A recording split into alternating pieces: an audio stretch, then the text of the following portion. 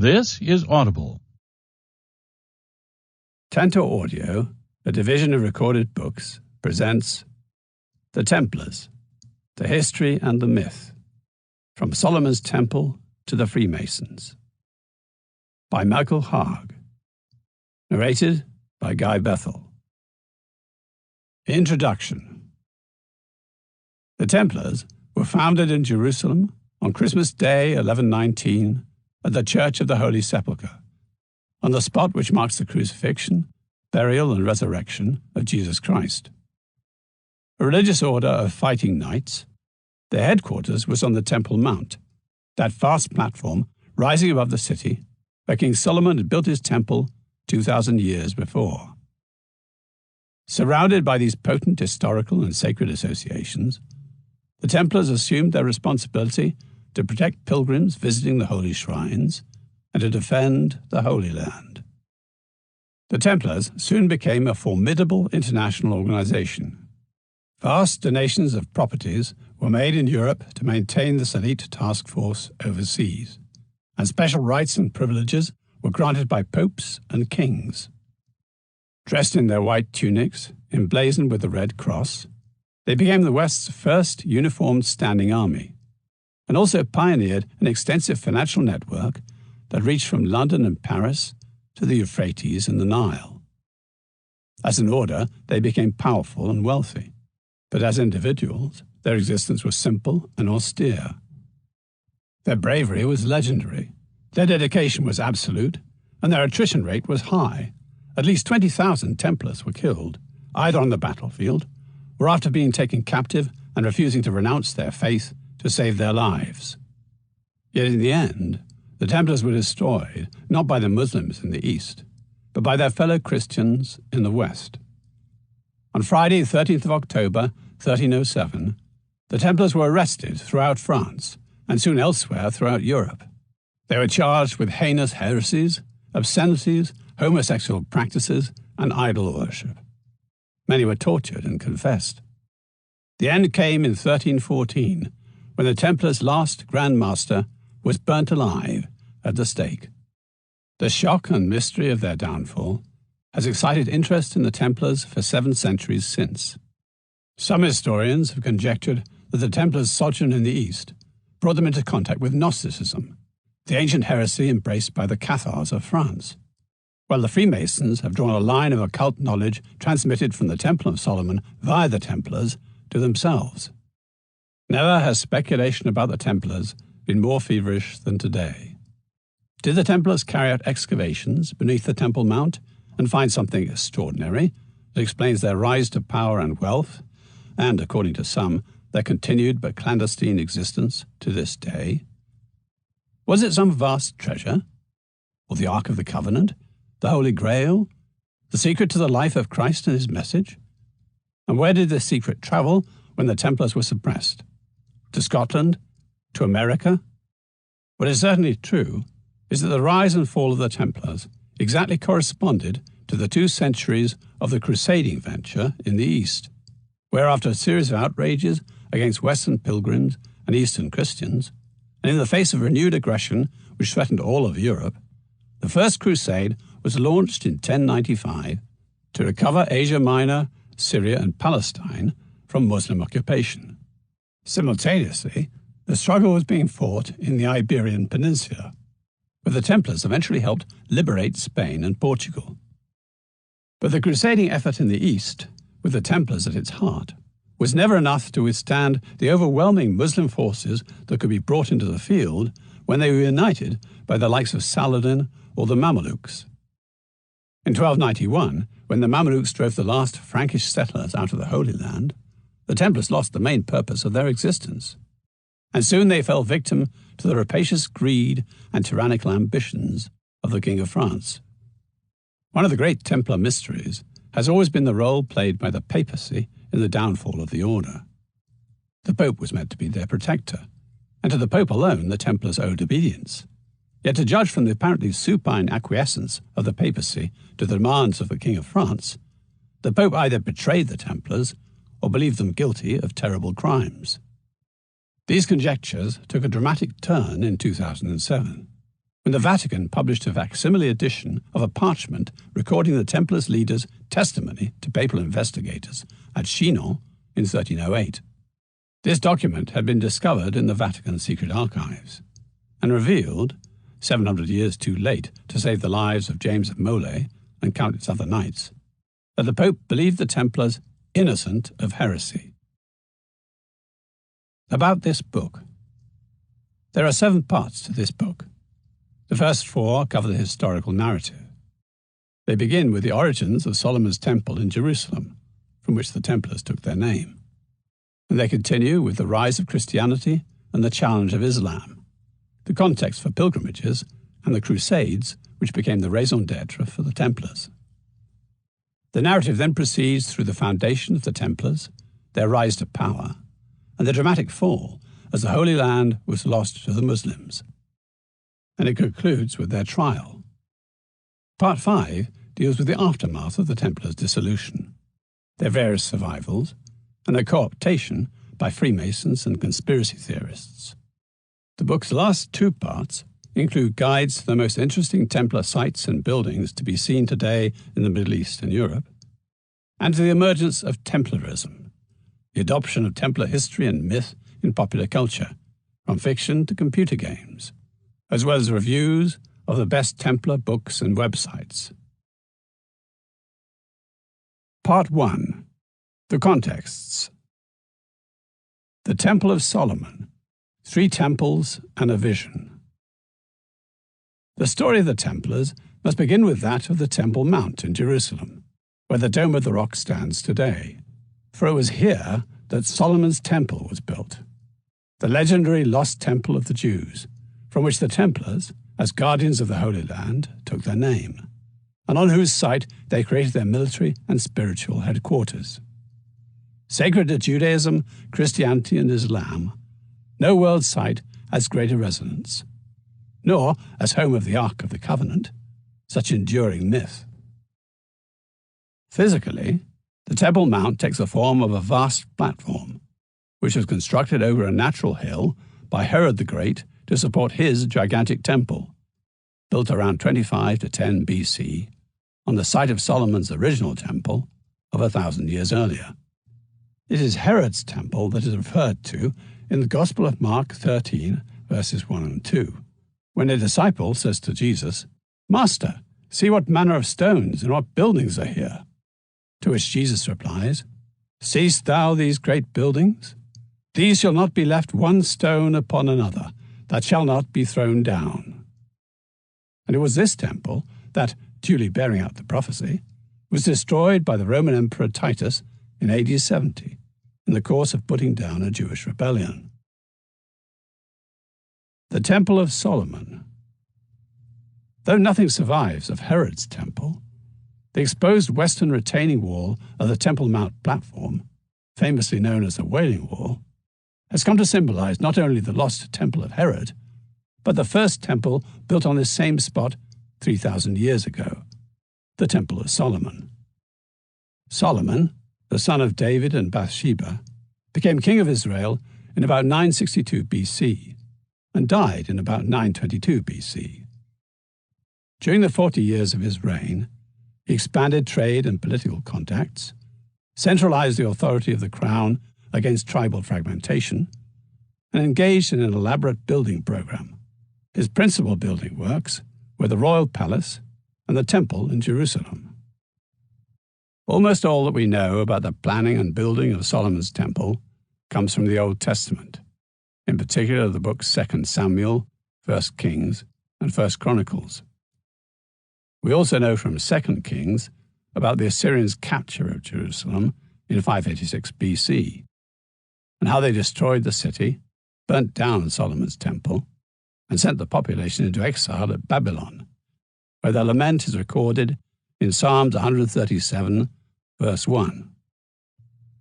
By the rivers of Babylon, there we sat down, yea, we wept, when we remembered Zion. We are told by the later book of Ezra that after the Assyrians were overthrown by the Persians king Cyrus the Great gave permission for the Jews to return home from their captivity in Babylon and to rebuild their temple. Begun in 520 BC and completed 5 years later, this second temple, also known as the Temple of Zerubbabel, stood on the same spot as the Temple of Solomon, and probably followed its plan. But owing to the reduced condition of the Jews at the time, it was not possible to reproduce the magnificence of Solomon's decorations. Jerusalem remained part of the Persian Empire for 200 years. But when Alexander the Great defeated the Persian king Darius III at the Battle of Issus in 333 BC, the entire Middle East came under the rule and cultural influence of the Greeks. In time, the Greeks were superseded by the Romans, though much of Greek culture remained.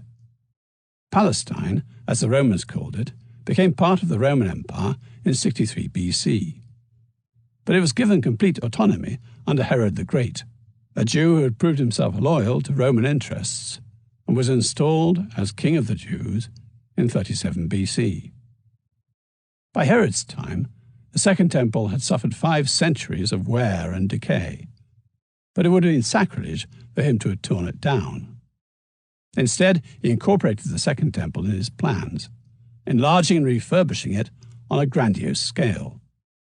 In effect, it was a third temple, though it still counted as the second. But in less than a century, Herod's temple too was destroyed. There was yet another temple, and though it never really existed, it was described in great detail in the Old Testament book of Ezekiel. The prophet Ezekiel was among those deported to Babylon, where he had a vision that Israel was restored to its former glory, and that Solomon's temple had risen again from its ruins.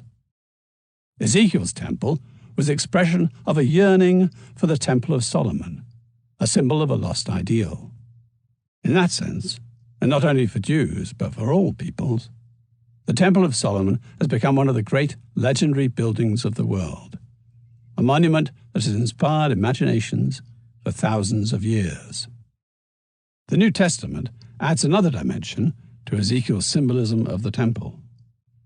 After prophesying the destruction of the temple, Jesus announces in the Gospel of John, chapter 2, verse 16, "Destroy this temple, and in 3 days I will raise it up." Words which are taken as referring to his own death and resurrection.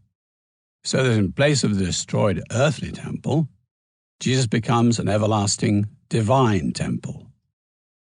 For Christians, the resurrection, the cornerstone of their faith, was expressed in this vision of Jesus as the new temple, and of paradise as the new Jerusalem. The Bible and history. Everything we know about the first temple at Jerusalem comes from the Old Testament, and the same applies even to the existence of the kingdom of David and Solomon. There are no accounts by outsiders, nor is there any material evidence, not helped by present-day religious and political sensitivities, about archaeological digs at the Temple Mount. This has led some to argue that there is no historical basis for the ancient kingdom or the original temple. But there is too much circumstantial evidence, political, economic, and cultural, to dismiss the biblical account. For example, there are details of the complex commercial relationships between Solomon and King Hiram of Tyre, also called Huram in some parts of the Bible, who is an independently attested historical figure. The existence of Israel as a people and a place was already mentioned by the ancient Egyptians as early as 1209 BC, during the reign of Meneptah, son of Ramses II. And within a century of Solomon's reign, circa 962 to circa 922 BC, events and figures in the Bible find corroboration in Assyrian inscriptions, and thereafter in contemporary Persian, Greek, and Roman texts. But it is also true that the books of the Old Testament were often written much later than the events they describe. For example, 4 centuries had elapsed before an account of the construction of the first temple was given in 1 Kings. And indeed, by then it had already been destroyed, and its most sacred object, the Ark of the Covenant, had long since disappeared. When 1 Kings was written, the Jews were a broken and oppressed people who seemed to have somehow lost the favor of God, and at least part of its purpose was to remind them of a time when they had been powerful and united in the presence of God, who had dwelt among them in the splendor of the temple. More than a historical account, 1 Kings was a book of desire and hope, an injunction to return to pious ways, to restore what had been lost. Here are the dates of composition, as generally agreed by biblical scholars, of those Old Testament books which describe the reigns of David and Solomon and the period of the First Temple. 2 Samuel, written during the Babylonian exile, 6th century BC, but working with earlier sources. 1st and 2nd Kings, as 2 Samuel. 1st and 2nd Chronicles, written in the latter half of the 4th century BC, i.e. 350 to 300 BC. Ezra. Ezra himself arrived in Jerusalem in 397 BC, but the book was written a half-century later by the same authors or compilers as Chronicles. Psalms. Though ascribed to David by tradition, in fact they were composed and collected over 6 centuries, with some in their original form perhaps dating to the First Temple period, and all of them collected after the Babylonian exile. Ezekiel. Ezekiel went to Babylon in 597 BC, and he may have written all or part of his book while there, but it is also possible that it is a 3rd century pseudepigrapha, that is, a fake written to look 300 years older. The books of the New Testament. Often written long after the event, these likewise have purposes beyond the historical. For example, the Gospel of Mark was written in tumultuous times, during or immediately after a Jewish rebellion against Rome, which was put down by the Emperor Titus in AD 70, when he also razed the Second Temple to the ground. And so the words ascribed to Jesus probably owe less to prophecy than to hindsight. The same is true of the words uttered by Jesus in the Gospel of John, chapter 2, verse 16. Destroy this temple, and in 3 days I will raise it up. These are taken as referring to the death and resurrection of Jesus, which occurred in about AD 30, whereas John's Gospel was written no earlier than AD 85. Sacred origins of Jerusalem. Long before there was a temple, and before Jerusalem, there was the awful hill. Tombs dating to 3200 BC have been found on the awful hill, which was to become David's city. But no traces of habitations have been discovered, no signs of urban life. To the west, the land of Canaan fell away to the Mediterranean coastal plain, an avenue of trade, and to the east was the Jordan River Valley, where even then stood Jericho, one of the oldest cities in the world. But few people lived in these highlands of Judah in the region of the awful hill. Jerusalem, which was to assume such significance for the Jewish, Christian, and Muslim worlds, began as a remote mountain site off the beaten track. Nevertheless, some settlers were attracted to the awful hill for the natural protection that it offered, and because of the Gihon Spring, which flowed from its eastern flank. So that by the end of the 19th century BC, the hill was encircled by a defensive wall, a fortress was constructed at its northern end, and houses built on artificial terraces climbing up the slopes of the citadel. By now the Egyptians knew of its existence. Among the names of 19 Canaanite cities, which have been found inscribed on 12th dynasty potsherds, is one called Rashalimum, meaning founded by Shalem. Hills and mountains in the ancient Middle East were associated with the divine because they reached into the sky. And Shalem, who was a Syrian god identified with the setting sun or with the evening star, had chosen to manifest himself on the awful hill. From the moment of its foundation, Jerusalem was a sacred place. 600 years later, in about 1200 BC, Jerusalem was in the hands of the Jebusites, a people who had recently settled in Canaan.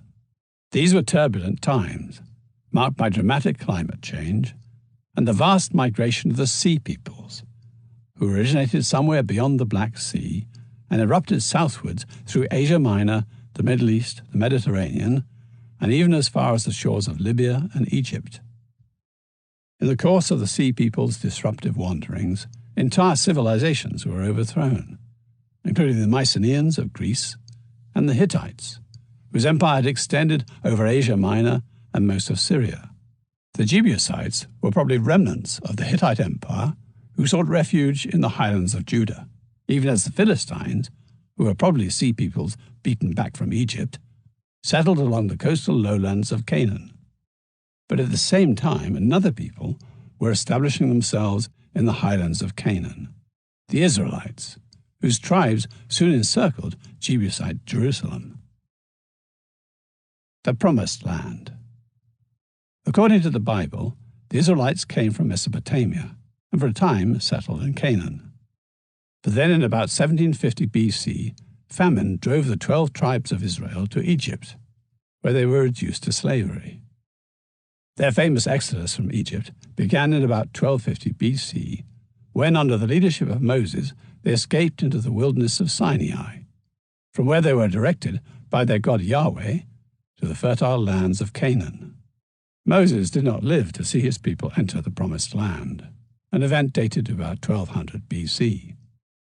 Instead, under Joshua, his successor, the tribes of Israel stormed into Canaan, taking the entire country by the sword, all except the walled hill city of the Jebusites, Jerusalem.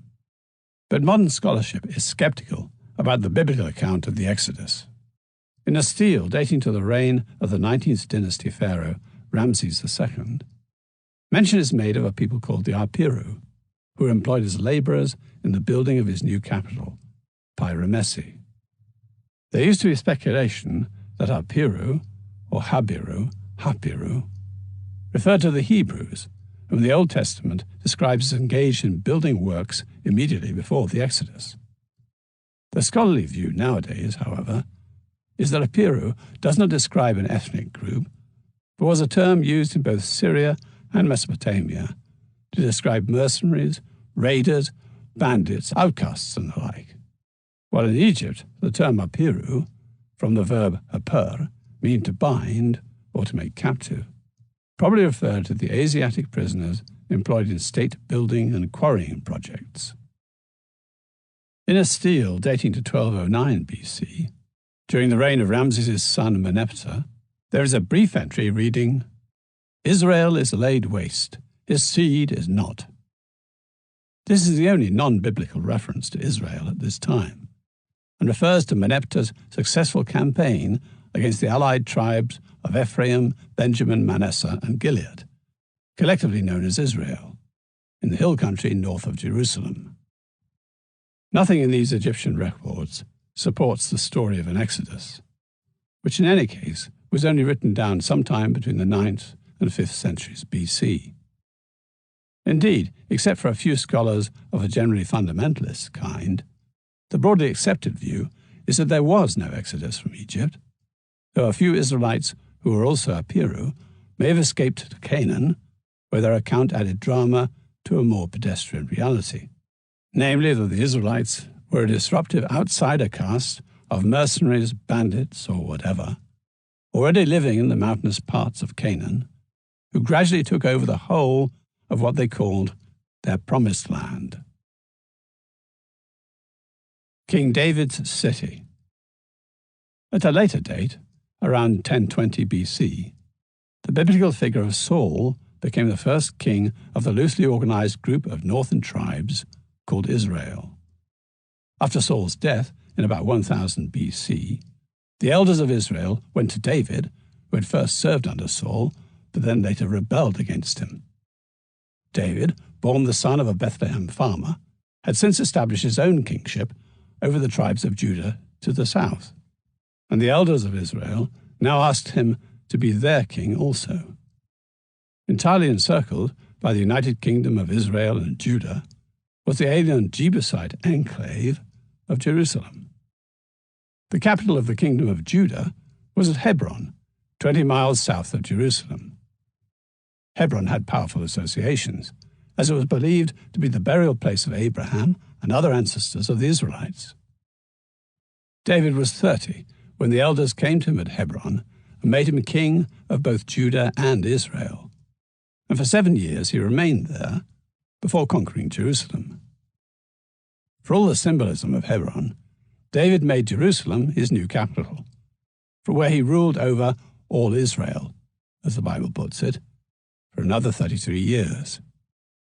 If Jerusalem's citadel and walls and its sacred origins played some part in David's decision to make the city the capital of his united kingdom, it is likely that the overriding reason was that it belonged to neither Judah nor Israel, and that none of the 12 Israelite tribes had any historical or religious claims on the city. In fact, Jerusalem, after the conquest, was a mixed city. Instead of expelling the original Canaanite and Hittite inhabitants, the Israelites dwelled among them. Jerusalem was the perfect choice for an independent capital from where the king could bring the tribes of Israel and Judah under his central control. The Ark of the Covenant. God had told Moses on the mountain in Sinai that the Israelites must build an ark, a covered chest of acacia wood overlaid with gold, to serve as a mobile container for the 10 Commandments. Carried by the Israelites throughout their wanderings in the desert and over the river Jordan into the Promised Land, the ark was the most sacred embodiment of their beliefs and represented the presence of God. When at rest, the ark was housed in an elaborate tent, the tabernacle, which served as a gathering place for worship. Now that David had conquered Jerusalem, he thought that the Ark of the Covenant should be brought into the city and given a permanent home. Not only would Jerusalem be the center of David's political authority, he would also make it the center of his people's religious life.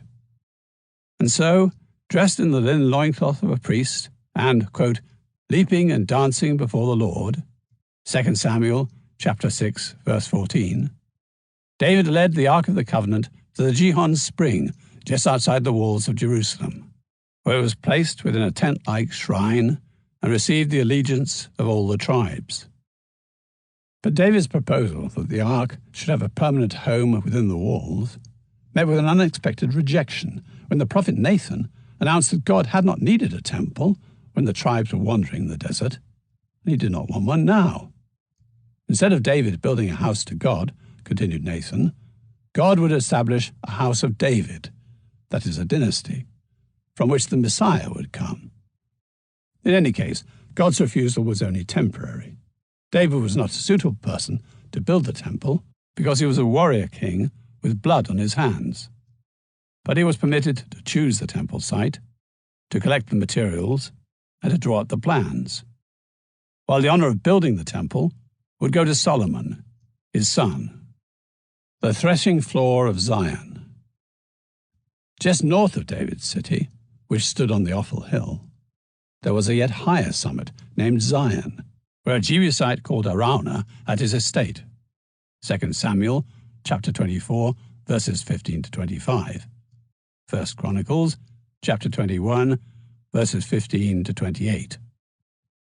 When a plague struck David's kingdom, killing 70,000 people in 3 days, an angel appeared to him. It was standing on the threshing floor of Araunah at the summit of the mount. There, decided David, he must build an altar and sacrifice to God to avert the plague. Araunah, who may have been Jerusalem's last Jebusite king, offered to give up the threshing floor for nothing, but David insisted on making payment. And when Araunah wanted to give the oxen for the first burnt sacrifice, David paid for them as well.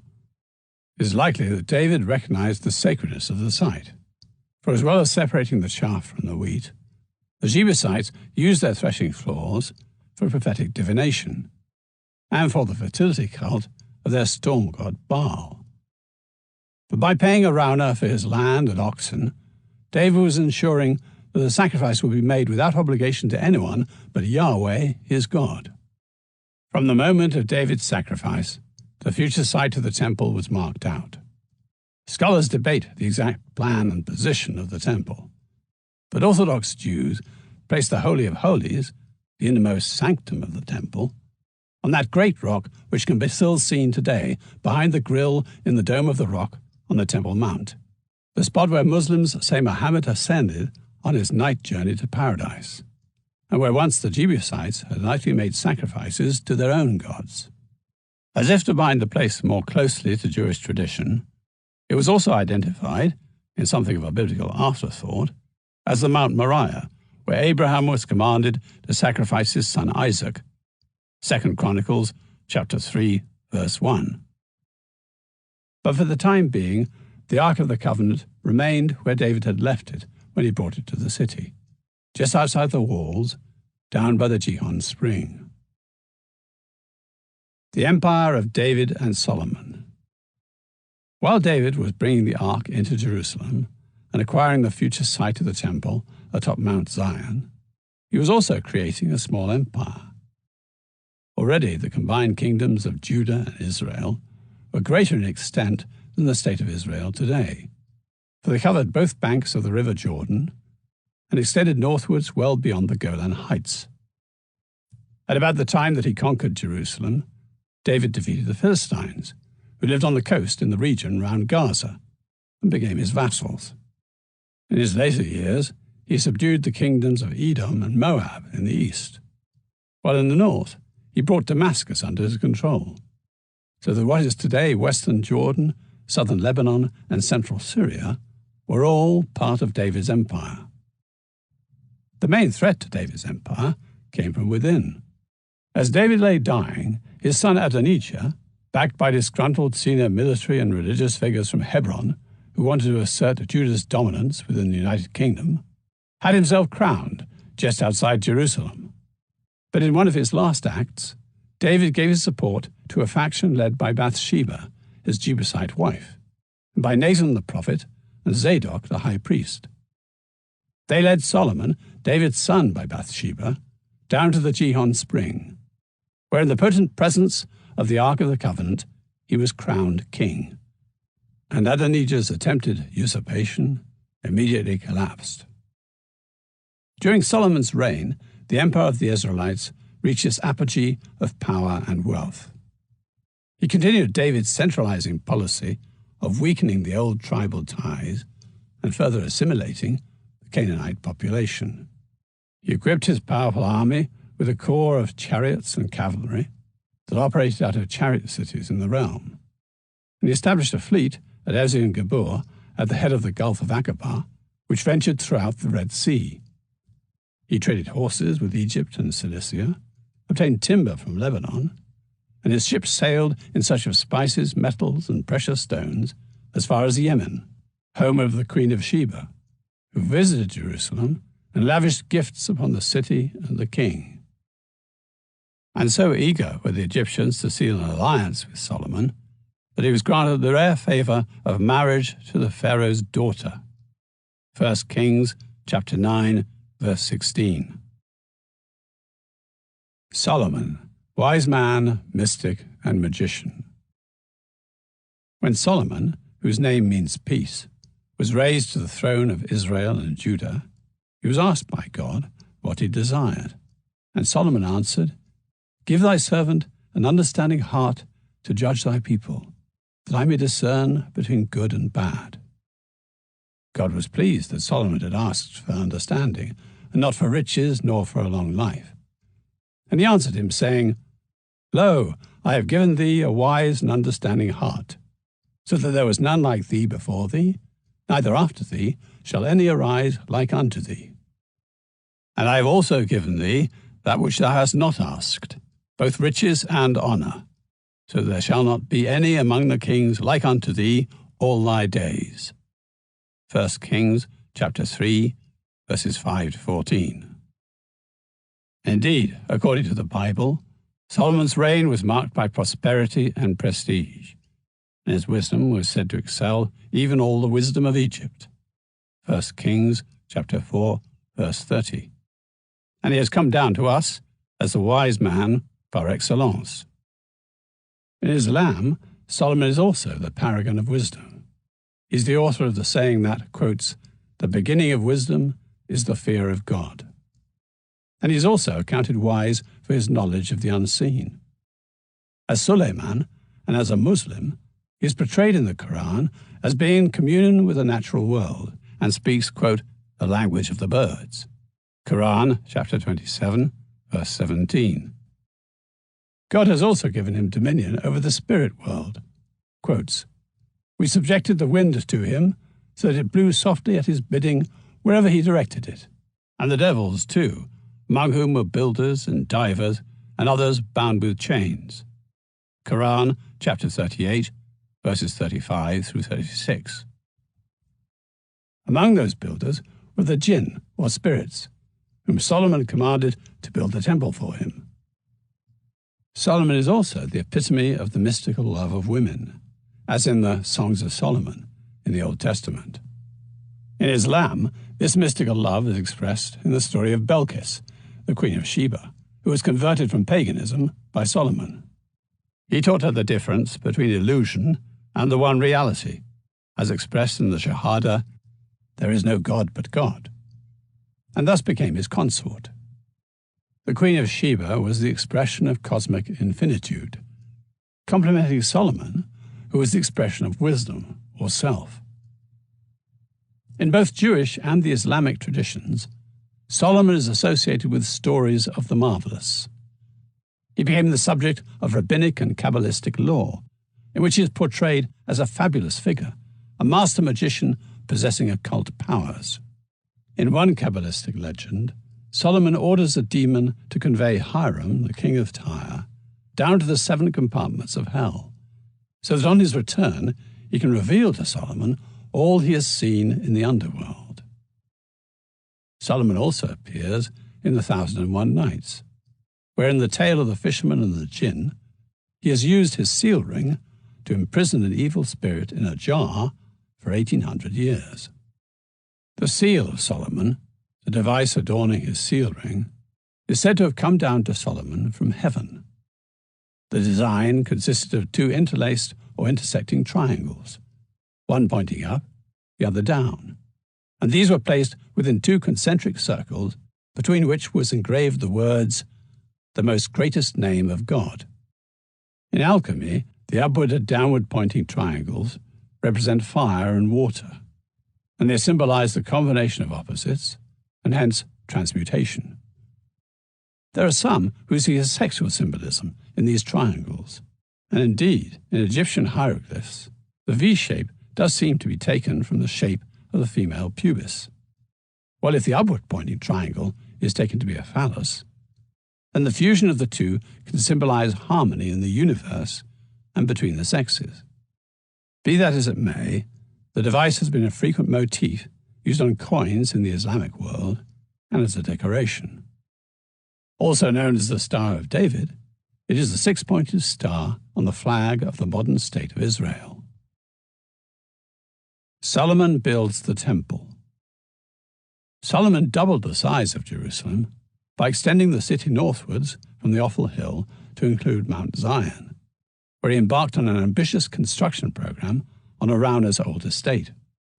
He built a vast palace complex, 1 Kings chapter 7 to 8, which included a massive palace for himself, complete with a huge harem for the 700 princesses and 300 concubines who were the gifts of foreign rulers, and he built a grand palace for his Egyptian wife. He also built a cedar-panelled armory called the House of the Forest of Lebanon, a treasury, a judgment hall containing his magnificent ivory throne, and on the ancient threshing floor, he built the temple. Building the temple was a fantastic undertaking, according to the Bible. 1 Kings chapter 5 to 8.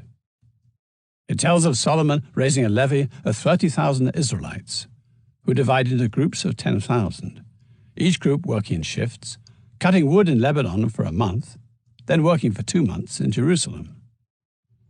Additionally, 80,000 men were sent into the mountains to quarry stone for the foundations of the temple, and another 70,000 porters carried it down to Jerusalem, with 3,300 supervisors overseeing operations.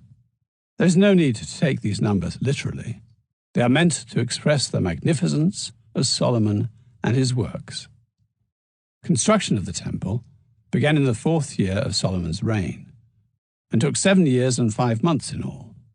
That is, from the spring of about 958 BC to the autumn of about 951 BC, before the rainy season set in. We are told in the Book of Kings that in plan the temple was a rectangle oriented east and west, and measuring 60 cubits in length, 20 cubits in width, and 30 cubits in height. 2 Chronicles chapter 3 verse 4 says it was 120 cubits high, but that is an impossible figure, probably indicating a corrupt text. A cubit is the length of a man's arm from the elbow to the tip of the middle finger, which is generally taken to be about half a yard or half a metre. So the Temple of Solomon was about 30 yards long, 10 yards wide, and 15 yards high. The purpose of temples in the ancient world was to provide a dwelling place for the god.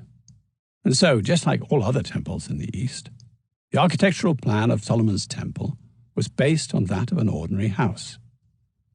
The temple was divided into 3 chambers, which became more private, more intimate, more holy, the farther inwards one progressed. The outermost chamber was the ulam, or the porch, an entrance hall rather like the porch or narthex of a church. Beyond this was the hikal, where cult objects were kept, including a gold altar, 10 candelabra, various lamps, goblets, cups, knives, basins, and braziers. The hikal led directly into the debir, a windowless chamber 20 cubits long, wide, and high, that is a perfect cube. This was the Holy of Holies, closed by folding doors, where Yahweh, who had declared that he would, quote, dwell in the thick darkness, 1 Kings chapter 8, verse 12, was symbolized by the Ark of the Covenant. Flanked by 2 huge statues of golden cherubim, the Ark resided at this spot, untouched by human hands, for over 300 years, as contact with such a powerfully sacred object, without taking the proper precautions, caused immediate death.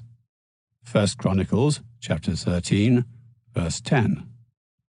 Yet for such a celebrated building, the temple was hardly of any size at all, being only about 1/3 as long and half as wide as a Parthenon built atop the Acropolis in Athens 500 years later. Indeed, Solomon's own palace, at 100 cubits long, 50 cubits wide, and 30 cubits high, was 4 times the size of the temple, and took a great deal longer to build. But then what was most impressive about the temple, apart from its sanctity, were its costly and finely worked materials and decorations. And for these, Solomon relied on his friend and ally, King Hiram of Tyre. King Hiram of Tyre. Tyre, on the Mediterranean coast of Lebanon, was already a very ancient place, its origins going back to the early centuries of the 3rd millennium BC. From about 1500 BC, it came into the sphere of influence of New Kingdom Egypt, with which it carried on a lucrative trade.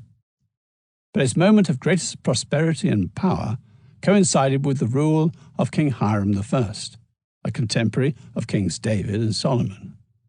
By Hiram's time, at the beginning of the 1st millennium, the powerful, centralized authority of the New Kingdom had broken down, and Egypt was divided between rule by the high priests of Amun in the south of the country at Thebes, and by the pharaohs of the 21st dynasty in the north at Tanis in the delta. Asserting Tyre's economic independence against a weakened Egypt, Hiram developed Tyre's harbours, created a formidable merchant marine, established commercial colonies in Sicily and North Africa, and in cooperation with Solomon, sent a combined trading fleet to Arabia and East Africa. But the lifeblood of Tanis was also maritime trade. And though Egypt had long ago lost its influence to Lebanon, the pharaoh Siamun, circa 978 to circa 959, was at least able to engage in limited military actions against his commercial rivals, the Canaanites, and to consolidate his position in the region by marrying off one of his daughters to Hiram's friend King Solomon at Jerusalem. Though King David had been prevented from building the temple himself, he had amassed a great amount of treasure to pay for its construction. He had collected materials, and he had given Solomon detailed plans to follow. 1 Chronicles chapter 22, verse 2 through 5, chapter 28, verse 11 through 19. What is more, when building his own palace, David had received help from Hiram. Now Solomon turned to Hiram too. 1 Kings chapter 5, chapter 9 verse 11, chapter 10 verse 11, 2 Chronicles chapter 2. The highlands of Solomon's kingdom were barely forested, but the slopes of the mountains of Lebanon were covered with pine, juniper, and cedar, all tall trees valuable in construction. Similarly, Egypt was a treeless country, and it was the forests of Lebanon that had made that country so attractive to the Egyptians for the last 2,000 years. Indeed, the pyramids of Giza were built with the aid of cedar beams from Lebanon, and the pharaoh Cheop's magnificent solar boats, buried at the base of his great pyramid, were also made of Lebanese timber. Now Hiram provided Solomon with a cedar for his temple, and he also provided the craftsmen who panelled the interior of the temple with cedar, lined the Holy of Holies with pure gold, and then overlaid the entire exterior with more gold. Mystery of the Lost Ark. During the nearly 4 centuries following the construction of the first temple, the Ark remained untouched in the Holy of Holies. Yet these were often times of trouble and crisis, when the kings at Jerusalem were obliged to reach into their storehouse of treasures in order to meet the exactions of foreign conquerors. The pharaoh Shishak I, Shishak in the Bible, who ruled from Tanis in the Egyptian Delta, 1 Kings chapter 14, verse 26, Ben-Hadad, king of Damascus, 1 Kings chapter 15, verse 18, and Tiglath-Pileser the Assyrian, 2 Kings chapter 16, verse 8. Nevertheless, and though covered in valuable gold, the ark survived these depredations, and is mentioned in the Bible, 2 Chronicles chapter 35, verse 3, on the occasion of the reform of Yahweh worship during the reign of Josiah, 640 to 609 BC. That is its last appearance. There is no mention of the ark at the sack of the temple by the Babylonians in 586 BC. 2 Kings chapter 25, verse 13 through 15. Though the view generally taken by historians is that the ark was probably destroyed at this time. But according to 2 Maccabees chapter 2, verse 4 through 8, which is consigned to the Apocrypha by the Hebrew and Protestant Bibles, though included in the Roman Catholic and Orthodox Bibles, the ark was saved by the prophet Jeremiah on a signal from God. Jeremiah went to the top of Mount Nebo, from which Moses glimpsed the promised land, and placed the ark, the tabernacle, and an incense altar within a dwelling cave, then blocked up the entrance, refusing to mark the spot. Quote, "The place shall remain unknown until God finally gathers his people together and shows mercy to them. Then the Lord will bring these things to light again, and the glory of the Lord will appear with the cloud, as it was seen both in the time of Moses and when Solomon prayed that the shrine might be worthily consecrated." End quote. If something like this did happen, it is not impossible that the ark still survives. For recent archaeological discoveries in the Judean desert have provided remarkable evidence of how perishable materials thousands of years old may be preserved in certain conditions. The belief that the ark was hidden before the destruction of the first temple by the Babylonians gained support from other sources. Among these is the Mishnah, ancient oral traditions set down in writing by rabbis around 200 BC, which mentions the ark and other items from the first temple being hidden by Jeremiah, but not stating where. This is given support and amplification by the discovery in 1952 of the copper scroll among the Dead Sea Scrolls at Qumran. Etched on the copper scroll is what is thought to be an inventory of treasures from the first temple, which are described as having been hidden in a desolate valley, under a hill on its east side, 40 stones deep. This desolate valley has been identified by some as the Valley of the Kings in Egypt, a theory that allows the identification of the Ark of the Covenant and other objects from the temple with treasures discovered in the tomb of Tutankhamun. Another fanciful version of this Egyptian theme was presented in the hugely popular 1981 film Raiders of the Lost Ark, the first of the Indiana Jones series, directed by Steven Spielberg. But for those still looking, the most persistent belief is that the Ark of the Covenant lies somewhere within the Temple Mount. According to one rabbinic legend, Solomon foresaw the destruction of his temple by the Babylonians, and so had an underground chamber built below the temple in which the Ark was eventually hidden. This is supported by some rabbis today, who believe on the basis of the Midrash, an esoteric interpretation of biblical texts, that the Ark was hidden directly below its original position in the Holy of Holies. Indeed, the chief rabbi of the Ashkenazi community in Israel objected to excavations at the Mount in the late 1960s because he feared that the archaeologists might actually uncover the Ark, with dangerous results, because neither they nor anyone else would be able to handle it with safety, as only the long-dead priests of the vanished temple possessed the ritual purity to touch the Ark and not defile it, nor be destroyed by the contact. The widow's son. The most remarkable of all the work done at Solomon's temple was the casting of the enormous basin known as the Sea of Bronze, and both of the huge bronze pillars known as Jachin and Boaz. This large-scale casting was difficult and technologically advanced, and the man sent by King Hiram to undertake the work is singled out in the Bible by name. A man, quote, filled with wisdom and understanding, he too was called Hiram, and he is described as, quote, a widow's son. 1 Kings chapter 7, verse 13 through 14. The Sea of Bronze, an ablutions basin used by the priests, rested on 12 bronze oxen and stood near the southeast corner of the temple. At 10 cubits in diameter and 5 cubits high, it held 10,000 gallons of water, sufficient for over 2,000 baths. The oxen were in groups of 3 and faced the cardinal points. Possibly they suggested fertility, as they did in the Canaanite and Egyptian worlds. And the basin was meant to suggest the sacred lakes of Egyptian temples. The 2 hollow bronze pillars, each 18 cubits, 9 yards, high, were placed on either side of the entrance porch. The pillars were freestanding and supported nothing, but they were surmounted with capitals 5 cubits high and of elaborate design, opening out into lotus or lily forms, adorned with garlands of pomegranates. Hiram, the widow's son, gave them each a name, calling the one on the south side of the porch Jachin, meaning he shall establish, and the one on the north side Boaz. In it is strength. Most likely the names were meant to be read together, as something like, he, Yahweh, shall establish the temple in its strength. Or perhaps the message was that both God and David's dynasty would endure. Yahweh will establish his throne forever. Let the king rejoice in the strength of Yahweh.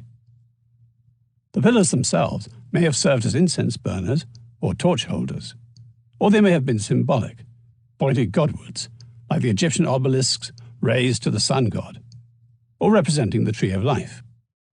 These gigantic bronze objects were cast in the Jordan River Valley, where there was suitable earth to make the molds, water in abundance, and wind to operate the draft of the furnaces. Then, with great difficulty, they had to be transported to Jerusalem. These things we know about Hiram the widow's son. But with the completion of the temple, the Bible lets him quietly leave the scene and tells us nothing more. So the widow's son and Jachin and Boaz would capture imaginations and appear in legends for thousands of years to come. A house for the name of God. When the temple was finished, it was dedicated by Solomon, who said he had, quote, built the house for the name of the Lord God. 2 Chronicles chapter 6, verse 10. The temple did not contain God, for God was without bodily form. He was everywhere and could not be contained. For the same reason, the God of the Jews could have no image, and so the temple possessed no image of God. This was unheard of in the ancient world, where every shrine contained an image to be worshipped. But at Jerusalem, the only thing residing in the temple was the name of God. At first, the presence of God was symbolized by the ark, which was kept in the temple's innermost and holiest recess. But by the time the Assyrians destroyed the first temple in 586 BC, the ark had disappeared. Therefore the second temple, begun in 520 BC, and later vastly enlarged by Herod, was entirely empty. Instead, it had become the house of a completely spiritualized deity, a god beyond all form and description, a place where God's presence was perceived and acknowledged only through the utterance of his name. The end of the temple. The second temple was destroyed during the first Jewish revolt against the Romans, which broke out in AD 66. When Titus, the Roman emperor, finally put down the insurrection in AD 70, the temple was accidentally destroyed by fire, and the prayers and sacrifices practiced there came to an end. During the second Jewish revolt, the rebels occupied Jerusalem in AD 132 and intended to rebuild the temple, even striking coins bearing its image. But the Romans returned in force and crushed the revolt completely. Jerusalem became a pagan city, Colonia Aelia Capitolina. All traces of the temple were obliterated in AD 135, and statues of Hadrian the Conqueror and of Jupiter were erected on the site. This was the final end of Yahweh's temple. Thereafter, Jews were forbidden by official Roman decree to enter Jerusalem, though from time to time tacit permission was given for them to enter the precincts of the former temple. Nothing remained, only the desolate rock. And here the Jews poured libations of oil, offered their prayers, and tore their clothes in lamentation. The new Christian empire, East and West. By the onset of the 1st century AD, the Roman Empire included all the lands around the Mediterranean. Throughout this territory, whether in Europe, North Africa, or the Middle East, early Christians endured terrible persecutions for their faith, until in 313, during the reign of the Emperor Constantine, the Edict of Toleration made Christian worship legal throughout the empire. By the end of the century, Christianity had become the almost universal religion of the Roman world. The word Catholic means universal and all-embracing, and was the word used to describe the original Christian church. It was a universal church, and the faithful travelled freely from one end of Christendom to the other. Tens of thousands of pilgrims travelled to the east to visit the holy sites and to obtain the blessings of monks and other holy ascetics there. Not only do the inhabitants of our part of the world flock together, wrote the Syrian monk Theodoret of Cyrus, 393 to 466, in his religious history, but also Ishmaelites, Persians, Armenians subject to them, Iberians, Homerites, and men even more distant than these. And there came many inhabitants of the extreme west, Spaniards, Britons, and the Gauls who lived between them. Of Italy it is superfluous to speak. In what had already been the universal Roman Empire, Christianity added a new dimension of unity between the diversity of local cultures. Christian ideas and images were shared from the Thames to the Euphrates, from the Rhone to the Nile. Nor was the past forgotten. Memories of the pagan gods still haunted the temples turned into churches, and the tombs and other places of pilgrimage often preserved, in Christian form, the immemorial beliefs and practices of a region. In these early days, the only hint of a breach between the East and the West came in the arguments over the divine nature of Jesus Christ. Pilgrimages to the Holy Land. Pilgrimages are practiced among all the world's religions. Yet in Christianity, there has always been an undercurrent of criticism against the idea of attaching faith to any place or thing. This was expressed by Jesus himself to the woman of Samaria who wanted to know where she should pray. The hour cometh when ye shall neither in this mountain nor yet in Jerusalem worship the Father. God is a spirit, and they that worship him must worship him in spirit and truth. John chapter 4, verse 19 through 24. Moreover, during its first 3 centuries, Christianity was a persecuted faith, and it was not safe or practical to go on a pilgrimage. Yet despite the danger to their lives, Christians did go on pilgrimages from an early date. Already by the early 2nd century, a, quote, cave of the Nativity was being shown in the Holy Land. People wanted to see sites associated with the life and death of Jesus. There was something like this in Judaism, where heroes and holy people had their memorials. But a peculiarity of Christians was their interest in graves and corpses, unclean to Jews, but to Christians the focus of hope, for the dead were merely sleeping until the resurrection. Meanwhile, there was good reason to treasure the bones or dust of martyrs who had died for their faith and were already in heaven. When St. Polycarp was burnt alive at Smyrna in 155, his relics were eagerly sought. And the last sight seen by St. Cyprian at Carthage in 258 would have been a shower of rags thrown at him by the faithful to soak up his martyr's blood the moment he was decapitated.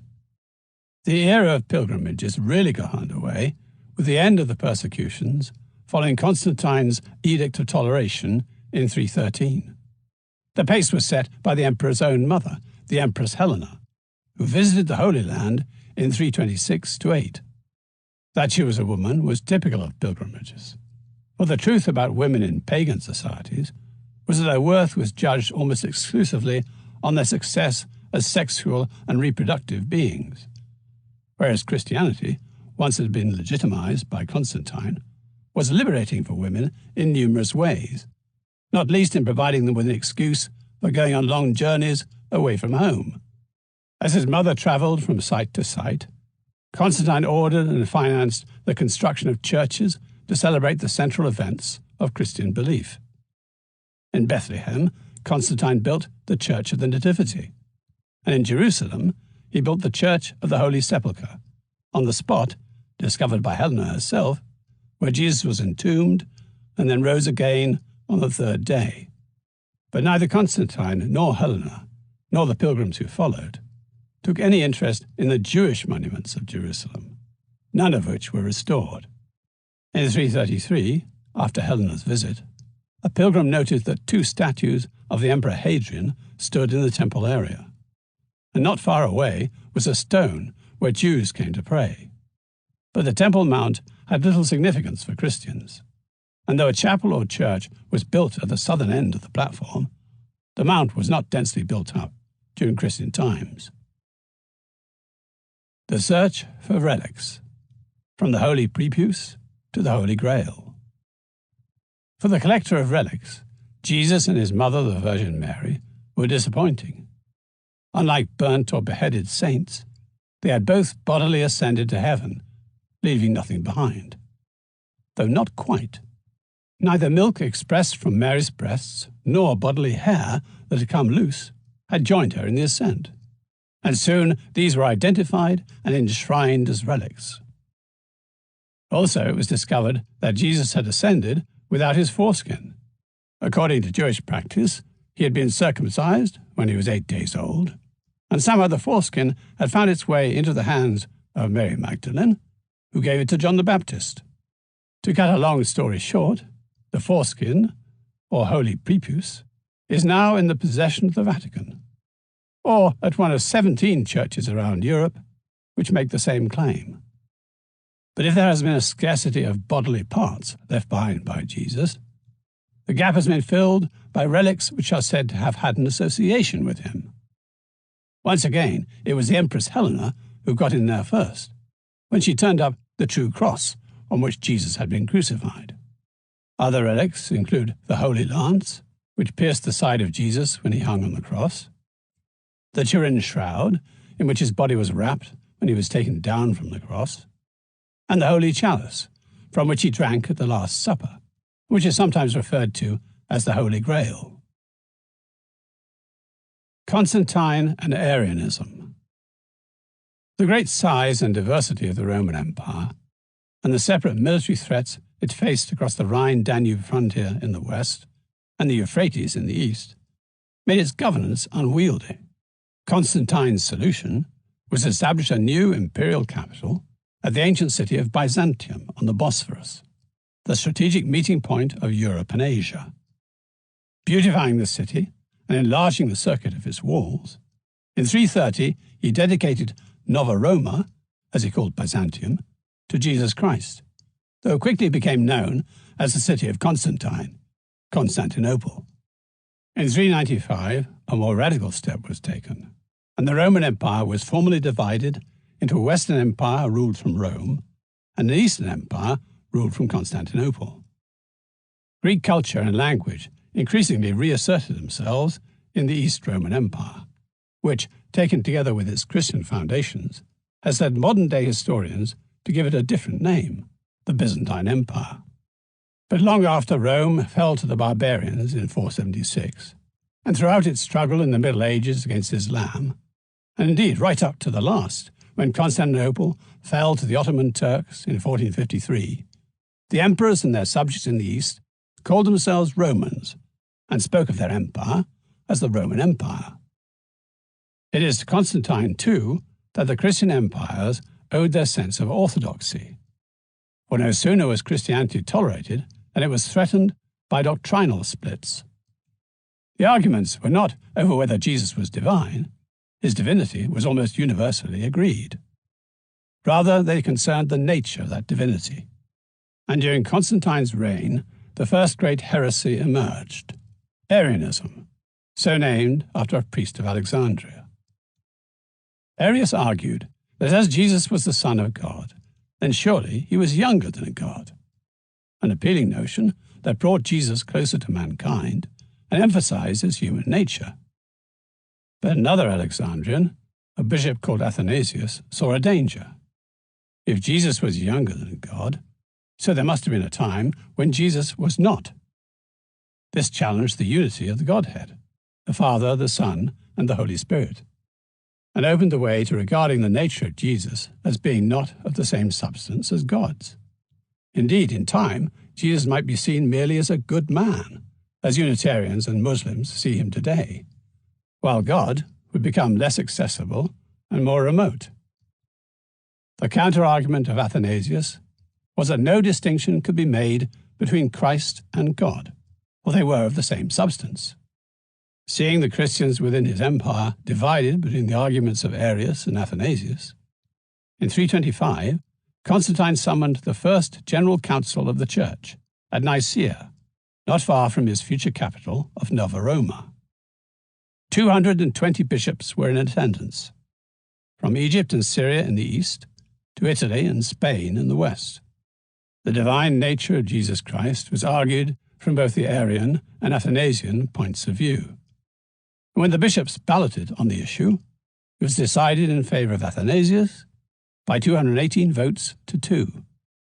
This Nicene Creed became the official position of the Universal Church, and remains the creed of both the Roman and Orthodox churches to this day. The Nicene Creed. Here's the text of the Creed as originally passed by the Council of Nicaea in 325.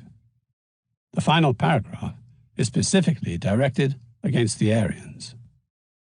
We believe in one God, the Father Almighty, maker of all things, both visible and invisible, and in one Lord, Jesus Christ, the Son of God, begotten of the Father, God of God, and light of light, very God of very God, begotten and not made, being of one substance with the Father, by whom all things were made, who for us men and for our salvation came down and was made flesh, made man, suffered and rose again on the third day, went up into the heavens, and is to come again to judge the quick and the dead, and in the Holy Spirit. But the Holy Catholic and Apostolic Church anathematizes those who say that there was a time when the Son of God was not, and that he was not before he was begotten, and that he was made from that which did not exist, or who assert that he is of other substance or essence than the Father, or is susceptible of change. Byzantines, Persians, and Jihad. It was during the reign of the Byzantine Emperor Heraclius, 610 to 641, that the pivotal event of Islamic history took place, when a former caravan merchant called Muhammad took refuge in Medina after being driven out of Mecca. The event is called the Hegira, or migration, and its date, 622 AD, marks the beginning of the Muslim calendar. But Heraclius was distracted by what seemed far greater matters. During the first 10 years of his reign, the Persians had made frightening advances against his empire. The Persian state religion was Zoroastrianism, and wherever it spread, Christianity was persecuted. Antioch fell to the Persians in 611, Damascus in 613, Jerusalem in 614, and Alexandria in 619. Moreover, after slaughtering Jerusalem's 67,000 Christian inhabitants, the Persians made off with the true cross, Christendom's holiest relic. And it was this which turned Heraclius' 622 campaign against the Persians into something new, as it included a crusading zeal. In 627, as Heraclius advanced deep into Persia, its king was overthrown by revolution, and his successor sued for peace. Byzantium's eastern provinces were restored to the empire, and the true cross was returned to Jerusalem. But the Byzantines in their victory, and the Persians in defeat, both lay exhausted when the sounds of war were heard again. This time it was the army of Umar, Arab followers of the new religion of Islam, who in 633 declared a jihad, a holy Islamic war, against the Byzantine Empire. Muhammad had died the previous year, and the Byzantines, to the extent that they knew anything about Islam at all, mistook it for a revival of Arianism, a familiar Christian heresy which depreciated the divinity of Jesus, and did not feel greatly threatened, failing to recognize the approaching Bedouins as a significant military force. The Muslim conquests, the Arab occupation of Jerusalem. In AD 636, the Arabs invaded Palestine. By the summer of the following year, their army was encamped outside the walls of Jerusalem. The defense of the city was organized by its patriarch Sophronius, with the help of the Byzantine garrison. But in February 638, after a 7-month siege, the Christians were forced to surrender to Caliph Umar, the Muslim commander, though not before the true cross was safely removed to Constantinople. According to a traditional account, Sophronius rode out to escort Umar back through the gates of the city. But instead, the Caliph humbly dismounted from his camel and entered Jerusalem on foot. This was Umar's homage to the city which the Muslims called Al-Quds, the Holy, from Al-Bayt al-Muqaddas, the Holy House, that is, the Temple of Solomon. Once inside Jerusalem, Umar asked Sophronius to take him to the Temple Mount, called the Haram al-Sharif by the Muslims, the noble sanctuary, where his purpose was to search for relics, among them what he called the Mihrab, or prayer niche of David, of which Umar had heard the Prophet Muhammad speak. As Jesus had foreseen, not a stone was left standing on the Temple Mount, and now it was covered with refuse. The Caliph ordered it cleared, and was the first to carry away a load of debris in the fold of his cloak. Umar also had a temporary mosque built at the southern end of the mount, on the spot where the Al-Aqsa Mosque, begun 60 years later, stands today. Al-Aqsa means the farthest, and was originally applied to the entire Temple Mount, as though it marked the horizon of Muslim ambition, for Muhammad had had a vision of ascending into paradise from this spot. Quran chapter 17, verse 1. But by the time the Al-Aqsa Mosque was completed in 715, the Arab armies had established a vast Islamic empire, extending 5,000 miles from east to west, from the borders of China to the Atlantic coast of Spain, and Christendom had lost more than half its territory. From revelation to jihad. This story of conquest, one of the most far-reaching and rapid in history, had its beginnings in Arabia in 622, when Muhammad began to unite the Arab tribes into a powerful fighting force through his preaching of a single God.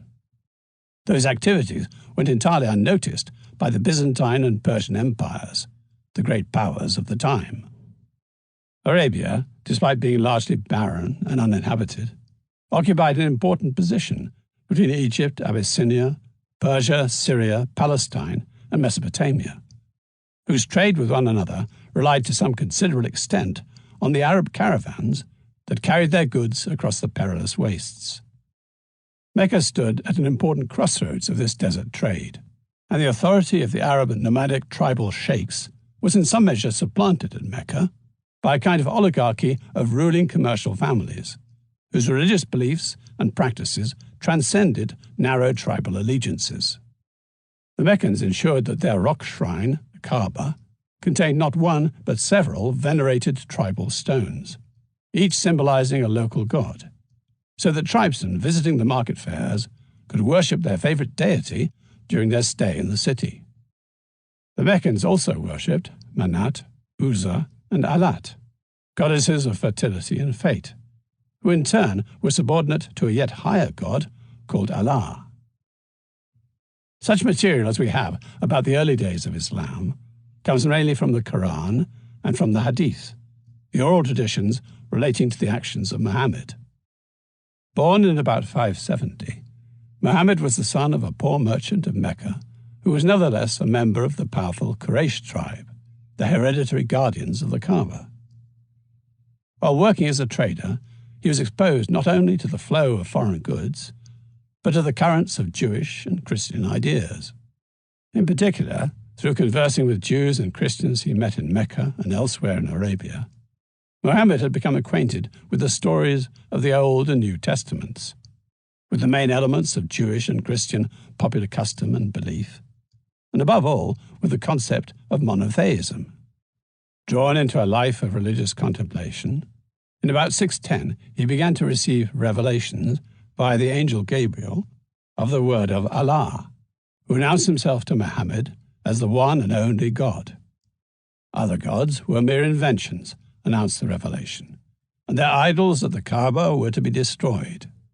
This message provoked a great deal of antagonism among the Meccans, but slowly Muhammad began making some converts among pilgrims from Yathrib, an agricultural community about 250 miles to the north, which had a mixed population of Arabs, Jews, and Judaized Arabs, and was therefore already familiar with monotheism and other features of his teaching. In 622, the hostility of the pagan Meccans towards Muhammad reached such a pitch that he and his small band of followers accepted an invitation to settle in Yathrib.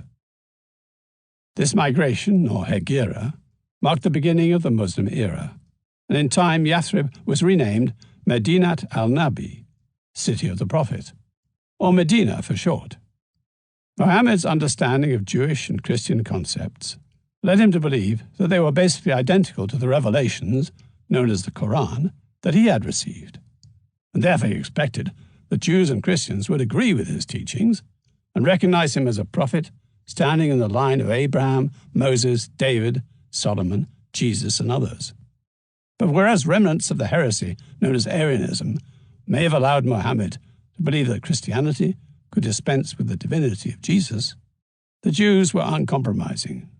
They told him that his revelations were a distortion and a misunderstanding of their tradition, and they drew attention to the numerous contradictions in his revelations on Old Testament themes. Muhammad's answer was to turn against the Jews, saying they had deliberately falsified their traditions, while he presented himself as the restorer of the religion of Abraham, whom he said was the founder of the Kaaba and its cult. He abandoned the Muslim fast corresponding to the Jewish Day of Atonement, Yom Kippur, the one day of the year when the high priest of the temple in Jerusalem entered the Holy of Holies, where he made atonement for all the Jews in the world. In place of a day of fasting, Muhammad instituted the month-long fast of Ramadan, and at the same time, according to tradition, he instructed Muslims to pray towards the Kaaba in Mecca. Until then, Muslims had prayed towards Jerusalem. But Muhammad's most important act during his early years in Medina was to set down the revelation giving permission to his followers to go to war against those identified as their enemies. Quote, "Permission to take up arms is hereby given to those who are attacked, because they have been wronged. God has power to grant them victory, those who have been unjustly driven from their homes, only because they said, "Our Lord is God." Quran chapter 22, verse 39 through 40. According to Muslim scholars, this concept of jihad, or holy war, can legitimately be applied against injustice and oppression, or against the rejectors of the truth, that is, the truth of Islam, after it has been made evident to them. In the immediate circumstances, it was used against the Meccans.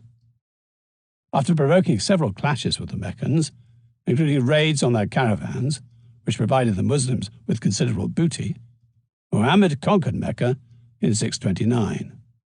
Extending his wars against the Bedouin tribes, Muhammad gained control over the whole of Arabia the following year. By the time of Muhammad's death in 632, he had unified the Arabs under the banner of Islam, at once a religion, a social, legal, and political institution, and a justification, in the name of Allah, for war and conquest. Or, as one historian has put it, arguing that Arab expansion was due to excessive population and lack of resources in Arabia, to free themselves, quote, from the hot prison of the desert. The first forays were in Mesopotamia, Iraq, to which the raiding Arabs were attracted by booty, ransom, and abundant pasturage. And over the next 10 years, Muhammad's successors, known as caliphs, from Caliphate Rasul Allah, successor to the Apostle of God, destroyed Persia's Sasanian Empire, and in their jihad against the Byzantine Empire, overran Syria, Palestine, and Egypt. Problems with Islamic history. From the point of view of Western scholarship, there are serious problems with Muslim history. For example, there are no contemporary Muslim sources for Umar's conquest of Jerusalem. The first Muslim account of Umar being shocked at the rubbish on the Temple Mount and making a start at clearing it away comes from Mujia al-Din al-Hambali towards the end of the 15th century, more than 800 years after the events he describes. In fact, the earliest Muslim histories appeared only 150 years or so after the death of Muhammad. And according to the oldest history relating the conquest of Jerusalem, the Caliph Umar was not there at the surrender at all. Though the Temple Mount had little significance for Christians, it is unlikely that in so well organized and prosperous a city it was left in a ruinous state. The acts of Constantine and the visit of his mother had the effect of magnifying the importance of Jerusalem and promoting its reconstruction, while sometime no later than the mid-5th century, Jews were again permitted to live within the city. An ancient map and the testimony of a pilgrim suggest that at the very least there was a church or chapel on the Temple Mount, probably at the southeast corner, adjacent to where the Al-Aqsa Mosque stands today. Until about 800, there is an almost total lack of contemporary Islamic sources. Islamic history appears to have been transmitted primarily orally until that date, when Muslim scholars began collecting, editing, and recording the traditions. Their aim to create a coherent scriptural basis for Islam and to provide an historical underpinning for their now sophisticated world empire. In fact, the earliest date for a written Islamic source is 692. It is the founder's inscription, which appears in gold mosaic along the arcade inside the Dome of the Rock. It corresponds to Surah chapter 4, verse 171 in the Quran, and is an emphatic warning to the Christians. Quote, "People of the book, do not transgress the bounds of your religion. Speak nothing but the truth about God. The Messiah, Jesus the son of Mary, was no more than God's apostle, and his word which he cast to Mary, a spirit from him. So believe in God and his apostles, and do not say 3. Forbear, and it shall be better for you. God is but one God. God forbid that he should have a son. His is all that the heavens and the earth contain. God is the all-sufficient protector." End quote. The traditional view is that the Quran consists of passages associated with, or revealed to, Muhammad in Mecca and Medina, in the early decades of the 7th century, that it had been committed to writing by about 650, and that it was the most important element in Islam from the time of Muhammad onwards. But a discovery made in 1972 of a cache of ancient Qurans in the great mosque at Sana'a in Yemen seems to show that even as the Dome of the Rock was being built, Islam was still in flux. The Sana'a cache of Qurans had been dated to the early part of the 8th century. An examination of the manuscripts reveals that there are two versions of the text, one written over the other, suggesting that the Quran, and therefore Islam itself, was evolving for at least a century following the death of Muhammad. By applying the same approaches to the Quran as have long been applied to the Old and New Testaments, various Western scholars based at such institutions as Oxford, Princeton, and London's School of Oriental and African Studies, SOAS, have arrived at the view that the Quran, in the form that it survives, was compiled, if not written, decades after the lifetime of Muhammad, probably by converts to Islam in the Middle East, who introduced elements from Christianity and Judaism, and that it was elevated to the position of Islam's definitive scripture only towards the end of the 8th century. These scholars conclude that Islam's own accounts of its origins are religiously inspired interpretations of history, rather than objective records of events.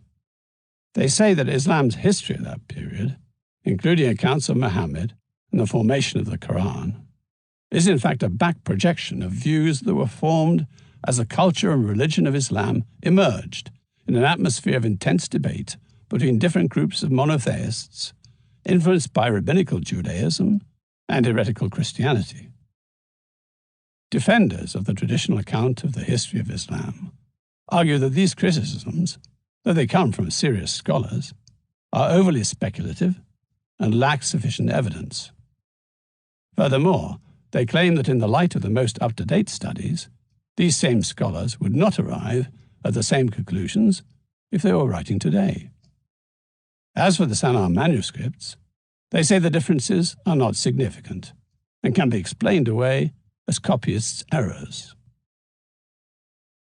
The Night Journey. Jerusalem is the third holiest place in Islam, after Mecca and Medina. In fact, the Temple Mount was the original direction for Muslim prayer. The holiness of Jerusalem derives from its association with the Old Testament prophets, whom Muhammad also made the prophets of Islam, and from Jesus, whom Muhammad also regarded as a prophet, but not the Son of God.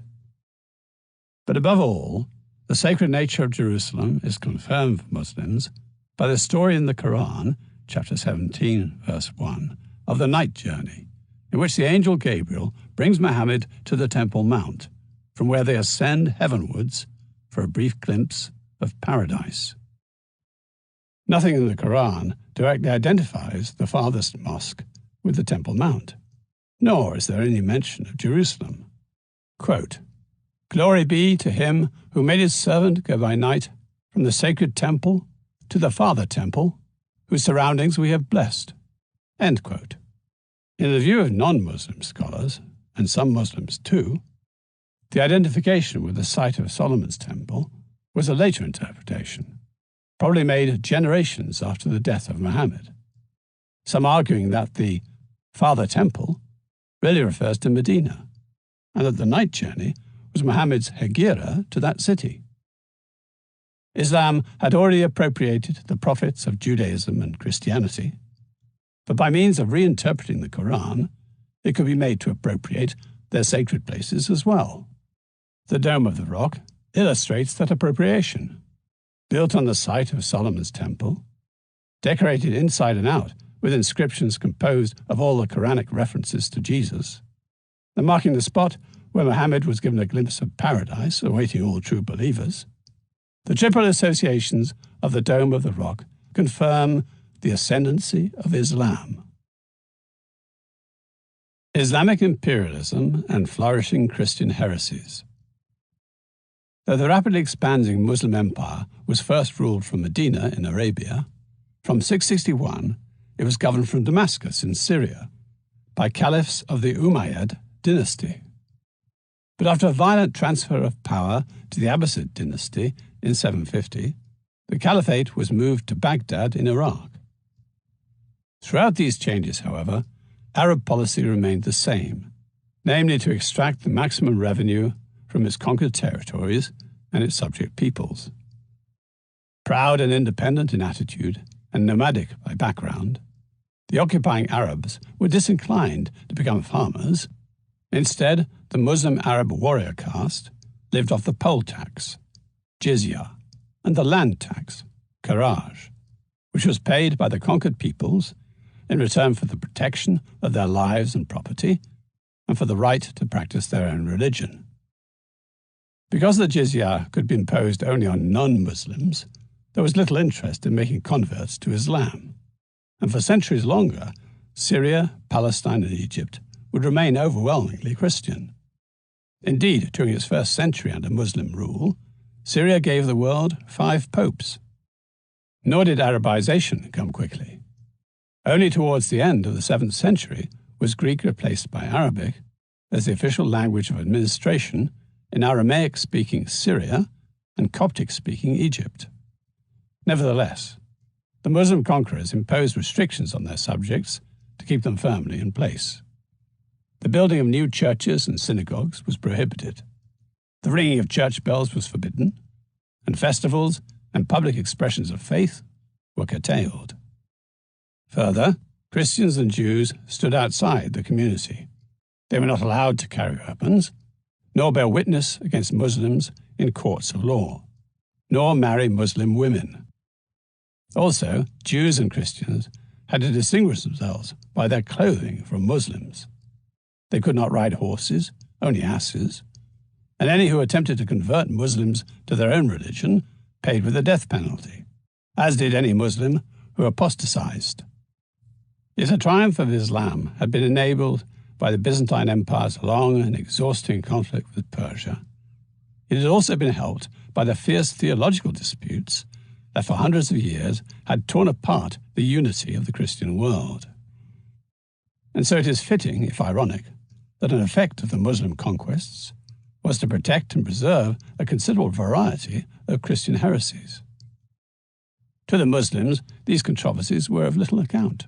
Islam was the revealed and perfected faith, and as for the Christians, and also the Jews, as long as they submitted to Muslim rule and paid their taxes, they were permitted to conduct their own affairs according to their own laws, customs, and beliefs.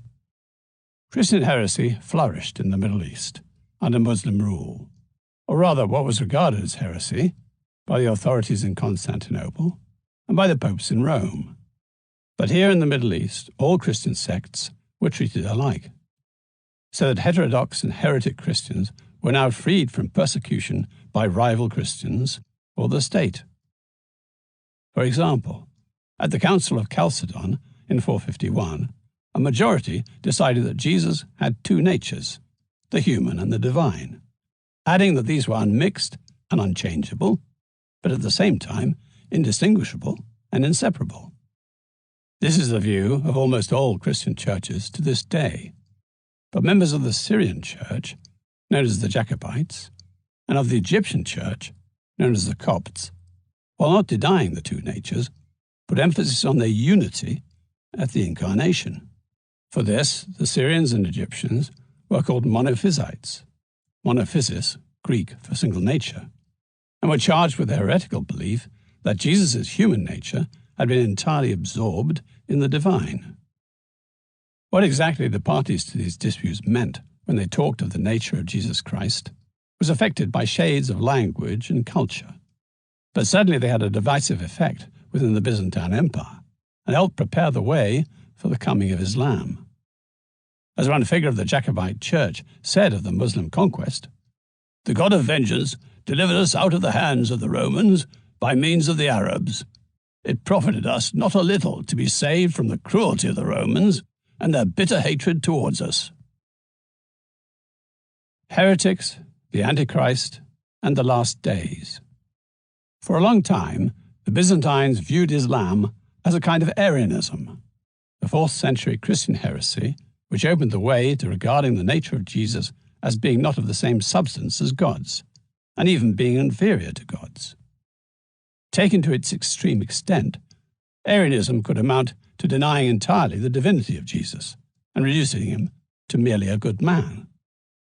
Even someone who saw things from up close, such as John of Damascus, circa 676 to 749, a Syrian Christian theologian who lived entirely under Muslim rule and served as counselor in the court of the Umayyad caliphs, did not regard Islam as a new religion, but considered it a deviation from Orthodox Christianity, similar to other early heresies. Likewise, medieval Western Europe conceived of Islam in the same way, as a version of Arianism, and mistook it for just one more aberrant Christian sect. If Islam was still evolving at this time, as some modern scholars believe, then this may have been a reasonable enough estimation of the situation.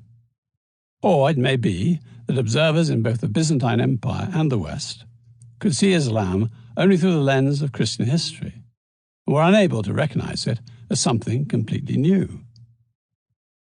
Certainly it is remarkable that even in the late Middle Ages, Dante, 1265 to 1321, in his Inferno, chapter 28, verse 31 through 36, should have considered Muhammad as a heretic and placed him in the ninth circle of hell for being, quote, a sower of schism and discord. But the coming of Islam also found its way into Christian prophetic literature, which after the Bible and the works of the Church Fathers was the most influential body of writing circulating in Europe during the Middle Ages.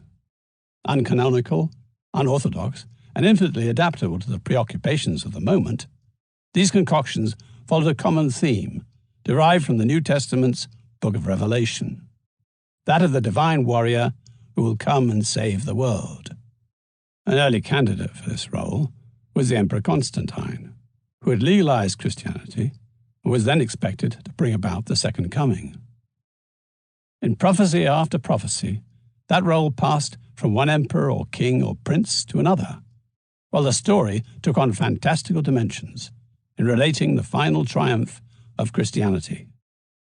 One famous example that would reverberate throughout the Middle Ages was the Apocalypse of Pseudo-Methodius.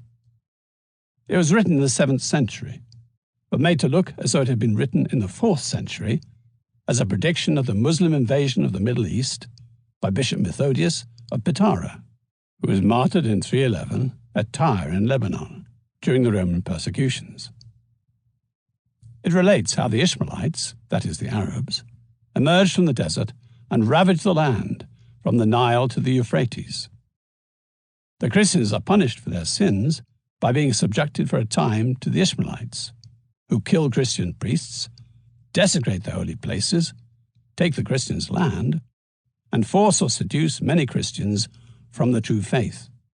But just when all seems lost, a mighty emperor, who many had thought long dead, rises up and defeats the Ishmaelites, lays waste their lands with fire and sword, and rages against those Christians who had denied Jesus as their Lord. Now, under this great emperor, a golden age begins, a time of peace and joy, when the world flourishes as never before. This is shattered, however, when fearsome peoples, known collectively as Gog and Magog, whom Alexander the Great had imprisoned in the far north, break out and bring universal terror and destruction, until God sends a captain of the heavenly host who destroys them in a flash. The emperor journeys to Jerusalem, where he hands over Christendom to the care of God by going to Golgotha and placing his crown upon the cross, which soars up to heaven.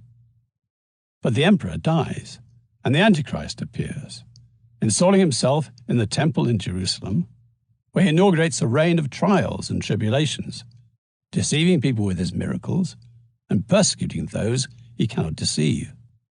However, before long, the cross reappears in the heavens, and Jesus Christ himself comes on clouds in power and glory to kill the Antichrist with the breath of his mouth and to carry out the last judgment.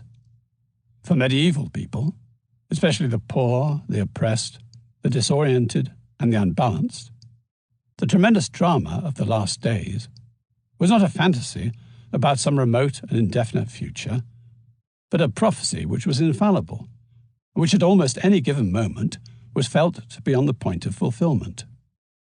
The coming of the last emperor, followed by the reign of the Antichrist, were tensely awaited, as the lawless chaos of the age was seen as the expected prelude to the universal salvation of the Second Coming. The First Crusade.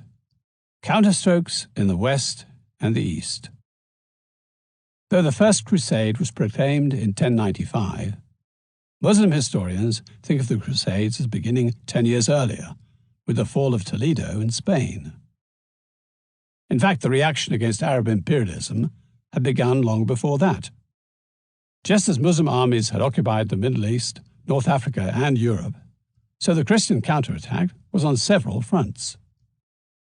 In the West, the Arabs had overrun Spain and struck deep into France, to within 150 miles of the English Channel, before they were beaten back by Charles Martel between Poitiers and Tours in 732.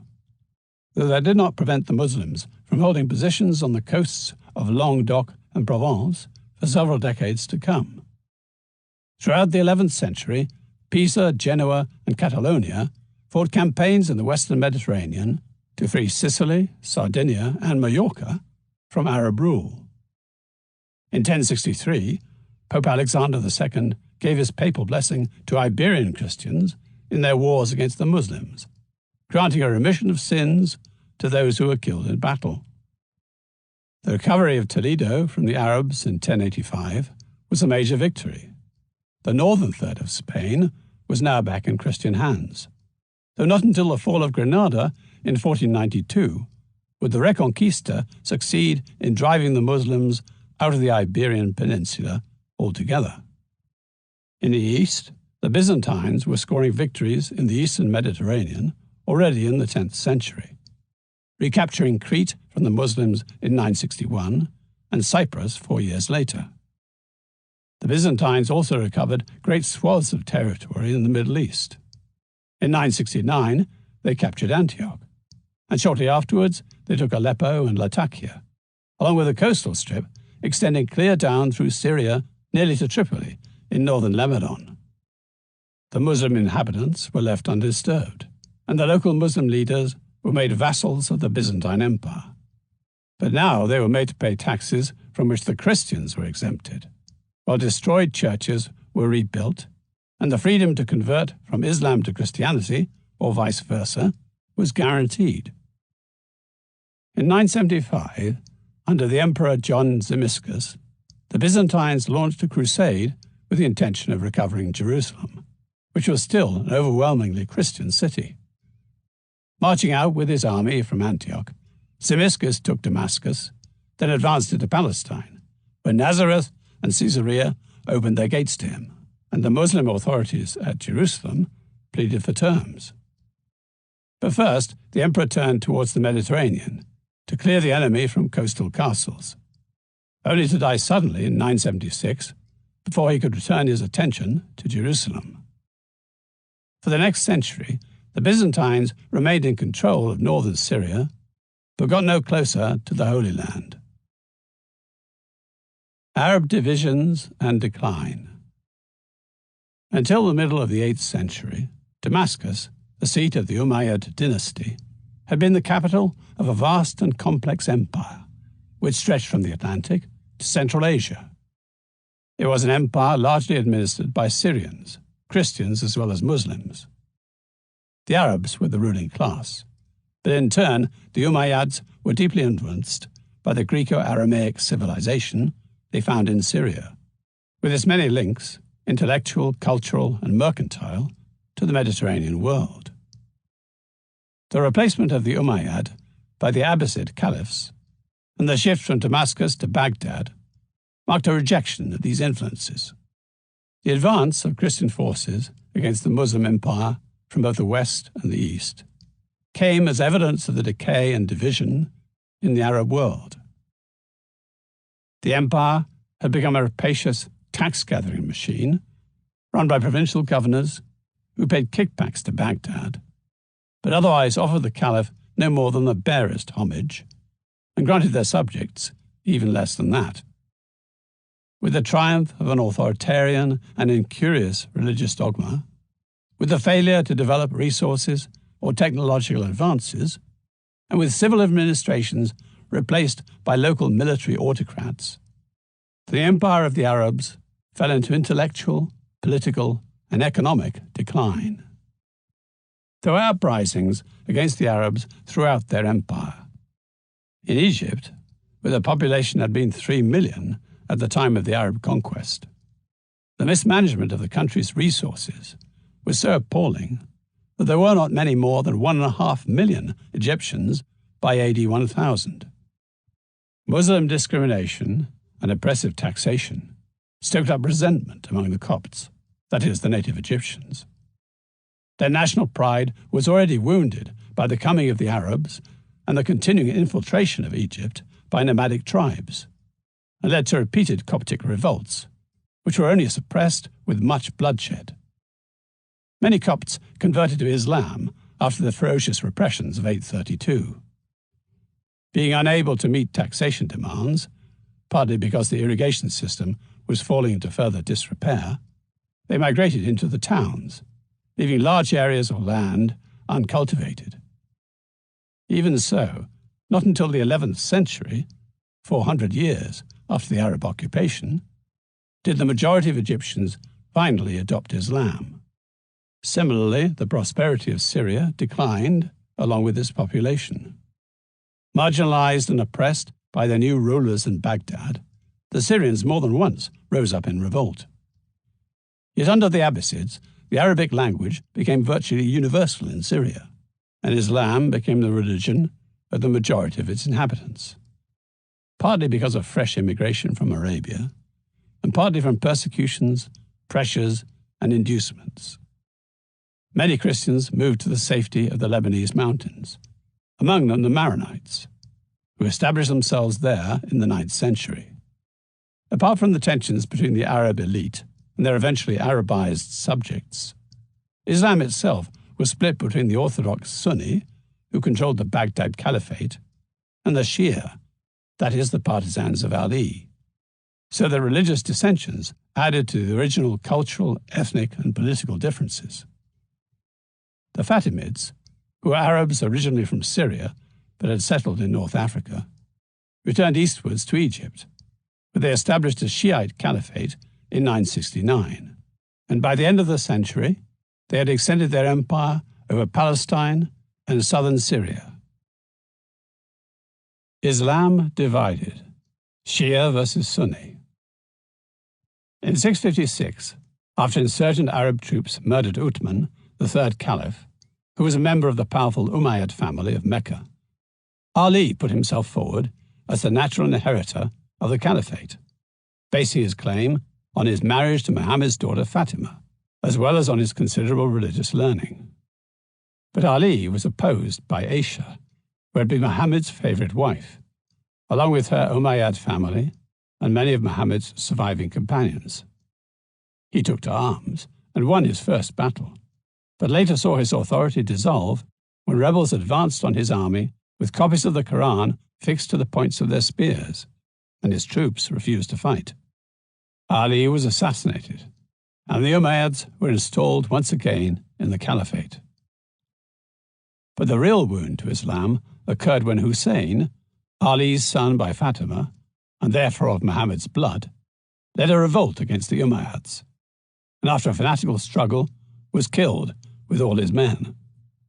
In a sense, the Prophet's own blood had been shed, so that for the partisans, or Shia, of Ali, Hussein's death was a martyrdom, and also a stain on the Sunni, that is, on Orthodox Muslims, who then as now constituted the greater part of Islam. From then on, the Shia refused to accept as caliph any but Ali's descendants, while the Sunni barred the caliphate to the Prophet's descendants for all time. Shi'ism took hold in Persia and in much of Iraq. But also, almost 3 centuries after the death of Ali, his followers in the form of the Fatimids would invade Egypt with the intention of using it as a base from where to oppose the Sunni Abbasid Caliphate in Baghdad and to impose Shia dominance throughout the entire Islamic world. Perilous pilgrimages. Initially, the Muslim presence in Syria and Palestine interfered little with pilgrimage to Christian holy sites, nor did it affect the security of monasteries and Christian communities there. The Muslims were no strangers to the concept of pilgrimage, for they themselves had made the pilgrimage to Mecca one of the pillars of their faith. Moreover, the Christian pilgrims were a considerable source of revenue to Muslims at Jerusalem and other holy sites. For Christians, the Holy Land was unique in providing a tangible link with the life and death of Jesus. And throughout the Muslim occupation, the numbers of pilgrims continued to grow. To reach the River Jordan was a special aim of pilgrims, for there they could reenact the baptism of Jesus by John the Baptist. Matthew chapter 3, verse 16 through 17. The afflicted were particularly attracted, for they recalled that one of Jesus' grievances against the temple priests in Jerusalem was their rejection of the lame, blind, deformed, and sick as imperfect and unworthy.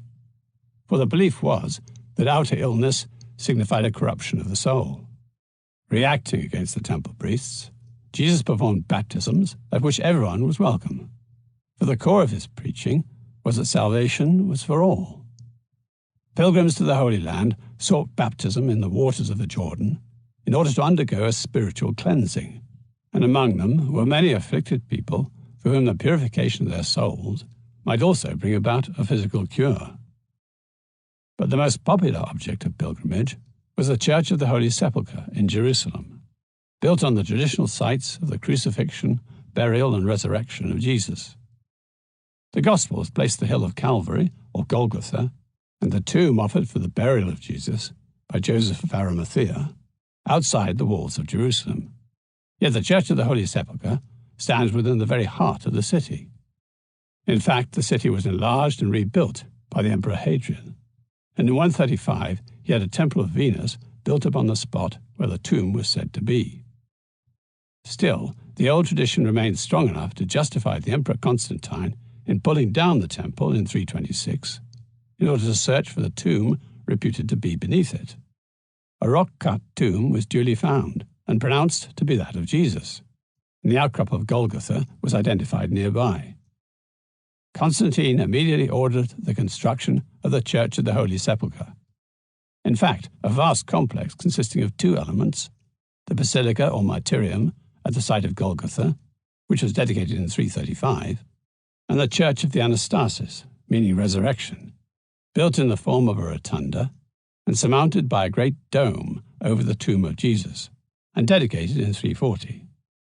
Circulating within the Church of the Holy Sepulchre, which enclosed the most sacred sites in Christendom, pilgrims vividly relived the drama of that first Easter when Jesus died upon the cross and rose again on the third day. Following the Arab conquest of Jerusalem in 638, the city's largely Christian population enjoyed a long period of good relations with the Muslims.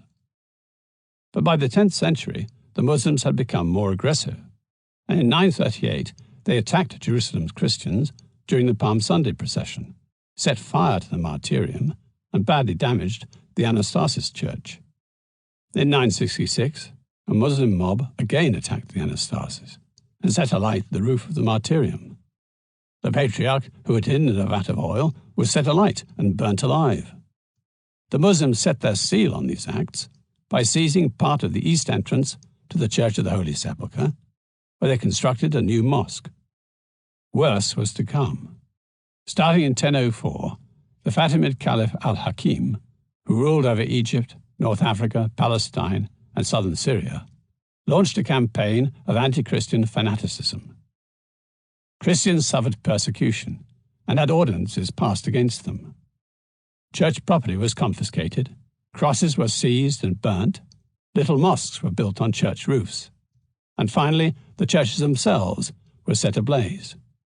By 1014, over 30,000 churches had been destroyed, and many Christians had been forced to convert to Islam, at least outwardly, to save their lives, while others fled into Byzantine territory. But the critical turning point in Western attitudes towards the Muslim East came in 1009, for in that year Al-Hakim ordered the complete destruction of the Church of the Holy Sepulchre, which was carried out with such violence that even the tomb of Jesus, though cut deep into the bedrock, was demolished with pickaxes and all but obliterated. After the death of Al-Hakim in 1021, his successor permitted the Byzantine emperor, under stringent conditions and at his own expense, to rebuild the Church of the Holy Sepulchre. Pilgrimage, too, was again permitted, though sojourns in the Holy Land proved unpredictable and often dangerous. For a while, during 1056, the Muslims forbade pilgrims' entry to Jerusalem and expelled 300 from the city. In 1064, a large German pilgrimage, led by Gunther, Bishop of Bamberg, came under Muslim attack. The party was plundered, and hundreds were massacred within sight of Jerusalem. Muslim pirates operated against pilgrims at sea, either attacking them outright or exacting charges, bargains, and gifts. Pilgrims were obliged to pay protection money, known as kafara, along the roads. Also, the sensibilities and prejudices of the Muslims had to be borne in mind. Pilgrims could not enter mosques, they could not enter towns or cities except on foot, they could not dress in certain ways, they should not look at Muslim women, and they should not make merry or laugh, lest the Muslims thought the Christians' behavior was directed at them. Pilgrimage depended on the Muslim authorities maintaining orderly conditions, so that the defenseless Christian traveller could move about and worship in safety. But the Middle East was racked by misgovernment, division, exploitation, fanaticism, and aggression, which undermined that guarantee. And now, in the last third of the 11th century, a new threat arose, not only to pilgrims, but to Byzantium and the Arabs, in the form of a Turkish invasion from the east. The Turkish invasion. Byzantium appeals to the west. Migrating tribes of Turks, known as Seljuks, began arriving from the east in the territories of the Abbasid Caliphate in about 970. They were soon converted to Sunni Islam and became invaluable to the Arabs for their martial qualities, especially for their mounted bowmen and the nomadic speed of their cavalry. But the Caliphate was no longer a unified entity. Spain, Africa, and Egypt had long since led a political life independent of the Caliph in Baghdad. Indeed, the enfeebled state of Arab rule stood as an open invitation, and in 1055 the Seljuks took Baghdad and established their hegemony over the Caliphate.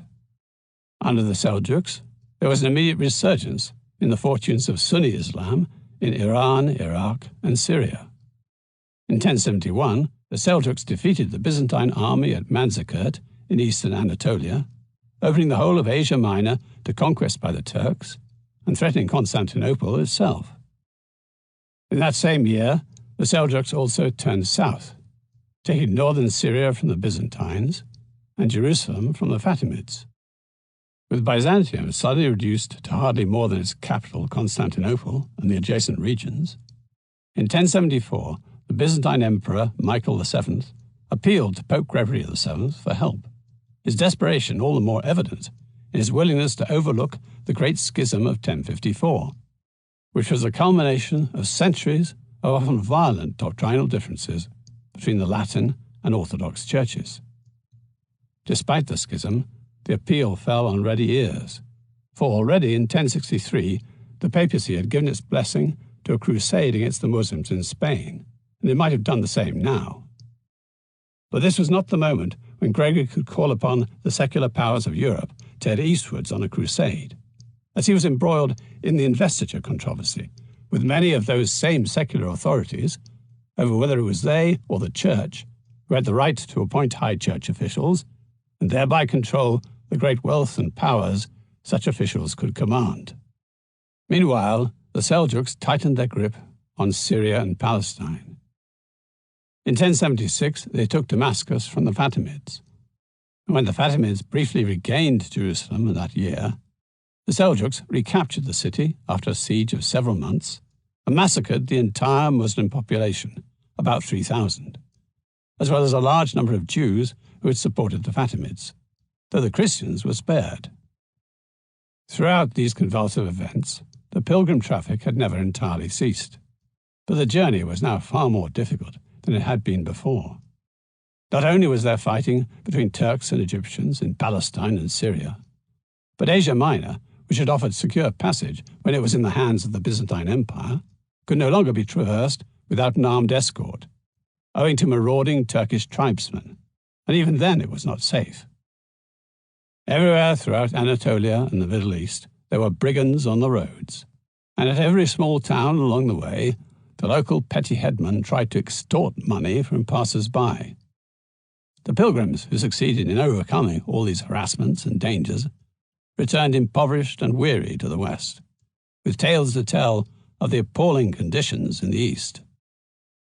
The Byzantine Emperor Alexius I Comnenus began the fight back against the Seljuks, reclaiming territory along the Black Sea and round the shores of the Sea of Marmara during the 1080s.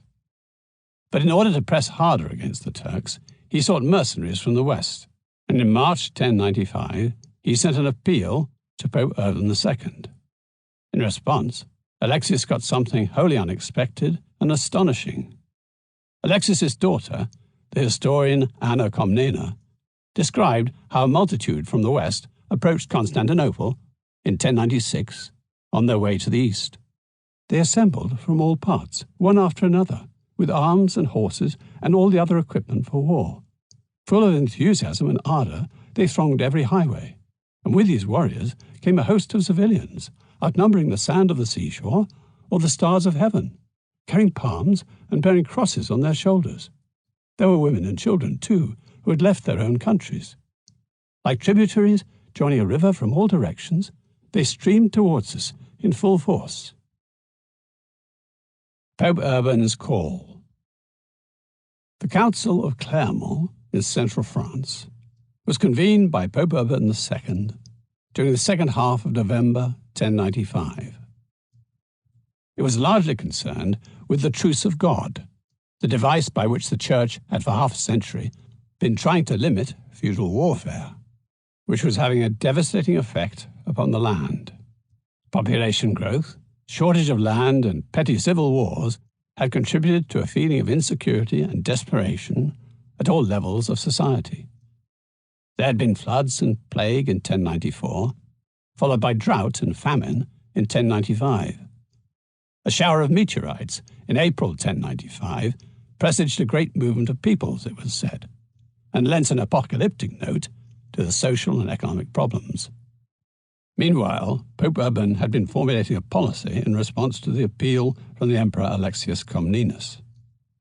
Urban's aim was to provide the Byzantine Empire with the reinforcements it needed in order to drive the Seljuk Turks from Asia Minor, but he hoped that in return the Orthodox Church would acknowledge the supremacy of Rome and that the unity of Christendom would be restored. He was also concerned to give the aggressive nobility, especially that of his native France, an alternative outlet for their martial energies. The papacy had gained strength through the investiture controversy, and not only had it established its authority over church appointments, but in marshalling public opinion, it had also intensified popular piety. So it seemed a propitious moment to inaugurate a new era of religious energy in the West, and also to win the prize of Jerusalem. Urban let it be known that in response to the appeal from Eastern Christendom for help, he would make a speech on the penultimate day of the council, Tuesday the 27th of November. He expected that in addition to churchmen, his audience would comprise members of the French nobility, for he envisioned the expedition to the east as an armed pilgrimage of knights. 300 clerics had been attending the council within the cathedral at Clermont, but the crowds, both clerical and lay, that assembled on that Tuesday were huge, and so the papal throne was set up on a platform in an open field outside the eastern gate of the city. And there, when the multitudes were gathered, Urban rose to address them.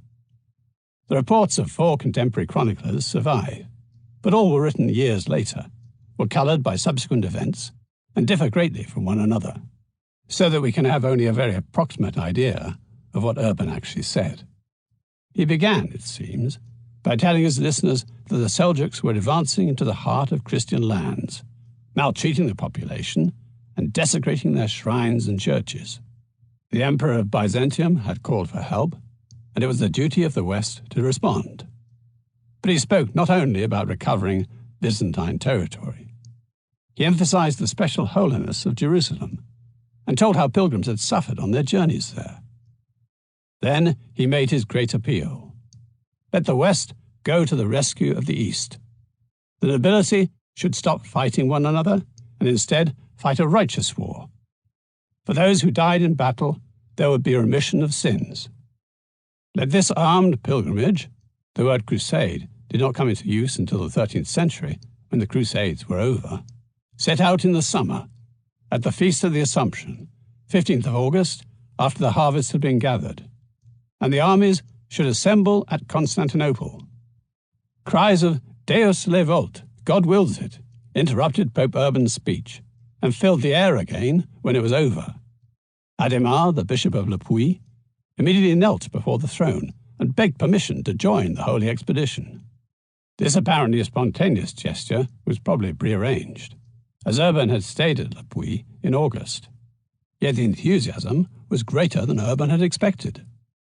Knights and peasants, rich and poor, pressed forward to follow the bishop's example. Many burst into tears, and many were seized with convulsive trembling. Everyone who listened was swept with emotions of overwhelming power. Spinning the Pope's speech. 4 contemporary chroniclers, Fulcher of Chartres, Baldric of Dole, Robert the Monk, and Guibert de Nogent, wrote accounts of the First Crusade, which contained versions of Pope Urban II's speech at Clermont. None set down their accounts of what the Pope said until years after the event. Nor did any pretend to standards of accurate and objective history. Rather, each used the Pope's speech to put forward a point of view reflecting the different ways people looked at the Crusade. The earliest account was by Fulcher of Chartres. He was the only chronicler to actually take part in the Crusade, and wrote about it immediately afterwards in 1100-1101. His account gives the impression that he was at Clermont. Fulcher presents the Pope as a pragmatic strategist who speaks of the Arabs and the Turks as a threat not only to the East, but ultimately to the West. If you permit them to continue thus for a while with impunity, the faithful of God will be much more widely attacked by them. Baldric of Dole wrote his account soon after the First Crusade, but he was not a participant, though he does give the impression that he was at Clermont. In this version, references to the Old and New Testaments underline the Pope's call for a holy war of liberation, with Jerusalem itself as the very image of heaven. Let us bewail the most monstrous devastation of the Holy Land.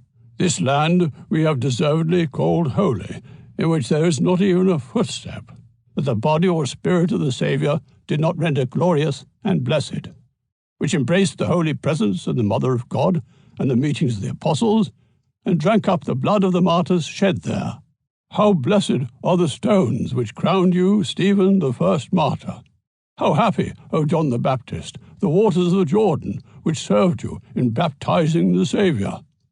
The children of Israel, who were led out of Egypt, they have driven out the Jebusites and other inhabitants, and have themselves inhabited earthly Jerusalem, the image of celestial Jerusalem.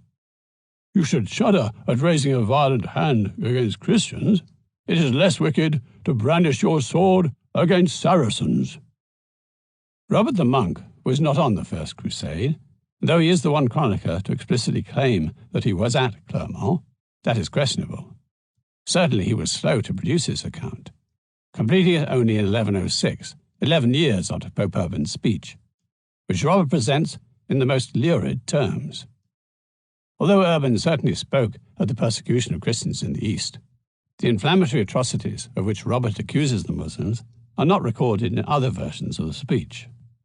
They circumcised the Christians, and the blood of the circumcision they either spread upon the altars or pour into the vases of the baptismal font.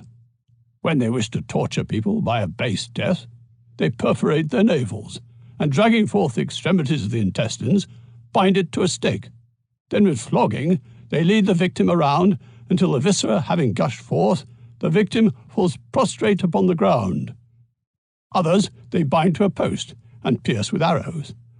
Others they compel to extend their necks, and then, attacking them with naked swords, attempt to cut through the neck with a single blow. What shall I say of the abominable rape of the women? To speak of it is worse than to be silent. Guibert de Nogent, who is neither at Clermont nor went on the crusade, finished his account in 1108. His tone is apocalyptic, and he has Pope Urban playing to the popular medieval drama of the Antichrist and the last days. With the end of the world already near, it is first necessary, according to the prophecy, that the Christian sway be renewed in those regions, either through you or others, whom it shall please God to send before the coming of Antichrist, so that the head of all evil, who is to occupy there the throne of the kingdom, shall find some support of the faith to fight against him. Strategic war, holy war, hysterical war, or the war of the last days, according to one or another of the chroniclers. But it is most unlikely that Pope Urban would have seen the issue in apocalyptic terms, nor is it likely that he would have stooped to lurid rabble-rousing. He never intended to whip up a mass movement of peasants and exhort them to march eastwards. His chosen instrument was the knighthood, and it was to them that he offered his rewards, remission of sins for death in battle, and the unstated prospect of carving out estates for themselves in the reconquered Holy Land, just as had been happening in Spain. Perhaps the best indication of what Urban said that late November day in a field outside Clermont comes in the form of a sober letter of instruction written a month later, at Christmas 1095, by the Pope himself to the gathering knights. Your brotherhood, we believe, has long since learned from many accounts that a barbaric fury has deplorably afflicted and laid waste the churches of God in the regions of the East. More than this, blasphemous to say, it has even grasped in intolerable servitude its churches and the holy city of Christ, glorified by his passion and resurrection. Grieving with pious concern at this calamity, we visited the regions of France and devoted ourselves largely to urging the princes of the land and their subjects to free the churches of the East. We solemnly enjoined upon them at the Council of Clermont such an undertaking, as a preparation for the remission of all their sins. Taking the cross. Pope Urban named Adhemar, the Bishop of Le Puy, as his representative on the expedition and its spiritual leader. He had been on a pilgrimage to Jerusalem 9 years before. Following Adhemar's example, everyone joining the expedition had a cross of red material sewn onto the corner of his coat, symbolizing that, like Jesus, they too carried a cross. Clerics and monks were not to take the cross without the permission of their bishop or abbot. The elderly and infirm were discouraged. The newly married should have the permission of their wives, and no one should go without consulting his spiritual advisor. Otherwise, anyone taking the cross was vowing to complete the journey to Jerusalem, and if he failed to set out or turned back too soon, he would be punished with excommunication. The first great secular lord to join the expedition was Count Raymond of Toulouse, who led the Knights of Provence, and soon others joined. Robert, the Duke of Normandy, who was the son of William the Conqueror, led the Knights of northern France. Bohemond, Prince of Taranto, led the Norman Knights of southern Italy, among them his nephew Tancred, and Godfrey of Bouillon led the Knights of Lorraine. Subject in theory to Adhemar, who represented the Pope, these barons became the secular leaders of the campaign, and together with their followers, family, and friends, they brought to the expedition many of the most enterprising, experienced, and formidable fighting men of Europe. But Urban had launched a movement greater than he knew, and in the belief that the apocalypse was at hand, thousands of peasants, artisans, and other ordinary people, often very poor, took the cross for the eastward march to liberate the Holy Land. Yet of all those who set out, the rich, the poor, the humble and the noble, only 1 in 20 would live to see Jerusalem. The first wave, the People's Crusade. Though Pope Urban had asked his bishops to preach the crusade to the Holy Land, the most effective preaching was done by humble evangelicals who inflamed the poor of France and Germany with their version of the Pope's message. Outstanding among these was Peter the Hermit, who had tried to make the pilgrimage some years earlier, but had been maltreated by the Turks and forced to turn back. He went about barefoot, and his clothes were filthy, but he had the power to move men. And as Guibert de Nogent, who knew him personally, said, "Whatever he said or did, it seemed like something half divine." While Adhemar and the princely armies of knights were still preparing for their expedition, Peter's preachings had roused 15,000 French men and women who left their homes to follow him into Germany, where the numbers continued to swell. Already in northern France, this rabble element of the crusade had begun attacking Jewish communities, giving them the choice between conversion and death.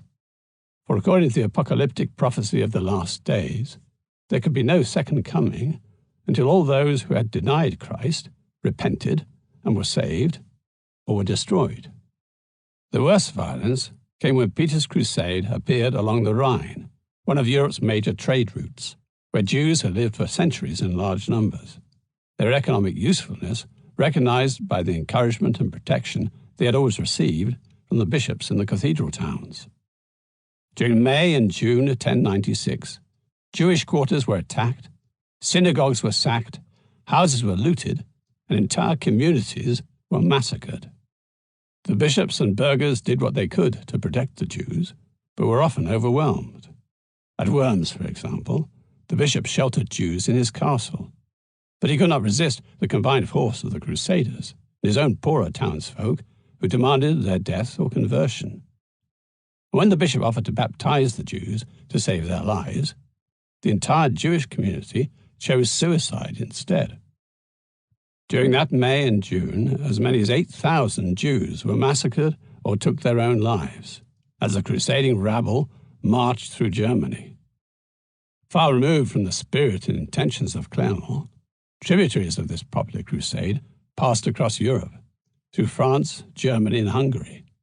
But only the chaotic stream led by Peter the Hermit, and known in history as the People's Crusade, got as far as Asia Minor, where in October 1096 it was annihilated by the Seljuks, though Peter, who had hung behind at Constantinople, lived to preach another day. The official crusading army, led by Adhemar and the great secular lords, had no part in these massacres. Assembling their forces in the west, in France especially, they made their preparations, and when the harvest was brought in, they set out to liberate Jerusalem. From pilgrimage to crusade, the crux of the matter. The term crusade is a late one. It came into use only in the 13th century, after the Holy Land was lost and the Crusades were over. The people we now call crusaders were known by various names, such as Knights of Christ, and they saw themselves as taking a pilgrimage, except the pilgrims were normally forbidden to carry arms. The word pilgrim originally meant a stranger or a traveller, and for Christians life itself was seen as a pilgrimage, in a strange world far from their homeland in heaven. Before setting out on this expedition to recover the Holy Land, members had a piece of red cloth in the form of a cross, crux in Latin, sewn into their clothes in imitation of Jesus, who had said, "And he that taketh not his cross and followeth after me is not worthy of me." Matthew chapter 10, verse 38. This taking of the cross eventually gave the name crusade to these journeys. Croisade in French, crociata in Italian, Kreuzzug in German, and cruzada in Spanish and Portuguese. Though crusades were fought in Spain, North Africa, and elsewhere, the supreme crusade was to liberate or defend Jerusalem, as that was regarded as Jesus' own territory. The second wave, the princes lead the way east. Setting off in groups after the summer harvest, The official army of Adhemar and the great lords arrived at Constantinople between October 1096 and April 1097. But of the 40,000 crusaders who approached the city, no more than 4,500 were nobles or knights. Travelling in their wake was yet another mass of poor and humble people, artisans and peasants, not unlike the rabble that had caused so much death and devastation the previous year along the Rhine. This untrained and undisciplined horde, which included women and other non-combatants, and a great number of religious fanatics, filled the leaders of the crusade with anxiety, as they did Alexius, the Byzantine emperor, because they were unpredictable and needed to be fed. But as the crusade was also a pilgrimage, there was little that could be done to prevent them joining in the march. Alexius ferried the crusaders across the Bosphorus, and in May they had laid siege to Nicaea, the Seljuk capital. Making clear what he saw as their purpose in Asia Minor, the emperor had the crusader leaders swear an oath that they would, quote, restore to the Roman Empire whatever towns, countries, or forts they took which had formerly belonged to it. And when Nicaea fell in June 1097, he took care that his imperial forces, and not the crusaders, received the surrender. For the Byzantines, there was nothing novel in fighting against the infidel. They had been doing so for 500 years. But their concern now was to secure Asia Minor, rather than to rush pell-mell towards Jerusalem, and this made them suspect in the eyes of the zealous Latin knights. It was in this uneasy atmosphere that Alexius skillfully guided and provisioned the crusaders across the length of Asia Minor. From Nicaea, the first crusade marched southwards to Dorylaeum, Eskişehir, where with Byzantine help it won a great victory over the Seljuks, and then farther south to Philomelion, Akşehir, and on to Iconium, Konya. A detachment passed through the Cilician gates to Tarsus, but the main body swung up into Cappadocia, to Caesarea, Kayseri, and the two groups joined up again at Maris before heading southwards along the eastern flanks of the Amanus Mountains, so that in the autumn of 1097 they stood before the walls of Antioch. The taking of the city the following year marked the parting of the ways between the Crusaders and the Byzantines. For instead of turning Antioch over to Alexius, in keeping with his oath, Bohemond made it a principality of his own. The Taffas. The knights and the nobility may have thought that they were leading the crusade, but the poor who marched in their wake regarded themselves as the elite, a people chosen by God. Most of the common people who had joined the first wave of the crusade perished on the long journey across Europe, or were cut to ribbons by the Seljuks no sooner than they had crossed the Bosphorus. Many of those who survived and now joined the second wave of the crusade, the one led by Adhemar, Bishop of Le Puy, and the great French, Norman, and Provençal lords, were known as Taffas. Stories described them as barefoot, wearing sackcloth, being covered in sores and filth, and living on roots and grass, and sometimes the roasted corpses of their enemies. Wherever they went, they left a trail of devastation. Too poor to afford swords, they fought with clubs, knives, shovels, hatchets, catapults, and pointed sticks. Their ferocity was legendary. The leaders of the crusade were unable to control them, and never went among them without being armed, while the Muslims were terrified of the Taffas. Though the Taffas made a virtue of their poverty, in fact, they were full of greed. The Taffas looted every city captured by the Crusaders. They also raped the Muslim women and committed indiscriminate massacres. Urban and the princes had intended a campaign with limited objectives, but in reality the crusade tended constantly to become what the common people wanted it to be, a war to exterminate, quote, the sons of whores, as the Taffas called the Muslims. The reconquest of Jerusalem. After journeying for nearly 3 years and almost 3,000 miles across the known world, on 7th June 1099, the pilgrims arrived within sight of Jerusalem. Many of them wept. It seemed a miracle that any had survived. They had helped restore Asia Minor to the Byzantine Empire. And now before them rose the earthly Jerusalem, which for many was the key to the heavenly Jerusalem. The Fatimids had lost Jerusalem to the Seljuks in 1076, but in 1098 they had recovered it once more. Now, to deny the Crusaders any aid from within the city, the Fatimid governor sent away all the Christians, Orthodox and heretic, of whom there were thousands, despite the persecutions of al-Hakim and the uneasy times following the Seljuk conquest. Jerusalem was one of the great fortresses of the medieval world, and the governor commanded a sizable garrison of Arab and Sudanese troops, which had recently been reinforced by 400 cavalrymen from Egypt. He also poisoned all the wells outside the city. Secure that within Jerusalem's formidable walls, he could rely on its numerous underground cisterns of good water. He knew that the Crusaders were hundreds of miles from any relief from Antioch. In their haste, they had not even attempted to take the nearby port of Jaffa. They were isolated and unsupplied in the midst of an alien land. Their complete destruction seemed just a matter of time.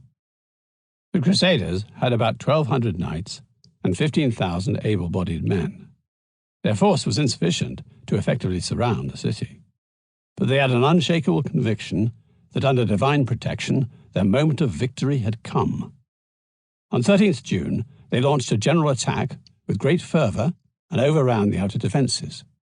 But they had too few ladders to scale the walls in several places simultaneously, and after a long morning of desperate fighting, they withdrew. They needed siege engines and more ladders, but the Crusaders lacked the bolts and ropes and mangonels, and the area around Jerusalem had few trees. But then they had a stroke of luck. The Muslims had left Jaffa unprotected, and 6 ships had sailed into port, 2 from Genoa, 4 from England, carrying arms and food supplies, and all the equipment necessary for building siege machines. On the night of 13th-14th July, the attack resumed, simultaneously from north and south. The fighting continued throughout the day and on into the following night. As against terrific resistance, the Crusaders managed to move their machines closer to the walls.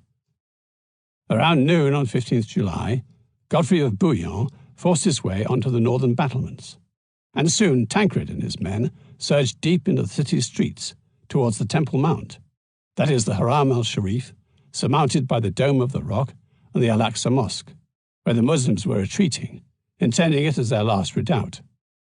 To the south, the Fatimid governor paid Raymond of Toulouse an immense treasure in return for sparing his life and that of his bodyguard. They were escorted out of the walls and rode off to safety with the Muslim garrison at Ascalon. They were the last Muslims in Jerusalem to be spared their lives. Those on the Temple Mount surrendered to Tancred, who accepted and gave them his banner for protection.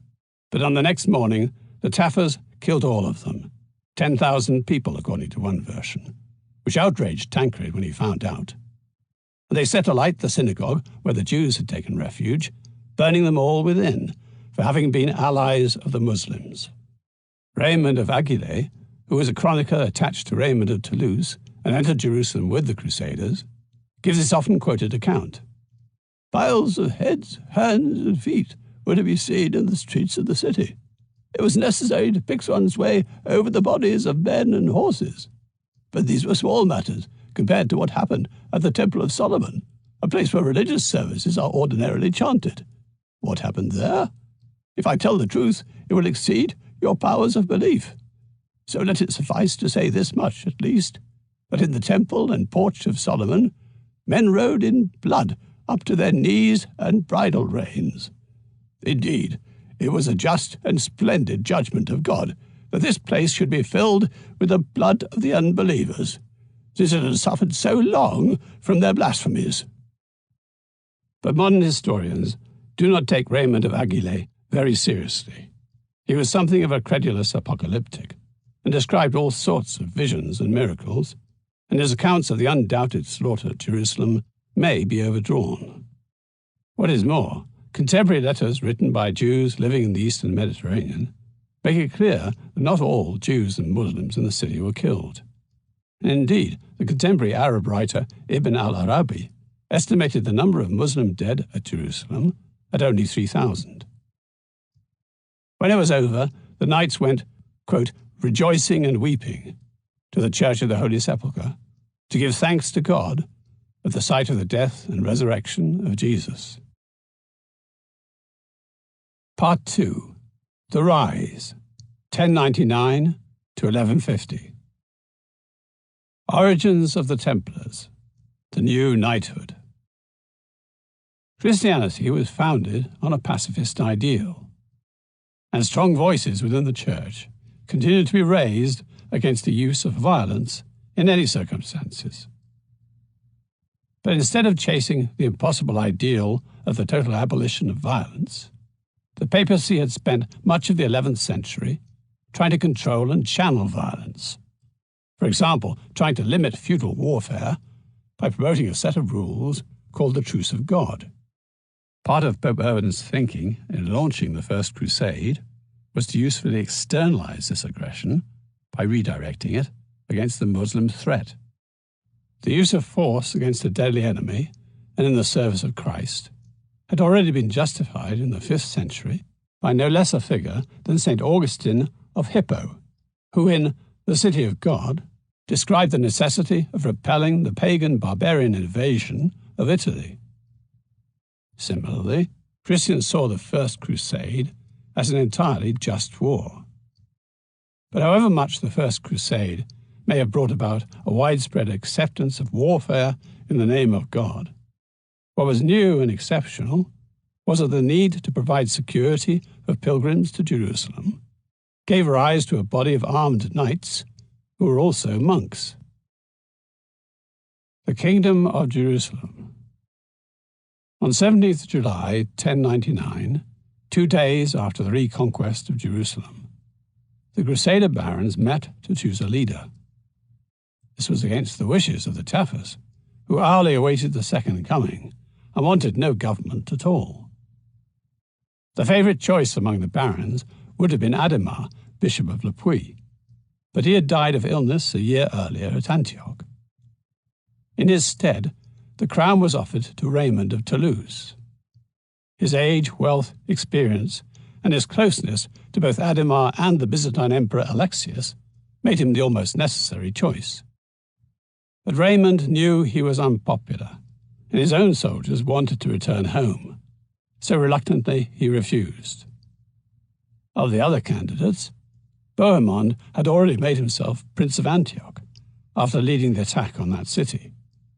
Tancred was regarded as merely an appendage of his uncle, and Robert of Normandy had let it be known that he wanted to return to Europe. And so on 22nd July, the crown was offered to Godfrey of Bouillon, who delicately replied that he would wear no crown where Jesus had worn the crown of thorns, nor would he presume to bear the title of king in Christ's holy city. But he would accept kingly powers under the title of Advocatus Sancti Sepulchri, the defender of the Holy Sepulchre. There were some, and perhaps Godfrey was among them, who wanted Jerusalem to be governed as a theocracy, under a patriarch appointed by the Pope in Rome. But within a year, Godfrey was dead, and the crown passed to his brother, who had no qualms about ruling over a secular kingdom of Jerusalem as Baldwin I. For his palace, he used the Al-Aqsa Mosque, which was assumed to stand on the site of Solomon's Temple, while the Dome of the Rock, which does occupy that site, became a Christian church, the Templum Domini, the Temple of the Lord, surmounted by a cross, and served also as the residence of the Latin Patriarch of Jerusalem. Outremer and his Muslim neighbours. The Crusader states, or Outremer, as they were collectively called, French for overseas, formed a series of contiguous territories that were linked to Europe by Byzantine Asia Minor and reached as far south as Egypt and the Red Sea. The Kingdom of Jerusalem closely corresponded in extent to the Kingdom of David and Solomon. That is all of what is today the State of Israel, plus the east bank of the Jordan River, western Jordan, southern Lebanon, and southwestern Syria, including the Golan Heights. Dependent on Jerusalem were the feudal Crusader states of Antioch, Edessa, and Tripoli. Bohemond had established the Principality of Antioch in 1098, as the Crusaders were still advancing towards Jerusalem, while Baldwin of Boulogne, the future Baldwin I of Jerusalem, had carved out the inland county of Edessa in that same year. Raymond of Toulouse began the conquest of northern Lebanon and coastal Syria in 1102, which, when completed under his successors in 1109, would form the county of Tripoli. The soldiers and rulers of Outremer were European, largely French in origin, and the commercial class was mainly Italian.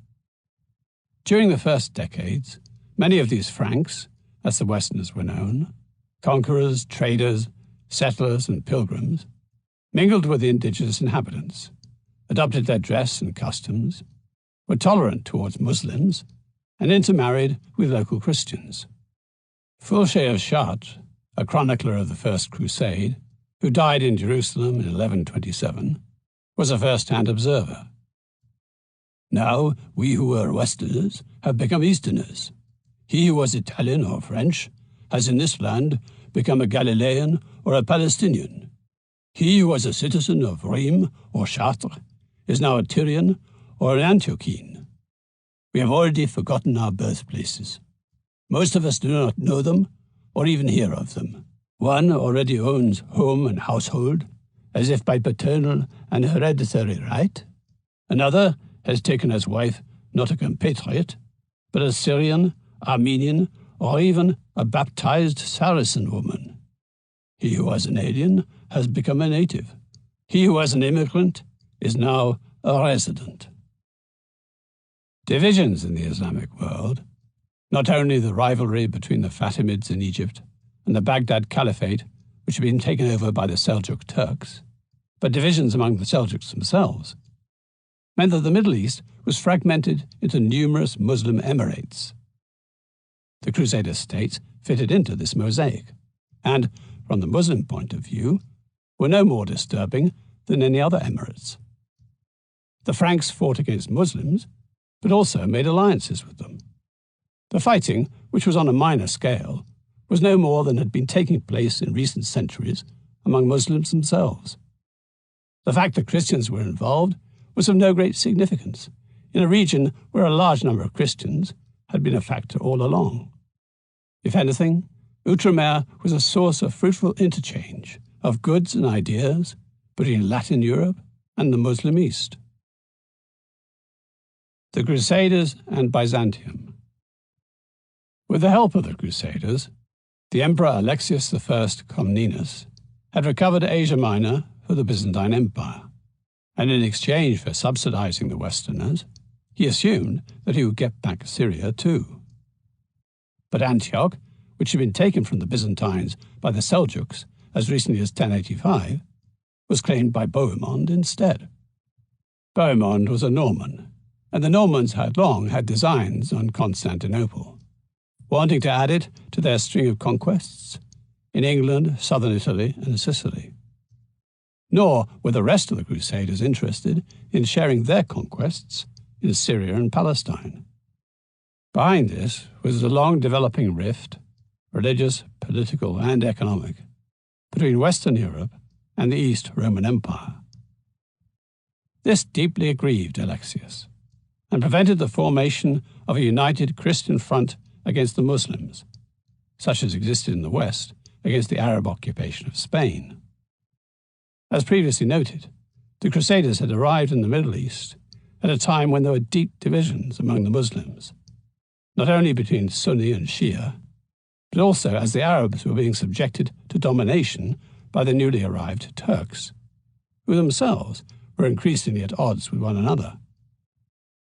But should that situation ever change, the Crusader states would find themselves alone, dependent on their command of the sea, their supply lines to the west, and what defenses they could put in place against a unified Muslim power. Fear and massacre on the roads. Many of those who came on the First Crusade went home when it was over, and few of the pilgrims who followed in their wake chose to settle in the Holy Land. Owing to insufficient Frankish immigration, the Crusader states would always be short of fighting men. The king of Jerusalem, the prince of Antioch, and the counts of Edessa and Tripoli could between them raise no more than 2,000 knights. The towns were made secure, but travellers along the roads were vulnerable to brigands and sudden enemy raids. Ceolwulf of Canterbury, who visited the Holy Land in 1102, described how parties of pilgrims landing at Jaffa were exposed to attack as they journeyed along the mountain road to Jerusalem. Pilgrims who wearied and fell behind, or groups that were vulnerably small, were prey to bands of nomadic Bedouin who lived in the surrounding wilderness. The bandits did not hesitate to kill to get at the money sewn into the travellers' clothes.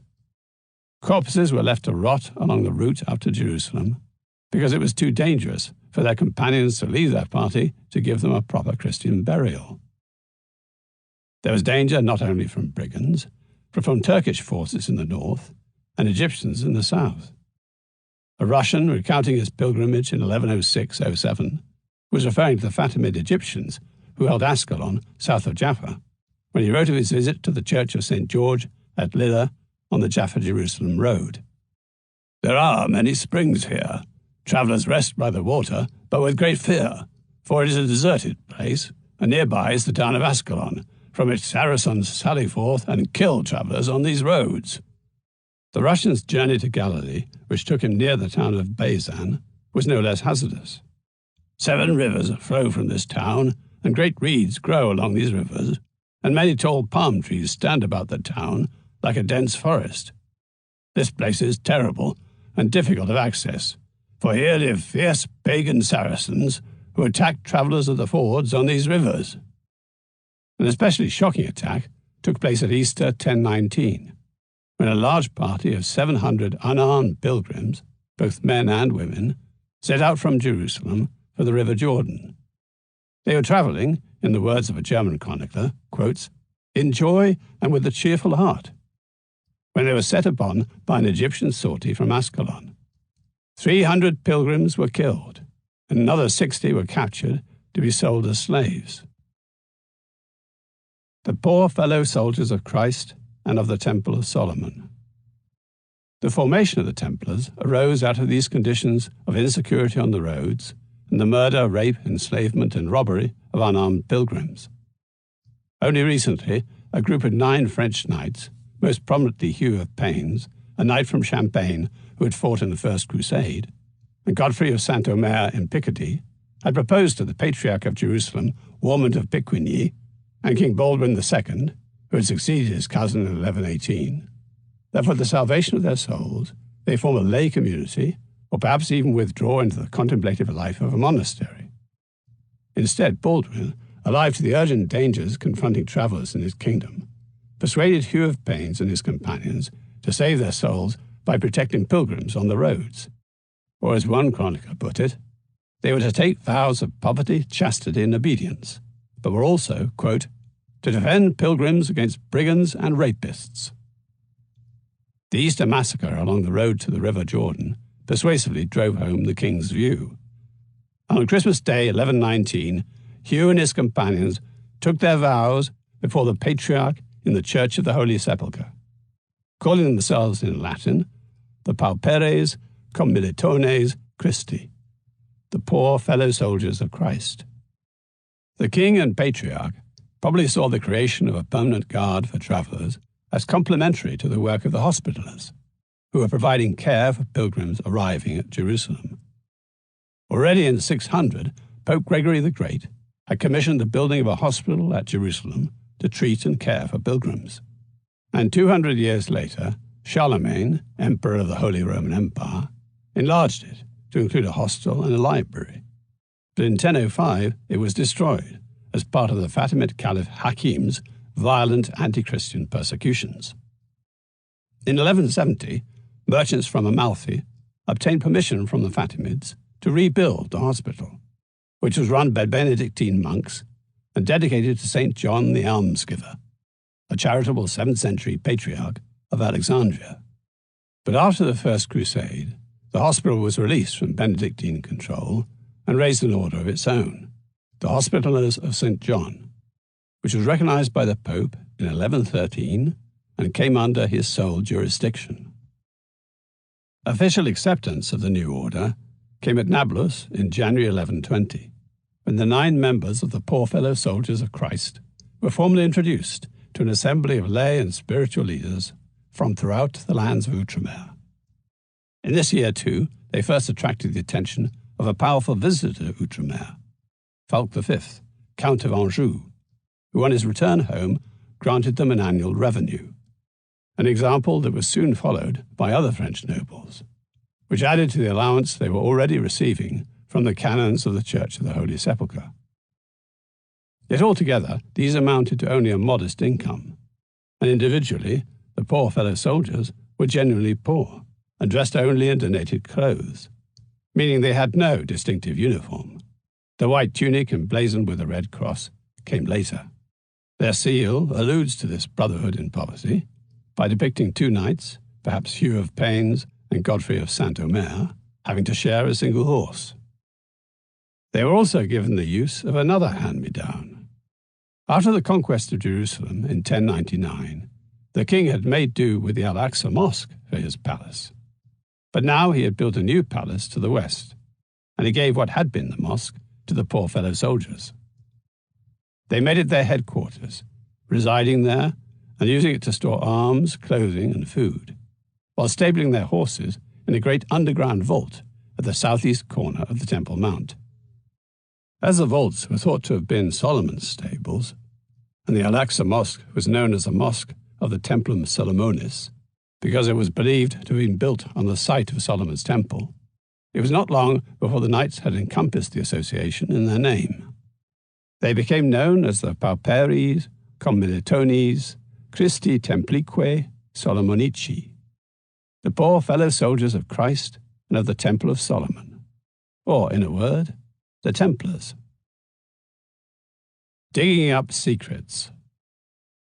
A story much put about these days in books like the Da Vinci Code and the Holy Blood and the Holy Grail is that the Templars were founded not to protect pilgrims or to defend the Holy Land, but to undertake secret excavations beneath the surface of the Temple Mount. This argument takes advantage of gaps and uncertainties in the historical record, and it turns unknowns into mysteries or into conspiracies. Why were there only 9 Templars? Because they had a secret to keep, and so the fewer the better. Why do we know so little about the military activities of the Templars in their early years? Because really they were digging holes in the Temple Mount. Why did the Templars become so powerful? Because they found a huge treasure or discovered an explosive secret beneath the Temple Mount which they used to blackmail the church. Why were the Templars destroyed? Because they knew too much.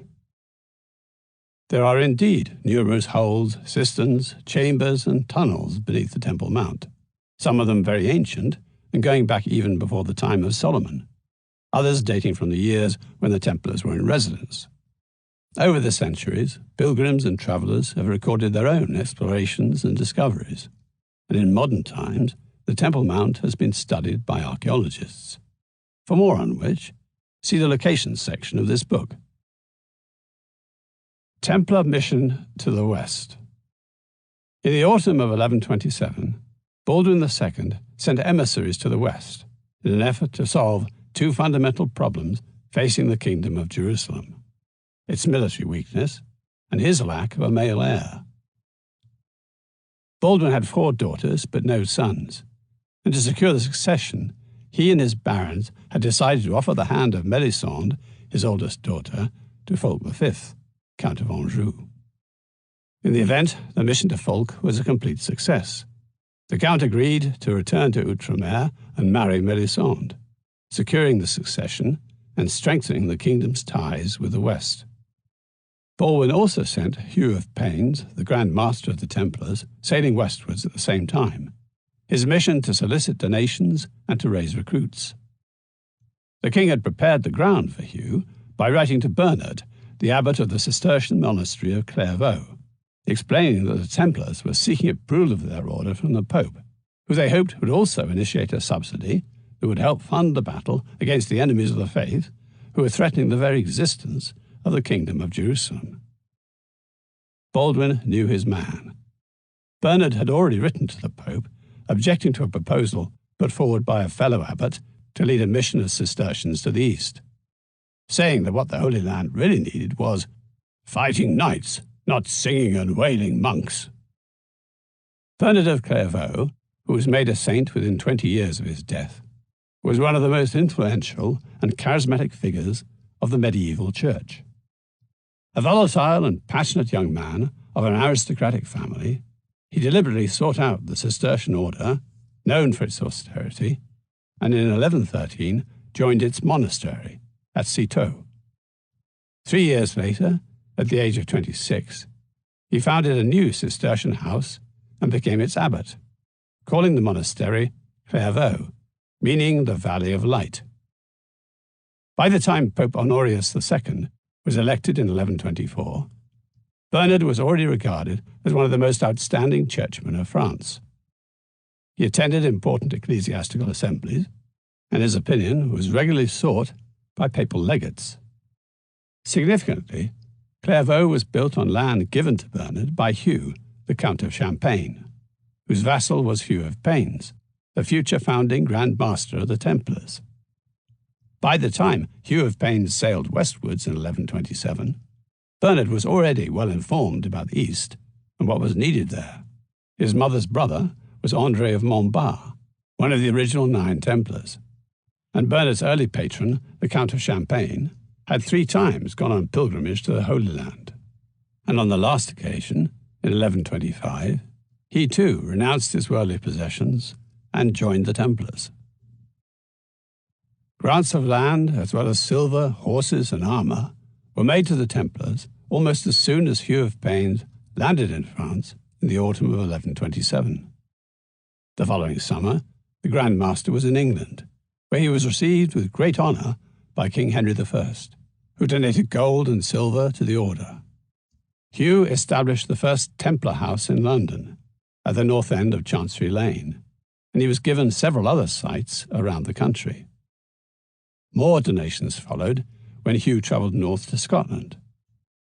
In September, Hugh of Paynes had returned across the Channel, where he was met by Godfrey of Saint-Omer, and together they received further grants and treasures, all these given for the defence of the Holy Land and for the salvation of their donors' souls. The climax of Hugh of Paynes' tour came in January 1129 at Troyes, the capital of the Counts of Champagne, where Theobald, Hugh of Champagne's successor, hosted a convocation of church leaders dominated by the presence of Bernard of Clairvaux. Hugh addressed the assembly and described the founding of the Templars and presented their rule, adapted from the precepts followed by the canons of the Church of the Holy Sepulchre. This stipulated attendance at services, together with the canons, communal meals, plain clothing, simple appearance, and no contact with women. Because their duties carried them away from the church, they could replace attendance with the recitation of paternosters, and they were also allowed a horse and a small number of servants. And while the order was under the jurisdiction of the Patriarch of Jerusalem, they owed their individual obedience to the Grand Master. These regulations formed the raw material from which, after considerable discussion and scrutiny by the gathered churchmen, Bernard drew up the Latin rule of 72 clauses. Bernard's Latin rule enjoined the Templars to renounce their wills, to hold worldly matters cheap, and not be afraid to fight, but always to be prepared for death and for the crown of salvation and eternal life.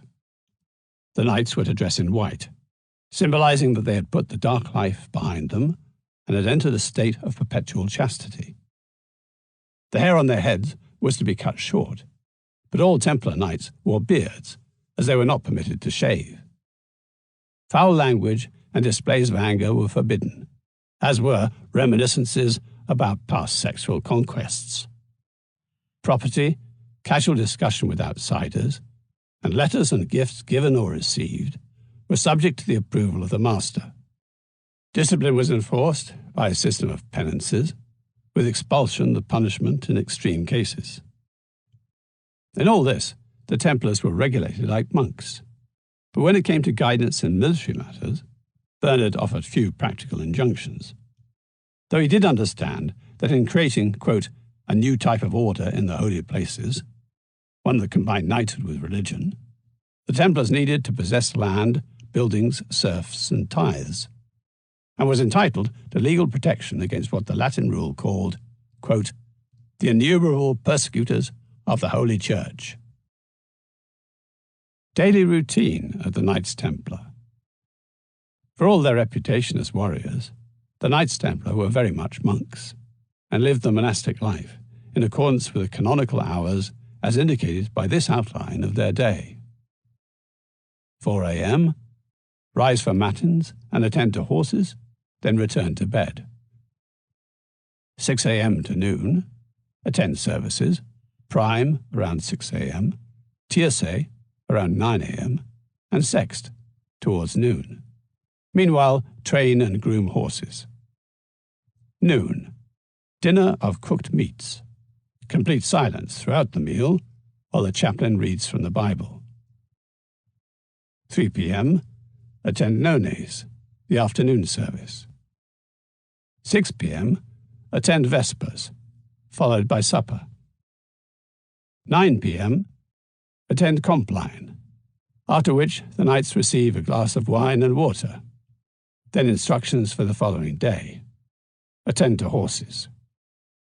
Midnight, to bed in complete silence until 4 a.m. Saviours of the East and defenders of all Christendom. The endorsement of the Templars by the Council of Troyes was subsequently confirmed by Pope Honorius II. These successes had come largely through the efforts of Bernard of Clairvaux, who was now urged by Hugh of Payne to write a robust defence of the Templars for general distribution.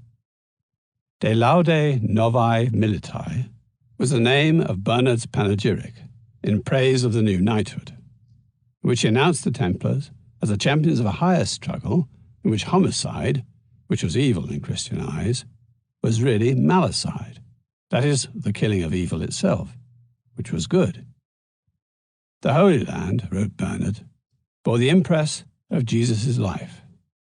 Bethlehem, Nazareth, the Jordan River, the Temple Mount, and the Church of the Holy Sepulchre, which encompassed the places of Jesus' crucifixion, burial, and resurrection. The Templars were the protectors of these holy sites, and even acted as pilgrim guides. But by their proximity and daily familiarity with these footsteps in the life of Jesus, the Templars also had the advantage and the duty to search for the deeper truth, the inner spiritual meaning of the holy places. The implication of Bernard's De Laude was that by understanding the full meaning of their role, the Templars would be fortified in their mission, which had gone beyond policing the pilgrimage routes and now embraced the defence of the Holy Land itself.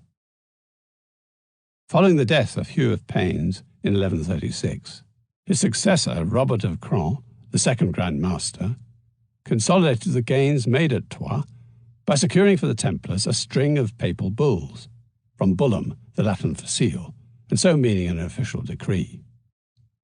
In 1139, Pope Innocent II issued Omne Datum Optimum, which had the effect of establishing the Templars as an independent and permanent order within the Catholic Church, answerable to no one but the Pope, and sanctioned their role as defenders of the Church and attackers of the enemies of Christ.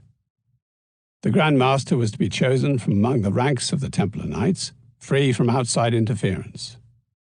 The Templars were also given their own priesthood, answerable to the Grand Master, even though he was not ordained, which made the order independent of the diocesan bishops in Outremer and the West, and they were allowed their own oratories and cemeteries.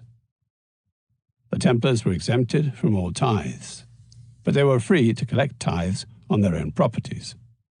All spoils of battle against the infidel were theirs by right, and donations made to the Templars were put under the protection of the Holy See. These privileges were confirmed and extended by two further bulls, Milites Templi, issued by Pope Celestine II in 1144, and Militia Dei, issued by Pope Eugenius III in 1145.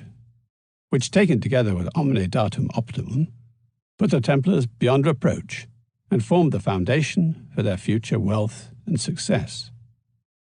It was also under Eugenius III that the Templars were granted the right to wear their famous habit of a red cross over a white tunic, symbolizing their readiness to suffer martyrdom in the defense of the Holy Land. Yet for all the powerful backing the Templars received from the West, it comes as a surprise that there is so little on record to show for their activities in Outremer for the first 3 decades after their founding in 1119.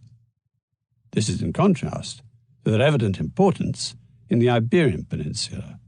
In Spain, King Alfonso I of Aragon had reconquered large territories from the Muslims and was attracted to the concept of military orders as a means to safeguard them. When he died childless in 1134, he willed his entire kingdom to the Templars, the Hospitallers, and the Church of the Holy Sepulchre in equal measures. But though the will was contested and adjusted, a settlement was reached with the Templars in 1143, which gave them 6 major castles in Aragon, a 10th of royal revenues, and a 5th of any lands in future conquered from the Muslims, turning the Templars into a major force in the Reconquista against the forces of Islam. The Templars were the first. The Hospitallers followed them into the Iberian Peninsula around 1150. Christian rulers of the Iberian Peninsula could call on greater numbers of local Christian troops than their counterparts in Outremer, where so much of the population had been converted to Islam or driven out by the Muslims. And so the Templars played a less significant role in battle than in the Middle East. Instead, the principal task of the Templars was to build castles along the frontiers to prevent Muslim incursions. The responsibility for defending Aragon and Catalonia rested largely on the Templars and the Hospitallers. But in the centre of the peninsula, the kings of Castile and Leon relied on homegrown military orders established for the most part during the 3rd quarter of the 12th century. Nevertheless, the Templars exercised considerable influence on these Spanish orders, which had been founded in direct imitation of their own order. The kings of Castile and Leon also entrusted the Templars with the overlordship of great tracts of underpopulated territory that fell to the Reconquista. The Templars played a similar role in the west of the Iberian Peninsula, where in the struggle against the Muslims a new nation was emerging, the independent Kingdom of Portugal. The Templars' commitment to the cause of the crusade against Islam made them perfect allies. At no cost to existing Portuguese resources, they were given anticipatory grants, so that as the frontier was extended against the Muslims during the 1130s and 1140s, the Templars acquired a share in newly recovered lands and were given control of border castles. Yet in Outremer, where the availability of local Christian troops was more limited than in Iberia, being that the military orders might have found a greater battle role, the Templars are reported in medieval sources to have been involved in only 3 military engagements between 1119 and the arrival of the Second Crusade in 1148. They were at a failed siege of Damascus in 1129. They took part in a campaign to defend an eastern outpost of the county of Tripoli, which met with defeat in 1137, and they were worsted in a skirmish at Hebron in 1139. The Templars did take over responsibility for guarding the passes into Antioch from Asia Minor through the Amanus Mountains, where they were put in charge of Bagras Castle in about 1136. Otherwise, the surviving record is silent on the early decades of the Templars in the East, though the mystery is probably better explained by the loss and destruction of sources than by a lack of Templar activity. Certainly, a section of opinion in the West was convinced, according to the chronicler Richard of Poitou, a monk of Cluny writing in 1153, that the Franks would long since have lost Jerusalem had it not been for the Templars. Templar origins, historical agendas. The Knights Templar would in time become one of the wealthiest and most powerful financial and military organizations in the medieval world. Yet there are holes in the historical record about their origins, And there are contradictions too. When were they founded? How many were there? What accounts for their meteoric rise? Part of the problem in finding the answers to these questions lies in the nature of the sources themselves. The earliest chronicler of Templar history was William, Archbishop of Tyre. Born into a French or Italian family at Jerusalem in about 1130, he studied Latin and probably Greek and Arabic there, before continuing his education from about 1146 to 1165 in France and Italy. After returning to Outremer, he wrote, among other works, a 23-volume history of the Middle East from the conquest of Jerusalem by Umar. This Historia Rerum in Partibus Transmarinus Gestarum, or History of Deeds Done Beyond the Sea, was begun around 1175 and remained unfinished at the time of William of Tyre's death in about 1186. Most of it concentrated on the First Crusade and subsequent political events within the Kingdom of Jerusalem, events from which William was not entirely detached, for he was involved in the highest affairs of both the kingdom and the church. And as Archbishop and contender for the office of Patriarch of Jerusalem, he was naturally jealous of any diminution of ecclesiastical authority, and so resentful of the Templars' independence and their rise to wealth and power. Two other early chroniclers were Michael the Syrian, Jacobite Patriarch of Antioch, who died in 1199, and Walter Map, Archdeacon of Oxford, who died in about 1209. But Michael was weak on matters outside his own experience and times, while Walter preferred a good story to sound historical inquiry, and moreover his prejudice against the Templars was fundamental, for he objected to the entire concept of an order of fighting monks. Despite his own bias against the Templars, William of Tyre is considered the most reliable of the three. He diligently sifted through sources to glean the facts about events that occurred before his time, and he made a point of interviewing surviving first-hand witnesses. All the same, William of Tyre did not even begin writing his history until the mid-1170s, that is, 55 years after the founding of the Templars, and there is no earlier source. The chroniclers of the First Crusade, men like Fulcher of Chartres, Baldric of Dole, Robert the Monk, and Gilbert de Nogent, had all completed their works within a decade of the reconquest of Jerusalem in 1099, and long before the foundation of the Templars in 1119. Or was it 1118?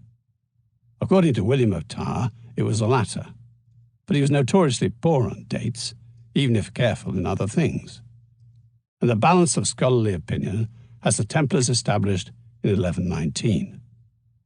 In whatever year it was, it does not seem to have occurred to anyone to write a first-hand account of the founding ceremony of the Templars in the Church of the Holy Sepulchre on Christmas Day. At the time, it did not register as a significant event. We do not even know how many founding members there really were. William of Tyre says there were 9, and names the two most prominent as Hugh of Paynes and Godfrey of Saint-Omer. Other sources also name Archambault of Saint-Aignan, Payan of Montdidier, André of Montbard, Geoffrey Bissot, a knight called Rosal or possibly Roland, another called Gondomar, and 2 more whose names have not survived. Moreover, William of Tyre maintains that even as late as the Council of Troyes in 1129, there were still only 9 Knights Templar. But why would only 9 men command such attention from the Council and the Pope? And why would Bernard of Clairvaux devote so much effort to praising their worth and propagating their fame? Indeed, in this case, Michael the Syrian seems to be more reliable, for he says there were 30 founding Templar Knights. Most likely there were very many more a decade later. Just as we owe it to William of Tyre that the Templars comprised only 9 members right up to 1129, so we also owe to him the claim that they were a poor and simple order throughout the early decades of their foundation. Certainly, the Templars look back on themselves in this idealistic way, so that in 1167, when they were very rich indeed, they adapted as their seal the two knights astride one horse. A self-image perhaps also derived from their ascetic Cistercian promoter in the West, Bernard of Clairvaux. Yet however humble the lives of the individual knights, the order itself was never indigent, not even at the start, when already it was receiving an income from the canons of the Church of the Holy Sepulchre, as well as significant donations from powerful French barons. But to portray the Templars as poor and humble and few in numbers in their early years gave William of Tyre a handy stick with which to beat them in his critical history. By the 1170s, according to William of Tyre, the Templars, quote, are said to have immense possessions both here and overseas, so that there is now not a province in the Christian world which has not bestowed upon the aforesaid brothers a portion of its goods. It is said today that their wealth is equal to the treasures of kings. William contrasts this state of affairs with the Templars' earlier simplicity, suggesting they have somehow betrayed themselves. But it seems that his real complaint is that their support in the West made them independent of any power in Outremer, particularly that of the Church, as represented by William, the Archbishop of Tyre, and would-be Patriarch of Jerusalem. Although they maintained their establishment honourably for a long time and fulfilled their vocation with sufficient prudence, later, because of the neglect of humility, they withdrew from the Patriarch of Jerusalem, by whom their order was founded and from whom they received their first benefices, and to whom they denied the obedience which their predecessors rendered. They have also taken away tithes and first fruits from God's churches, have disturbed their possessions, and have made themselves exceedingly troublesome. This was the beginning of the criticism the Templars would receive from sources whose interests they crossed. Some would call them saviours of the East and defenders of all Christendom. Others would find them troublesome and accuse them of arrogance, greed, secrecy, and deceit. Their destruction lay in their beginning. When there was no more East to save, the Templars would be doomed. The Second Crusade. The Templars emerge from the margins of history. The Christian states of Outremer enjoyed nearly half a century of security after the First Crusade, thanks to divisions among their Muslim neighbours, the Fatimids in Egypt, and the numerous Turkish-controlled statelets in Syria and Iraq, who often fought against one another. Occasionally there were clashes between the Franks and Muslims, but these were minor affairs and did not threaten the existence of Outremer. Indeed, Muslim princes made alliances with the Christians against their common enemies. The most important of these enemies was Zengi, a Seljuk Turk, who began his career in 1127, when, on behalf of the moribund Abbasid Caliphate in Baghdad, he made himself Atabeg, or governor, of Mosul in northern Iraq. By means of war and intimidation, Zengi soon extended his authority over much of Muslim Syria, and he would have taken Damascus too, but for an alliance between its Turkish ruler and King Fulk of Jerusalem. In the event, Zengi's greatest victory was his conquest of the county of Edessa in 1144. The first state founded by the Crusaders, Edessa was the first to fall, and Arab chroniclers later looked back on this triumph as the start of the jihad that would drive the Franks from the east. In the west, the loss of Edessa touched off the Second Crusade, a huge campaign by sea and land, this time led by two European kings. But the crusade may never have reached the Holy Land at all, had it not been for the Templars, and when unexpectedly it failed, they became convenient scapegoats. Yet against the gathering forces of the Muslim jihad, Outremer could not have survived, as it did for another 150 years, without the religious conviction and military prowess of the brotherhoods of Christian warriors. Muslim friends and allies. In 1138, the Arab diplomat and chronicler Usama ibn Munkid was sent by the Turkish governor of Damascus, Mu'in al-Din Unur, to Jerusalem to discuss with King Fulk the possibility of an alliance against Zengi, the Atabeg of Mosul. The Christian chronicler William of Tyre called Zengi, quote, a vicious man. and the Muslim inhabitants of Damascus agreed. They had learned something of his brutality during his unsuccessful siege of their city in 1135, and the mission to Jerusalem was sent with popular support. For 2 years, Usama travelled back and forth, negotiating an alliance and making friends. Zengi threatened Damascus again in 1140, but his fear of being caught in a pincer movement forced him to withdraw, an event celebrated later that year when Usama accompanied Mu'in al-Din Unur on a state visit to the Kingdom of Jerusalem. During the times he spent in Jerusalem, Usama became a close observer of the Franks and their ways, and wrote about them in his chronicle. He regarded the Franks as the enemies of God, and attached to almost every account of them some imprecation like, "May Allah's curse be upon them." But that was more a doctrinaire reaction to their faith than a true expression of his attitude towards them as a people. Of one knight in the army of King Fulk, whom Usama got to know well, he wrote, "He was of my intimate fellowship, and kept such constant company with me that he began to call me my brother. Between us were mutual bonds of amity and friendship." He admired Western medicine, and he was struck by the lack of restriction placed on their women by Frankish men. "The Franks are void of all zeal and jealousy. One of them may be walking along with his wife.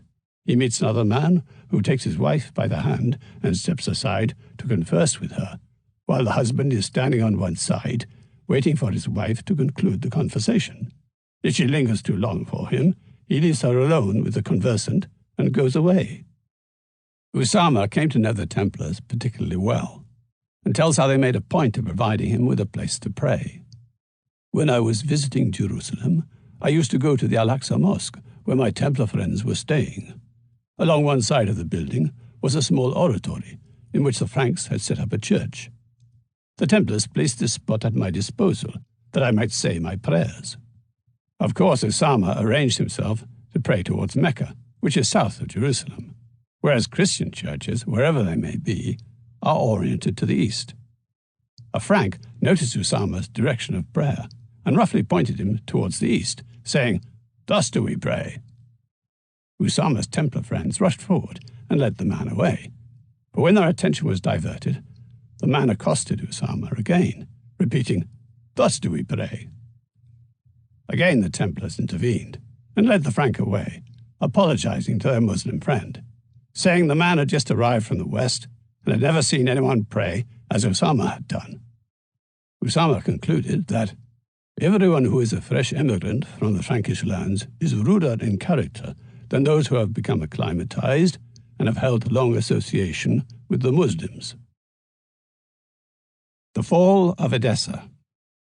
Unfortunately for the Franks, they were often engaged in petty quarrels among themselves, and when Zengi's large and powerful army turned its unwelcome attention upon Edessa in 1144, Outremer was divided. The Count of Edessa, Jocelyn II, was at odds with the Prince of Antioch. The Count of Tripoli was only vaguely interested in events so far to the east. And in Jerusalem, King Fulk had just died, leaving the government in the hands of Queen Melisande as regent for Baldwin III, their 13-year-old son. Consequently, Zengi found his attack opposed only by the negligible forces of Edessa itself. The other Crusader states fringed the Mediterranean, but Edessa was landlocked. It lay beyond the Euphrates, a day's ride east of the river. Its population was made up of Christians of the east, Chaldeans and Armenians, who were more devoted to trade than skilled in the use of arms.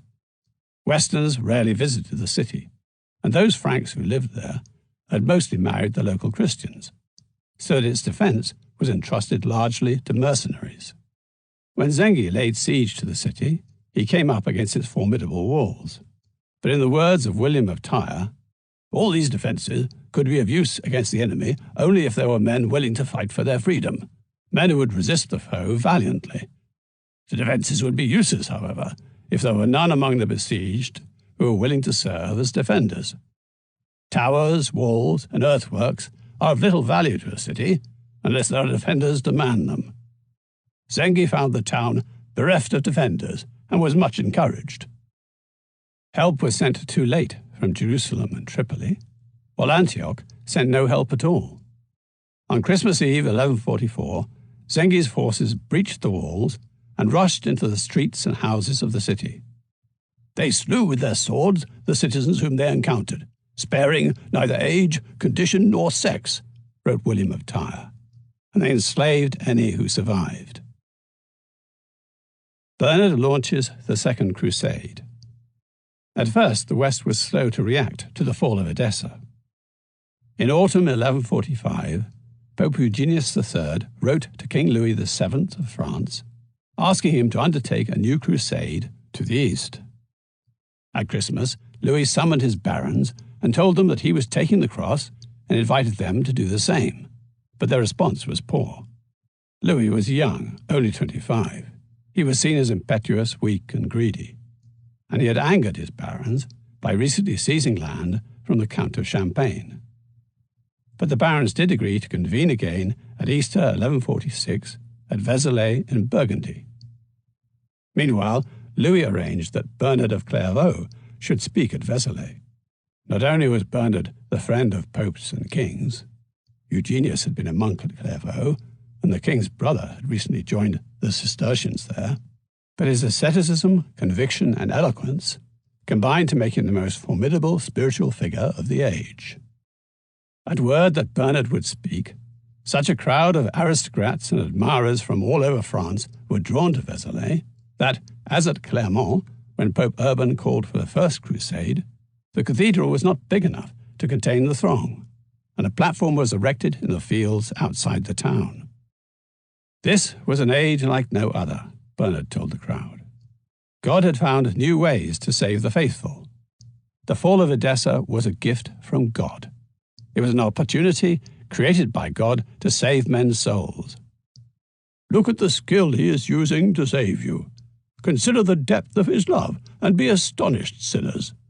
This is a plan not made by man, but proceeding from the heart of divine love. Amid the roars of Deus Revolt, so many came forward to take the cross that Bernard had to tear his own habit into strips.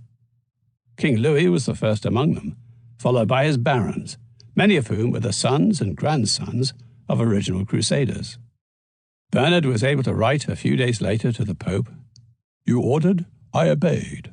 I opened my mouth, I spoke, and at once the crusaders have multiplied to infinity. Villages and towns are now deserted.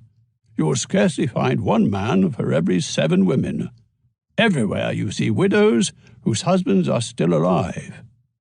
Bernard broadcast his message farther, travelling to the north of France and to Flanders, and addressing a letter to the people of England, explaining that Jesus, the Son of God, was losing the land in which he had walked among men for more than 30 years.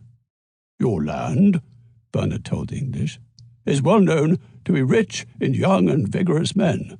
The world is full of their praises, and the renown of their courage is on the lips of all. Do not miss this opportunity. Take the sign of the cross. At once you will have indulgence for all the sins which you confess with a contrite heart. It does not cost you much to buy, and if you wear it with humility, you will find that it is the kingdom of heaven."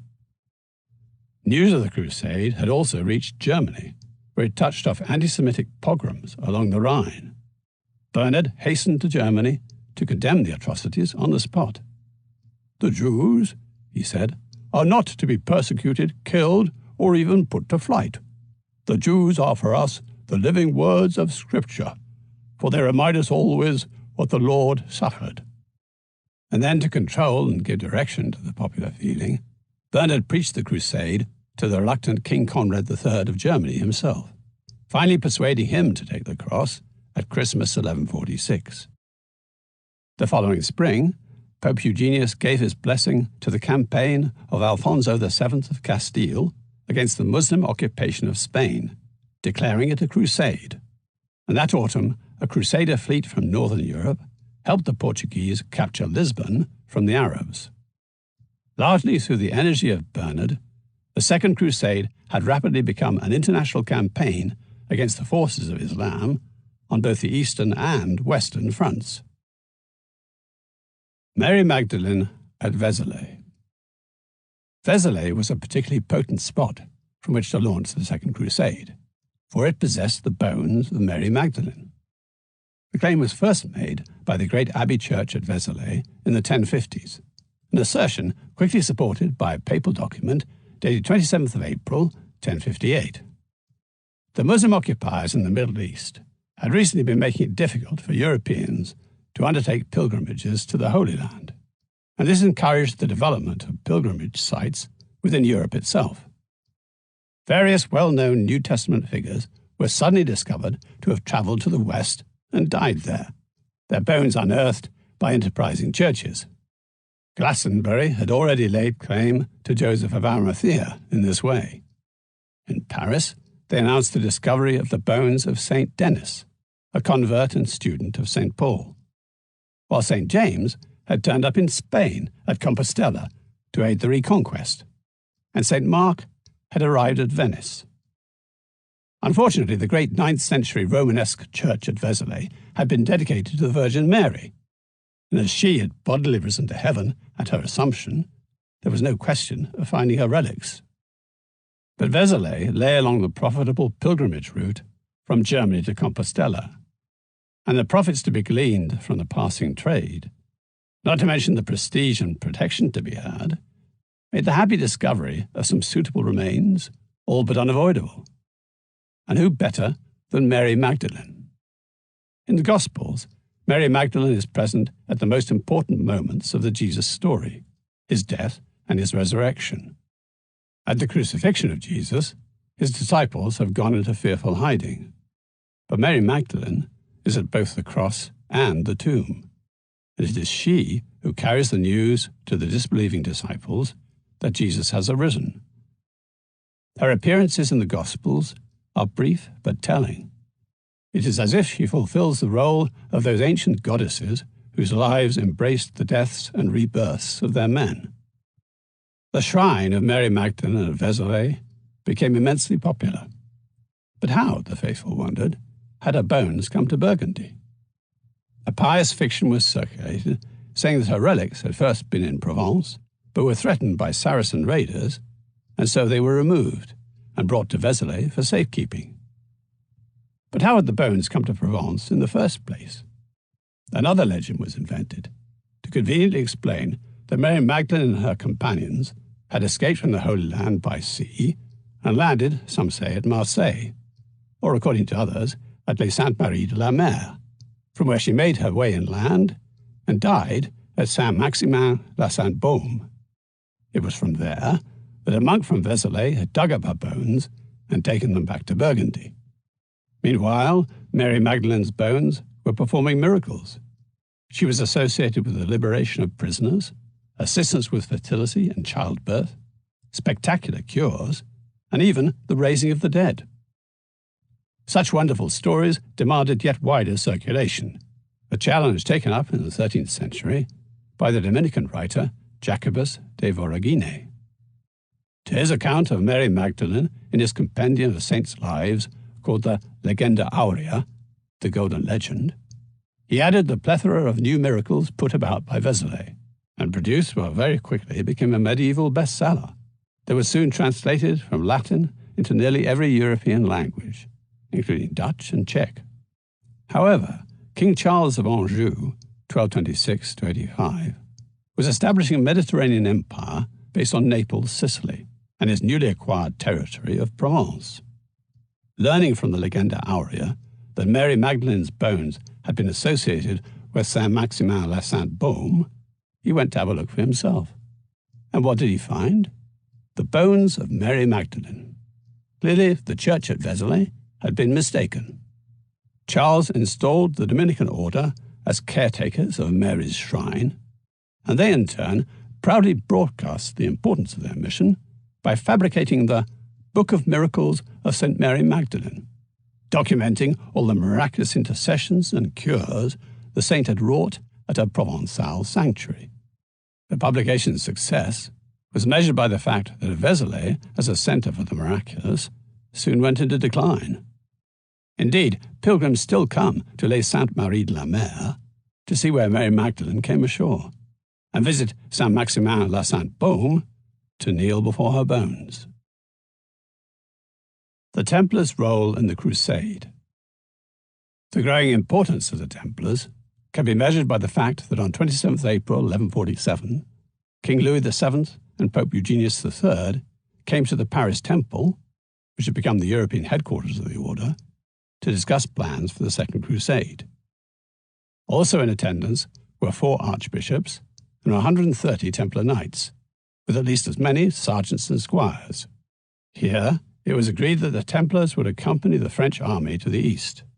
It was probably on this occasion that the Pope conferred on the Templars the right to emblazon their white robes with the Red Cross, symbolizing their willingness to die in defense of the Holy Land. The Pope also appointed the Templar treasurer to receive the tax that had been imposed on all church goods to finance the crusade. It was the start of a fateful relationship that would last for over a century and a half, with the Paris Temple serving in effect as the treasury of France. Everard des Barres, the master of the temple in France, was sent ahead to Constantinople by the king to negotiate with the Byzantine emperor Manuel I Comnenus for the passage of the French and German armies. This time they had not been invited, and in Constantinople the prospect of their approach was regarded with some skepticism and alarm. Moreover, the Byzantines were at war with Roger II, the Norman king of Sicily, and to cover their backs had recently agreed a treaty with the Seljuks. To the minds of those in the West, this accommodation with the infidel seemed treacherous, an attitude that deepened suspicions on both sides. Nevertheless, everything seemed set fair in September 1147, when Conrad's army arrived in Constantinople and was ferried across the Bosphorus, to be followed by Louis's army a month later. The Second Crusade had 2 armies marching through Byzantine territory, and a large northern European fleet was heading into the Mediterranean after capturing Lisbon from the Muslims. The first disaster struck in late October. Conrad led his army on the direct route across Asia Minor and straight up against the border of Seljuk territory, where at Dorylaeum on 25th October the Germans were heavily defeated by the Turks. The survivors, including Conrad himself, retreated to Nicaea, where they joined the French, who were following the safer coastal route. At Ephesus, Conrad fell ill and returned with his forces to Constantinople, while the French, inadequately provisioned by the Byzantines, marched up the Maeander Valley and eastwards against the advancing winter. Toiling through the narrow defiles of the Cadmus Mountains in early January 1148, the heavily armed French knights were easy prey for the Seljuks' light cavalry, with their talent for firing off arrows at full gallop. With his army on the verge of disintegration, King Louis surrendered his responsibilities to Everard des Barres, the Templar master, who divided the force into units, each under the command of a Templar knight whom they swore to obey absolutely. Thanks to the boldness and organization skills of the Templars, the army was led to safety at Attalia, modern Antalya, on the Mediterranean. But their ordeal was not yet over, for the expected Byzantine fleet was too small to take them all to the Holy Land. So only Louis and part of his army sailed east. The rest attempted to march overland through Seljuk lands, and most of them died on the way. By the time Louis arrived at Antioch early in March, the cost of supplies and shipping had been so great that he needed to borrow if he was to continue with the crusade. Abandoning his intention of retaking Edessa, Louis instead led his army southwards via Tripoli to Jerusalem, where he fulfilled his pilgrim's vow. Meanwhile dispatching Everard des Barres to Acre, where he raised enough money from Templar resources to cover the cost of the French expedition, a sum that was more than half the annual tax revenue of the French state. Fiasco at Damascus. Despite the French losses in Asia Minor, the crusading forces that finally arrived in the Holy Land were far from negligible, and added to these were the survivors of the German army, which had arrived by sea from Constantinople with Conrad. On 24th June 1148, the lords and military leaders then in Outremer attended a great council at Acre. Baldwin III, the 17-year-old King of Jerusalem, presided over the gathering, which included the Hospitallers and the Templars and the kings of Germany and France. Zengi was dead, but his son Nur al-Din controlled Aleppo in northern Syria, astride the route to Edessa, and Raymond of Antioch wanted to strike in that direction. Others spoke of Egypt, but the road south was blocked by Ascalon, a powerfully fortified city still in the hands of the Fatimids. The third possibility was Damascus, the one Muslim power in the region willing to ally with the Franks against Nur al-Din, a fact that might have deferred some in Outremer, but meant nothing to the new arrivals from the west. In any case, for the Frankish states of Outremer, perilously clinging to the Mediterranean seaboard, it was always a strategic necessity to extend their depth, to conquer Aleppo, Damascus, or Cairo. Damascus was a venerable and wealthy city, whose capture would give the Franks control over the crossroads of commerce and communications in the east. After vigorous discussion of these various plans of action, the Assembly finally decided to concentrate all the available forces of the Crusade against Damascus. The Second Crusade marched out from Galilee for Damascus in late July 1148. The army camped in a well-supplied position amid orchards and fresh-flowing water in front of the western walls, and prepared for the siege. But the orchards also served detachments of Damascenes who used their cover to make repeated sorties against the Crusaders. Louis and Conrad responded by switching their attack to the eastern walls, where there was open ground and they could deploy their heavy cavalry to greater effect. But the city walls were higher on this waterless desert side, and when the siege dragged on, the Crusaders had no choice but to withdraw. Without even fighting a battle, the Second Crusade was defeated, ending in a whimpering fiasco. 6 years later, Damascus fell to Nur al-Din, and the encirclement of Outremer by a united Muslim power began. The strategic importance of Damascus. If the Second Crusade proved a calamity for its failure to capture Damascus, the great error had already been committed half a century before, when Damascus was not seized by the First Crusade. Then the momentum was with the Franks, who had the men to do the job. But their ideological fixation on Jerusalem obscured the strategic reality. As it was, the Crusader states formed a long, thin line along the Mediterranean coast, from the Amarnas Mountains in the north to the Gulf of Aqaba in the south.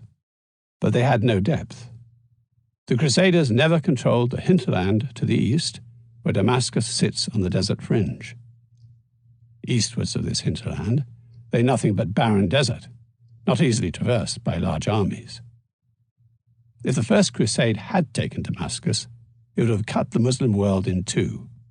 Instead, this hinterland became a highway for Muslim forces moving between Baghdad, Aleppo, Damascus, and eventually Cairo, who freely harassed Outremer all along its desert flank and kept the Christian forces permanently stretched.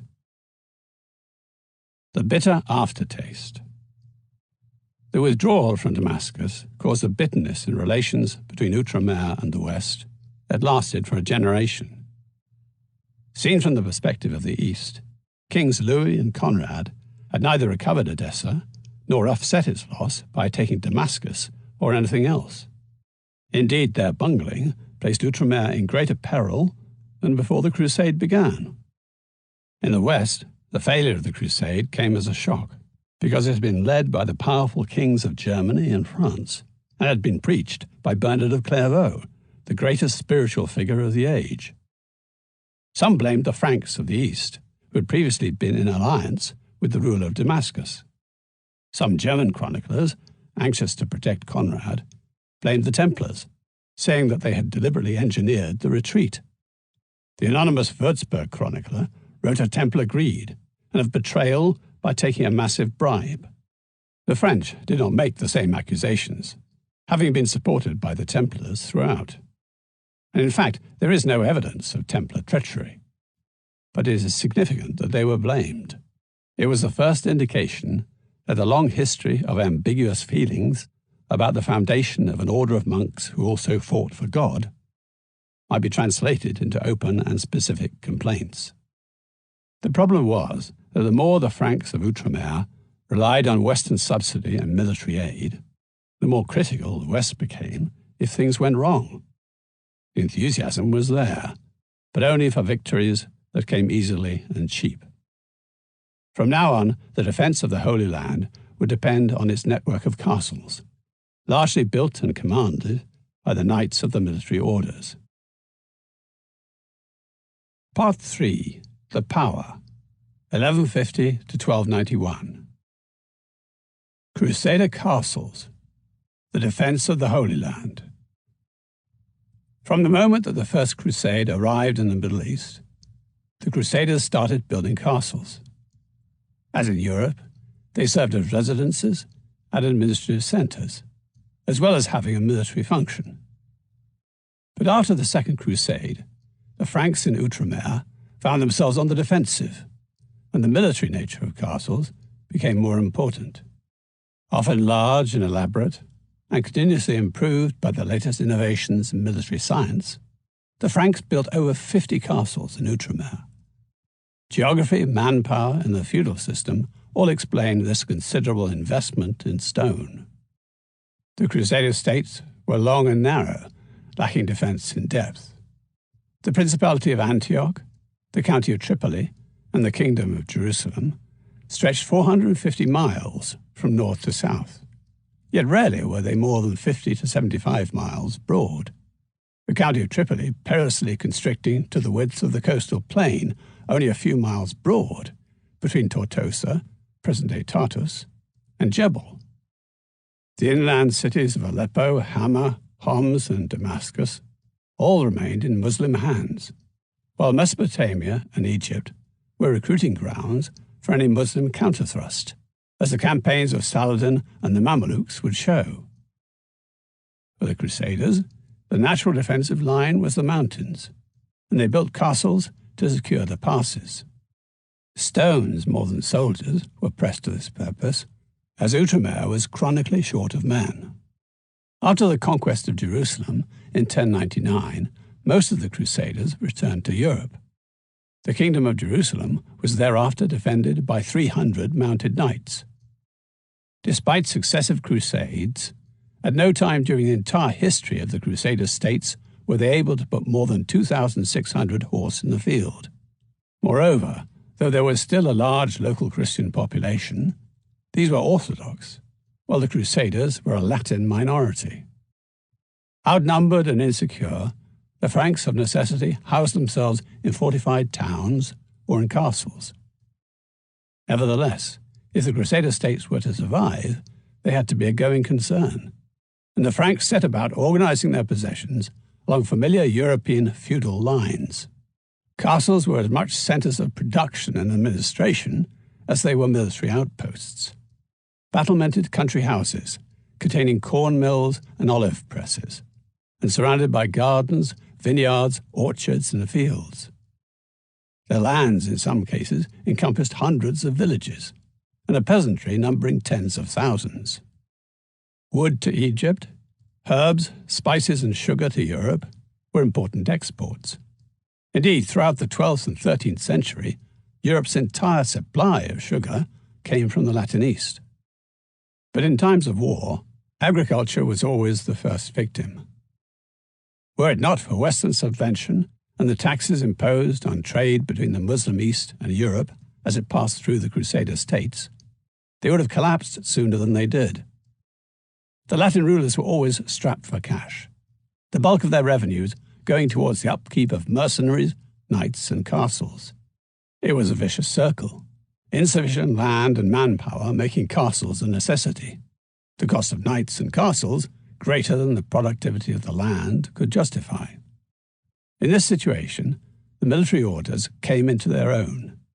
They had the resources, the independence, the dedication, the elements of their growing power. Structure of the Templars.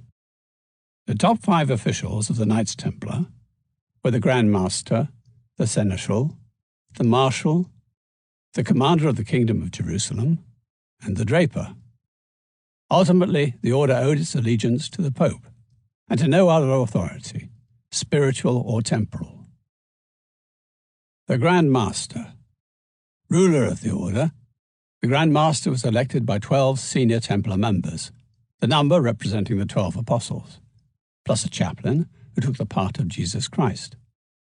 The Master had considerable, but not autocratic, powers. Grand Chapter, comprised of senior officials.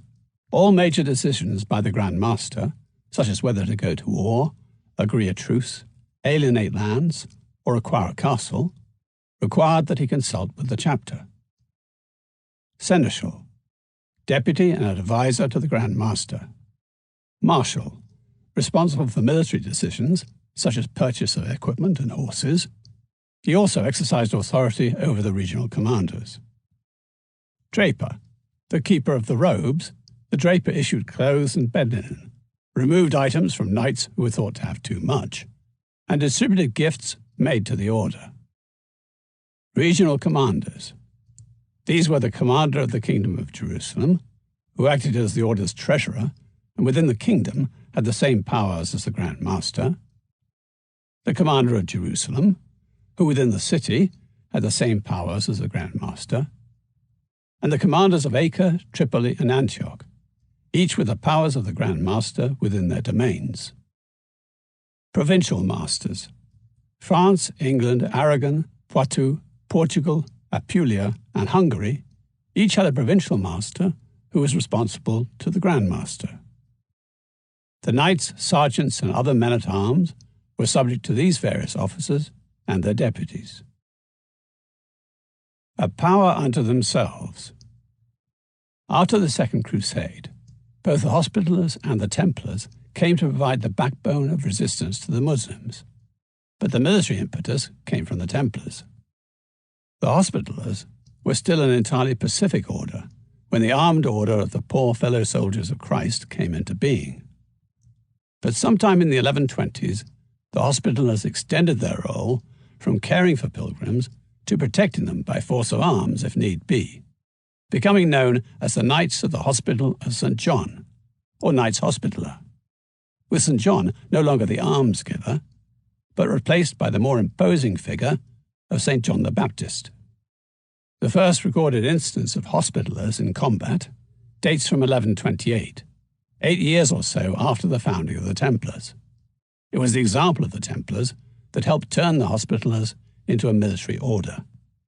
In due course, the military orders were put in possession of the great castles, a task for which they were perfectly suited. The frontier castles were remote, isolated, and lonely places. They did not appeal to the secular knighthood of Outremer, but the monastic vows of the military orders suited them to the dour life of castles where the innermost fortifications served as monasteries for the brothers. Their members were celibate, which made them easy to control, and they had no outside private interests. Superbly trained and highly disciplined, the Hospitallers and the Templars were led by commanders of considerable military ability. The capabilities of the orders generally stood in marked contrast to those of the lay institutions of Outremer. The orders owed direct responsibility to the papacy, placing them above not only local feudal quarrels, but the antagonisms of nations and their kings. As corporate bodies, the orders were everlasting, their numbers undiminished by disease or death. They were able to draw on an inexhaustible supply of young men of noble families in Europe, seeking to fulfill the moral and religious obligations of knighthood. Also, the Templars and the Hospitallers received donations of property in Europe, which soon made them wealthy. Each order levied its own taxes, had its own diplomatic service, and possessed its own fleet of ships. In effect, the Hospitallers and the Templars were states within the state. Very quickly, the undermanned and underfinanced Crusader states were selling or giving frontier fortresses to the orders. And by 1166, there were only 3 castles in the Kingdom of Jerusalem, which the military orders did not control. Costing the Templars. Every Templar was a highly trained and expensive mounted knight. Such a knight, in the second half of 12th century France, required 750 acres to equip and maintain himself as a mounted warrior. And a century later, that cost had quintupled to 3,750 acres. For a Templar knight operating overseas in the Holy Land, the costs were even greater, as much had to be imported, not least horses. Every Templar knight has 3 horses, and because they fell victim to warfare and disease, and had a lifespan of only 20 years, they needed to be renewed at a rate greater than local breeding allowed. The cost of horses rose 6-fold from the 12th to the 13th centuries. Moreover, horses consumed 5 or 6 times as much as a man, and required feeding whether or not they were in use. A bad harvest in the east, and urgent food supplies had to be shipped in for men and horses alike. Each Templar also had a squire to help look after the horses. And in addition, there were sergeants, more lightly armed than knights, who each had a horse but acted as their own squires. Sergeants were often locally recruited and wore a brown or black tunic instead of white. In fact, for every Templar knight, there were about 9 others serving in support, whether as squires, sergeants, or other forms of help. This is not much different from modern warfare, in which every frontline soldier is backed up by 4 or 5 who never see combat, not to mention the many thousands of civilians producing weapons and equipment and providing clothing, food, and transport. Growing responsibilities increased Templar costs immensely. As secular lords found themselves unable to maintain and defend their castles and their fiefs, they handed these responsibilities over to the military orders. According to Benedict of Avignon, a Benedictine abbot visiting the Holy Land in the 1240s, the Templars spent 1,100,000 Saracen bezants in 2.5 years on rebuilding their castle of Safed. This at a time when a knight in Acre could live well on 500 Saracen bezants a year, and continued to spend 40,000 Saracen bezants in each following year on the day-to-day running of the castle. Safed had a complement of 50 Templar knights, 30 mounted sergeants, as well as 50 mounted archers, 300 crossbowmen, 820 engineers and other serving men, plus 400 slaves. 1,650 people, which in wartime increased to 2,200, all of whom had to be housed, fed, armed, and kept supplied in various ways. Only their vast holdings in Outremer, and more especially in the west, permitted the Templars to operate on such a scale, and recover after losses and setbacks to continue the defence of the Holy Land. Templar castles.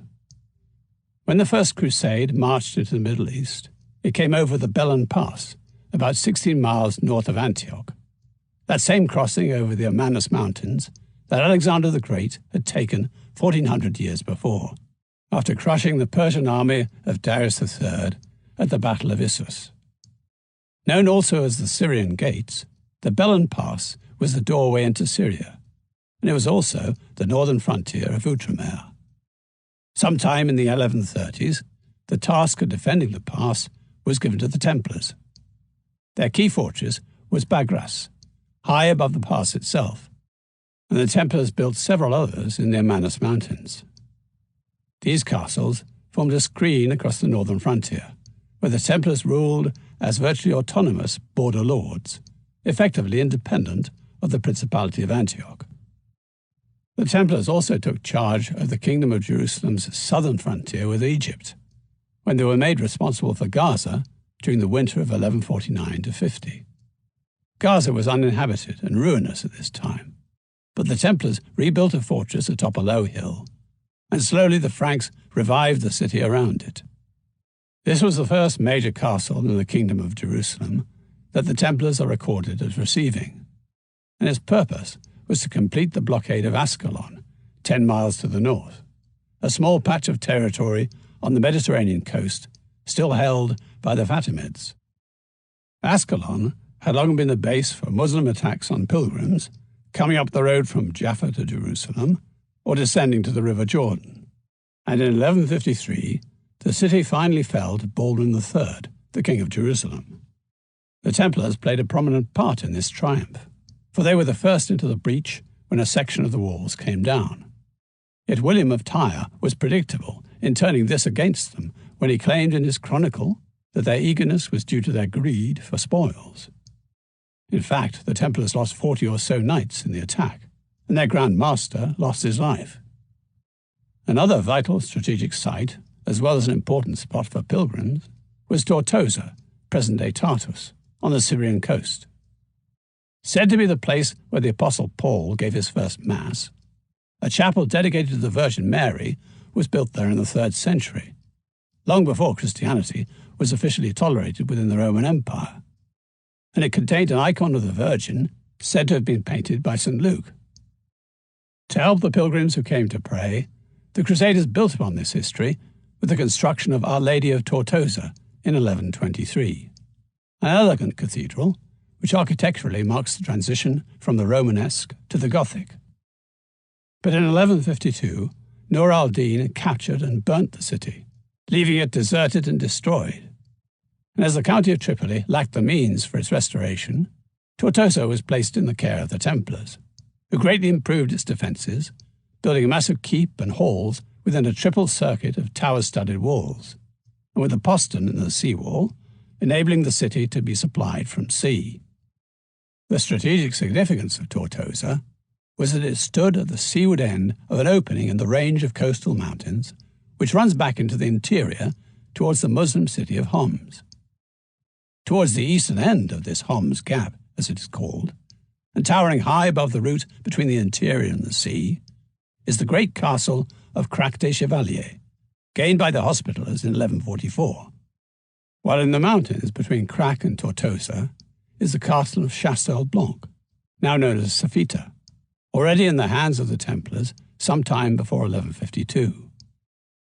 From the roof of the massive keep at Chastel-Blanc can be seen both Crac des Chevaliers to the east and the Templar castle of Alarima to the west, on the Mediterranean coast just south of Tortosa. In short, the Templars, together with the Hospitallers, entirely controlled the one important route between the interior of Syria and the sea. Moreover, they did so with sovereign rights within their territories, having been granted full lordship over the population of their estates, the right to share in the spoils of battle, and the freedom to have independent dealings with neighbouring Muslim powers. In the 1160s, the Templars took over further castles, this time across the Jordan River at Ahamant, present-day Amman, and in Galilee at Safed, also called Safed, to which was added Chastelet in 1178. Gaza, Ahamant, Safed, and Chastelet were all within the Kingdom of Jerusalem, but close to its borders, where they served defensive purposes.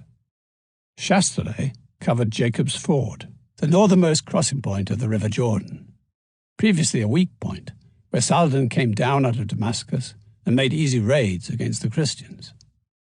So alarmed was Saladin when the Templars installed themselves at Chastelet that he immediately attacked, failing in his first attempt in June 1179, but 2 months later storming the castle and taking 700 prisoners, whom he then slaughtered, although the Templar commander threw himself to his death to avoid capture. More centrally placed was La Fèvre, at the crossroads of the route between Jerusalem and Acre via Galilee. Acquired by the Templars in about 1170, it served as a major depot for arms, tools, and food, and it housed a large garrison. It was later the launching point for the expedition that led to the disastrous defeat at the Springs of Cresson on 1st of May 1187, a foreboding of the catastrophe at Hattin.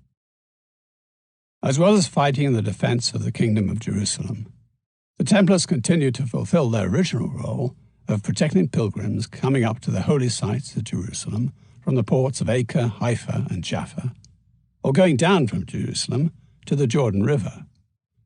One of the duties of the Templar commander in Jerusalem was to keep 10 knights in reserve to accompany pilgrims to the Jordan, and to provide a string of pack animals to carry food and exhausted travellers. The Templars had a castle overlooking the site at the Jordan River where Jesus had been baptized, to protect not only pilgrims, but also the local monks, after 6 of them were gratuitously murdered by Zengi. The acquisition of castles was accompanied by lands, which helped to support them, especially around Bagras, Tortosa, and Safed. In these areas, the Templars held many villages, mills, and much agricultural land. The details are lacking because of the destruction of the Templar archives on Cyprus by the Ottoman Turks in the 16th century. But from what can be pieced together, it seems that the orders between them, the Hospitallers and the Templars, may have held nearly a fifth of the lands in Outremer by the middle of the century. And by 1188, the year of the Battle of Hattin, something like a third. Merchant bankers, Europe's original financiers. The Templars became Europe's first bankers, a development unintended and unforeseen, yet one that arose naturally out of their situation. From their inception, the Templars were an international organization.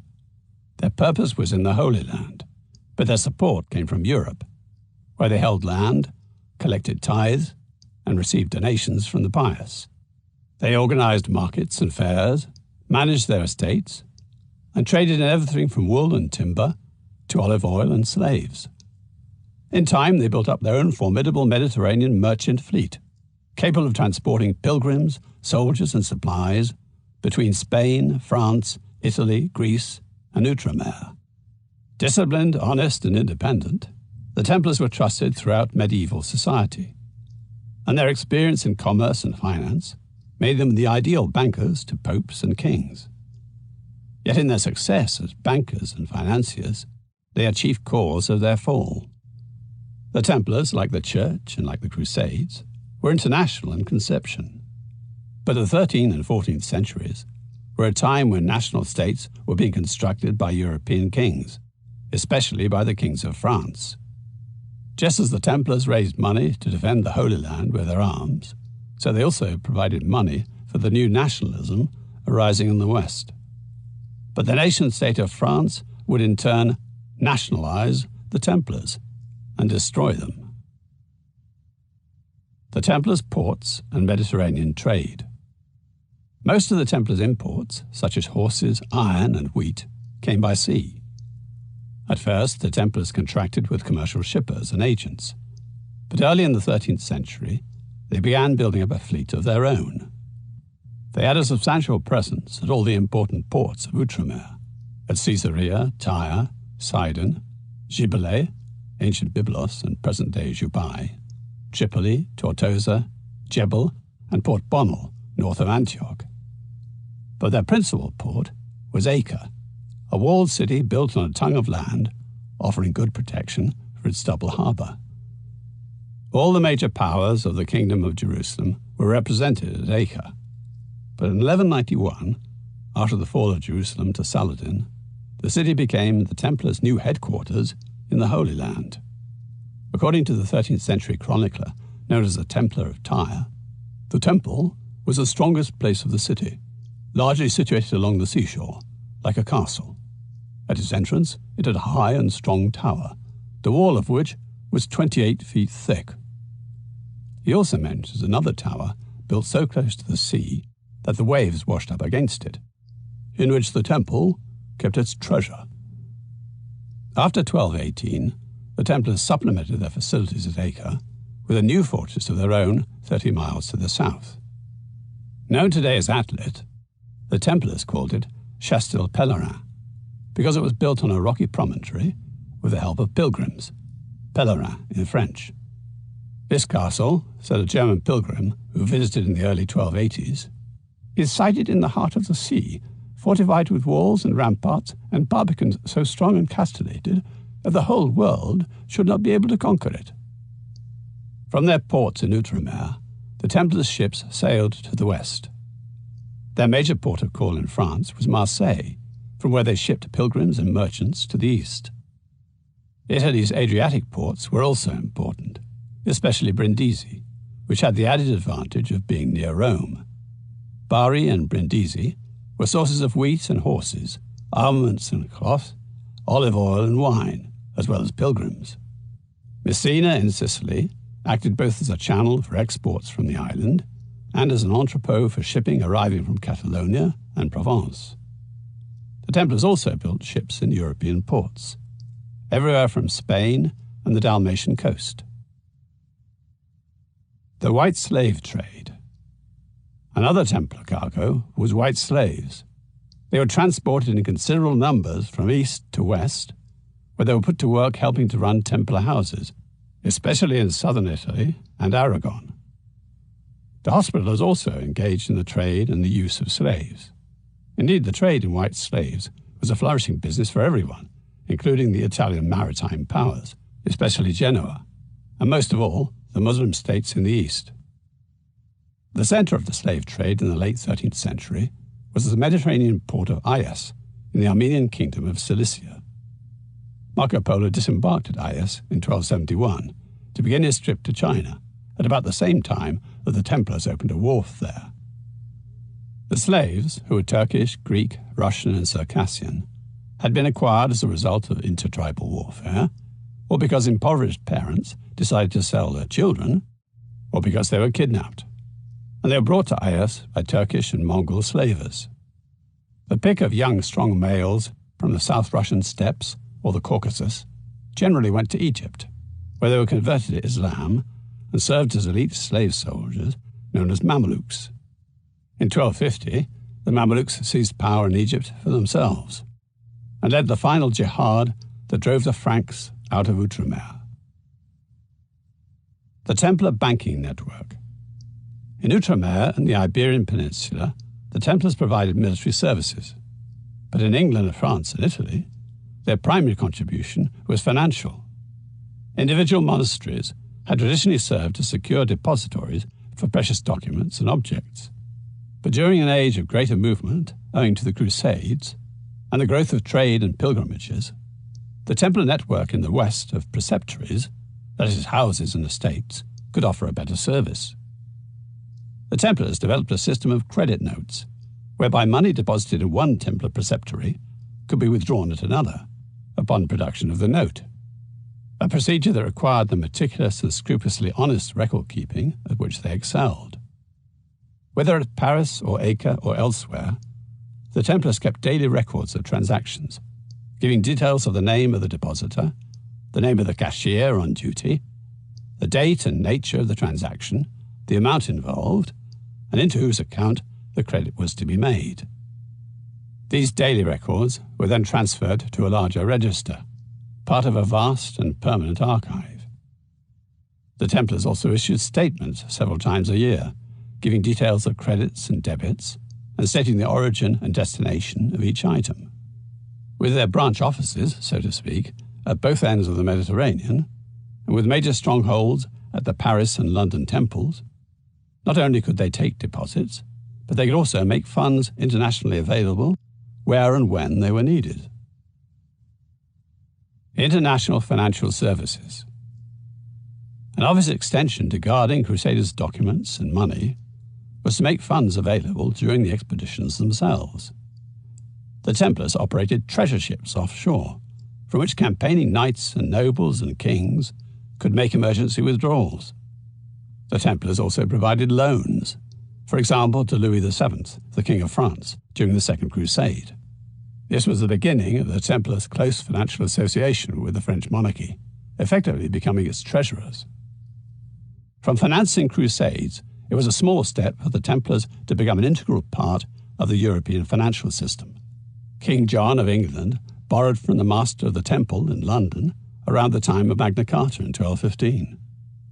After the Fourth Crusade, in which Latins overthrew the Byzantine emperors and put a Frenchman on the throne instead, the Latin Emperor Baldwin II borrowed an immense sum which was secured against the True Cross. As part of their integral relationship with the European financial system, the Templars also became involved in the web that Italian merchants and bankers had spun across Europe and the Levant. In return for these services, the Templars received various privileges and concessions. By papal bull and the decrees of French and English kings, the Templars were given full jurisdiction over their estates and their inhabitants. They also obtained royal consent to organise weekly agricultural markets and annual fairs, which formed a focus for local trade, and brought much income to the order, both from the dues paid by those taking part and through boosting the local economy generally. Combining agriculture with capital, the Templars were notably successful in the commercial exploitation of their estates, as in sheep farming in England, for example, which in combination with the Templars' ability to provide credit, turned them into major suppliers of wool. Not least among the benefits they obtained was the unimpeded export of goods and funds from the west to Outremer. Additionally, the Templars made profits on currency conversions and imposed charges on their services. Though not always openly stated in documents, they charged interest on loans, sometimes under the name of expenses, to get round medieval scruples against interest, though sometimes they felt bold enough to declare that too. In 1274, for example, Edward I of England repaid the Templars the sum of 27,974 livres tournois, together with 5,333 livres, 6 sous, 8 deniers for, quote, administration, expenses, and interest. The total cost of the loan approaching 20%. The Paris and London Temples. The Paris Temple was the Templar headquarters in France. Built on land acquired by the Templars in the 1140s, nothing of it survives today, and is remembered only by a street name in the Quartier du Temple, the northern part of the Marais district of the city. But from the 12th to the 14th century, it was one of the key financial centres of northwest Europe. The temple was located to the north of the city walls and was fortified with a perimeter wall and towers. Inside, there was an impressive array of buildings, and in the late 13th century, the Templars added a powerful keep about 165 feet high, nearly twice as high as the White Tower, the keep at the centre of the Tower of London. This Templar keep in Paris was the heart of the Templar Bank, and it was also effectively the treasury of the kings of France. During the French Revolution, it served as a prison for Louis XVI and Marie Antoinette. It was from the keep that the king was led out to his execution.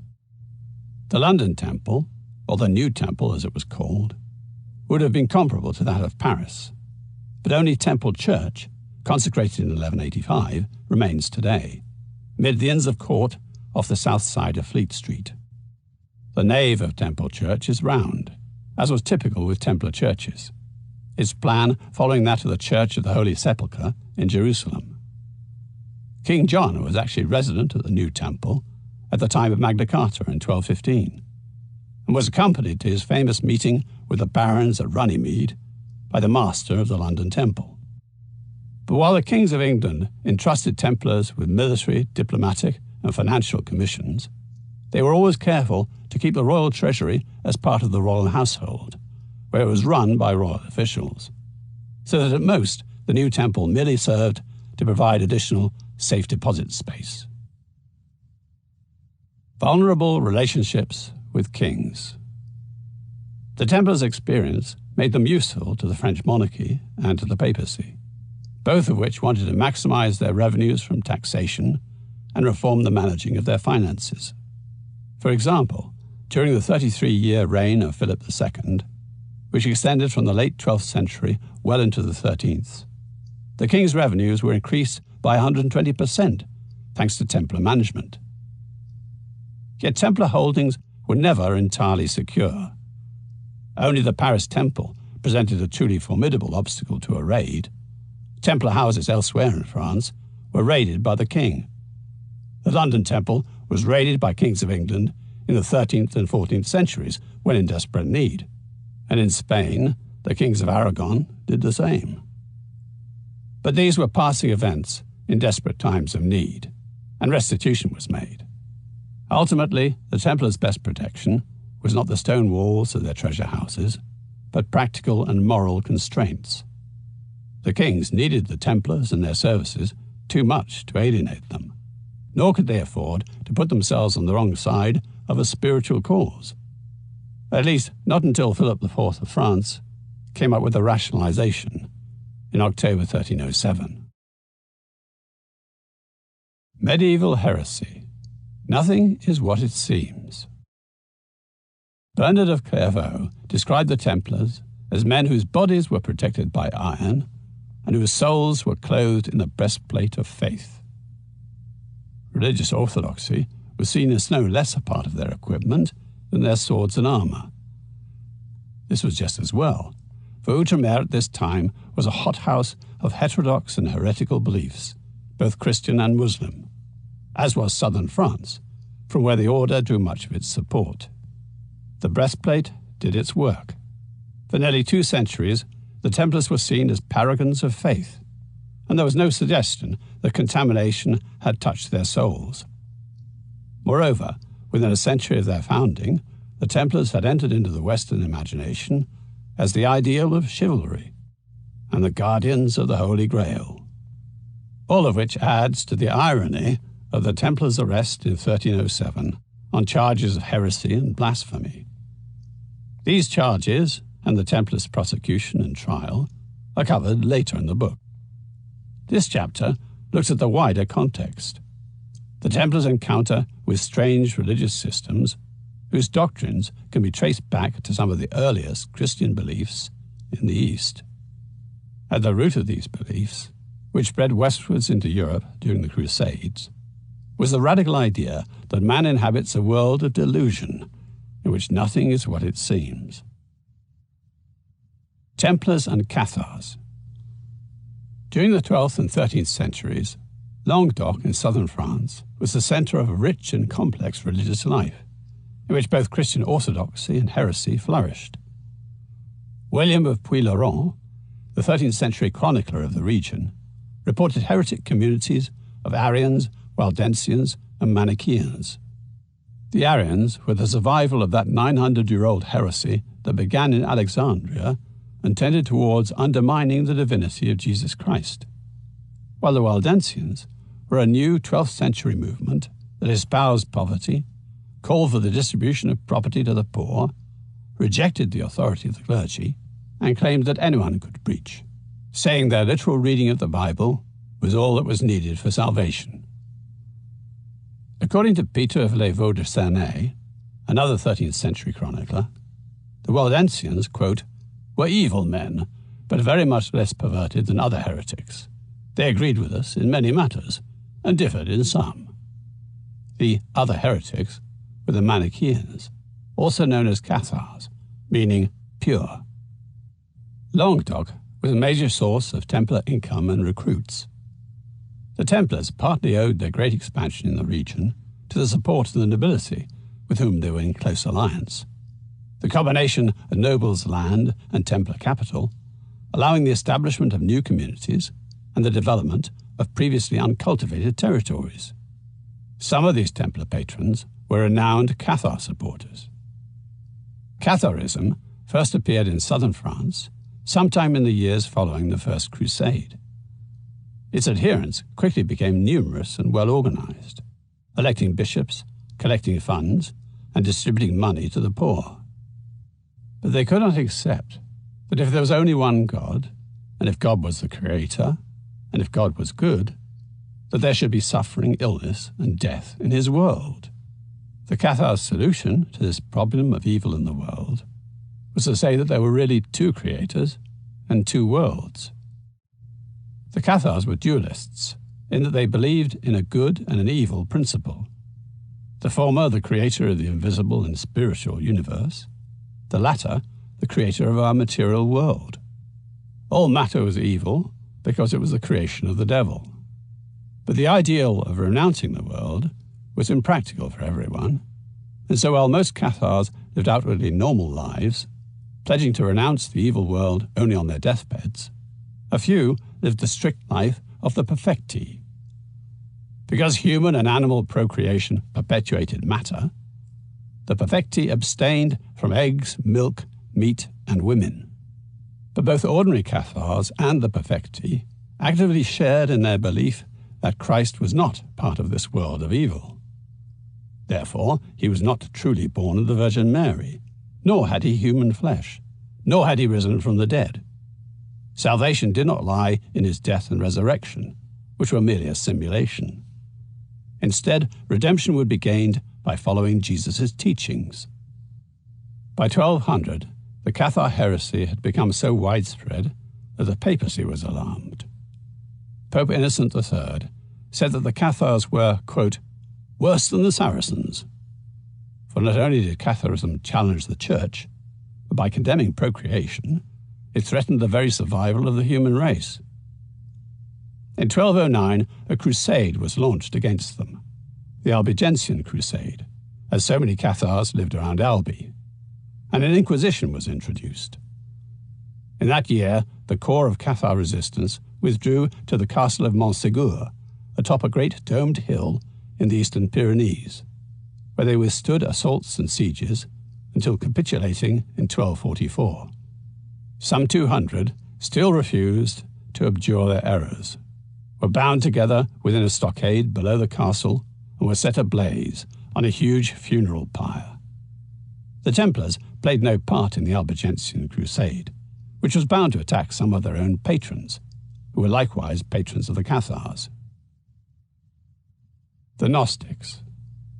The origins of Cathar dualism lay in the East, where it can be traced back to the Christian Gnostics who flourished in the 2nd and 3rd centuries AD, all round the shores of the Eastern Mediterranean, in Egypt, Syria, and Palestine, and perhaps also in Asia Minor and Greece.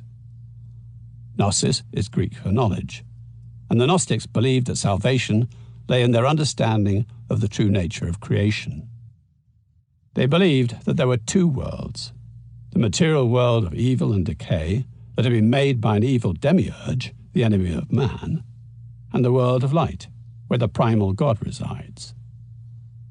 One of the most prominent Gnostics was Valentinus, who flourished around AD 140 in Alexandria and Rome. He claimed to possess the true knowledge of how the world had been created and how evil had come into being, a story that he introduced to his followers in terms of a cosmic myth. He conceived of a primal God, the center of a divine harmony, who sends out manifestations of himself in pairs of male and female. Each pair was inferior to its predecessor, and Sophia, the female of the 30th pair, was the least perfect of all. She showed her imperfection not, like the angel Lucifer, by rebelling against God, but by desiring too ardently to be united to him, so that she fell through love, and the universe is formed out of her agony and remorse.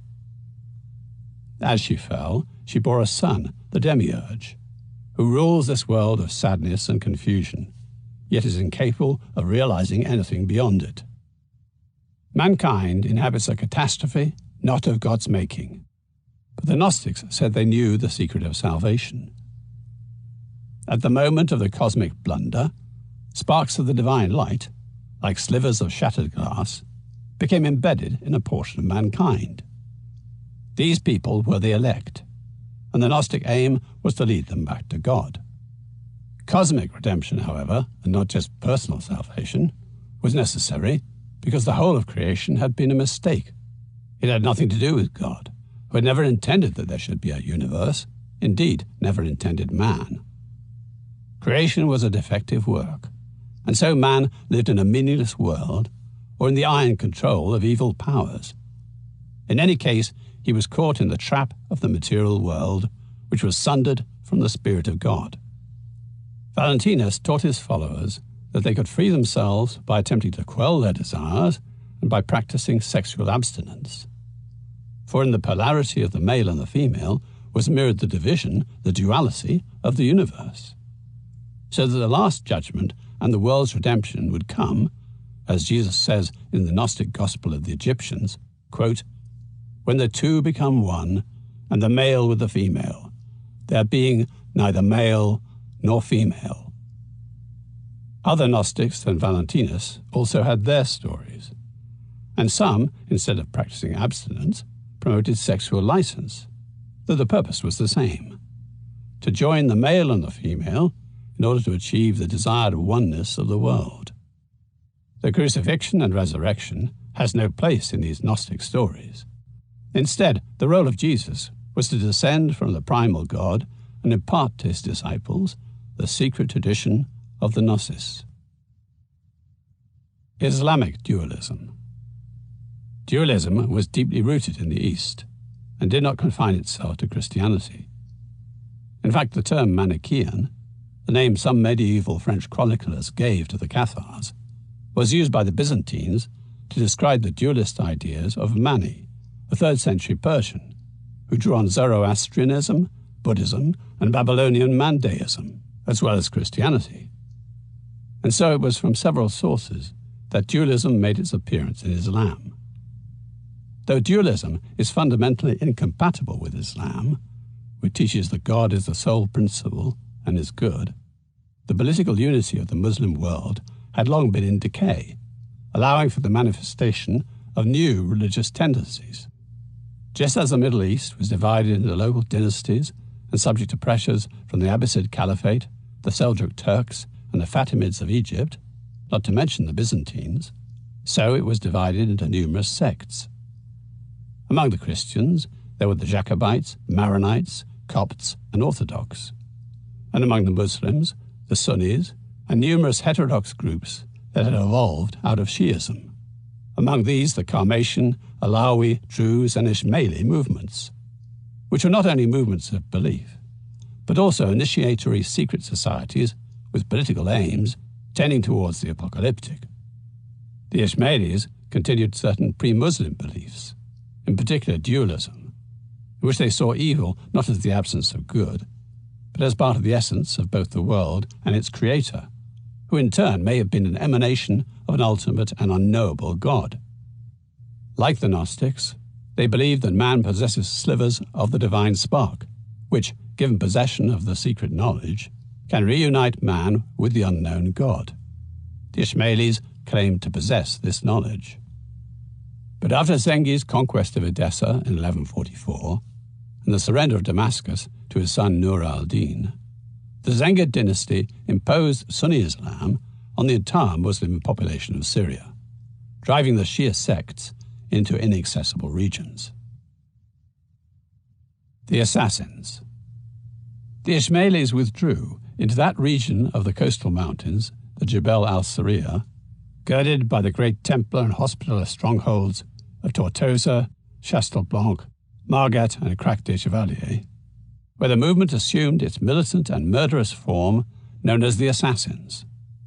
From such strongholds as Al-Uleika, Kadmus, Kalat al-Kaf, and especially Masayaf, headquarters of the Assassins' leader, the Sheikh al-Jabal, the old man of the mountain, they employed a strategy of assassination to influence and control anyone, mostly Sunni Muslims, but sometimes also Christians, who might threaten their independence. The Assassins' particular glimpse of divine knowledge was described by Marco Polo, who encountered a branch at Alamut in Persia.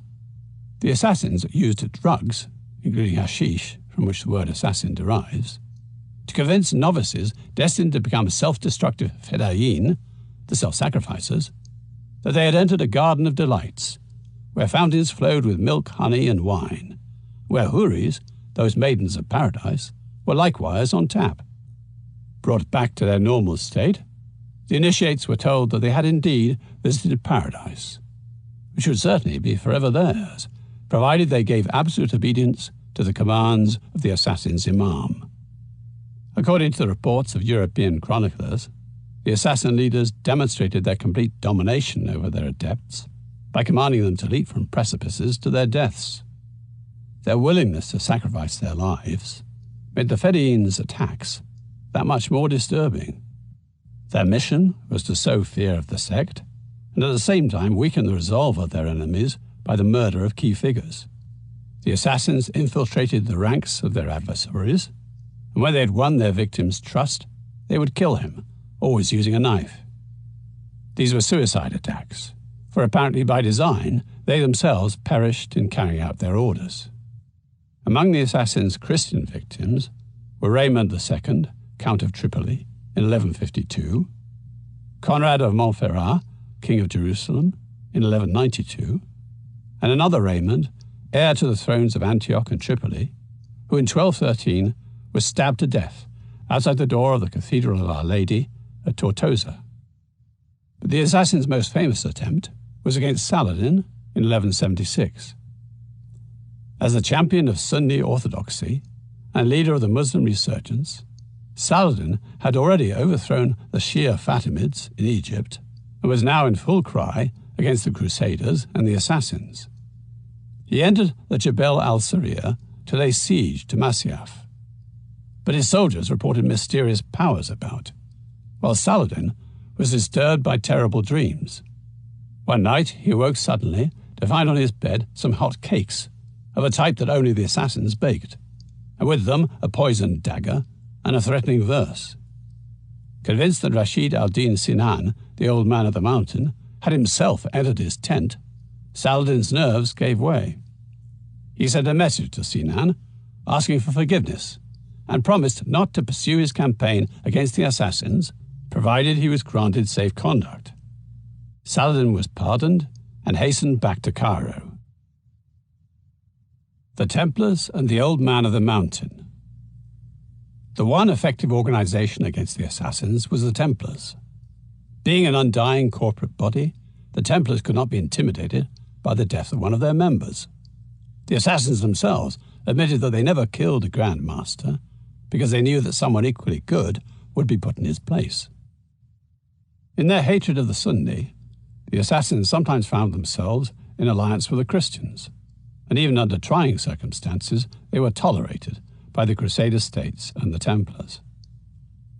After the assassins murdered Raymond II, the Count of Tripoli, in 1152, for no reason that anyone could figure out, unless they had been hired by Raymond's wife, the Templars threatened to go after the assassins, who readily agreed to pay an annual tribute of 2,000 bezants as a form of protection money. The assassins and the Christians shared a common enemy, and it was in their interest to keep the peace with one another. But on one significant occasion, the Templars' distrust of the assassins led them to oppose the policy of King Amalric of Jerusalem, who had entered into talks with the Old Man of the Mountain. The Ismailis had always seen their leaders as the embodiment of emanations flowing from the unknowable God. But in 1164, in an apocalyptic moment, Rashid al-Din Sinan openly renounced Islam and declared that the resurrection had arrived. The contemporary Syrian chronicler Kamal al-Din described scenes of wild frenzy in the Jebel al-Sarir, where men and women mingled in drinking sessions. No man abstained from his sister or daughter. The women wore men's clothes, and one of them declared that Sinan was God. In fact, the divine status accorded to the Old Man of the Mountain was general, according to the Spanish Muslim traveller Ibn Jubayr, who wrote that all his followers treated him as God. It was 9 years after these events, in 1173, that Amalric attempted to negotiate an alliance with Sinan, one of its conditions being that the assassins would convert to Christianity. But as Sinan's envoy was returning from Jerusalem to Masyaf, bearing a safe conduct from Amalric, he was ambushed and killed by some Templar knights. Only with the greatest difficulty was Amalric able to persuade Sinan that the attack was not of his doing. Meanwhile, he accused the Templars of treason and of bringing the kingdom to the edge of ruin by destroying the chance of an advantageous alliance. The chronicler William of Tyre implied that the murder was prompted by a financial motive, for peace would have meant an end to the tribute paid by the assassins to the Templars. Another chronicler, Walter Map, wrote that the Templars killed the envoy, quote, lest it is said the belief of the infidels should be done away and peace and union reign. In other words, war justified the existence of the Templars, who feared the outbreak of peace. The argument of Templar greed is typical of William of Tyre, for the order did not need the assassin's tribute. However, the Templars were lightly concerned that King Amalric was being duped, for they understood that whatever religion the assassins professed, it would be no more than an outer garment, just as Islam had been an outer garment, as the assassins saw this world as mere illusion, and despite any conversion to Christianity, their inner and secret beliefs would remain, The Templars controlled important castles adjacent to the assassin enclave, castles that also controlled the passes to the yet more dangerous Sunni-held interior. And to have let their guard down on the word of such a sect would have been grossly irresponsible, and cost the Templars their credibility in the West. In the event, the negotiations were never resumed. After Amalric died in 1174, Raymond III, Count of Tripoli, was made regent, and as his own father had been murdered by the assassins, he shared the Templars' distrust. Saladin and the Templars. The view from the Temple Mount. In the decades following the Second Crusade, visitors to the Temple Mount were impressed with how it was being developed by the Knights Templar. After prayers at the Church of the Holy Sepulchre, with its chapels associated with the crucifixion and burial of Jesus and the discovery of the true cross, pilgrims walked to the Temple Mount, entering through the western gate near the south side of the Dome of the Rock, the Templum Domini, or Temple of the Lord, a church served by canons of the Augustinian order. On the outer court, the canons and Templars had built houses and planted gardens. According to Theodoric, a German pilgrim who wrote about his visit to the Holy Land in 1172, the Temple of the Lord bore an inscription that read, "The house of the Lord is well built upon a firm rock," but that as pilgrims were in the habit of chipping away bits of the holy rock, its surface had to be paved with marble, and it was cordoned off by a tall and beautifully worked wrought iron screen, which was put up between the encircling columns. From the Temple of the Lord, continued Theodoric, the pilgrims made their way south to the Templar headquarters at the Al-Aqsa Mosque, or rather what he called the Palace of Solomon, which is oblong and supported by columns within like a church, and at the end is round like a sanctuary and covered by a great round dome. This building, with all its appurtenances, has passed into the hands of the Knights Templar, who dwell in it and in the other buildings connected with it, having many magazines of arms, clothing, and food in it, and are ever on the watch to guard and protect the country. They have below them stables for horses built by King Solomon himself in the days of old, adjoining the palace, a wondrous and intricate building resting on piers and containing an endless complication of arches and vaults, which stable, we declare, according to our reckoning, could take in 10,000 horses with their grooms. No man could send an arrow from one end of the building to the other, either lengthways or crossways, at one shot with the Balearic bow. Above, it abounds with rooms, solar chambers, and buildings suitable for all manner of uses. Those who walk upon the roof of it find an abundance of gardens, courtyards, antechambers, vestibules, and rainwater cisterns, while down below it contains a wonderful number of baths, storehouses, granaries, and magazines for the storage of wood and other needful provisions. The southern part of the Temple Mount had therefore become the combined administrative, military, and religious headquarters of the Templars, with a vast stable underneath. The Grand Master had his chambers there, and was attended by his entourage, which included a chaplain, 2 knights, a clerk, a sergeant, a Muslim scribe to act as an interpreter, as well as servants and a cook. The seneschal, the marshal, the commander of the Kingdom of Jerusalem, and the draper were also here, along with their attendants. In addition, there were about 300 Templar knights and 1,000 sergeants in the Kingdom of Jerusalem, as well as the native Syrian light cavalry called Turcopoles, who were employed by the order, and numerous auxiliaries, including grooms, blacksmiths, armourers, and stonemasons, and many of these would have been quartered on the Temple Mount. The Temple Mount was a busy place, yet at its heart it was as silent as any monastery, for the Templars followed the canonical hours like any Cistercian or Benedictine monk, rising at 4 for matins and retiring to bed after compline, attending regular services and prayers in between, eating their meals in silence while listening to readings from the Bible, and otherwise caring for their horses. The so-called Stables of Solomon were in fact a substructure of vaults and arches built by Herod to extend the platform of the mount, and later reconstruction work was undertaken by the Umayyads and the Templars.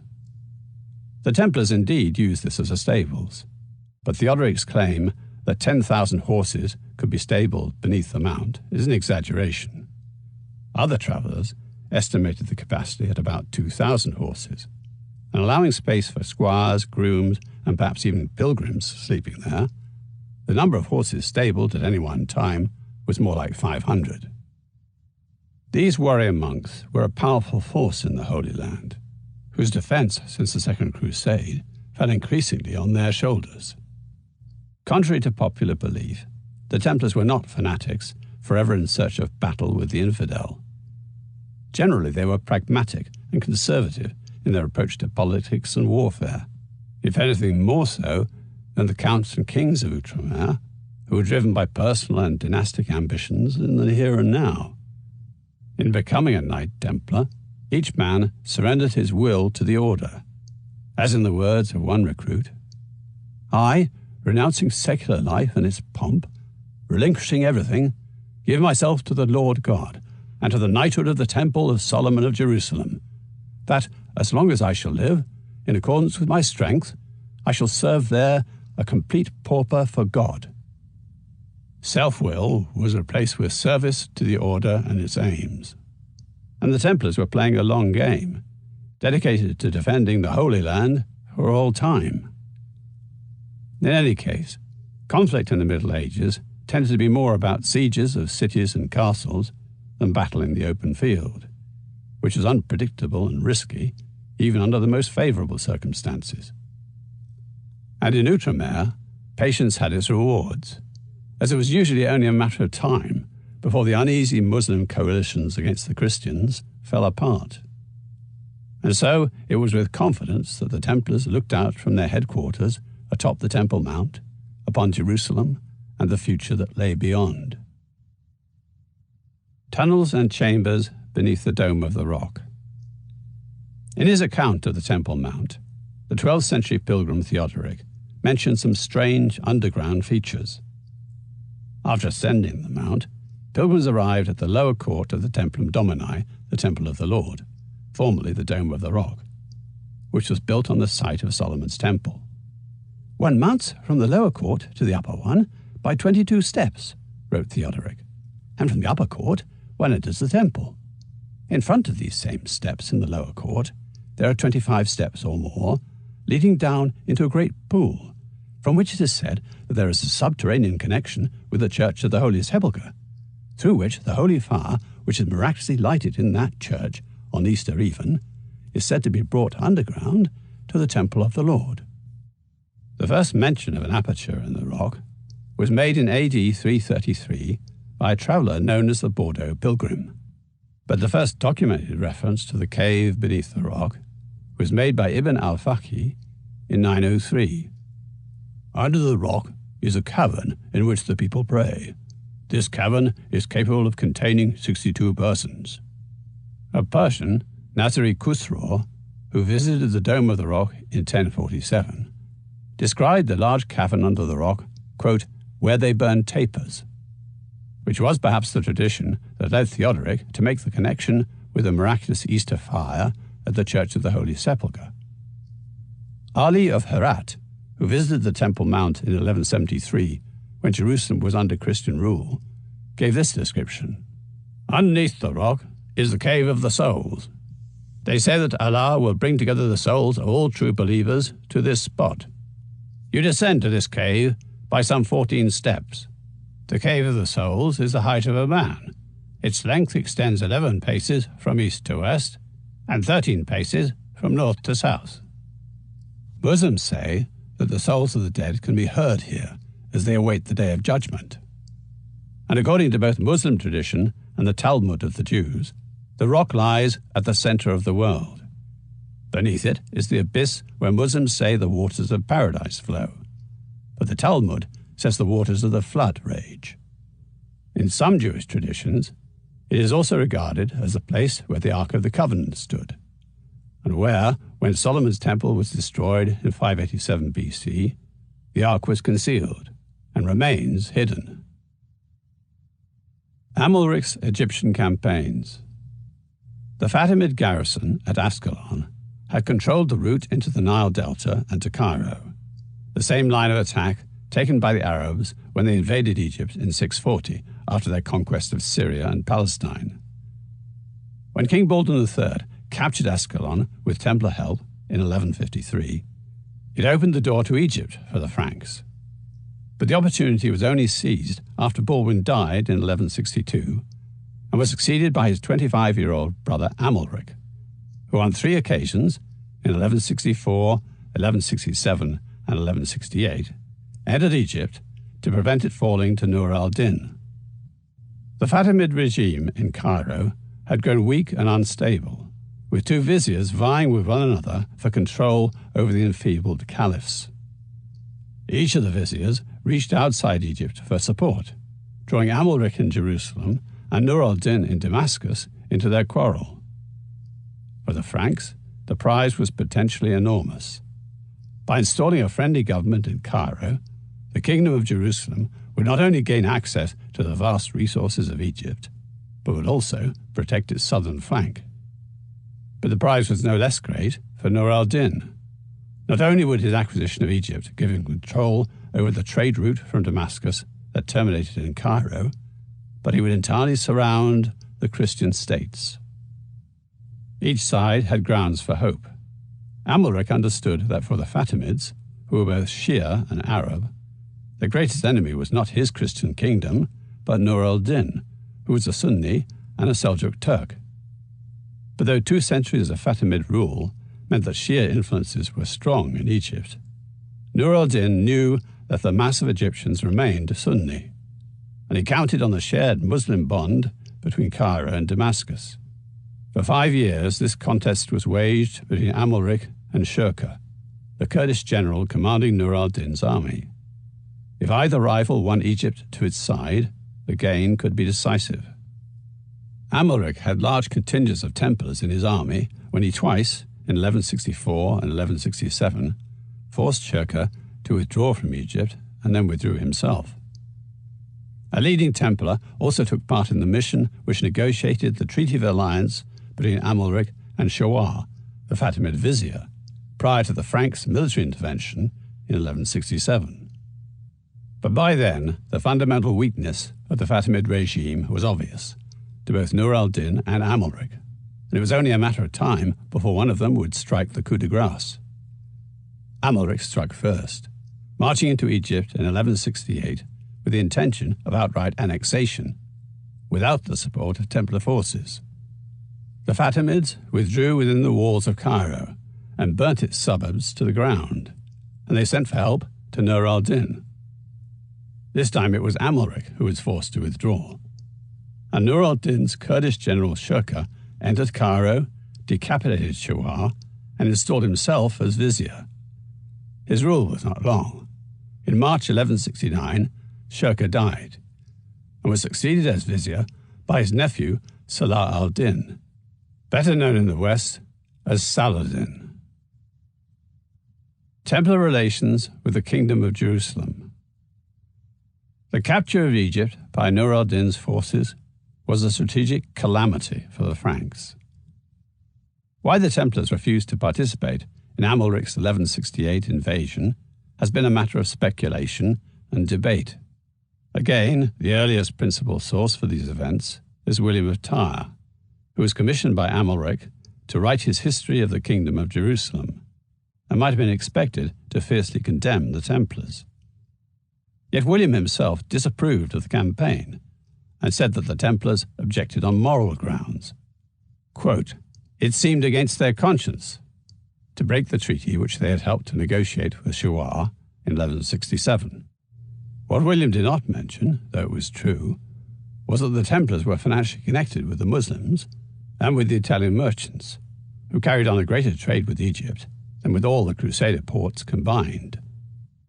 William confined his criticism to the suggestion that the Templars may have been jealous of the Hospitallers, who had taken the lead in urging Amalric to undertake the expedition and had already claimed Pelusium on the edge of the Egyptian delta for themselves.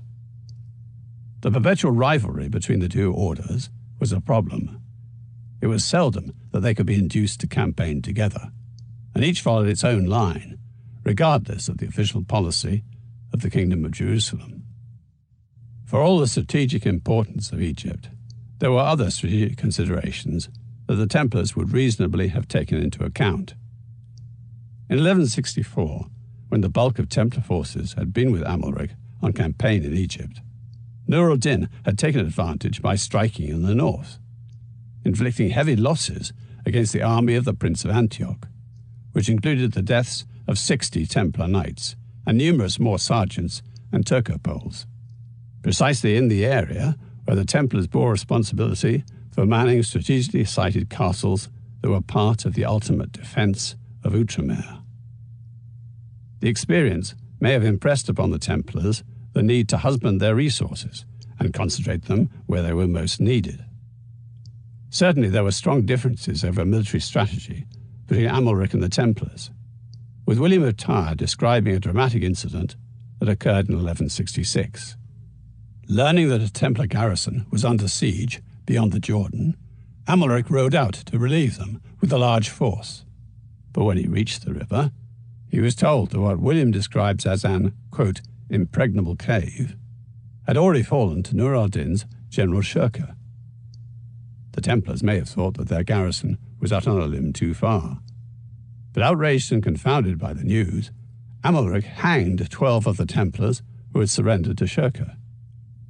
Add to this the story of the assassin's envoy killed by the Templars in 1173, an event, according to William of Tyre, that brought the kingdom to the edge of, quote, irrevocable ruin, as it cost Jerusalem an ally against encircling Sunni power, and there is a pattern of Templar willfulness in military, political, and religious matters. The Hospitallers could be no less independent of secular authority, but their image was softened by the alms and care they lavished on pilgrims, whereas the image of the Templars rested more exclusively on their military prowess. And then there was involvement in financial activities. The independence of the orders was liable to provoke resentment, and in the case of the Templars, it led increasingly to criticism that the order was primarily concerned with protecting and advancing its own interests. Excellent soldiers and humble monks. An unknown pilgrim visiting Jerusalem some time after the middle of the 12th century described the Templars as follows. The Templars are most excellent soldiers. They wear white mantles with a red cross, and when they go to the wars, a standard of 2 colours called balzo is borne before them. They go in silence. Their first attack is the most terrible. In going they are the first, in returning the last. They await the orders of their master. When they think fit to make war and the trumpet is sounded, they sing in chorus the Psalm of David, not unto us, O Lord. Kneeling on the blood and necks of the enemy, unless they have forced the troops of the enemy to retire altogether, or utterly broken them to pieces. Should any of them, for any reason, turn his back to the enemy, or come forth alive from a defeat, or bear arms against the Christians, he is severely punished. The white mantle with the red cross, which is a sign of his knighthood, is taken away with ignominy. He is cast from the society of brethren, and eats his food on the floor without a napkin for the space of 1 year. If the dogs molest him, he does not dare to drive them away. But at the end of the year, if the master and brethren think his penance to have been sufficient, they restore him the belt of his former knighthood. These Templars live under a strict religious rule, obeying humbly, having no private property, eating sparingly, dressing meanly, and dwelling in tents. From Anonymous Pilgrims, translated by A. Stewart, London, 1894.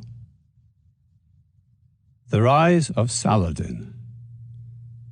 In 1171, as the Fatimid Caliph Al-Adid lay dying, prayers rose from the mosques of Cairo, but not for the last of Egypt's Shia rulers, instead for Nur al-Din's puppet, the Sunni Caliph in Baghdad. Notional Abbasid rule was reimposed on Egypt. In reality, Al-Adid was the last Arab ruler in the Middle East, and the once imperial Arabs were now governed by Turks and Kurds. Saladin continued in the office of vizier, supposedly ruling Egypt on behalf of Nur al-Din, but in effect ruling Egypt for himself. To consolidate his position, Saladin began constructing the citadel of Cairo and extended the city walls. When Nur al-Din died in 1174, Saladin declared himself Sultan in Egypt and rushed to seize Damascus.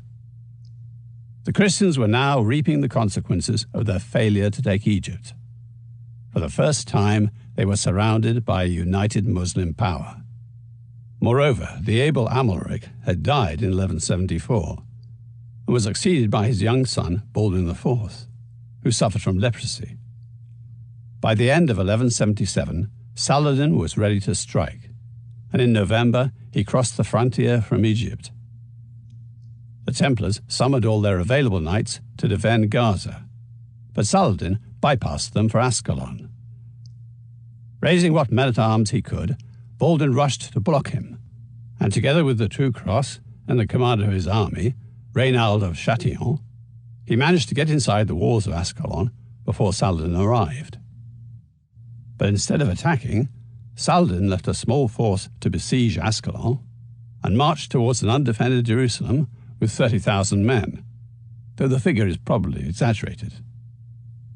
Sending a message to the Templars, Baldwin told them to abandon Gaza and join him. When they came near, Baldwin broke out of Ascalon and chased after Saladin, marching north along the coast and then inland. On 25th November, Saladin's army was crossing a ravine at Montgisard, near Ramla, close to the Jaffa-Jerusalem road, when Baldwin and the Templars fell upon them, taking them by surprise. The king himself was in the vanguard, and Reynald of Chatillon and Balian of Ibelin helped on the victory, and some saw St. George himself, whose church was nearby at Lydda, fighting by their side. The Christian force comprised 450 knights, 80 of them Templars, and a few thousand infantry, and they lost about 1,100 men.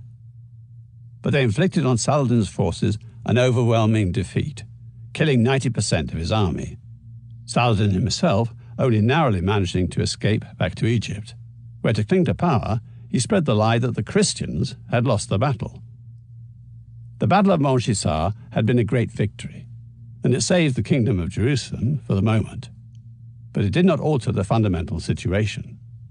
Against the vast resources of Egypt, on which Saladin could draw, the Franks were short of men, and it was dangerous to risk their army on offensive operations. Had Baldwin the forces to pursue the enemy to Cairo, or to make a sudden attack on Damascus, he might have destroyed Saladin with a crushing blow. Instead, he decided to reinforce his defences along the Syrian frontier, and at the insistence of the Templars, he built the castle of Chastelet to control a ford across the upper Jordan, where Jacob of the Old Testament was said to have wrestled with the angel. Genesis chapter 32, verse 24. But lacking neither resources nor resolution, Saladin kept up the pressure on the Damascus front, laid siege to Chastelet in June 1179, and again in August 1179, succeeded in mining the castle walls, then executed its 700 defenders, and razed it to the ground. Faced with an extreme drought that was threatening harvest throughout Syria and Outremer, in May 1180, Baldwin and Saladin agreed a 2-year truce. For Saladin, this was convenient, as it allowed him to pursue his siege of Aleppo, which was in the hands of Nur al-Din's son. For Baldwin, it bought time. And for Christian and Muslim traders, the truce meant that they could pass freely through each other's territory. But the treaty was broken the following year by Reynald of Chatillon, a bold and able soldier who was lord of Ultra-Jourdain, which lay astride Saladin's line of communication between Cairo and Damascus. From his castle of Kerak, he could see the rich Muslim caravans traveling to Medina and Mecca, and falling upon one of these, he made off with all its goods. Saladin complained to Baldwin and demanded compensation, but Reynald refused to make restitution. In 1182, Reynald took matters further when he launched a fleet of ships into the Gulf of Aqaba and down the Red Sea, where they raided Egyptian and Arabian ports, including those of Mecca and Medina, until they were driven back by a naval force under the command of Saladin's brother. Chivalry and reality. The concept of chivalry, the word derives from chevalier, the French for knight, arose in Western Europe in the century leading up to the First Crusade. A moral, religious, and social code, chivalry emphasized the virtues of courage, service, and honor. Combined with piety and faith, it found expression in the Crusades. Godfrey of Bouillon, the leader of the First Crusade, was widely seen as an exemplar of knightly virtues, and the chroniclers celebrated Baldwin, his brother and successor, for the chivalry he showed after capturing the wife of a Muslim prince, and upon discovering she was pregnant, immediately sending her back to her husband with every mark of respect. Saladin came to admire the chivalrous code of the Frankish knights, and he acted with courtesy and sometimes clemency in return. There was a famous instance when he laid siege to Reynald of Chatillon's castle of Carac. A marriage was being celebrated within, and when Reynald's wife sent trays of the festive meal to Saladin outside, he tactfully inquired in which chamber the bridal couple were lodged, so that he would not bombard them on their wedding night. For gestures such as these, Saladin became a legend throughout Christendom, a worthy and honourable adversary, a phenomenon some naively explained by supposing he must have had an English mother. In fact, Saladin was following the precepts of Islam's own version of chivalry, called futua, which roughly means nobility. But in reality, chivalrous relations were rarely the rule between the Crusaders and the Muslims. The massacre perpetrated by the Crusaders at the fall of Jerusalem in 1099 was disgraceful, but it was hardly an exceptional event. Populations that did not surrender were marked down for death or slavery, as Zengi showed when he captured Edessa in 1144, whereas the Mamelukes would show when they stormed Acre in 1291 and beheaded every last person in the city. Not that surrender was a guarantee. The Mameluke Sultan Baybars, in spite of his oath, murdered nearly 1,000 prisoners after the fall of Safed in 1266. Saladin could be ruthless, and in the interest of policy, he did not shrink from bloodshed. He was a devout Muslim who abhorred freethinkers, and though he made many friends among the Christians, he never doubted that their souls were doomed to damnation. His famous magnanimity lay partly in his humanity, but was also a matter of calculation. He did not shrink from cruelty when it suited his policy of instilling fear and asserting his dominance over his adversaries. In Cairo, he ordered the crucifixion of his Shia opponents, and he was not averse to mutilating and executing his captives, as after the Battle of Hattin, when he slaughtered his Hospitaller and Templar captives in cold blood. It seems to have been only the threat made by the Frankish defenders of Jerusalem in 1187 that they would destroy all the sacred places, everything atop the Temple Mount, that caused Saladin to prefer a negotiated surrender to his original intention of purifying the city with Christian blood. Factions in Outremer. Behind the scenes of these events was a growing division within Outremer between those who wanted to pursue an aggressive policy towards Saladin and those who sought accommodation. Among the former was Reynald of Chatillon, while among the latter was Count Raymond III of Tripoli and the slowly dying king. But Saladin had his own policy, which was to annihilate the Christian states, and their internal differences only made it easier for Saladin to destroy them. But for the moment, the forces of Outremer were able to make a united stand against Saladin, who in May 1182, at the expiry of the truce, rode out with an invasion army from Cairo. Baldwin, who was now almost blind and had to be carried in a litter, was waiting with his army on the west bank of the Jordan, accompanied by Heraclius, the Patriarch of Jerusalem, and the True Cross. Following a fierce battle, Saladin was repelled but not defeated, and both sides claimed victory. The following June, however, Saladin finally captured Aleppo, and with it he gained full control of Syria. Not for 2 centuries had there been such a powerful Muslim ruler, his territories stretching from North Africa to the Tigris. Now, Saladin was ready to unleash his jihad against the Christians. With Outremer encircled, the Templar and Hospitaller Grand Masters set sail in 1184, together with Heraclius, to seek help from the west. The kings of France and England and the Holy Roman Emperor received them with honour and discussed plans for a great crusade, but they gave pressing domestic reasons for not going to the east themselves, and instead they paid barely sufficient money to cover the cost of a few hundred knights for a year. While in London early in 1185, Heraclius consecrated the new Temple Church, the one that stands there to this day. But the Templar Grand Master did not get that far. He had fallen ill en route and died at Verona.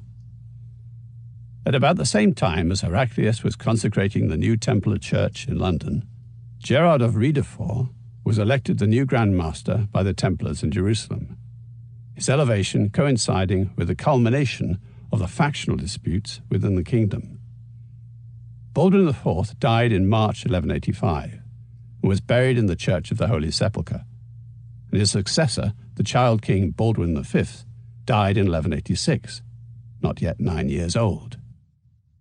Raymond III of Tripoli, leader of the party seeking accommodation with Saladin, had been the boy's regent according to his father's will, which also stated that if the child died before the age of 10, Raymond was to remain as regent until a new king was chosen through the arbitration of the Pope, the Holy Roman Emperor, and the kings of France and England. Instead, the boy's mother, Sibylla, who was the sister of the leper king, claimed the throne for herself and her husband, Guy of Lusignan.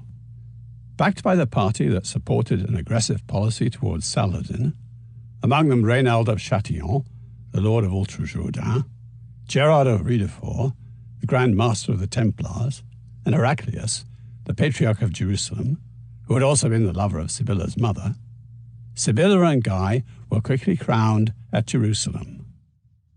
All the barons of Outremer accepted what was in effect a coup d'etat, all except Raymond of Tripoli, who felt he had been cheated of the kingship, and his close ally, Balian of Ibelin.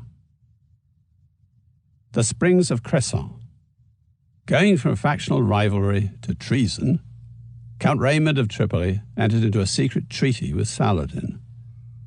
Not only did it apply to Tripoli itself, but also to his wife's Principality of Galilee, even though it was part of the Kingdom of Jerusalem, which might soon be at war with the Muslims. Saladin also promised his support for Raymond's aim to overthrow Sibylla and Guy of Lusignan and make himself king. In April 1187, Guy responded by summoning his loyal barons and marching north to Galilee to reduce it to submission before the expected Muslim attack began.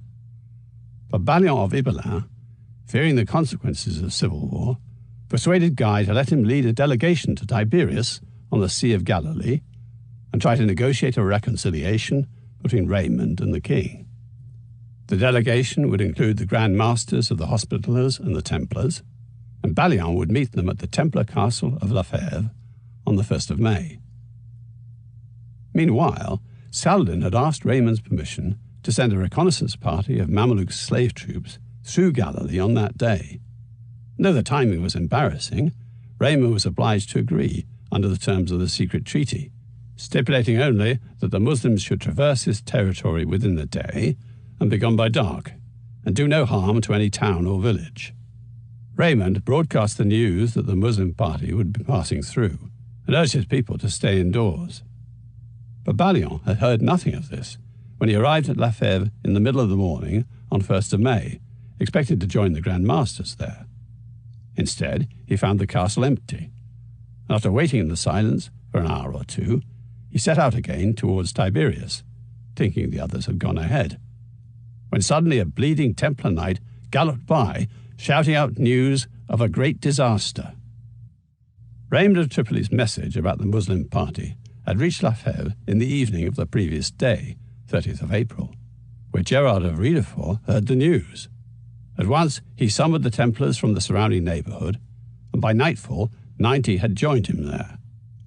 In the morning they rode north through Nazareth, where 40 secular knights joined the hunt for the enemy's scouting party. But as they passed over the hill behind Nazareth, what they saw was a large expedition of perhaps 7,000 elite Mameluke horsemen watering their mounts at the springs of Cresson in the valley below. Both the Templar Marshal and the Hospitaller Grand Master advised retreat, but Gerard of Riedefort, the Templar Grand Master, insisted on attack. Charging furiously down the hillside, the 130 knights rode into the mass of the Muslim cavalry and were slaughtered almost to a man, only 3 Templars, Gerard among them, escaping with their lives. That, at any rate, was the account given by an anonymous chronicler who obtained much of his information from the lost chronicle of Ernoul, who was a member of Balian's entourage. But neither Balian nor Ernoul were at the battle, and any account issuing from Balian's camp was likely to paint their factional opponent, Gerard of Riedefort, in the worst possible light. Another chronicle, the Itinerarium Regius Ricardi, apparently based on the lost journal of an English knight writing in about 1191, contradicts the story that Gerard rushed recklessly at the enemy. Instead, and much more plausibly, it reports that the Templars were caught unaware and were the victims of a Muslim attack. Even so, Saladin's expedition kept to his agreement with Raymond of Tripoli, for his horsemen rode home long before nightfall, and they had not harmed a town or village in Galilee. But fixed to the lances of the Mameluke vanguard were the heads of the Templar knights.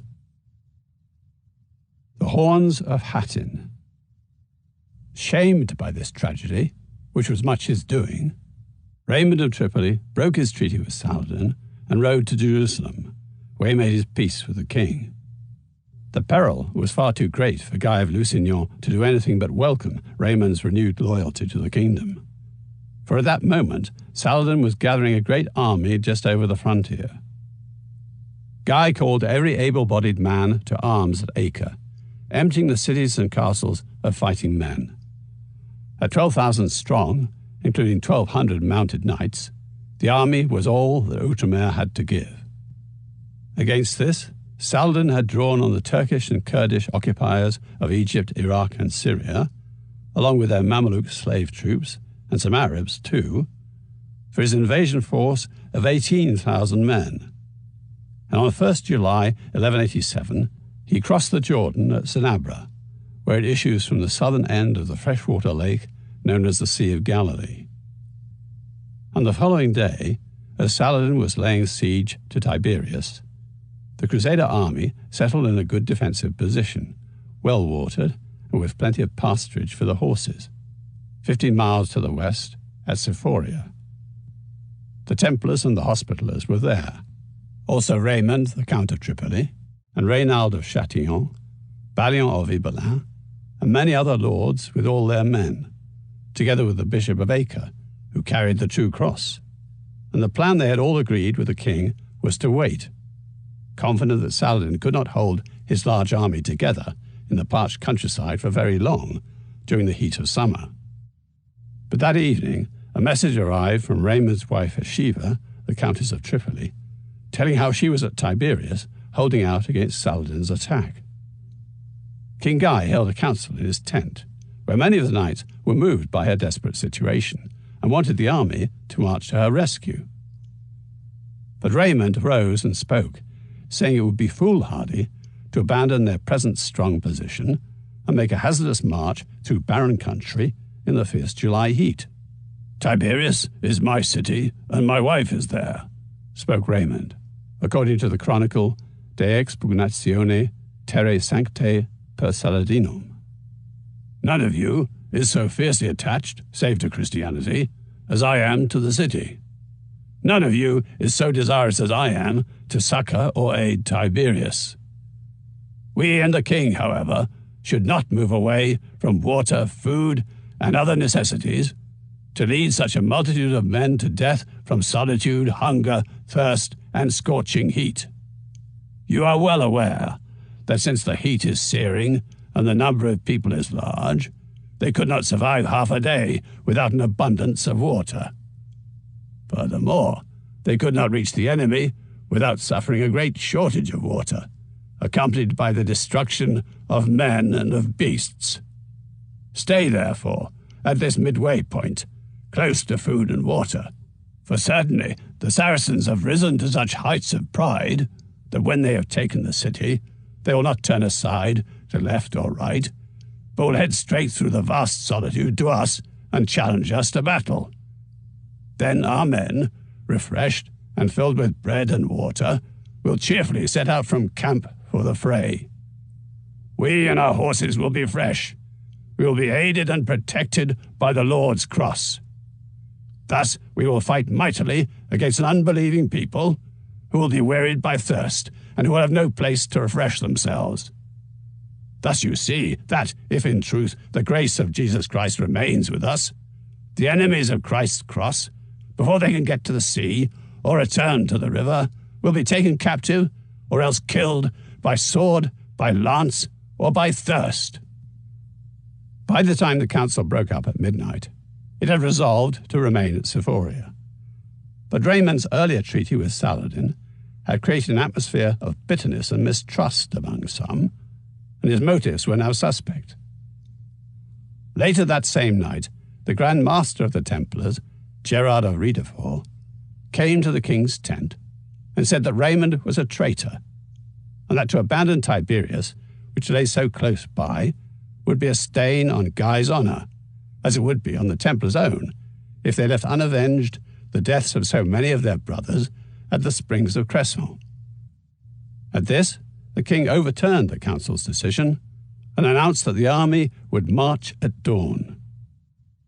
There were two ways to Tiberias, the one Saladin had taken via Cinabra along the shores of the Galilee Lake, the other across the parched hill country to the north.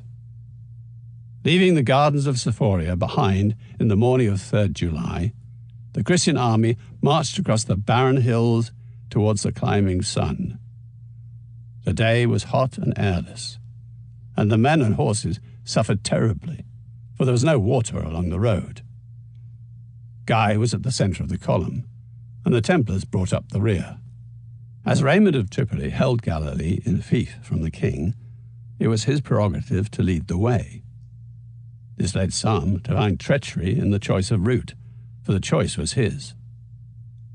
There may have been treachery from some quarter, for Saladin quickly discovered the line of the Franks' advance, warned, it was said, by several secular knights, and sent skirmishers to harass and weary the vanguard and rearguard with flights of arrows, while he himself marched his army the 5 miles from Tiberias to Hattin, a well-watered village amid broad pastures, situated where the road across the hills descended towards the lake. By the afternoon, the Christian army had reached the plateau above Hattin, and here Raymond said they should camp. There was water there, he thought, but the spring turned out to be dry.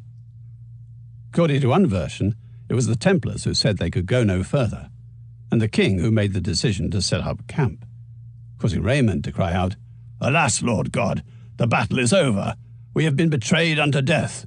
The kingdom is finished." Between the Franks and the village, from where the ground fell away towards the lake, rose a hill with 2 summits. It was called the Horns of Hattin. There, on the waterless plateau, the Christian army spent the night, their misery made worse by the smoke and flames from the dry scrub on the hillside that the Muslims had set alight. Under cover of darkness, Saladin's forces crept closer. Any Franks who slipped away in search of water were killed. By dawn, the Christian army was surrounded on all sides. Soon after daybreak, on 4th July 1187, Saladin attacked. Against him charged the Christian infantry, desperate to break through his lines to reach water, but they were killed or driven back. So goes the account in one chronicle, but in another they simply ran away and refused to fight. By all accounts, the knights put up a terrific fight and repeatedly checked Saladin's cavalry attacks. But their real enemy was thirst, and as their strength failed them, their numbers were diminished. The Templars and the Hospitallers gathered around the king and the True Cross, where they were surrounded by the confusion and press of battle. the Expugnatione, describing how the Christians were, quote, jumbled together and mingled with the Turks. It goes on to tell how the king, seeing that all was lost, cried out that those who could escape should do so before it was too late. At this, Raymond of Tripoli and Balian of Ibelin, with their men, charged the enemy line, hoping to break through. The speed of their horses in this confined space trampled down the Christians and made a kind of bridge, giving the riders a level path. In this manner, they got out of that narrow place by fleeing over their own men, over the Turks and over the cross. As they bore down on Saladin's line, it opened and let them pass through, then closed again. They were the last to get away. Soon, the battle was over. The true cross fell to Muslim hands.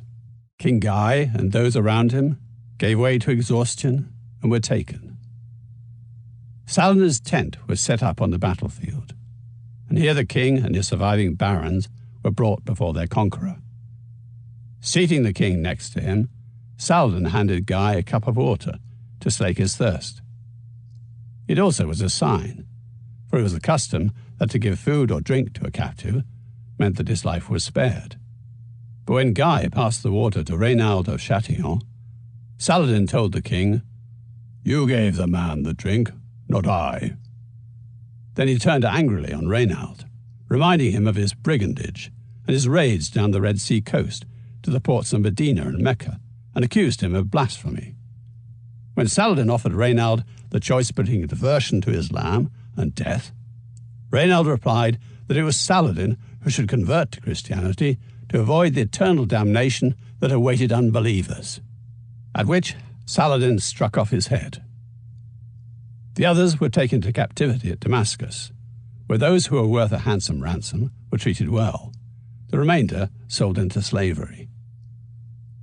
Saladin was not so clement towards the military orders. Though Gerard of Riedefort, the Templars' Grand Master, was among the prisoners taken to Damascus, the other monastic knights faced a different fate. Frankish nobles were irresponsible, thoughtless, petty and covetous, thought al-Hawari, who wrote a military treatise for Saladin, qualities which allowed them to be manipulated to suit Saladin's purposes. But the Templars and Hospitallers were dangerous because they have great fervour in religion, paying no attention to the things of this world. 2 days after his victory, wrote his secretary Imad al-Din, who was an eyewitness to the event, Saladin sought out the Templars and Hospitallers who had been captured and said, "I shall purify the land of these two impure races." He assigned 50 dinar to every man who had taken one of them prisoner, and immediately the army brought forward at least 100 of them. He ordered that they should be beheaded, choosing to have them dead rather than in prison. With him was a whole band of scholars and Sufis, and a certain number of devout men and ascetics. Each begged to be allowed to kill one of them, and drew his sword and rolled back his sleeve. Saladin, his face joyful, was sitting on his dais. The unbelievers showed black despair. The Battle of the Chronicles. What really happened at the battles of the springs of Cresson and of Hattin? And what happened at Saladin's siege of Jerusalem? There are several sources. Some are eyewitness accounts. Some are worked up after the events they describe. All of them are biased, and they are often flatly contradictory. Reading them, it is possible to portray the Templars as rash and irresponsible, or as defiant heroes, to see Raymond of Tripoli as a wise adviser, or a traitor to the king, and to imagine Balian of Ibelin not as a bold defender of Jerusalem, but as a collaborator with Saladin. Clearly, there were two factions, as Outremer was confronted by the crisis of Saladin's onslaught, and that fact alone was a serious weakness. One of the most important documents is the so-called Chronicle of Ernul. In fact, the entire chronicle is lost, but a number of similar manuscripts seem to derive from a single original account by Ernul, who was a squire to Balian of Ibelin.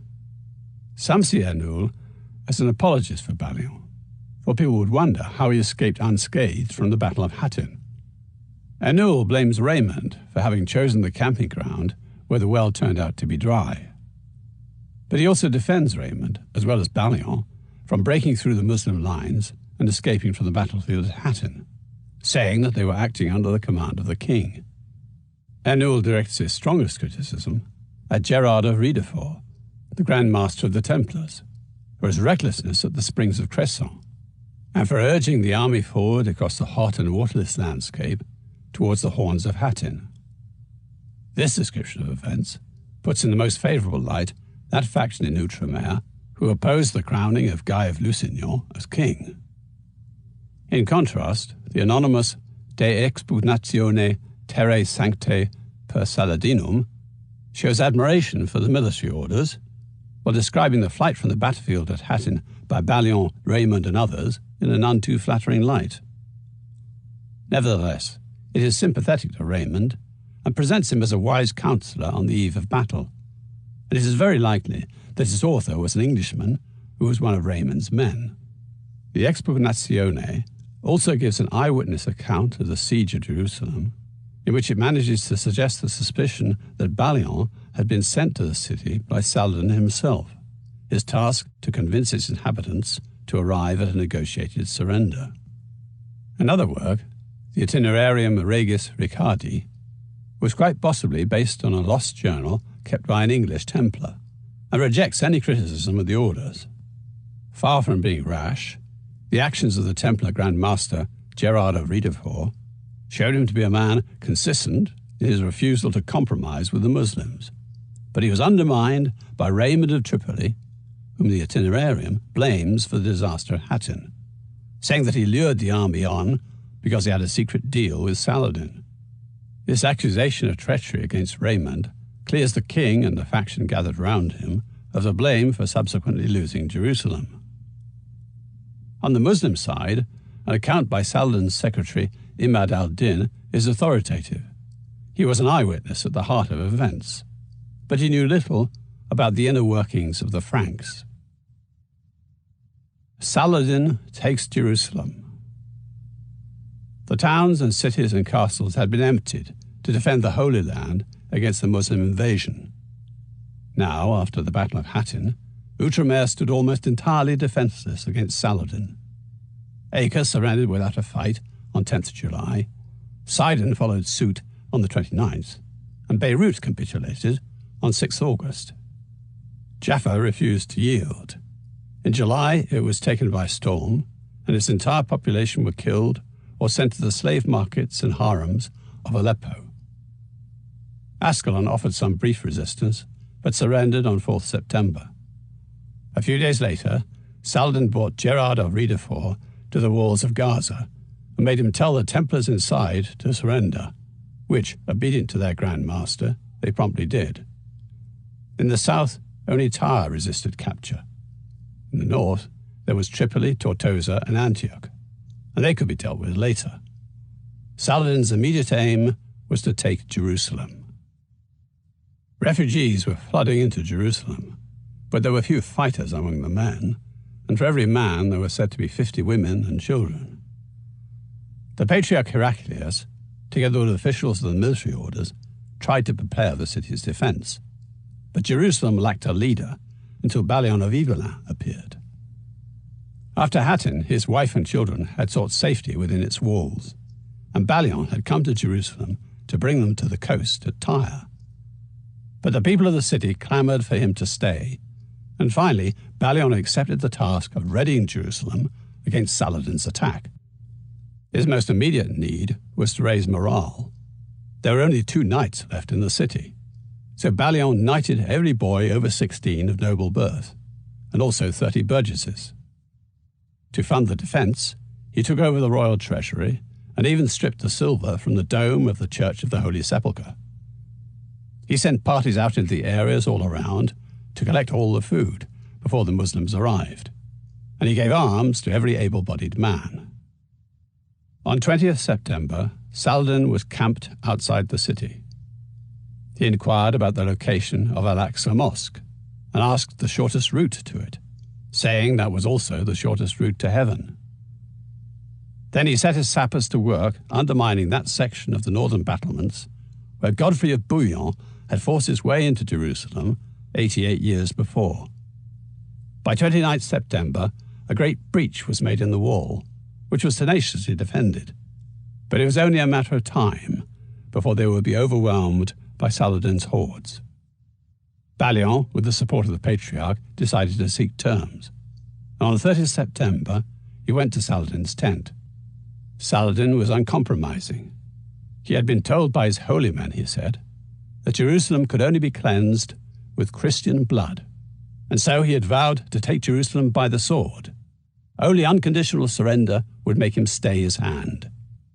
But Balian warned that unless they were given honourable terms, the defenders, in their desperation, would destroy everything in the city. "We shall slay our sons and our daughters. We shall burn the city and overthrow the temple and all the sanctuaries, which are also your sanctuaries." Saladin consented that Jerusalem's 20,000 Christians could leave the city if they paid him 10 dinars for each man, 5 for each female, 1 for each boy up to 7 years old. But the poorest would be unable to ransom themselves, and so Balian produced 30,000 dinars from public funds to pay for the release of the poorest 7,000 people. Looking back at the Temple Mount. On 2nd October 1187, the 27th day of Rajab, according to the Islamic calendar, and the anniversary of the Prophet Muhammad's night journey, the Muslims reoccupied Jerusalem. The Temple Mount was surrendered to Saladin, and the Templars were removed from their headquarters at the Al-Aqsa Mosque. The cross, erected by the Crusaders on the Dome of the Rock, was thrown down before the army of Saladin and in the presence of the Frankish population. A great cry went up when it fell, of anguish from the Christians and of "Allah is great" from the Muslims, who dragged it round the streets of the city for 2 days, beating it with clubs. The initial euphoria of the victory was followed by a busy week, during which the many structures built by the Templars on the Temple Mount and the modifications they made within the Al-Aqsa Mosque were demolished. Saladin himself oversaw these works, ensuring that the Al-Aqsa Mosque and the Dome of the Rock were restored to their earlier Islamic character. Finally, both buildings were sprinkled with rose water to cleanse them of Christian pollution. Saladin joined the vast congregation that gathered for Friday prayers on 9th October at the Al-Aqsa Mosque, where the Cadi of Aleppo gave the sermon, in which he compared Saladin's victory to Umar's conquest of the city and other Muslim triumphs, going back to Muhammad's battles at Badr against the Meccans and at Khaybar, which led to the expulsion of the Jews from the Arabian Peninsula. "Jerusalem," he continued to the Muslims, "is the residence of your father Abraham, the place of the ascension of your prophet, the burial ground of the messengers, and the place of the descent of revelations. It is in the land where men will be resurrected, and it is in the Holy Land to which Allah has referred in the Quran." 2 great lines of Christian refugees were led out from Jerusalem, one bound for slavery, the other freedom. The ransomed refugees were then assembled in 3 groups. Balian and the Patriarch Heraclius took charge of one group. Another was placed in the custody of the Hospitallers, and the third in that of the Templars. After one last look back at Jerusalem and the brow of the Temple Mount, the refugees were led to the coast, where they were distributed between Antioch, Tyre, and Tripoli. The Kingdom of Jerusalem had suffered a comprehensive defeat, from which no feudal monarchy could have emerged with its powers unimpaired. But the military orders, because of their military functions and their external financing, became yet more important and independent than before. This was particularly true of the Templars, whose single-minded policy and purpose was to preserve, to defend, and now to regain Jerusalem and the Holy Land. Holding on. Power in adversity. Defeat at Hattin and the loss of Jerusalem did not diminish the crusading cause. Indeed, crusading thrived on disaster and was fueled by a new enthusiasm. After capturing the Christian coastal ports and Jerusalem in 1187, Saladin turned his attention to northern Syria, where during his campaign of 1188 he stormed one castle after another and took the city of Latakia. But he balked at the key hospitaller castles of Margat and Crac des Chevaliers, and at the Templars' fortified city of Tortosa, and their castle at Safita called Chastel Blanc. More than ever, Outremer relied on castles and on the military orders who manned them, and the power of the orders grew. In fact, at no point in their history would the Templars be more powerful than in the century after nearly everything in the Holy Land was lost to Saladin. The West reacted with shock to the loss of Jerusalem and responded by launching the Third Crusade in 1190. In a remarkable series of victories, first Philip II of France and Richard I of England, known as the Lionheart, recovered Acre in July 1191, and then Richard went on to take Jaffa and Ascalon as well, after defeating Saladin in a great battle at Arsuf in September 1191, in which the military orders played a leading role. Richard the Lionheart marched to within sight of Jerusalem, but was advised by both the Templar and the Hospitaller Grand Masters that even if he took the city, it could not be held without also controlling the hinterland, especially once his army had left Outremer. Richard took their advice and instead came to an agreement with Saladin. The Franks would demolish the walls of Ascalon, while Saladin would recognize the Christian positions along the coast. Free movement would be allowed to Christians and Muslims across each other's territory, and Christian pilgrims would be permitted to visit Jerusalem and the other holy places. In name and number, the revived Crusader states were as before, but their outlines were diminished. There was the Kingdom of Jerusalem, though its capital was at Acre, which the Templars made their new headquarters. To the north was the county of Tripoli, but the Muslims retained control of the Syrian coast around Latakia for some time, and so the Principality of Antioch, further to the north, was now no longer contiguous to the other Crusader states. Nevertheless, the Third Crusade, in which Richard relied heavily on the Templars, had saved the Holy Land for the Christians and went a long way towards restoring Frankish fortunes. Accompanied by a Templar escort, Richard left the Holy Land in 1192, and in the following year, Saladin died. Peace settled over Outremer, and its immediate future looked secure. Richard the Lionheart and the Templars.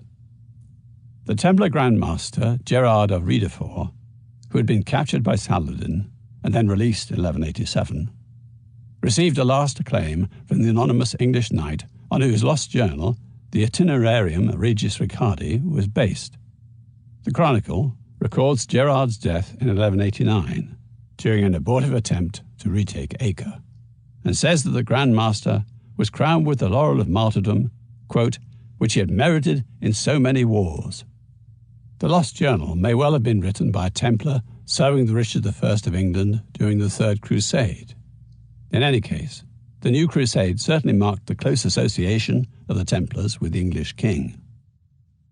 Robert of Sablé became Grand Master of the Templars in 1191, almost certainly through the influence of King Richard, whose vassal he had been. On his way to the Holy Land, Richard paused to capture Cyprus from the Byzantines, but lacking the means to control the island, he sold it to the Templars, a transaction that probably owed something to the already close link between Robert of Sablé and the king. The entire future of the Templars might have been different had they devoted more resources to the island, but they placed only 20 knights on Cyprus and another 100 men-at-arms, insufficient to secure it, and so they gave it back to Richard. Possessing a territory of their own, the Templars would have anticipated the achievement of the Knights Hospitaller, who established their own independent state on Rhodes in 1309. Instead, Templar fortunes remained tied to the Holy Land, and when it fell, the Templars fell soon after. Meanwhile, the Templars were invaluable to Richard the Lionheart, never more so than when he relied on their steadiness and discipline to help him win his great victory over Saladin in the Battle of Arsuf, on 7 September 1191. As Richard marched south along the coast from Acre, his army was vulnerable to flank attacks by Saladin's Turkish cavalry. It was thanks to the Templars and the Hospitallers that the Turks were beaten off and the coherence of the Christian column was maintained, much as the Templars had done for Louis VII during his march across Asia Minor during the Second Crusade. On the battlefield itself, Richard placed the Templars at the front rank of his army, the Hospitallers at the rear. Richard's plan was for his army to stand firm while Saladin's forces wore themselves out in attack. And so it went, beginning with wave after wave of lightly armed black and Bedouin infantry rushing against the Christian lines, followed by charging Turkish horsemen swinging their scimitars and axes. And still the knights held their ground, Richard waiting for the moment when the Muslim charges showed signs of weakening. The Templars withstood everything thrown at them.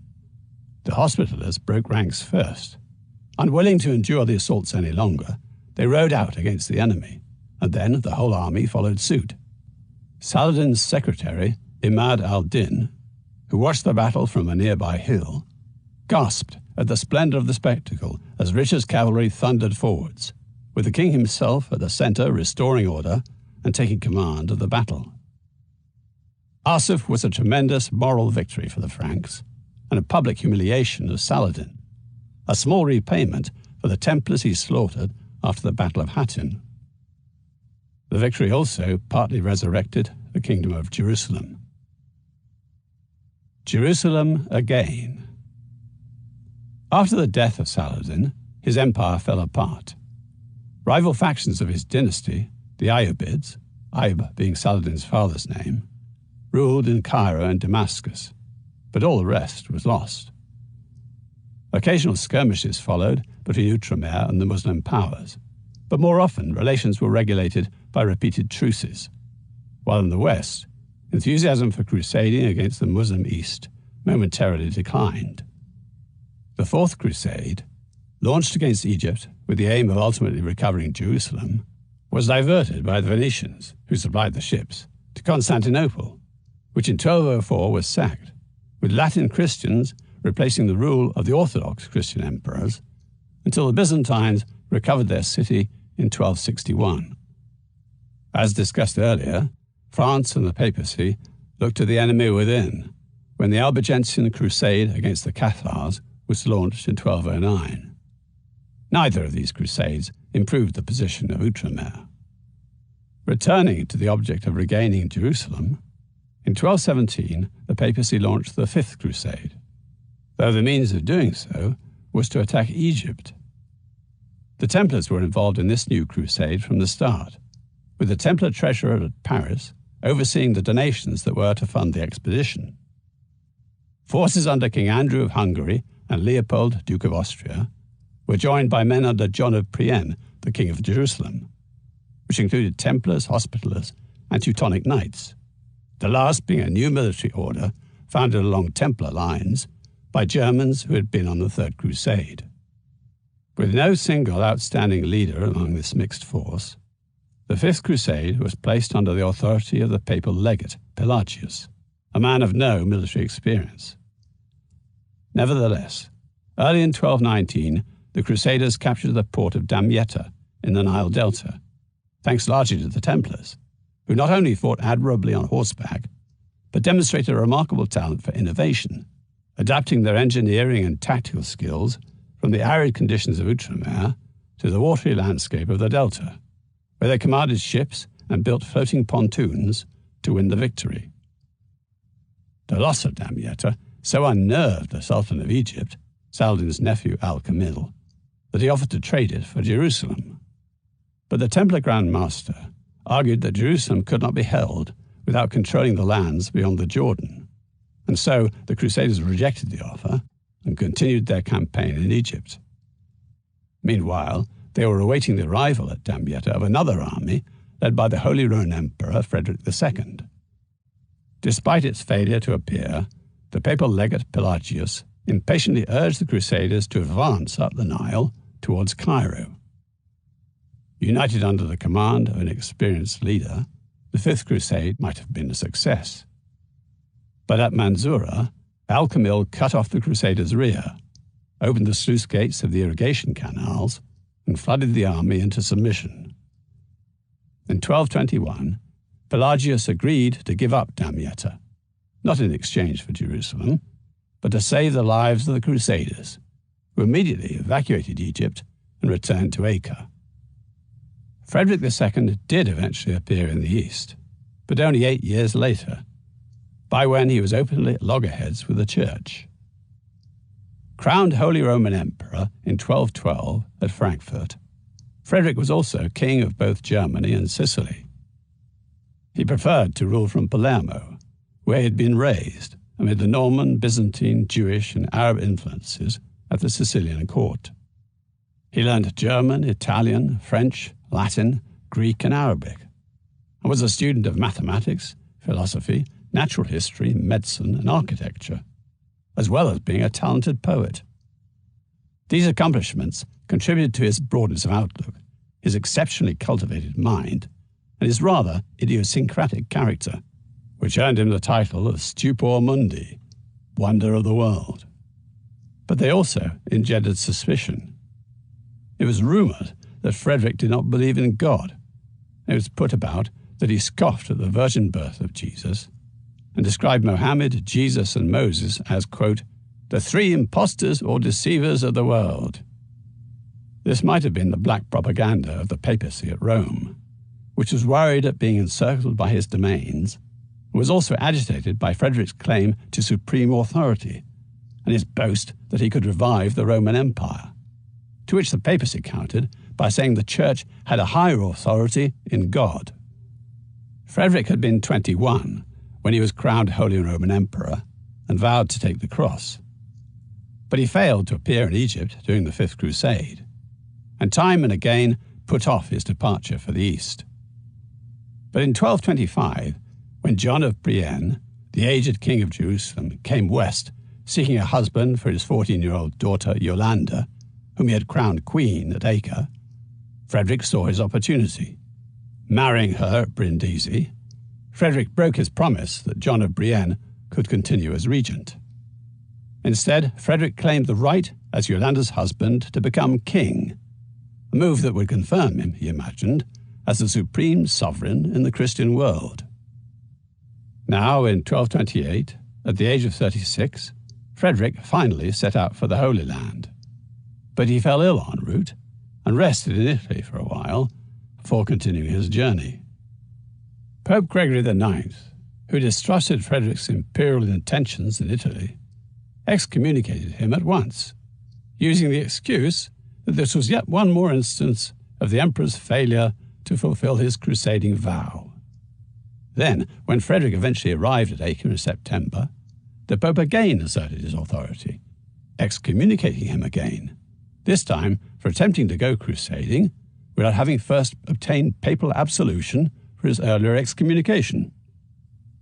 Frederick was not impressed, but the barons and clergy in Outremer were, as were the Templars and the Hospitallers, who owed their allegiance to the Pope. Only the Teutonic Knights braving papal wrath to support their fellow German. However, even before Frederick had left Sicily, he and Al-Kamil had been in secret negotiations over the objects of this Sixth Crusade. Frederick wanted Jerusalem, if only because it would be useful in promoting himself as the supreme power in the West. Al-Kamil was prepared to oblige, provided Frederick helped him capture Damascus. But by the time Frederick arrived in Outremer, Al-Kamil had changed his mind. Determined to gain Jerusalem, Frederick now made a feint towards Egypt, in November leading his army from Acre towards Jaffa. The Templars and Hospitallers followed a day behind, not wanting to seem part of a crusade led by an excommunicant. But when Frederick placed the expedition under the nominal authority of his generals, the orders abandoned their scruples altogether and joined up with the main force. The show of unity did not last long. Frederick's advance was enough to make Al-Kamil fear that he would have to abandon his siege of Damascus, and he quickly agreed a deal with Frederick, a 10-year truce and the surrender of Jerusalem to the Christians. It was a sudden and sensational result, and gave Frederick what he wanted. But it outraged the Patriarch and the military orders. The walls of Jerusalem had been torn down during the Fifth Crusade. If it was going to be given to them then, the intention was that it should not be defensible, and that remained the idea now. For part of the agreement was that the city should remain unfortified, and its only connection to the coast should be a narrow corridor of land. Moreover, the orders were forbidden to make any improvements to their great castles of Margat and Crac des Chevaliers of the Hospitallers, and Tortosa and Château Blanc of the Templars. And then there was the galling provision, a necessary face-saver for Al-Kamil, that the Temple Mount should remain under Muslim control, and that the Templars were absolutely forbidden to return to their former headquarters at the Al-Aqsa Mosque. On 29th March 1229, Frederick was crowned King of Jerusalem at the Church of the Holy Sepulchre. The Patriarch had placed an interdict on the city, forbidding church ceremonies while Frederick was in Jerusalem. And so, with no priests to crown him, and with the Templars and the Hospitallers keeping away, it was left to Frederick to place the crown of Jerusalem on his own head. Calling himself God's vicar on earth, the title usually reserved for the Pope, Frederick swore in the presence of the Teutonic Knights to defend the kingdom, the church, and his empire. He afterwards toured the city, and going to the Temple Mount, he entered the Dome of the Rock through a wooden lattice door, put there, he was told, to keep the sparrows out. Venting his feelings about his papal enemies, to whom he had restored the holy city, Frederick pronounced, "Now God has sent you pigs." Frederick stayed in Jerusalem for only 2 days. He had achieved what he wanted and was eager to get back to Europe and the serious business of expanding his powers there. But he also feared that the Templars might make an attempt upon his life while he was in the city. Chroniclers as far apart as Sicily, Damascus, and England reported this story, which, if nothing else, reflected the intensity of ill-feeling and suspicion between the Emperor and the Pope, an enmity in which the Templars had become involved. When Frederick returned to Sicily, he seized the property of the military orders there, released their Muslim slaves without paying compensation, and imprisoned the Templar brothers. Yet again the Pope excommunicated him, and again Frederick ignored the Pope. It was a foreboding of what could happen when the Templars stood in the way of the needs and ambitions of a secular prince. The rise of the Mamelukes. In 1239, the 10-year truce had run out, but there was no immediate threat to Outremer. Al-Kamil had died the year before, and Egypt was riven by factions, while the bitterness between the Cairo and Damascus branches of the Ayyubid family had increased. Nevertheless, the Templars remained opposed to the rapprochement between Outremer and Egypt brought about by Frederick II, and with good reason. Templar emissaries sent to Cairo in 1243 were held as virtual prisoners for 6 months, and the Egyptians were still not returned Gaza, Hebron, and Nablus in accordance with the truce. The Templars saw this as a delaying tactic by the new Egyptian Sultan Al-Salih Ayyub, giving him time to overcome Damascus and other Muslim rulers, and then to overwhelm Outremer. Templar policy was to favor Damascus, and this showed some results. The Christian kingdom gained by negotiation all the land west of the Jordan, except Hebron and Nablus, and the Franks were given a free hand to celebrate Christian services in every former church throughout Jerusalem, and to expel the Muslims from the Temple Mount, and to reconvert to Christian use the Al-Aqsa Mosque and the Dome of the Rock. When war broke out again between Cairo and Damascus in spring 1244, the Templars persuaded the barons of Outremer to intervene on the side of the Damascene ruler Ishmael. The alliance was sealed by the visit to Acre of Al-Mansur Ibrahim, a Muslim prince of Homs, who on behalf of Ishmael offered the Franks a share of Egypt when Al-Salih Ayyub was defeated. The continuing factionalism in Cairo meant that Al-Salih could not rely on the regular army, but he had taken steps to counter that by purchasing Mamelukes in large numbers. These military slaves were mostly Kipchak Turks from the steppes of southern Russia. Bought, trained, and converted to Islam, they became al-Salih's powerful private army. Also, al-Salih had bought the help of the Khwarezmian Turks, ferocious mercenaries then based in Edessa, who had been displaced from Transoxiana and parts of Iran and Afghanistan by the expansion of the Mongols. In June, the Khwarezmian horsemen, 12,000 strong, swept southwards into Syria.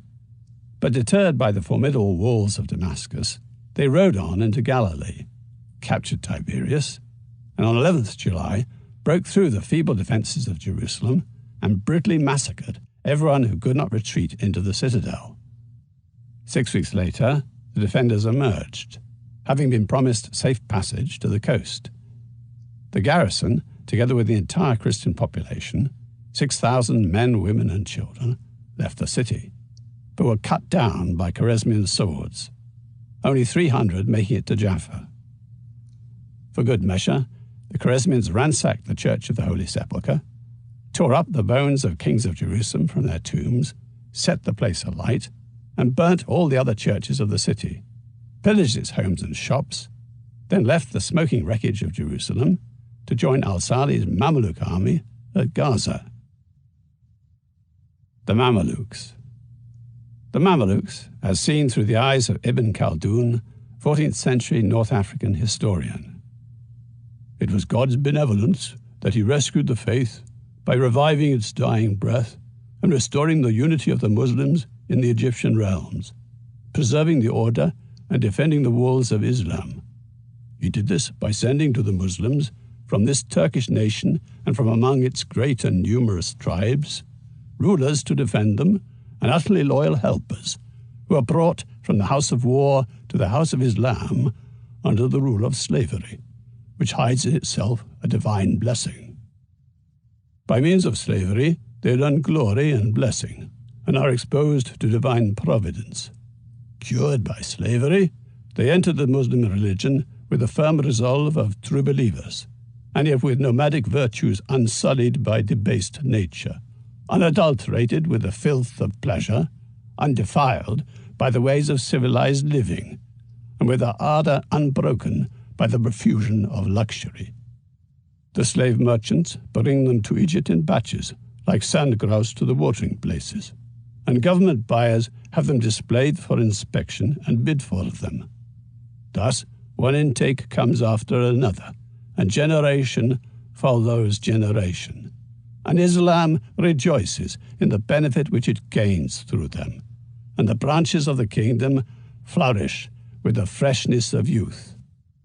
From Bernard Lewis, Islam from the Prophet Muhammad to the capture of Constantinople. Oxford University Press, 1987. Catastrophe at La Fourby and the Seventh Crusade. The Frankish forces, which had been scattered throughout the castles of Outremer, gathered at Acre. Not since Hattin had such a considerable Christian army been put into the field, its numbers including over 300 knights from the Templars, at least another 300 from the Hospitallers, also some Teutonic knights, and a further 600 secular knights, as well as a proportionate number of sergeants and foot soldiers. To these were added the yet more numerous, if lighter armed, forces of their Damascene ally, under the command of Al-Mansur Ibrahim, and a contingent of Bedouin cavalry. On 17th October 1244, this Christian-Muslim army drew up before the smaller Egyptian army, with its elite corps of Mamelukes and the Khwarezmians, outside Gaza on a sandy plain at a place called La Fourby. The Franks and their allies attacked, but the Egyptians stood firm under the command of the Mameluke general Baybars, and while the Franks were pinned in place, the Khwarezmians tore into the flank of Al-Mansur Ibrahim's forces. The Damascene forces turned and fled.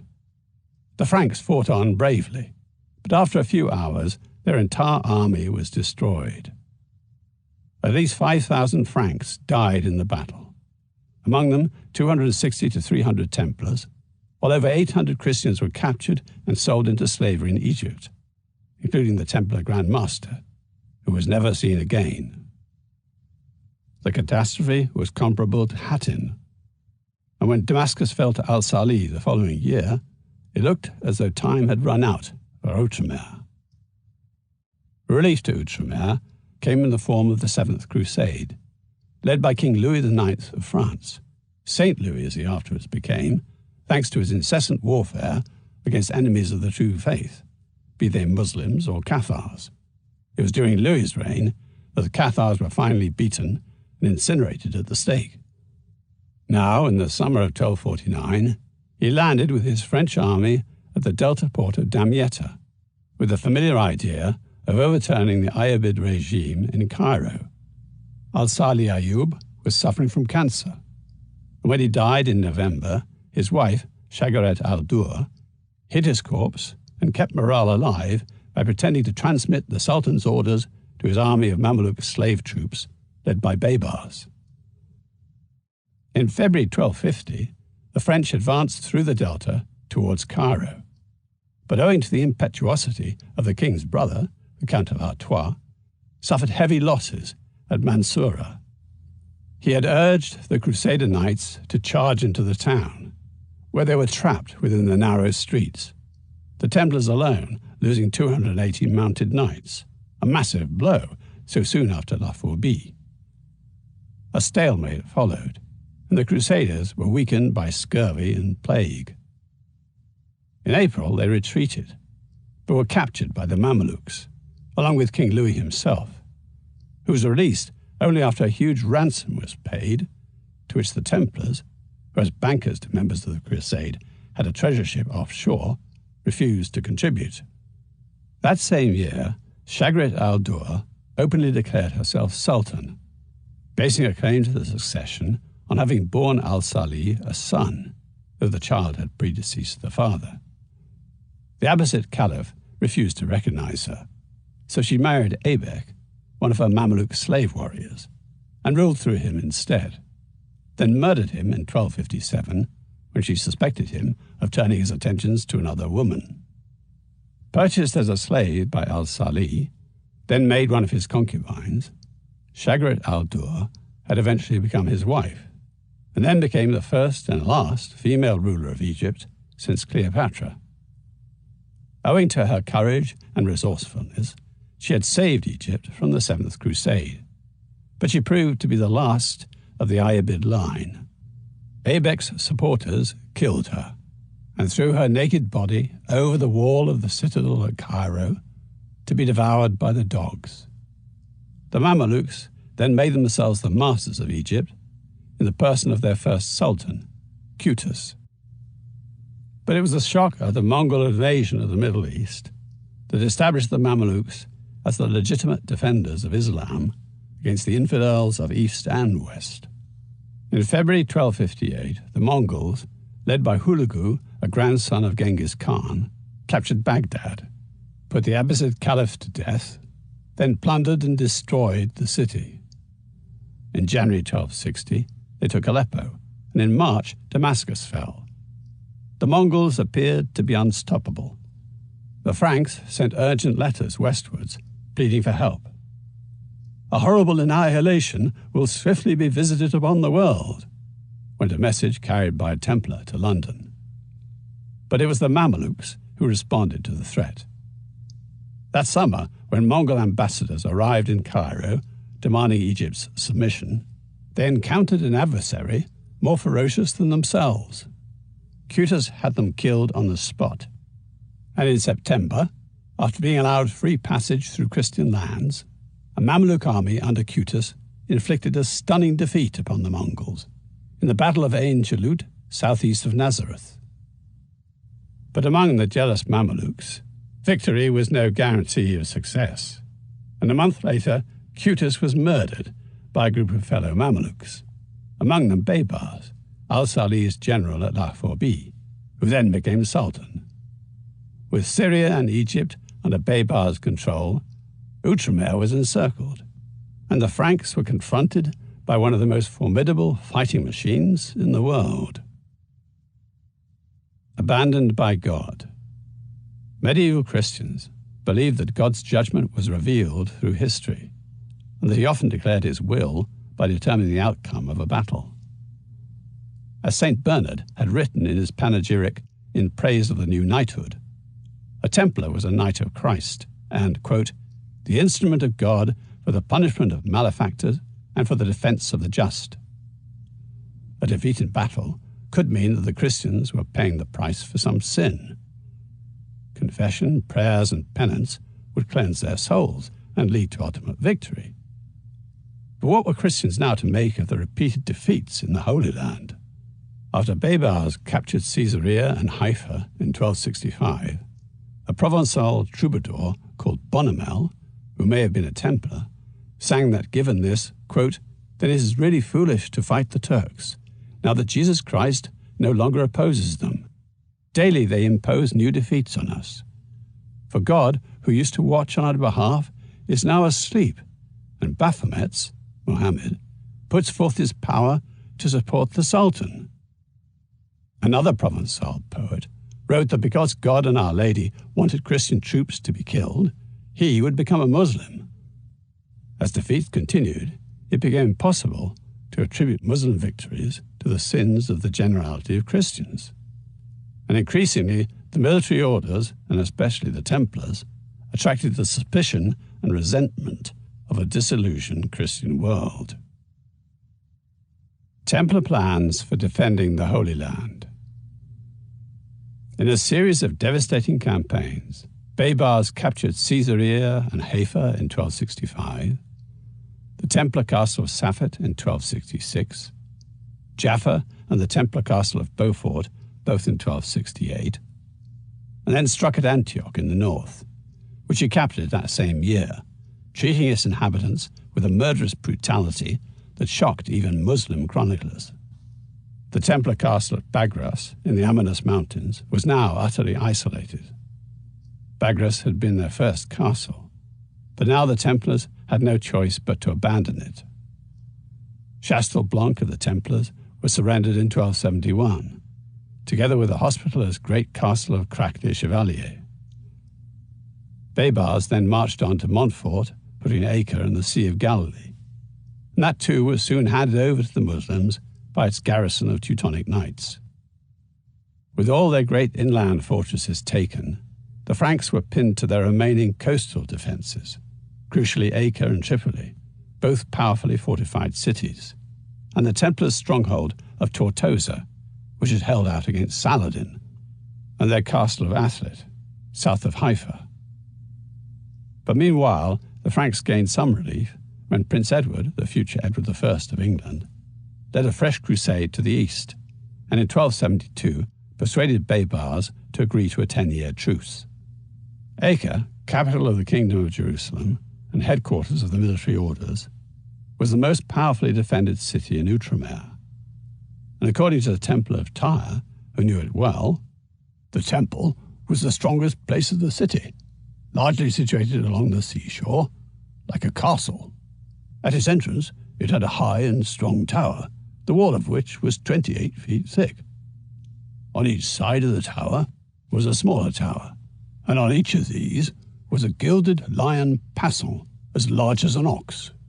On the other side, near the Street of the Pisans, there was another tower, and near this tower, on the Street of St. Anne, was a large and noble palace, which was the master's. There was another ancient tower on the seashore, which Saladin had built 100 years before, in which the temple kept its treasure. It was so close to the sea that the waves washed against it. Within the temple area, there were other beautiful and noble houses, which I will not describe here. In 1273, the Templars elected a new Grand Master, William of Bourges, a man with considerable experience of fighting in the East and administering the order.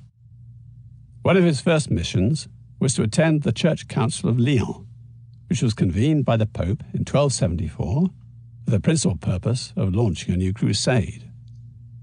At the council, William spoke against a proposal to send 500 knights and 2,000 infantry to the Holy Land as the vanguard of a mass levy like that of the First Crusade, arguing that unruly hordes of enthusiasts would not serve the needs of Outremer. Instead, a permanent garrison was required, which would be reinforced from time to time by small contingents of professional soldiers. And he also argued for an economic blockade of Egypt, the Mamluks' power base. Such a blockade would not be possible, however, as long as Outremer depended on the ships of the Italian maritime republics, for these were the very same merchant marines who traded so profitably with Egypt. The Venetians, for example, supplied Baybars with the metal and timber that he needed for his arms and siege engines, and the Genoese even provided him with Mamluk slaves.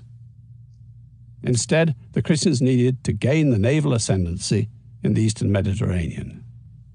William's advice was accepted, and the council ordered the Templars and the Hospitallers to build their own fleets of warships. William of Beaujeu had arrived at this plan not least because he recognized the contribution that was already being made by the French monarchy to sustaining the existence of Outremer. William's own uncle had fought with Louis IX in Egypt, and through his paternal grandmother, he was related to the Capets, the French royal family. The kings of France were already paying for a permanent force of knights and crossbowmen at Acre, and the ambitious Charles of Anjou, who was king of Sicily and the younger brother of Louis IX, was helping to extend French power throughout the Mediterranean. But William's plans were overthrown by a popular uprising in 1282 known as the Sicilian Vespers, which sent Charles fleeing from the island to Naples.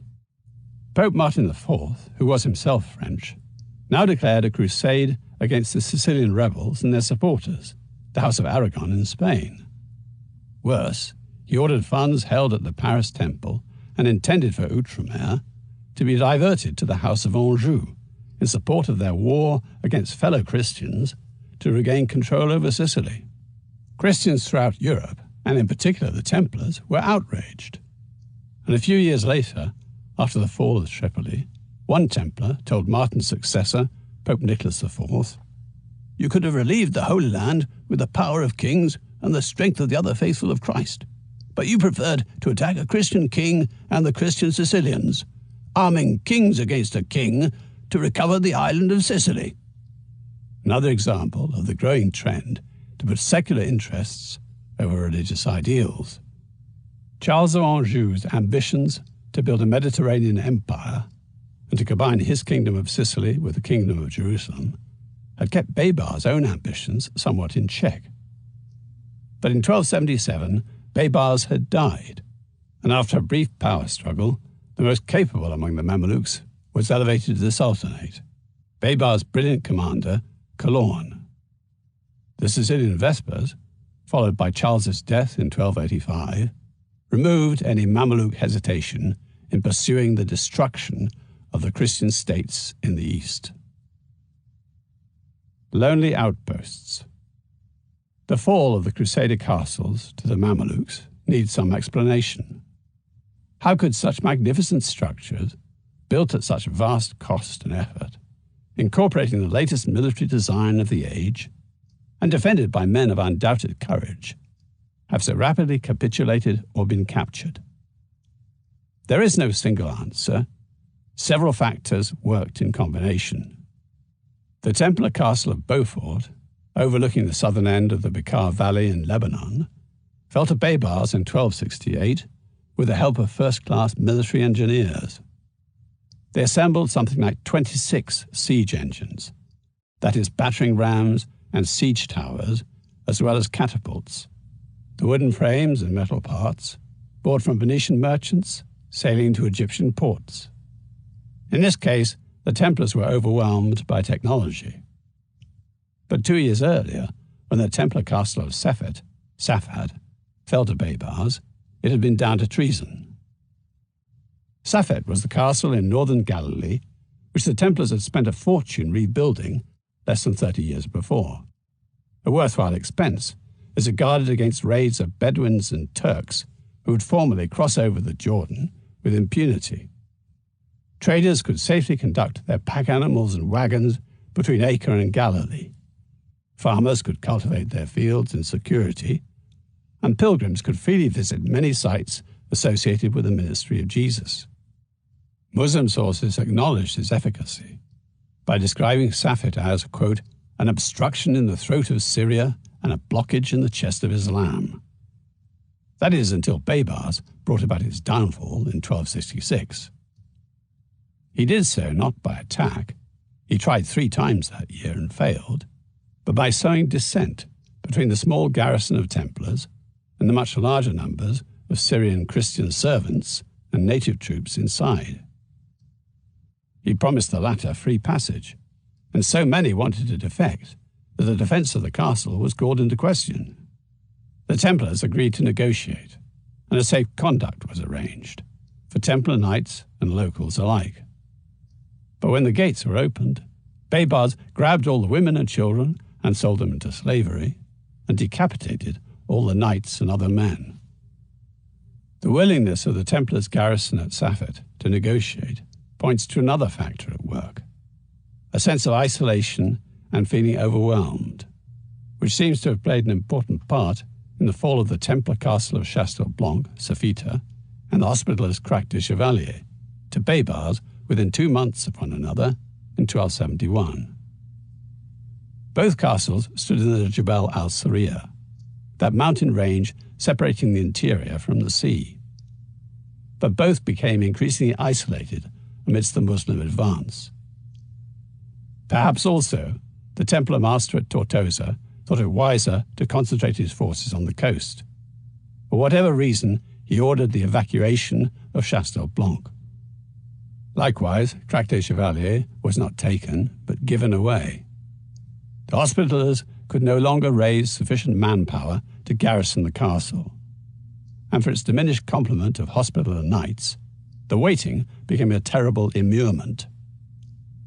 After a month's siege, Baybars delivered a forged note, purportedly from their master at Tripoli, urging them to surrender. Their defences and supplies might have allowed them to hold out for years, but it must have seemed to them that Crac was drifting anchorless and rudderless upon an irresistible Muslim tide. Weary, dejected, and demoralized, on 8th April 1271, the Hospitallers accepted Baybars' offer of safe conduct to the sea. Within 20 years, the few Crusader possessions along the coast would also fall, and the 200-year adventure in the Holy Land would end. The fall of Acre. The truce with the Franks had allowed the Mamelukes to direct their energy towards renewed Mongol threats. But once that had been accomplished, and even before the truce had ended, Sultan Kulourn renewed Mameluke aggression against the Franks. Now the coastal cities and castles began to go the way of the inland defences. In 1285, Kulourn took the Hospitaller castle of Margat, perched on a salient of the Jebel al-Saria overlooking the sea. And in 1287, he easily took the port city of Latakia after its walls were damaged in an earthquake. Yet in 1286, in the midst of these campaigns, and with extraordinary insouciance, the Franks celebrated the visit of King Henry II of Cyprus, who had come to assume the crown of Jerusalem. The Templar of Tyre recorded the festivities at Acre, when the king held a feast lasting 15 days at the auberge of the Hospital of St. John, and it was the most splendid feast they had seen for 100 years. They enacted the tales of the Round Table and the Queen of Femini, which consisted of knights dressed as women jousting together. Then those who should have been dressed as monks dressed up as nuns, and they jousted together. Beyond the walls of Acre, however, the outlook was grim.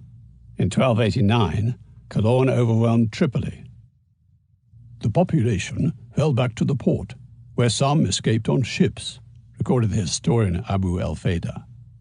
Of the rest, the men were all put to death, and the women and children taken as slaves, and the Muslims amassed an immense booty.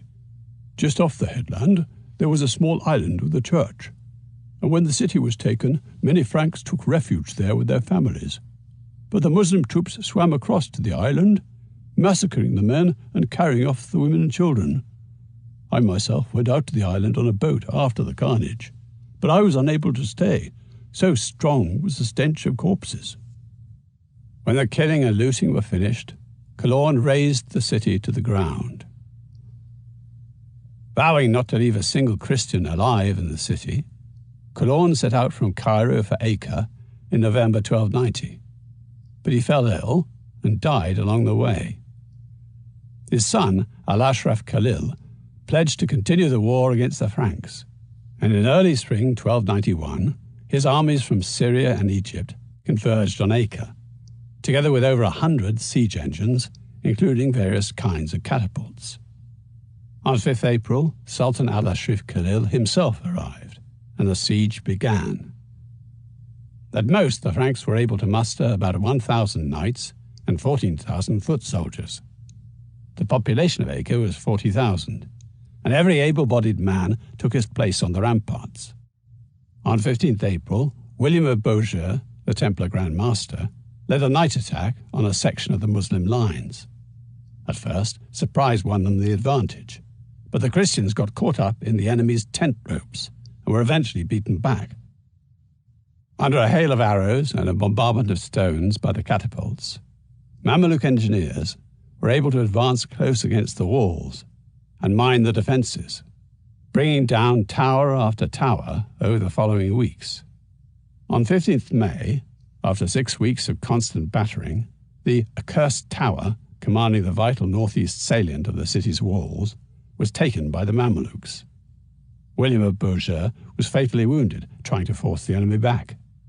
He was placed on a shield and carried to the temple enclave, where he was buried before the high altar, while the desperate fighting continued outside.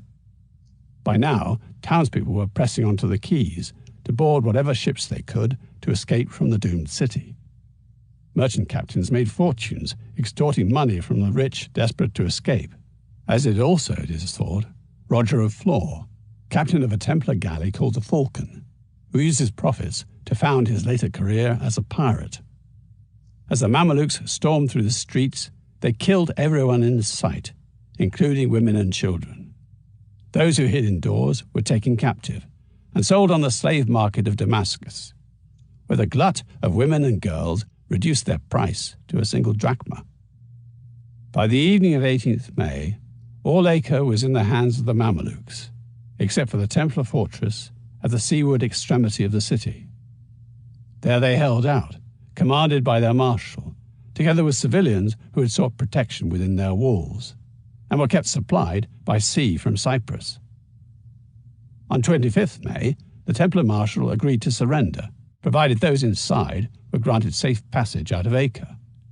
But as the Muslims entered, they began to molest the women and boys, provoking the Templars to fight back. That night, the Templar commander Theobald Gaudin was sent out of the fortress with the order's treasure, and sailed up the coast to Château de Mer, the Templar sea castle just off the coast at Sidon.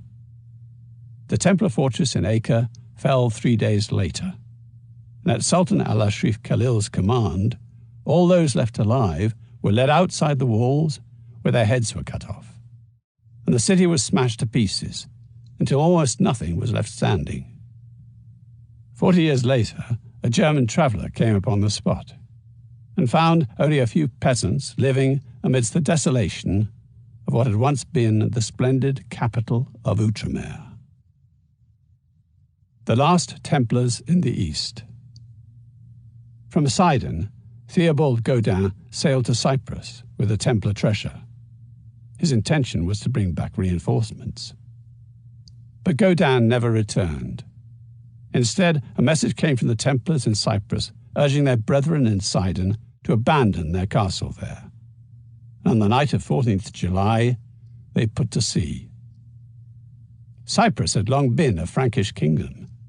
A century earlier, Richard the Lionheart had seized it from the Byzantines, and after a brief period in Templar hands, Richard sold it on again to Guy of Lusignan, the former king of Jerusalem, whose dynasty would continue to rule Cyprus for nearly 300 years.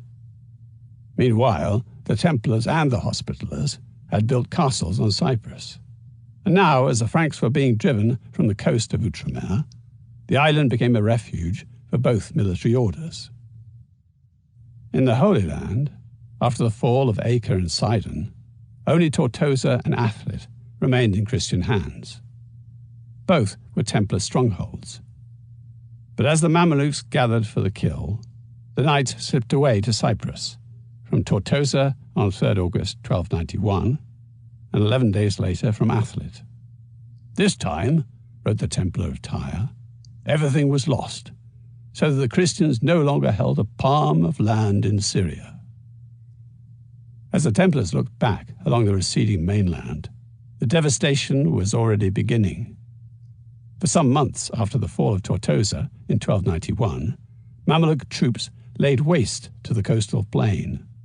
Orchards were cut down and irrigation systems wrecked, while native Christians fled into the Jebel al-Saria. The only castles left standing were those far back from the sea, and Margat, high upon its mountain. Anything that might be of value to the Crusaders, should they ever attempt another landing, was destroyed. Even 4 centuries after the Franks were driven from this coast, the devastation wrought by the Mamelukes was still apparent. In 1697, the English traveller Henry Maundrell, recording the many ruins of castles and houses, which testified that this country, however it be neglected at present, was once in the hands of a people that knew how to value it, and thought it worth the defending. Part 4. The Fall, 1291 to 1314. Exile from the Holy Land. Lost souls. Though not unexpected, the fall of Acre came as a shock in the West. The sins of the inhabitants of Outremer were blamed, as was the failure of the leaders of European Christendom to provide ample and timely aid, and the Italian merchant states who had traded with Mameluke Egypt, and the military orders, Templars and Hospitallers alike. No one was exempt. But it was the Templars who felt the loss most intensely. The defence of the Holy Land and the protection of pilgrims was their raison d'etre. For the Hospitallers, the ethos of their charitable work took precedence. They had never abandoned their original function of caring for the sick. But the Templars were founded as a knighthood, their role to fight against the infidel, and in that cause to serve as crusades and direct the finances of popes and kings. Now cast out from the Holy Land, the Templars found themselves in limbo. Dreams and new realities. Of course, the dream of recovering the Holy Land was not yet over. Certainly not in the mind of James of Molay, who in 1293 became the Templars' new Grand Master. He had spent 30 years in the order, much of it in Outremer, and his vision for the Templars was that they should take the lead in a new crusade. The fall of Acre did not seem like the decisive end of things, more an interlude, and there were expectations that the mainland would be regained. The Templars had established their new headquarters on Cyprus, and they still held the tiny island of Ruad, Arwad, just 2 miles off the coast of Syria, opposite Tortosa. And from these places, James of Molay envisioned that the counterattack against the Mamelukes would begin.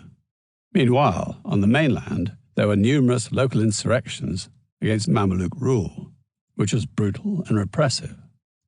Already in 1291, while Sultan al-Ashrif Khalil was busy fighting the Crusaders at Acre and elsewhere along the coast, Shia Muslims living in the northern part of the Bekaa Valley and in the mountains northeast of Beirut had joined with Druze in an uprising against the Sunni Mamelukes, which was finally crushed only in 1308. Across Palestine, Syria, and Lebanon, the Christian denominations survived but were greatly diminished. Muslims taunted the native Christians, saying that the failure of Christ to save them against the Mameluke onslaught proved that he was just a man. So demoralized were many Christians in the East that they converted to Islam. Things were particularly difficult for the Maronites. They had been condemned by the Church as heretics in the 7th century for their belief not in the single nature of Christ, monophysitism, but in the single will of Christ, monothelitism. But in 1182, the Crusaders helped bring them into communion with the Catholic Church at Rome. Over 50,000 Maronites were said to have died fighting alongside the Crusaders during the 12th and 13th centuries to defend Outremer against the Muslims. When the Crusaders left, some Maronites went with them to Cyprus, but those who remained never surrendered their connection with Rome, despite persecution by the Mamluk Jihad. Instead, they escaped into the mountains of northern Lebanon, where surnames such as Frangier, meaning Frank, and Salibi, meaning Crusader, are current to this day. Nor had the Mongols gone away. Since their defeat at the hands of the Mamluks in 1260, they had shown an interest in forming an alliance with the Christians in the West. And indeed, the conversion of two Mongol emissaries at the Council of Lyon in 1274 had raised hopes that the Mongols might convert wholesale to Christianity. Twice, in 1281 and 1299, the Mongols advanced into northern Syria. And when news came from the West in 1300 of a new crusade, the Mongols offered the Christians the Holy Land if they would help them beat the Mamelukes. Waiting for the Mongols. Eager to take the initiative in recovering the Holy Land, in 1294, James of Molay travelled from Cyprus to the west to promote the Templars as the vanguard of a new crusade. He received encouragement from Pope Boniface VIII in Rome and King Edward I in London, and practical assistance too, with both Pope and King making it easier for the Templars to raise new funds in Europe in order to rebuild their forces after their terrible recent losses at Acre and elsewhere in Outremer. Foodstuffs and treasure were shipped from European ports to the Templars in Cyprus, and galleys were bought from Venice, part of the war fleet that the Templars would need to lead the attacks against the Syrian and Egyptian coasts. A wave of excited anticipation swept across Europe in 1300 at the prospect of this new expedition to the east. The mood was reminiscent of those days when Pope Urban II had preached the First Crusade. The Mongols had invaded deep into Syria the year before, and the Mamelukes had withdrawn. And there were rumors that Jerusalem had fallen into Mongol hands. Being the 1300th anniversary of the birth of Christ, the Pope declared this to be a Jubilee year, promising full remission of sins to those who visited the Basilica of St. Peter in Rome. 200,000 pilgrims answered his call and were welcomed by a triumphant Pope Boniface sitting on the throne of Constantine the Great and holding the symbols of temporal dominion, the sword, the scepter, and the crown, and bellowing to the crowd, "I am Caesar!" In the familiar battle between the Church and the secular claims of kings, no one could be left in doubt that the Pope was proclaiming the universal jurisdiction of the Church over the monarchs of the West, and celebrating the victory yet to come over the infidels in the East. In the summer of 1300, the Templars, together with the Hospitallers and the King of Cyprus, launched a series of probing attacks against Alexandria and Rosetta, and at Acre, Tortosa, and Maraclea. These were preliminaries to a planned joint operation with the Mongols, and they were followed up in November by a combined Templar, Hospitaller, and Lusignan force from Cyprus, about 600 knights in all, which was landed on the island of Ruad, opposite Tortosa. This, together with Athlit, had been the last stronghold abandoned by the Templars in 1291. From there, they made further raids against Tortosa, waiting for the Mongols to appear. Instead, in the face of a Mameluke threat, the Crusaders withdrew to Cyprus. And when the Mongols finally did appear, in February 1301, it was too late. Nevertheless, later in that year, the Templars returned to Ruad, this time establishing a considerable force on the island and rebuilding its defences. In preparation for a serious assault on the Syrian mainland, they garrisoned Ruad with 120 knights, 500 archers, and 400 servants, almost half the number of Templar knights and auxiliaries as would normally have defended the entire kingdom of Jerusalem in the 12th century. Possibly they were waiting for the Mongols to return. Instead, They found themselves isolated on their tiny island, against which the Mamelukes sent a fleet of 16 ships in 1302. A prolonged siege and repeated attacks finally wore down the starving Templars, who surrendered on condition of safe conduct, a promise that was betrayed, the Templars being slaughtered or sold into slavery. Philip IV, the most Christian king. Despite this setback in the East, Pope Boniface VIII was no less adamant about his claims of papal supremacy in the West, which he reinforced with a bull in 1303 called Unam Sanctam. This asserted that there was only one holy, Unam Sanctam, Catholic Church, and that to attain salvation it was necessary to submit to the Pope in all matters both spiritual and material. The bull was in response to various trespasses against the authority of the Church that had been committed by King Philip IV of France, often known as Philip the Fair, for his golden locks if nothing else, who was forever in need of money to finance the expansion of his kingdom and make war against Flanders and England, and so imposed taxes against the clergy. To Philip, this was no different raising taxes for a crusade, for he ruled with a divine mission. In 1297, he had obtained a sainthood for his grandfather, the crusading Louis IX, and was convinced that France was the chosen kingdom of God. In effect, the conflict was between the universalist claims of the Church and the new phenomenon of nationalism, as asserted by the King of France, both claiming to have God on their side. The Pope might be the vicar of God, but Philip, according to his admirers, was, quote, more than a man, wholly divine, and the most Christian king of France. When Philip still showed no signs of repentance, nor of bowing to the Pope's will, Boniface prepared a bull of excommunication against the king and his minister William of Nogaret. But before it could be published, a force of French soldiers, led by William of Nogaret himself, burst into the Pope's summer palace at Agnani, in the hills southeast of Rome, with the aim of taking Boniface as prisoner back to France to stand trial on charges of heresy, sodomy, and the murder of the previous Pope. Boniface, who was guarded by only a handful of Templars and Hospitallers, challenged his enemies to kill him, saying, "Here is my neck, here is my head." But Boniface had been born at Agnani, and the townsfolk rallied to him. And before his captors could do more than slap him around and beat him up, they rushed to his defense and drove the French out.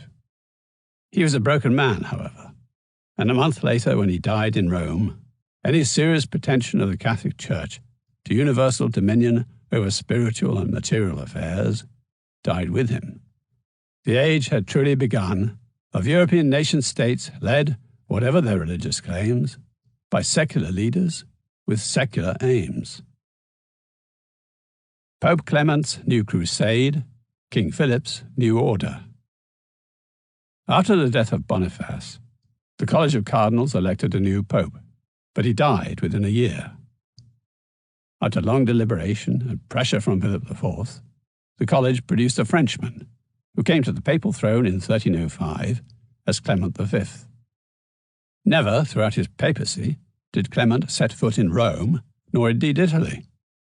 Instead, he moved between Lyon and Poitiers until March 1309, when he set up court at Avignon in Provence, which at that time technically lay outside the jurisdiction of the kings of France.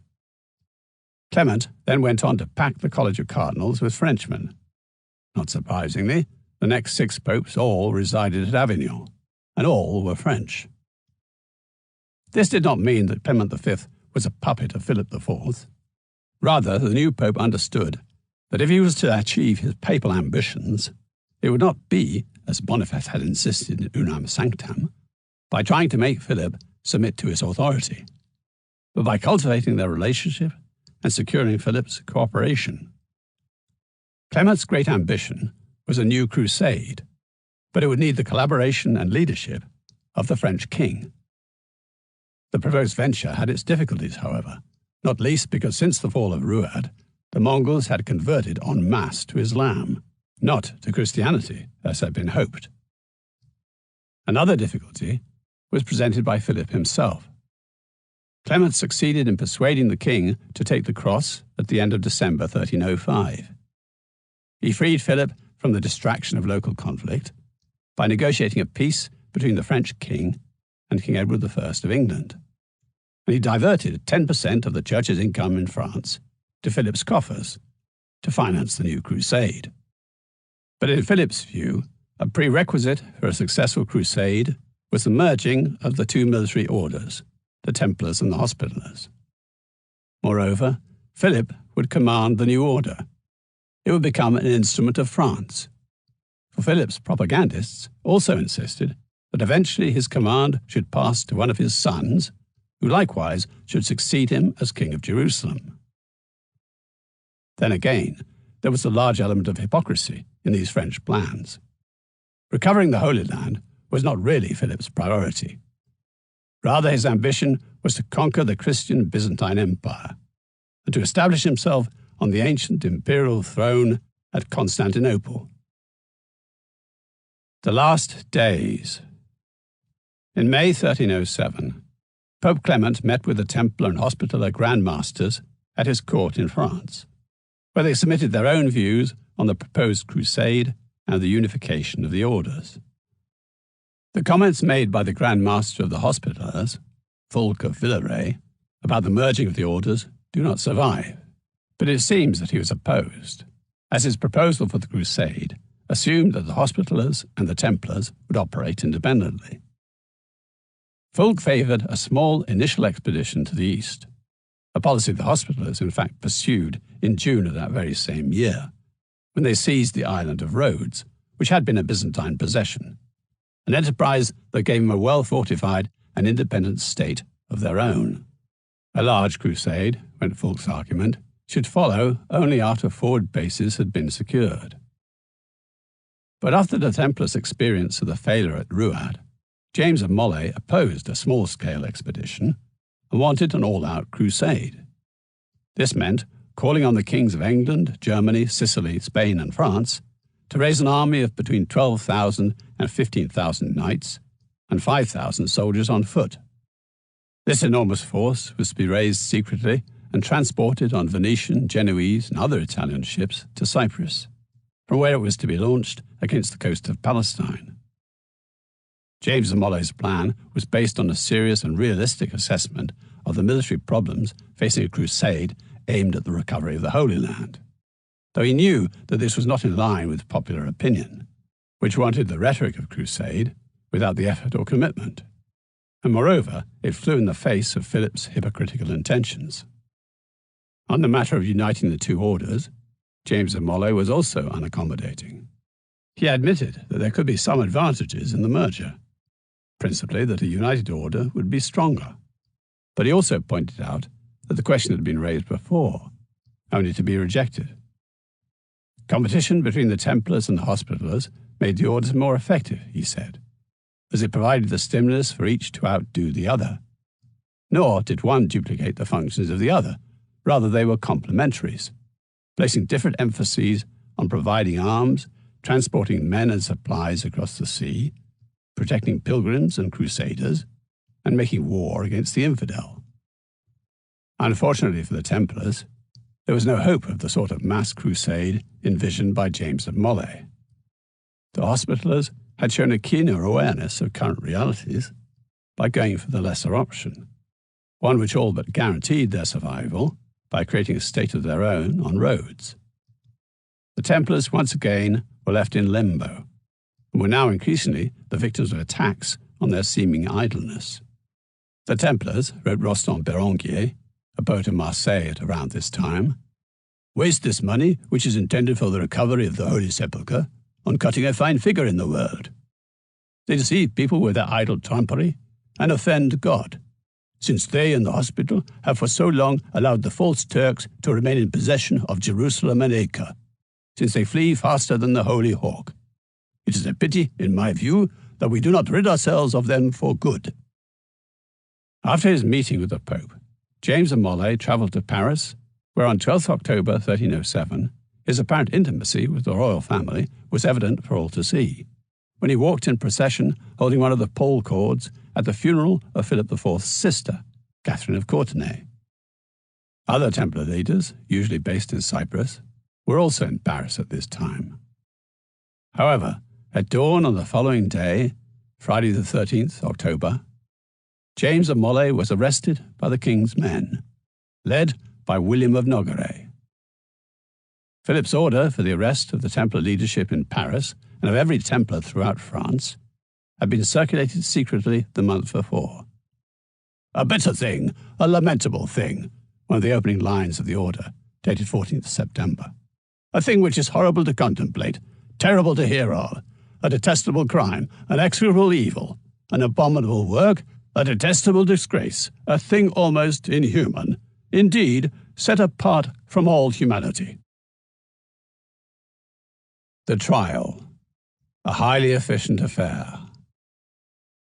The Templars were taken quite by surprise when Philip IV's officers came for them in the early hours of the morning of Friday 30th October 1307.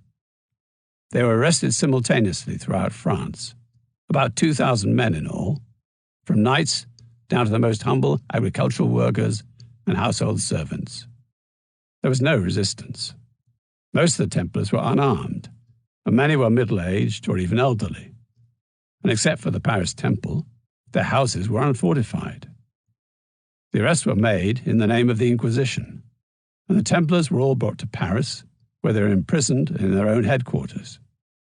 The efficiency of the operation probably benefited from previous raids when King Philip struck against Italian bankers resident in France in 1291 and against Jews in 1306. In each case arresting them, throwing them out of the country, and seizing their property and their money.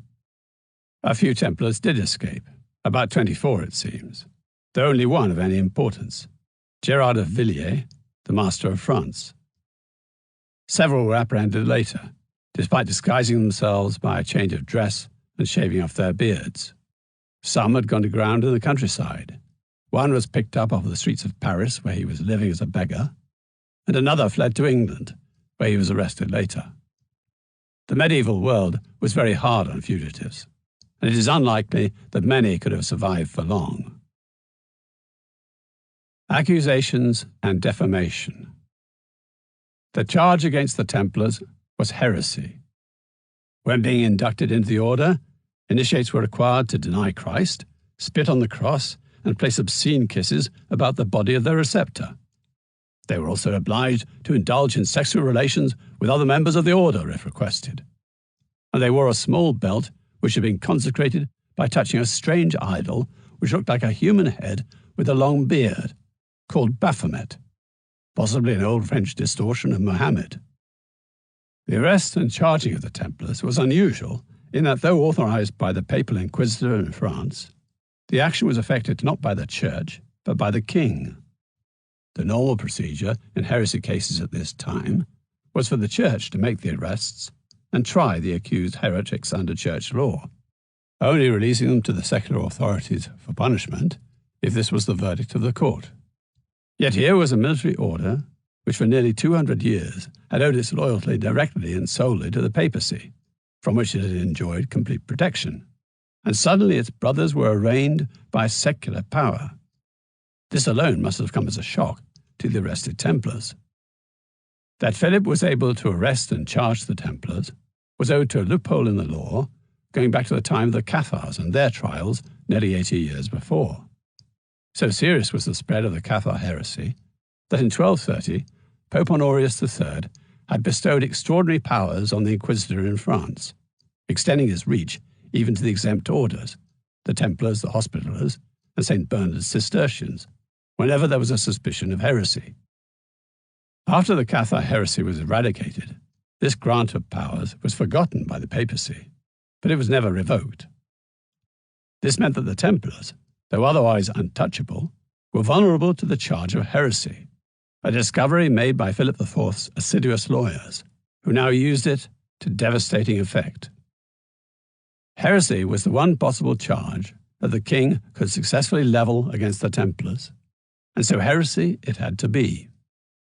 The royal lawyers gathered information about the inner life of the Templar order, with the aim of selecting and extrapolating from their proper context those elements which could be presented as crimes against religion.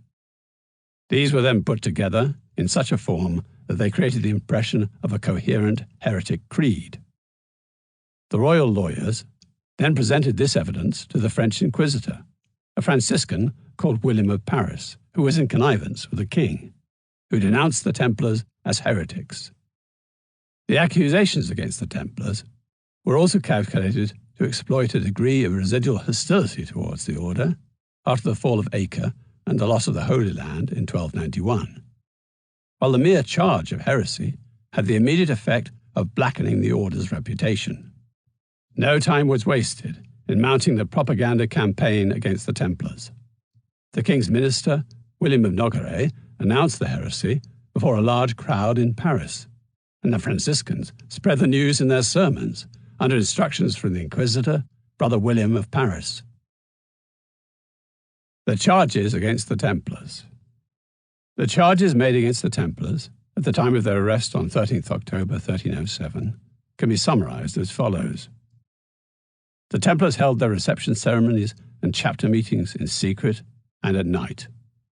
During the reception ceremony, initiates were required to deny Christ, to spit, piss, or trample on the cross or images of Christ, to exchange kisses with the receiving official on the mouth, navel, base of the spine, and sometimes on the buttocks or the penis, and to agree to submit to homosexual practices as required within the order, which practiced institutionalized sodomy.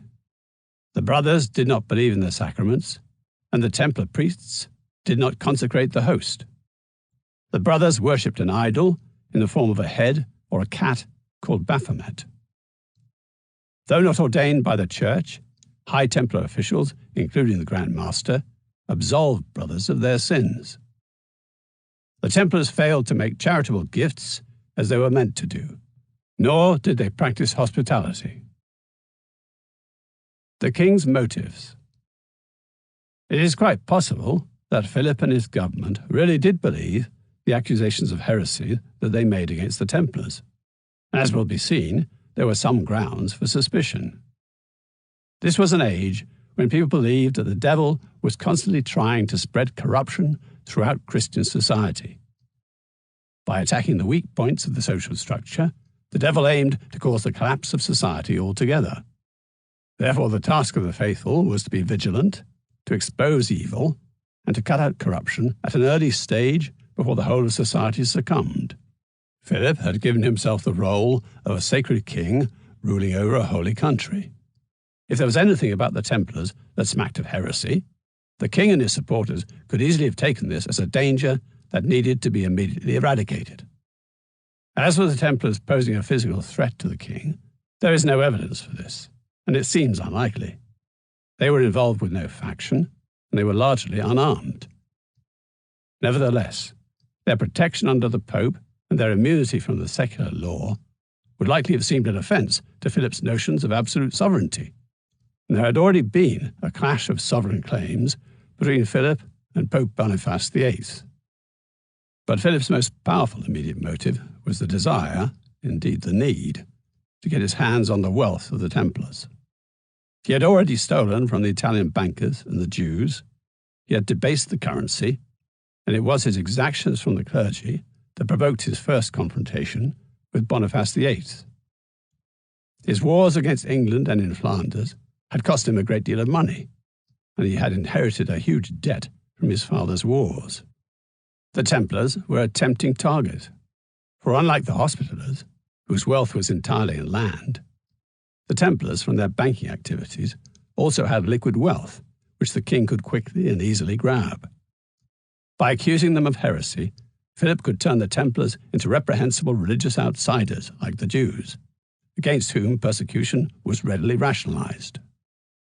Many foreign observers, especially those in northern Italy, where there was a more complete understanding of the power of money than anywhere else in 14th century Europe, were convinced that getting his hands on the Templars' cash and precious metals was the primary motive for Philip's attack. Dante famously attacked the king's actions in Purgatorio, the second book of Divine Comedy, written in the immediate aftermath of the Templars' arrest. I see the second pilot's cruel mood grow so insatiate that without decree his greedy sails upon the temple intrude. From The Portable Dante, editor Paolo Milano, Penguin, 1977. Spies, tortures, and confessions. The order went out on 14th September 1307 to make the arrests that took place at dawn a month later, on 13th October. But the case had been prepared years before. French government spies had joined the Templars to discover its inner workings and to gather anything with which they could be slandered. The sinister force behind this was William of Nogaret, who in 1303 had taken part in the attempt to overthrow Pope Boniface VIII, since when he had remained excommunicated. William's family had suffered persecution because his grandfather had been a Cathar, but by his cleverness and cynicism he had risen in Philip's court and was ennobled in 1299, becoming the king's keeper of the seals and his right-hand man. These facts may have contributed to William of Nogaret's contempt for the papacy and his unscrupulous ambition to make France the greatest power in the world. Many of those arrested were simple men, not battle-hardened Templar knights, but ploughmen, artisans, and servants who helped keep the order running. And these would have succumbed to torture, or even the threat of torture, fairly quickly. The knights themselves, however, had been long prepared for the worst in Outremer, for that day when they might be captured and thrown into a Muslim dungeon, be tortured or face execution unless they abjured their faith. And yet these too rapidly and all but unanimously confessed. The tortures could be savage. Scores died, undergoing what was called ecclesiastical procedure, which was meant not to break limbs or draw blood, but routinely included being chained in isolation and fed on bread and water, being drawn on the rack until the joints were dislocated, being raised over a beam by a rope tied to the wrists that had been bound behind the victim's back, or having fat rubbed into the soles of the feet, which were then placed before a fire.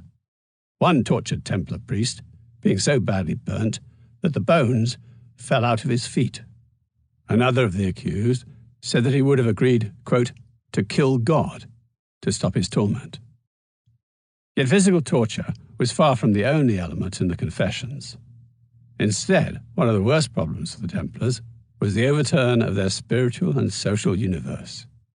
They had spent their lives in the enclosed world of a military elite group to which they owed absolute loyalty, and were constantly reminded of the support they in turn received from the rest of society.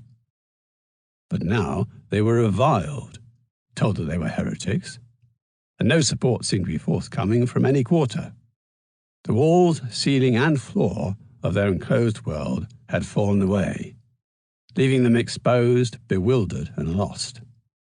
Under these conditions, it is not surprising that James of Molay, the Grand Master, and Hugh of Perrot, whose rank of visitor made him the most elevated Templar in Western Christendom after James of Molay, were both among the near unanimity of Templars who rapidly confessed. And indeed, there is some uncertainty whether the Grand Master was ever tortured.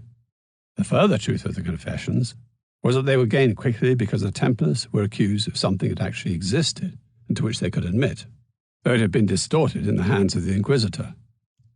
This was the fruit of the information gathered by the government spies.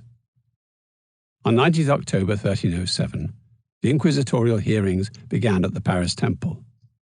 On 25th and 26th October, James of Molay was called to testify. His confession was recorded and sent to the Pope as proof of heresy.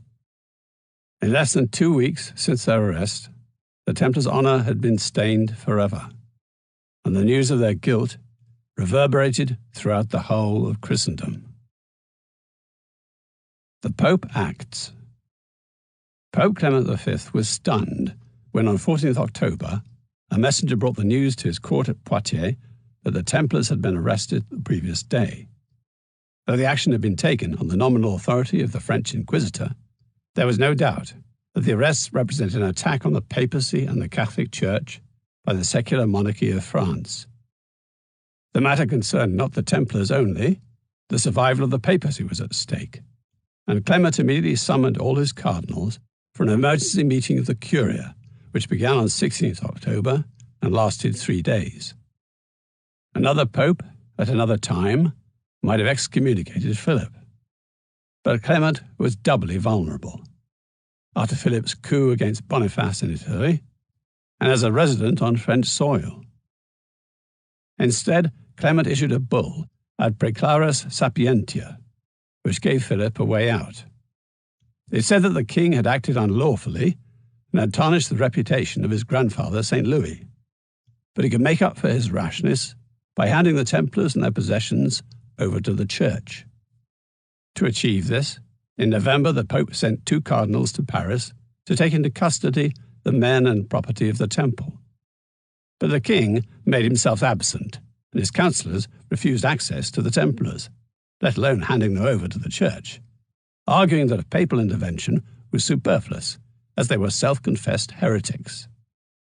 When the cardinals went back to Poitiers with the news that the French monarchy was flatly refusing to obey an express command of the Pope, the Curia was plunged into crisis.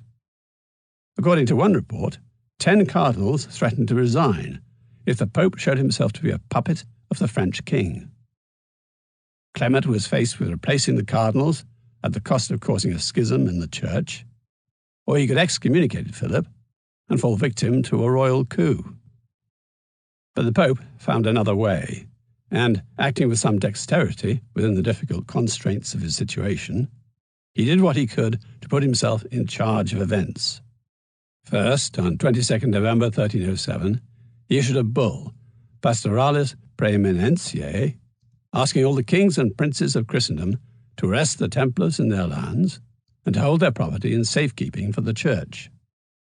In this way, proceedings were initiated against the Templars in England, Iberia, Germany, Italy, and Cyprus, but in the name of the Church. By doing this, the Pope was delivering an implied ultimatum to King Philip, that what was true in the rest of Europe must also be so in France. He praised the French king for his good faith and religious zeal, but Clement was making it clear that the case against the Templars was being removed from the king's authority and was now being taken into the hands of the papacy.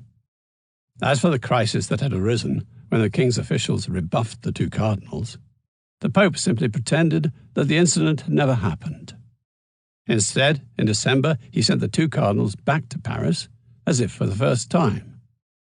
But now they brought with them the power, granted by the Pope, to excommunicate Philip on the spot and to place the whole of France under an interdict if the king persisted in his refusal to hand over the Templars. The move was effective. On 24th December 1307, Philip wrote to the Pope that he would hand over the Templars. On about 27th December 1307, the cardinals met James of Molay and other leading Templars, who denied everything to which they had formerly confessed. According to one source, the Grand Master said that he had confessed only under heavy torture, and he showed the wounds on his body, though it is not clear if this source can be trusted.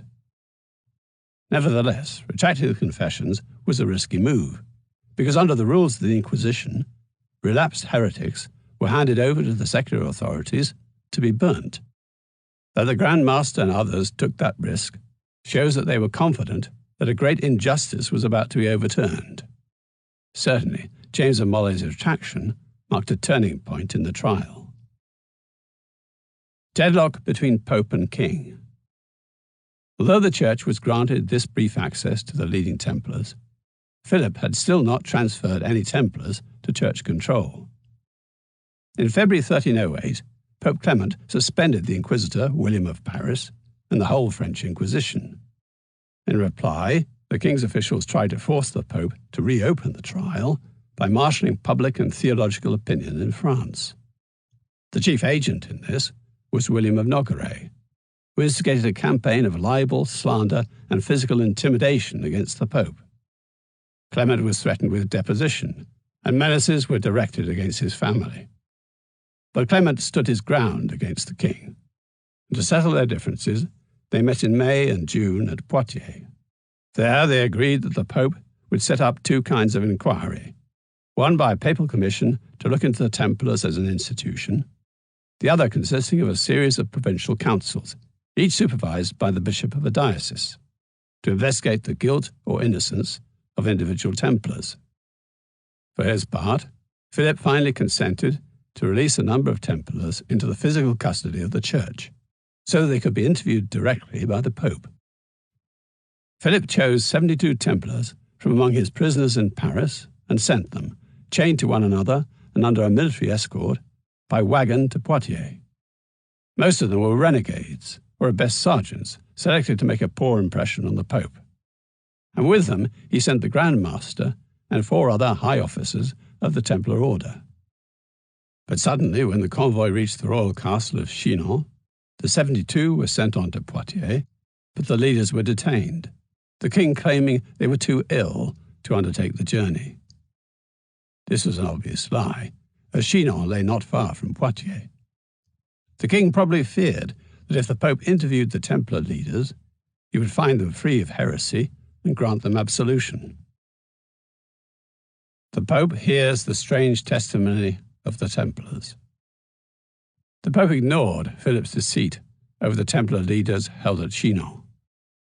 Instead of walking into a destructive confrontation with the king, Clement got on with examining those Templars who had been sent to him. From 28th June to 1st July 1308, the 72 Templars were heard at Poitiers by a special commission of cardinals and by the Pope himself. On 2nd July, Clement granted absolution to the Templars, who had confessed and had asked for the forgiveness of the Church. Had the Templars been found guilty, the Pope would never have forgiven them. But on the other hand, had they been innocent, he would have acquitted them without requiring any show of repentance. The Templars were not heretics, Clement had decided. An account of the examination was kept in the form of marginal notes made at the time. Damaged and mislaid in the Vatican archives, these notes have only recently been discovered, deciphered, and published. Together with the Chinon parchment, they show how the Pope came to understand the true nature of the Templars' strange practices. The Templars attended Mass, they went to Holy Communion and confession, and they complied with their liturgical duties. But they also confessed to the Pope that at their entrance ceremony they denied Christ and spat on the cross, though they insisted that they had never consented to this in their souls, and as soon as possible had confessed to a priest and asked for absolution. The Pope found these induction rituals too confused to be taken seriously. At one moment the novice spat on the cross, but then kissed it in adoration.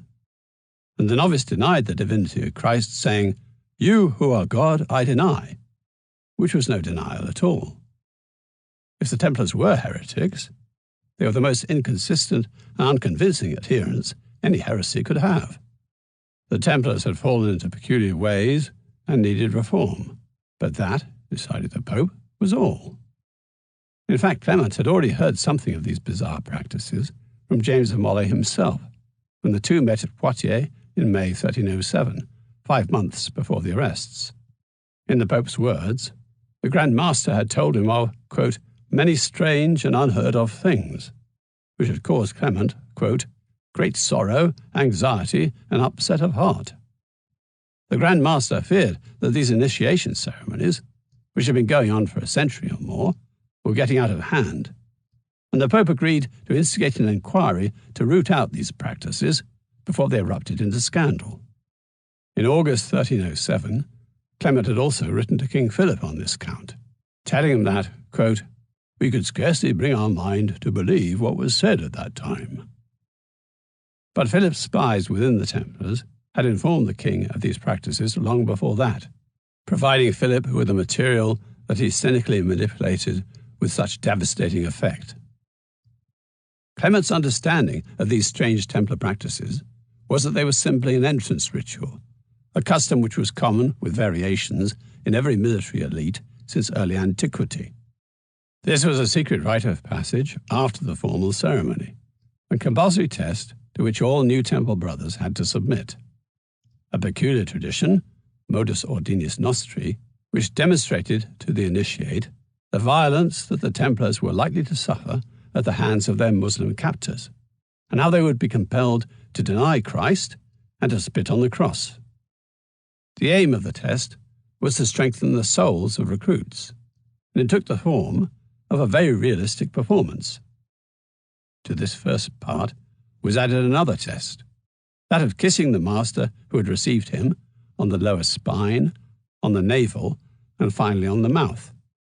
Its purpose was to teach the novice that in all circumstances whatsoever he owed absolute obedience to his superiors.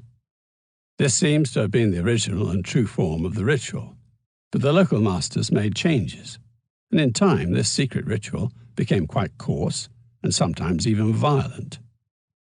The Templars were not heretics, but they were not innocent either, for they had actually denied the divinity of Christ, even if it was all a pretense. Apostasy could be forgiven, but sinners had to repent and submit to harsh penance. That was how Clement dealt with the 72 Templars he interviewed at Poitiers. But he could not do the same for the leaders without seeing them. And though he issued a formal summons for the appearance of James of Molay and the other leading Templars, this was refused by the king, with a repeated claim that they were ill. The mystery of Chinon. In the summer of 1308, the Pope absolved James of Molay and the other Templar leaders held prisoner at Chinon. Seemingly, no proper report of this hearing had survived. Until recently, it was doubted that any such event had taken place. That is, until the discovery of the Chinon parchment in the Vatican archives in 2001, and its publication by the Vatican in 2007. This showed unequivocally that despite the chief Templars being held prisoner by the king, a hearing had somehow been arranged within the royal castle at Chinon. This was set in motion on the 14th of August 1308, when 3 cardinals left the papal court at Poitiers for an unknown destination. They were Etienne of Suisy, Landolfo Brancacci, and Béranger Frédol, the last being one of the outstanding canon lawyers of his time and a nephew of the Pope. Secretly, they formed a special apostolic commission of inquiry, with Clement's full authority. 2 or 3 days later, the cardinals arrived at Chinon, where, in addition to the royal jailer, there were 2 important royal officials, identified in French records only by their initials, who are thought to have been William of Nogaret and a lawyer who acted on his behalf, called William of Plaisance. If there were any hidden negotiations between the parties at Chinon, the fact is unknown. Instead, what followed seems to have taken place under the noses of the king's officials, but without their knowledge. According to the Chinon parchment, no royal officials attended the hearings that took place at Chinon from 17th to 20th August. They were held quickly and presumably in all secrecy, to avoid the intervention of the royal officers. Apart from the 3 cardinals and the Templars they examined, the others at the hearing were a handful of witnesses, all clerks and humble people, none of them closely linked to King Philip. This, at last, was the papal trial of the Templar leaders. It was entirely a church affair. During the first 3 days of the trial, the 3 cardinals examined Raimbolt of Caron, the master of Cyprus, Geoffrey of Charnay, master of Normandy, Geoffrey of Gonneville, master of Poitou and Aquitaine, and Hugh of Perrot, the visitor. On the final day, 20th August, they had the testimony of the Grand Master, James of Molay. The details varied between the testimonies, but taken all together, they amounted to a restatement of the practices previously mentioned in testimony by the 72 Templars at Poitiers. When the cardinals reported back to the Pope, Clement accepted the explanation of James of Molay and the other Templar leaders that the charges against them of sodomy and blasphemy were due to a misunderstanding of the knighthood's arcane rituals, which had their origins in their struggle against the Muslims in Outremer. Denying Christ and spitting on the cross, as well as kissing other men's behinds, were understood to simulate the kind of humiliation and torture that a knight might be subjected to by the enemy if captured. They were taught to abuse their own religion, quote, in words only, not in spirit.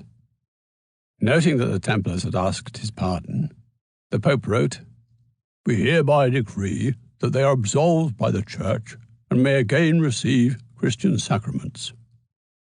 Of James of Molay, in particular, the Pope recorded that after hearing what he had to say, "We concluded to extend the mercy of absolution for these acts to Brother James of Molay, the Grand Master of the Order, who denounced in our presence the described heresy and any other heresy, and swore in person on the Lord's holy gospel, and humbly asked for the mercy of absolution, restoring him to unity with the Church and reinstating him to communion of the faithful and sacraments of the Church." At this point, Clement was still trying to save the Templars as an order. His object was reform, and then probably to combine the Templars with the Hospitallers. But the Pope failed to make the details of his absolution public because the scandal of the Templars had aroused extreme passions. Clement was still trying to avoid either a confrontation with Philip or a schism within the Church. The Chinon Parchment. Everything written about the trial and beliefs of the Knights Templar has become redundant since the discovery of the Chinon Parchment. Uncertain and unexplained circumstances surrounding the fall of the order had led to a variety of theories about their activities and the motives of others involved in their trial. The accepted view of historians over the centuries had tended to be that the Templars were not heretics, but that they were guilty of something. But of what? Historians also saw Pope Clement V as the pliant and weak creature of Philip IV of France, with whom he was thought to have colluded to destroy the Templars and seize their fortune. The discovery of the Chinon Parchment has thrown a new and clarifying light on these mysteries and misconceptions. The parchment is a contemporary account of the testimony of James of Molay and other Templar leaders at a secret papal hearing held at the royal castle of Chinon from 17th to 20th August 1308. The document reveals that the Pope found no heresy among the Templars and granted absolution to its leaders. Indeed, he fought with some determination to protect the Templars against the French king. Fatally, however, the Pope delayed making his absolution public owing to the extreme passions of the time. And so Philip IV was able to have James of Molay and the other Templar leaders put to death before the Pope's verdict could be published. Subsequently, the Chinon Parchment was mislabeled and misplaced amid the labyrinthine files of the secret archive, until Barbara Frale, an Italian researcher at the Vatican School of Paleontology, found it and recognized its significance. She deciphered its tangled and coded writing and published her findings in the Journal of Medieval History in 2004. This was followed in 2007 by a facsimile publication of the parchment by the Vatican itself, no doubt eager to avoid the appearance of yet more conspiracy amid the fallout from their fictional machinations in Dan Brown's best-selling novel, The Da Vinci Code. The Papal Examination. The Papal Examination of James of Molay at Chinon Castle, 20th August 1308, as translated from the Chinon Parchment. Then on the 20th day of the month, in our presence and in the presence of notaries and the same witnesses, Brother Knight James of Molay, Grand Master of the Order of Knights Templar, appeared personally, and having sworn in the form and manner indicated before, and having been diligently questioned, said it has been 42 years or thereabouts since he was received as a brother of the said order by Brother Knight Hubert de Perrot, at that time visitor of France and Poitou, in Berne, Diocese of Autun, in the chapel of the local Templar commandery of that place. Concerning the way of his initiation into the order, he said that having given him the cloak, the receptor showed to him the cross, and told him that he should denounce the God whose image was depicted on that cross, and that he should spit on the cross, which he did, although he did not spit on the cross, but near it, according to his words. He also said that he performed this denunciation in words, not in spirit. Regarding the sin of sodomy, the worshipped head, and the practice of illicit kisses, he, diligently questioned, said that he knew nothing of that. When he was asked whether he had confessed to these things due to a request, reward, gratitude, favor, fear, hatred, or persuasion by someone else, or the use of force, or fear of impending torture, he replied that he did not. When he was asked whether he, after being apprehended, was submitted to any questioning or torture, he replied that he was not. After this, we decided to extend the mercy of absolution for these acts to Brother James of Molay, the Grand Master of the said order, who in the form and manner described before had denounced in our presence the described and any other heresy, and swore in person on the Lord's holy gospel, and humbly asked for the mercy of absolution, restoring him to unity with the Church and reinstating him to communion of the faithful and the sacraments of the Church. The Templars' Rally. In March 1309, the papal court established itself at Avignon, which in those days was not within the Kingdom of France, and had the added benefit of offering the Pope a quick escape over the Italian border. In November 1309, the papal commission into the Order of the Templars began its sittings. This was the inquiry that Clement had agreed to establish after his meeting with Philip at Poitiers the previous year. Slowly, the accused Templars rallied, and instead of confessing, they began mounting a defence. By early May 1310, nearly 600 Templars were defending their order, and they denied their previous confessions.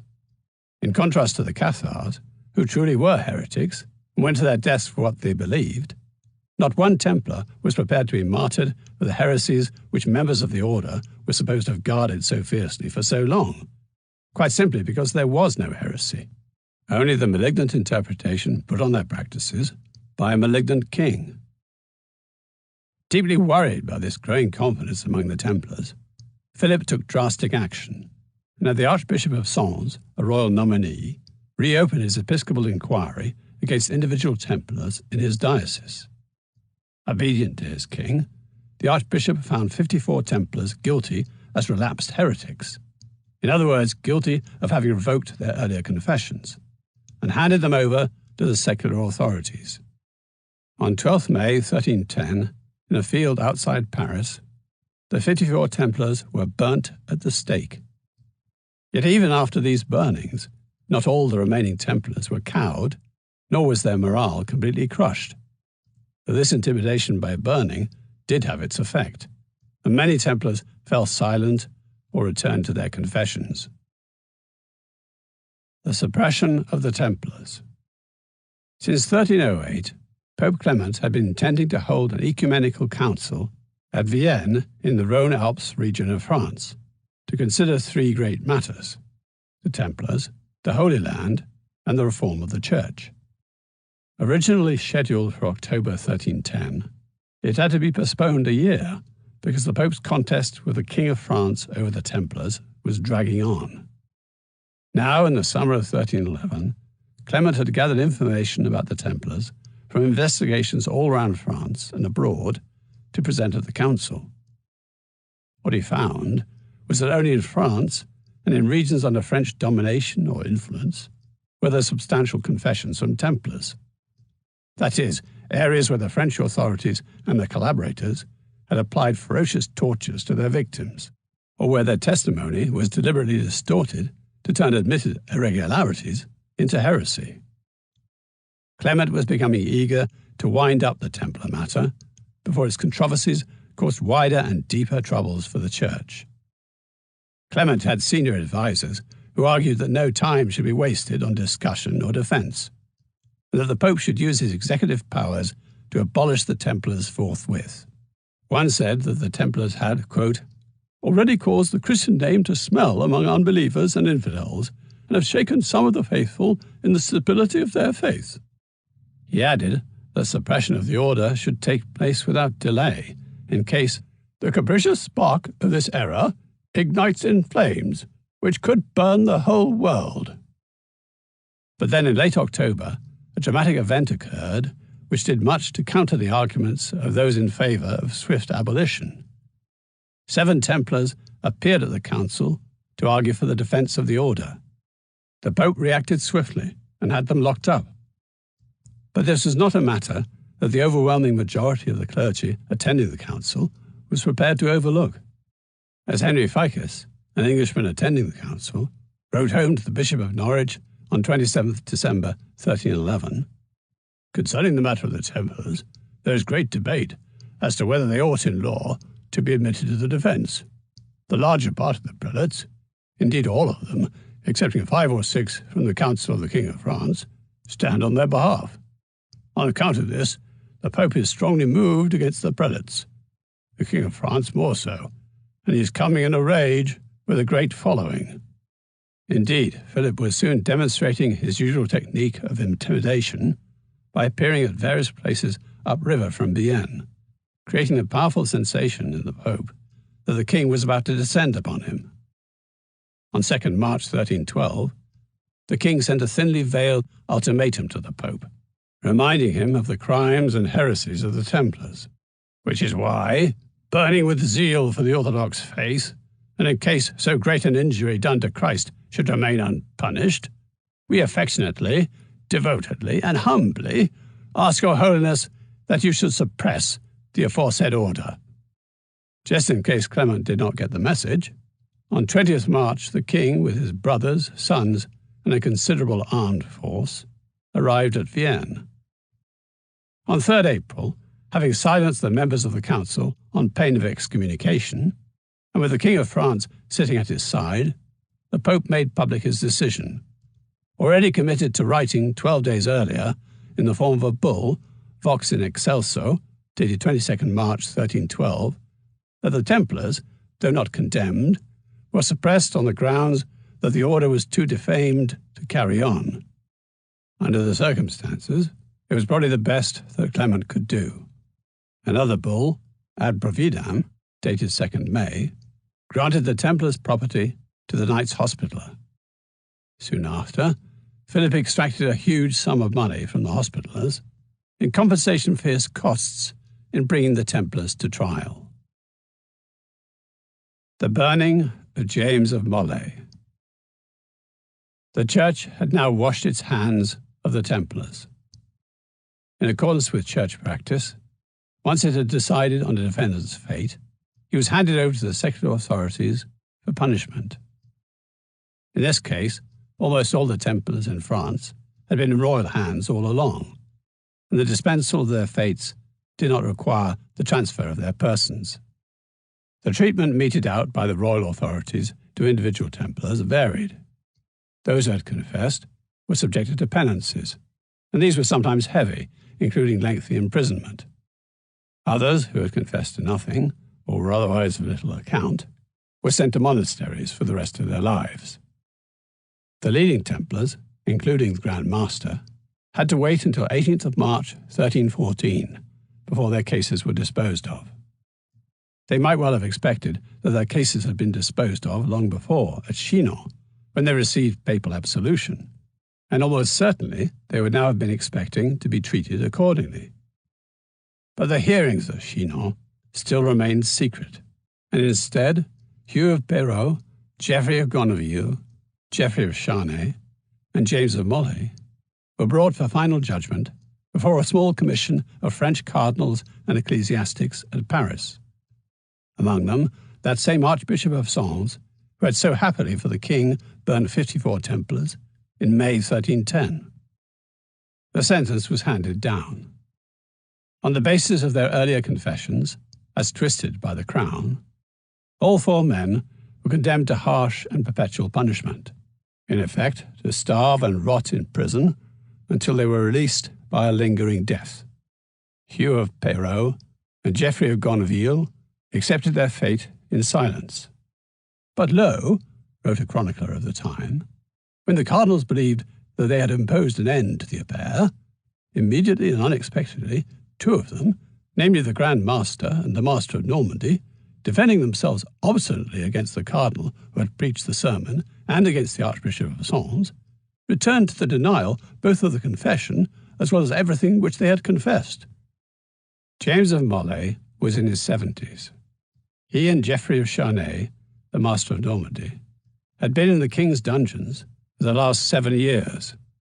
For 6 of those years, they had lived under the expectation that their absolution by the Pope would free them from their nightmare, that they would live again in sunlight among those loved by the Church and Christ. But now, in the midst of betrayal and despair, they refused to give themselves into perpetual incarceration in a living hell. Loudly protesting their innocence and asserting that the order of the Templars was pure and holy, James of Molay and Geoffrey of Charnay put themselves into the hands of God. At once the king ordered that they be condemned as relapsed heretics, and on that same evening, at Vespers, they were taken to the Ile des Javiots, a small island in the Seine west of Notre Dame, and bound to the stake. The chronicler described their last moments. They were seen to be so prepared to sustain the fire with easy mind and will that they brought from all those who saw them much admiration and surprise for the constancy of their death and final denial. The last of the Templars went to their death with courage, in the tradition of their order. Vatican backs Templar link with the Turin Shroud. The Turin Shroud is claimed to be the linen cloth that covered the body of Jesus after the crucifixion. A relic answering to its description was among the treasures that were taken from Constantinople when the city was sacked by the Fourth Crusade in 1204. In a letter sent the following year to Pope Innocent III, a Byzantine aristocrat complained that, quote, "The Venetians partitioned the treasures of gold, silver, and ivory, while the French did the same with the relics of the saints, and the most sacred of all, the linen in which our Lord Jesus Christ was wrapped after his death and before the resurrection." But the certain provenance of the shroud can only be traced back to 1357, when it was displayed in the church at Lire, in the Diocese of Troyes, by the widow of a French knight called Geoffrey of Charnay, who, it is said, was the nephew of that same Geoffrey of Charnay, burnt at the stake with James of Molay. This has led some historians to believe that after the sack of Constantinople, the linen relic passed into the hands of the Templars, who took it to France, where it formed part of their famous treasure. But is this true? Remarkably, in April 2009, support came from the Vatican itself, where Barbara Frale, the scholar who discovered the Chinon parchment, found a further document. This one, the testimony of Arnaud Sabatier, a young Frenchman who entered the order in 1287. As part of his initiation, he said, he was taken to, quote, "a secret place to which only the brothers of the temple had access, where he was shown a long linen cloth on which was impressed the figure of a man, and was told to venerate the image by kissing its feet 3 times. The Templars had rescued the shroud to ensure that it did not fall into the hands of heretics such as the Cathars, who claimed that Jesus did not have a true human body, but only the appearance of a man, and neither died on the cross nor was resurrected. For their pains, they were burnt at the stake. Not that this discovery has any bearing on the authenticity of the shroud. The Vatican leaves the question of whether or not the shroud is a medieval forgery to the faith of believers. But it does suggest that the cloth today known as the Turin Shroud, fake or not, was in the possession of the Templars, that they believed it to be real, and that for a century it played a central part in their initiation ceremonies. Part 5. The Aftermath. Survivals. The New Orders. A German pilgrim, visiting the Holy Land in 1340, came upon 2 elderly men in the mountains overlooking the shores of the Dead Sea.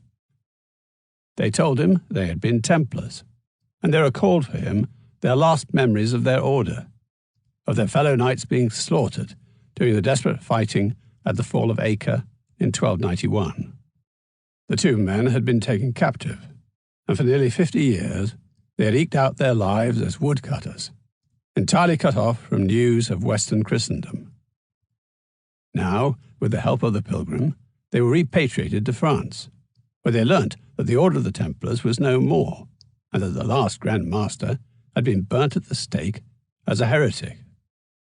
Despite this, the 2 old men were respectfully received at the papal court at Avignon, and were given the means to live out their days in peace.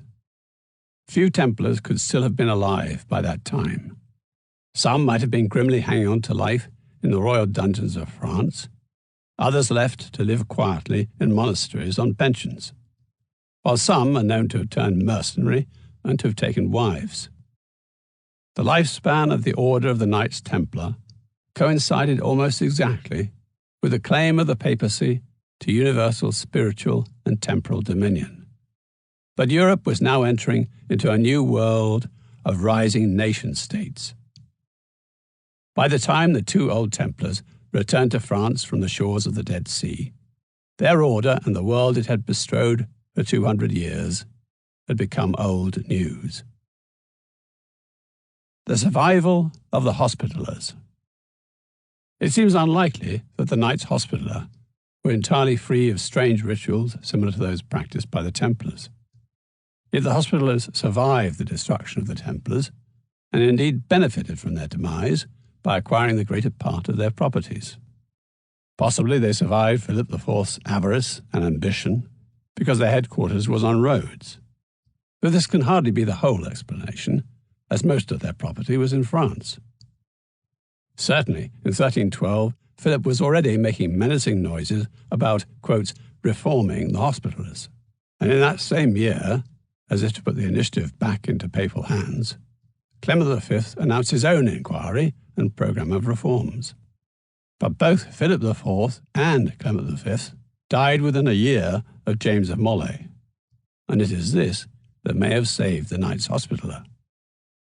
But though no accusations of heresy, blasphemy, or sodomy were made against the Hospitallers, their reputation was in some measure tarnished by the atmosphere of charges made against the Templars.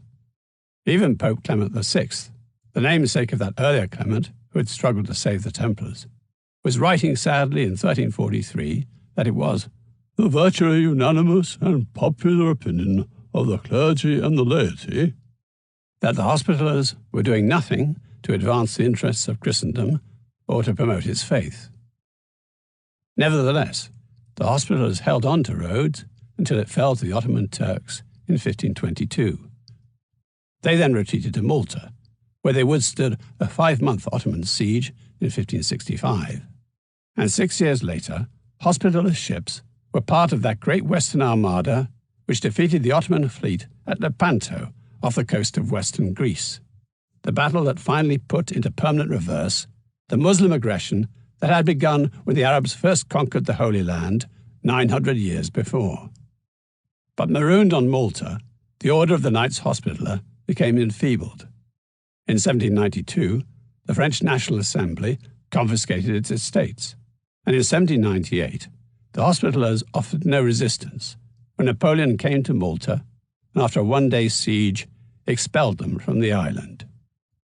The Hospitallers were dispersed throughout Europe, though they reformed, with the Tsar as Grand Master, in Russia, while in the 1820s, the most venerable order of the Hospital of St. John of Jerusalem was founded with the intention of forming a mercenary army to liberate Greece from Ottoman rule.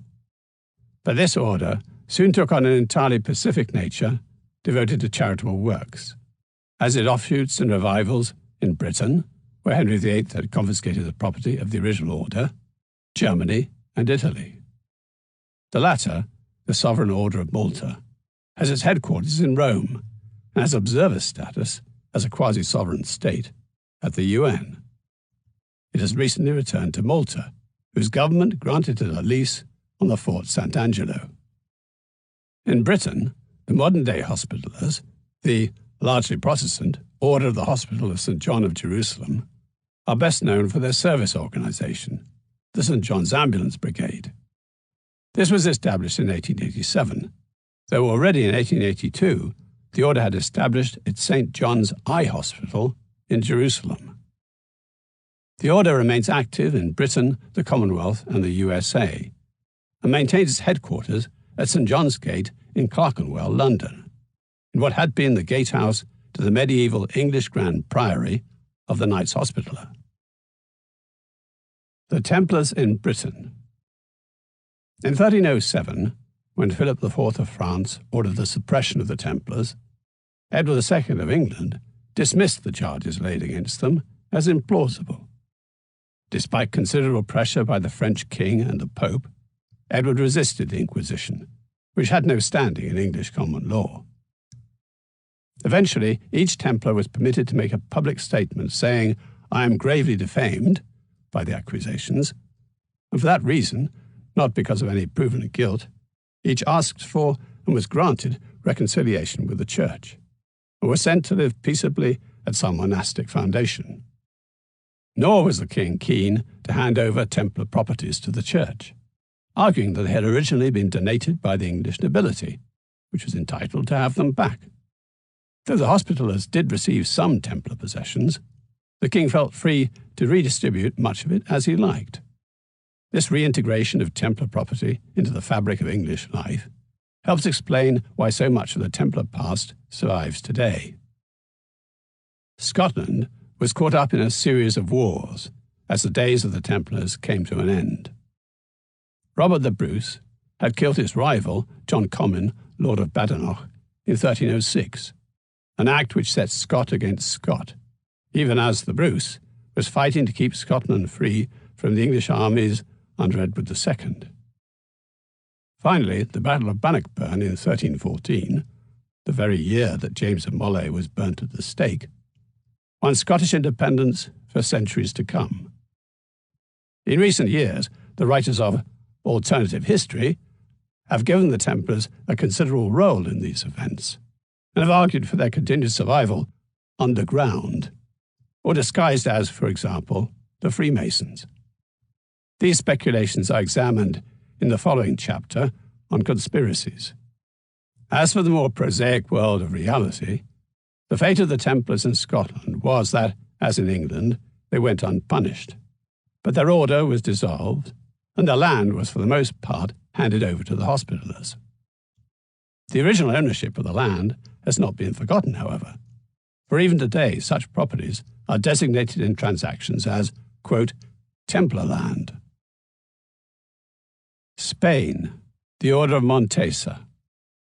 The Templars had always been enthusiastically welcomed in Spain for the invaluable assistance they gave in the long struggle to free the Iberian Peninsula from Arab occupation. Though the order was found guilty of heresy and other crimes in France, those Templars who were put on trial in Aragon were pronounced innocent. Despite the protests of King Jaime II of Aragon, Pope Clement's bull suppressing the order could not be averted. But Jaime had no intention of allowing Templar properties in Aragon and Valencia to pass to the Hospitallers. Instead, in 1317, with the permission of the papacy, he formed the new Order of Montesa, a body not essentially different from that of the Templars, which acquired the old Templar assets and was charged with the defence of the frontier. And so the Templars continued in Spain under another name. Another 175 years would pass before Ferdinand of Aragon and Isabella of Castile drove out the last Muslim invaders, when Granada fell to them in 1492, years in which the descendants of the Templars continued to play a vital role. The order declined thereafter, and in 1587 Philip II joined the office of Grand Master with that of the Crown. The Order of Christ in Portugal. In Portugal, the contribution that the Templars had made to the emergence and independence of the kingdom during its wars against the occupying Muslims was not forgotten. In 1319, with papal permission, the Portuguese King Genius reconstituted the Templars as the Order of Christ, Ordem dos Cavalleiros de Nosso Senhor Jesus Cristo, and, after 4 years of negotiation, he was authorized by Pope John XXII to endow the order with the Templars' possessions. Moreover, in 1357, the Order of Christ, which had initially been based in the Algarve, was transferred to the Templars' former headquarters northeast of Lisbon at Tomar, with its magnificent rotunda patterned after Constantine's domed Church of the Holy Sepulchre in Jerusalem. In essence, the Order of Christ was the Templars under another name, the main difference being that, in addition to their vows of poverty and chastity, the knights pledged obedience to the king. They had been nationalized and now existed to serve the interests of the Portuguese crown. Successive kings of Portugal were able to install royal princes or other favorites as Grand Master of the new order. The greatest of these was Prince Henry the Navigator, appointed in 1418, who used the wealth of the order to establish the Navigators' School at Sagres, from where the first great wave of exploratory voyages, likewise financed by the Order, were launched down the coast of Africa, around the Cape of Good Hope, and eventually to Asia. Vasco da Gama, who discovered the sea route around Africa to India in 1497, was himself a member of the Order, and soon the Templar cross, adopted by the Order of Christ, was emblazoned on the sails of Portuguese ships sailing to Brazil, India, and Japan. By the end of the 15th century, the Order possessed 454 commanderies in Portugal, Africa, and the Indies. It is no exaggeration to say that Templar wealth, given a new purpose in the vision of Prince Henry the Navigator, inaugurated the new age of discovery that would transform the world and open up the new world over the next 4 centuries. The Order of Christ was secularized in 1789, and in 1834 lost all of its possessions under an anti-church government. However, it was re-established and survives as an Order of Merit awarded for outstanding service to the Portuguese Republic. Prince Henry the Navigator, Grand Master of the reconstituted Templars. Prince Henry was a younger son of King John I of Portugal and a grandson of John of Gaunt of England. In 1415, at the age of 21, he commanded the expedition which achieved Portugal's first overseas conquest, when it captured Ceuta in North Africa from the Muslims. The crusading legacy in Portugal exerted tremendous influence during Prince Henry's time. The expulsion of the Arabs and Berbers from the Algarve was still a part of the living memory of most Portuguese, and bodies of knights, including the Order of Christ, continued to man castles throughout the kingdom. Fulfilling the mission of the Templars, reconstituted as the Order of Christ, of which he was the Grand Master, Prince Henry's ships carried on a constant war against the infidel. But though still pursuing his crusading ideal, Henry increasingly mounted his explorations for the sake of knowledge, leading to a series of discoveries down the coast of Africa and out in the Atlantic, including the Madeira Islands in 1418 and the Azores and the Cape Verde Islands in 1456. Though Henry did not himself sail with these expeditions, he was their intellectual inspiration, and through the Order of Christ, he provided the financial wherewithal. He based himself at Sagres, on a wild and windswept Atlantic headland of the Algarve, from where the first long caravels were launched, revolutionizing shipping with their wide hulls and small adaptable sails, and their ability to sail close to the wind. Here at Sagres, Henry attracted astronomers, geographers, cartographers, and sailors, a community of scholars and adventurers who joined together under his direction to conquer the unknown. Prince Henry died and was buried at Sagres in 1460, but the impetus of his work continued. The achievements of Vasco da Gama, who found the first sea route round Africa to India in 1498, of Ferdinand Magellan, who in 1519 initiated the first voyage round the world, and of Christopher Columbus, who discovered America in 1492, were all the fruits of Prince Henry the Navigator's lifelong endeavour as Grand Master of what had been the Templars. The Templar Archives. Monastic orders were scrupulous in preserving documents, both their own and those left with them for safekeeping, such as deeds and wills, and the Templars were no different. Indeed, their entire banking system, with its record-keeping, credit notes, and statements, was an elaboration of the archival activities of monasteries. The Templars were also landlords, traders, and shipowners, activities that required documents to be filed and maintained over long periods of time. And then there was the Templars' military, religious, and diplomatic activity, all of it requiring continuous correspondence and archiving. Yet today, the only surviving documents which point to the existence of the Templar archives are copied transcripts from the originals which were held in Outremer, and are to do with the granting of property in the East.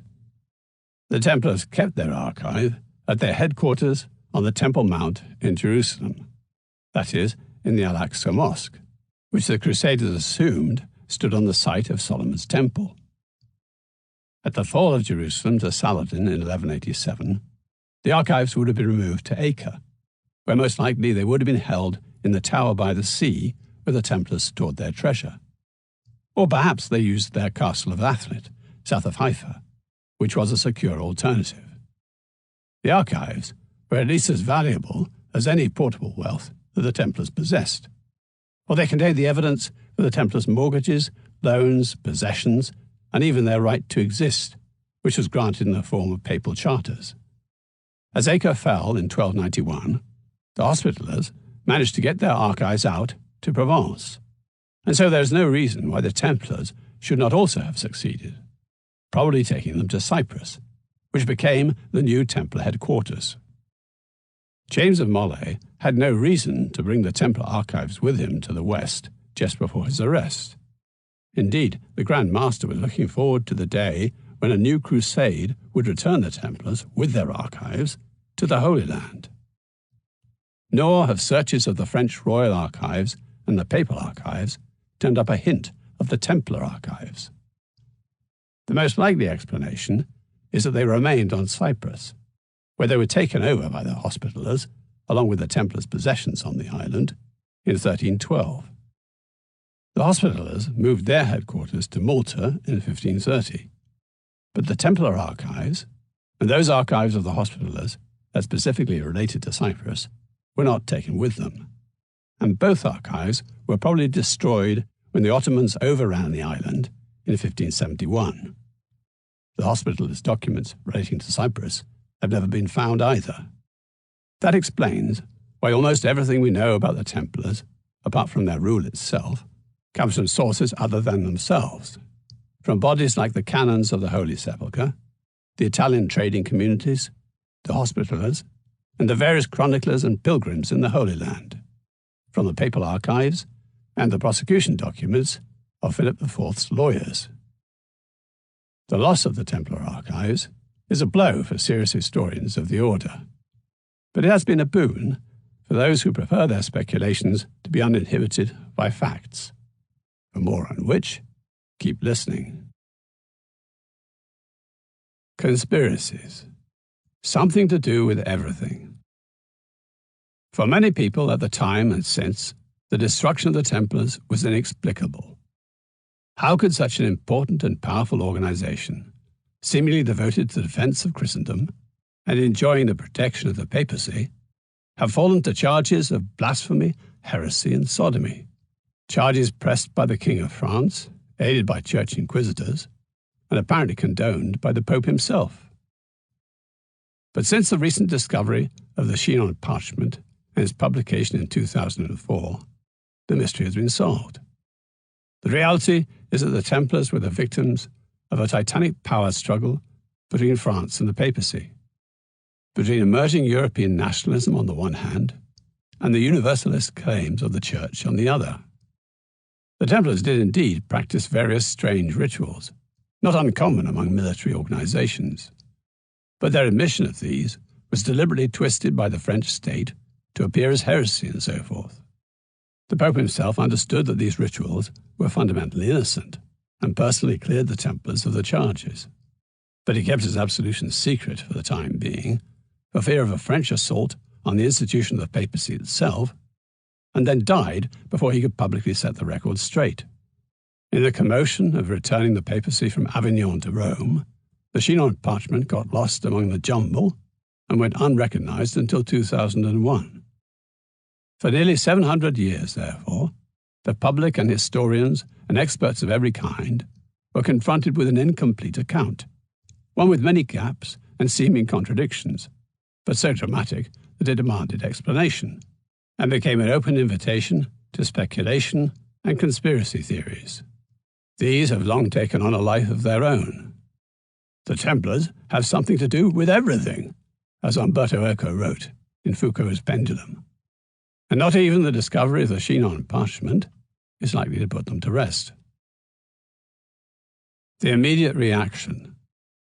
Some of the most sensible reactions to the charges against the Templars and the destruction of the order came at the time. Dante, as we have heard, who wrote his Purgatorio during the trial of the Templars, had nothing to say about the supposed avarice of the order, but he was in no doubt about the greed, power-seeking and dishonesty of King Philip IV of France and the malign influence of his entire Capetian dynasty. Dante's Italian compatriots generally thought the same. Italian bankers in France, like the Jews, had already been made to suffer Philip's rapaciousness, while in the following generation, the writer and poet Boccaccio, author of the Decameron, supported the Templars' innocence and ridiculed the Inquisition. In Portugal, the French assault on the Templars was also seen for what it was, and with royal support and the permission of the papacy, the Templars continued to flourish in Portugal under another name.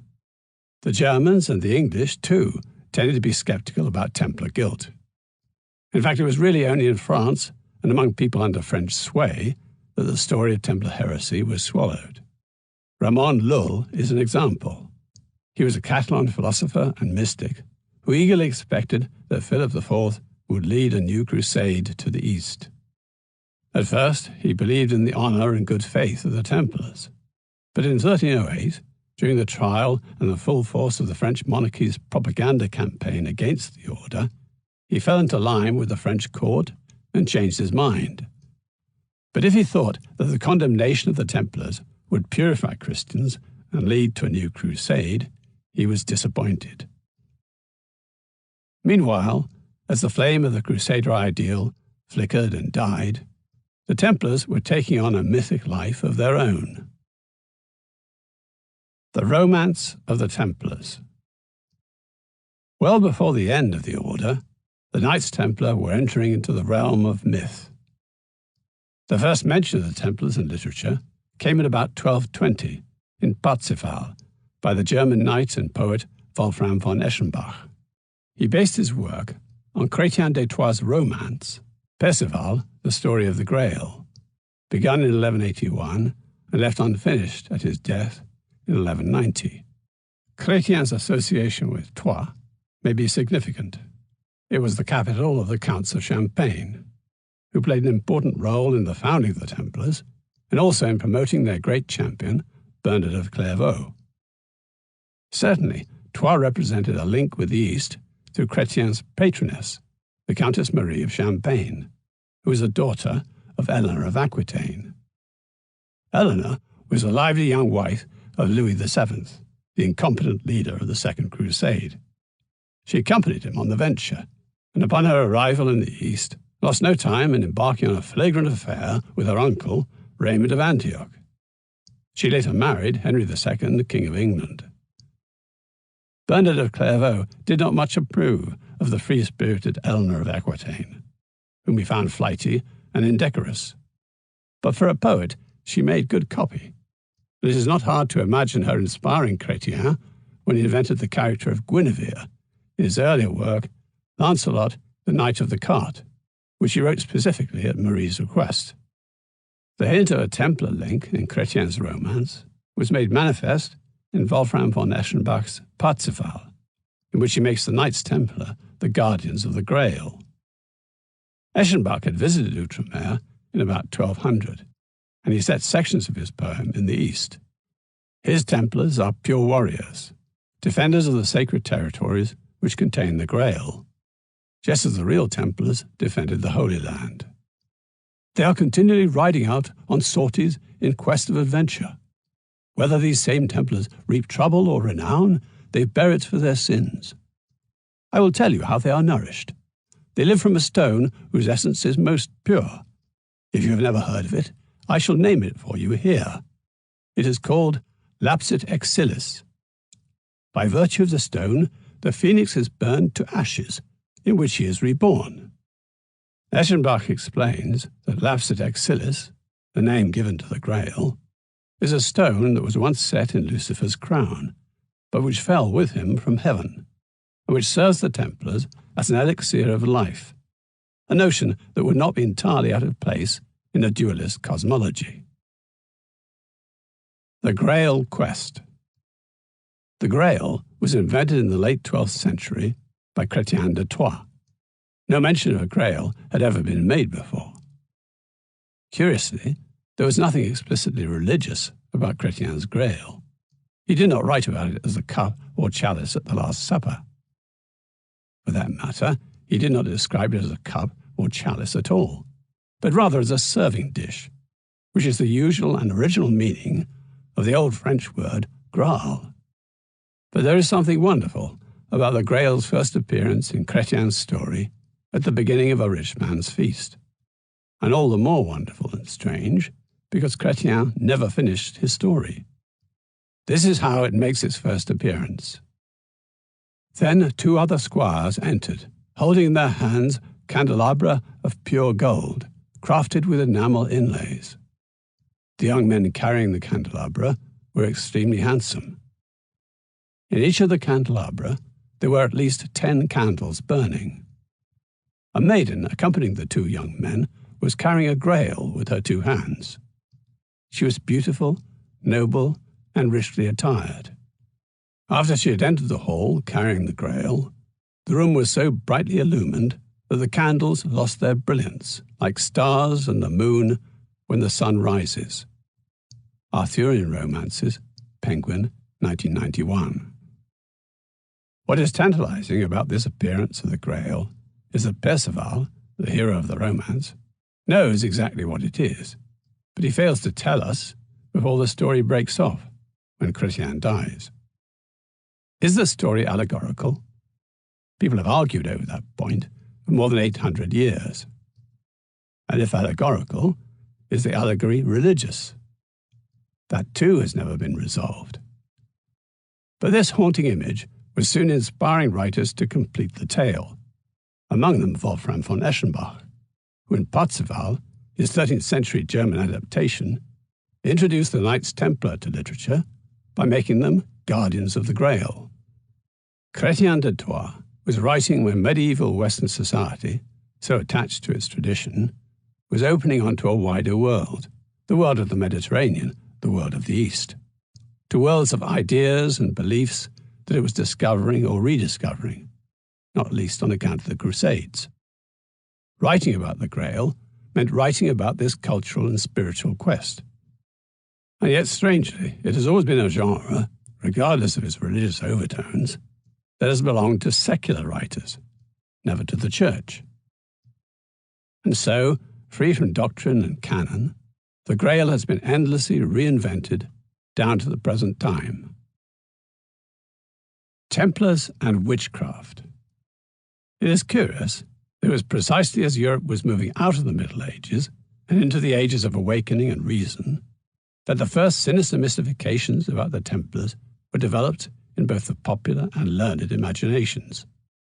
The story begins in 1487 with the publication of the Malleus Maleficarum, ironically one of the earliest books to be printed. The invention of the printing press is usually taken to mark the end of the Middle Ages. There had always been a belief in evil spirits, but there had also been a confidence that the Church could shield believers from their influence.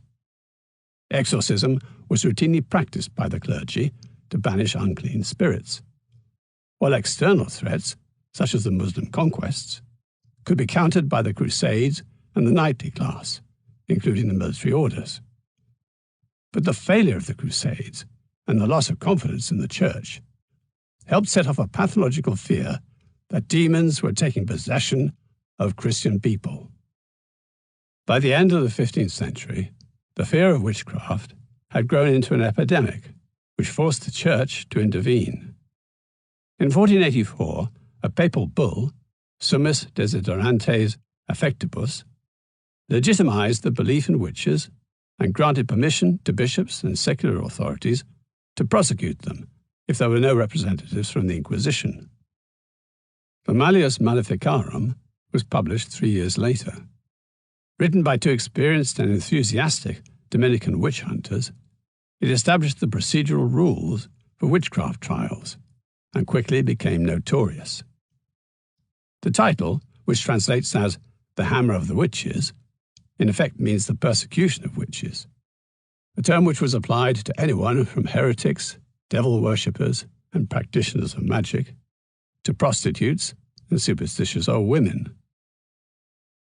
By a chance remark, made in a book published a generation later, the Templars became associated with this murky and paranoid world of the esoteric.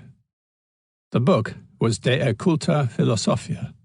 It was by a German, Henry Cornelius Agrippa, and after its publication in 1531, it became the most widely read and influential of the Renaissance magical texts.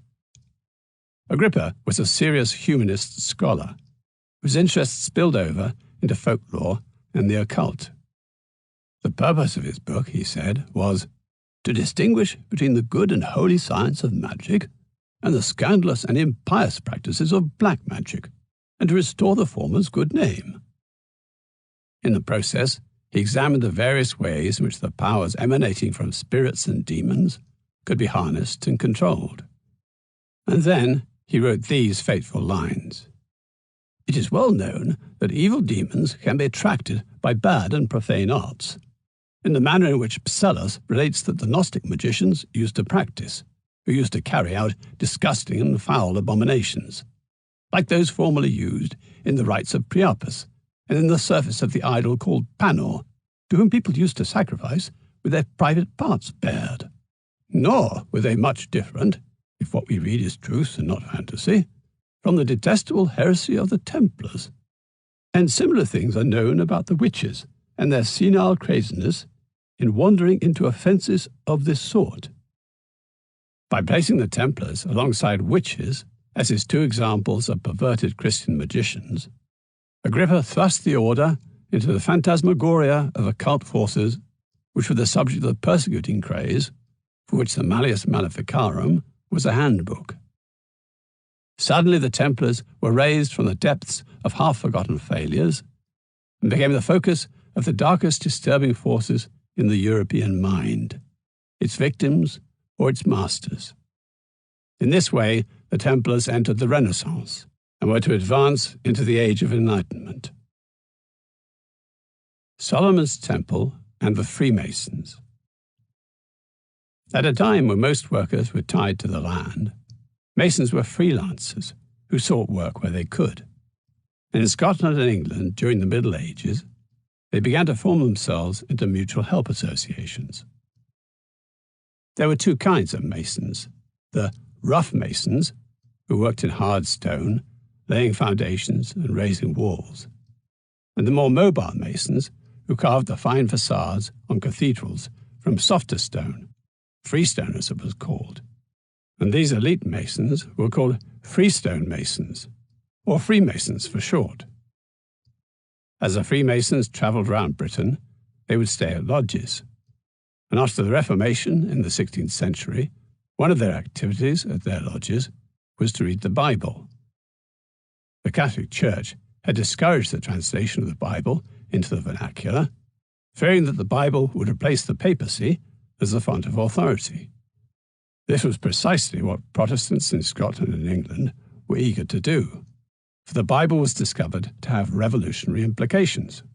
For example, it spoke of prophets who had overthrown wicked kings, and at the same time it failed to support the notion that the Bishop of Rome, that is the Pope, should be the supreme leader of a universal church. On the other hand, the Protestants decided that the Bible was itself the Word of God, and those who were Freemasons paid close attention to the second book of Chronicles, with its description of how Solomon asked Hiram to build the temple, and to the detailed measurements of the temple, which God would only have troubled to mention, in their view, because they contained some profound theological truths. The Freemasons were particularly impressed by that other Hiram, not Hiram the king of Tyre, but Hiram the widow's son, the one they called Hiram Abith. The most remarkable work at Solomon's temple had been done by Hiram Abith, the casting of the enormous basin known as the Sea of Bronze, and of the huge bronze pillars known as Jachin and Boaz. As the Bible said, this Hiram was a man, quote, filled with wisdom and understanding. The efficacy of these Freemasons' mutual assistance associations depended on their exclusivity, that there should be clubs open to Freemasons only. And the point was made by developing a system of signs and rituals supposedly passed down from ancient times, and by means of which adherents gained access to the private meetings. One such ritual concerned Hiram Abeth, to whom the Masons gave a history that went far beyond his brief mention in the Bible. Hiram Abeth, they said, knew the secret of the temple. 3 villains kidnapped Hiram and threatened to kill him if he did not reveal the secret master's word, a term used by the Masons in their trade to differentiate the pay and assignments of workers, but also, as the ritual now implied, bearing deeper and mystical significance. But Hiram refused to reveal the secret, and his assailants murdered him. When Solomon heard about this, he wondered what was Hiram's secret, and he sent 3 Masons to look for his body, also telling them that if they could not find the secret, then the first thing they saw when they found Hiram's body should itself become the secret of the temple. The Masons found Hiram Abeth's coffin, and when they opened it, the first thing they saw was his hand. And from this, the Masons made the handshake and other signs of recognition the new secret. On the basis of this story, the Masons developed the ritual by which a Freemason advances through degrees, the first being apprentice Mason, the second being entered apprentice, and so to the 3rd degree when he becomes a Master Mason. Advancing to the 3rd degree requires that the initiate must agree to undergo the sufferings of Hiram Abeth should he ever reveal the Freemason's secrets, and that if he ever broke his oath, it would be right for his fellow Freemasons to cut out his heart, his liver, and his entrails, in the same way as a traitor was disemboweled as part of the process of being hanged, drawn, and quartered. But already these associations of artisan Freemasons were undergoing a transition that would alter their fundamental nature. To enhance the standing of their associations, Freemasons invited influential people to serve as patrons. This gave the Freemasons a social appeal, which, together with their study of the Bible, began to attract an inquiring elite comprising gentlemen and scholars, professionals and merchants. So that by about 1700, these admitted, or speculative, Masons outnumbered operative Masons, as the artisans were called. In fact, the modern institution that we recognize as Freemasonry was born when a group of 4 London lodges, made up of both operative and admitted Masons, merged in 1717 to create a Grand Lodge. They placed at their head not a practicing Mason, but a gentleman. And never again would a true stonemason ever serve as a Grand Master.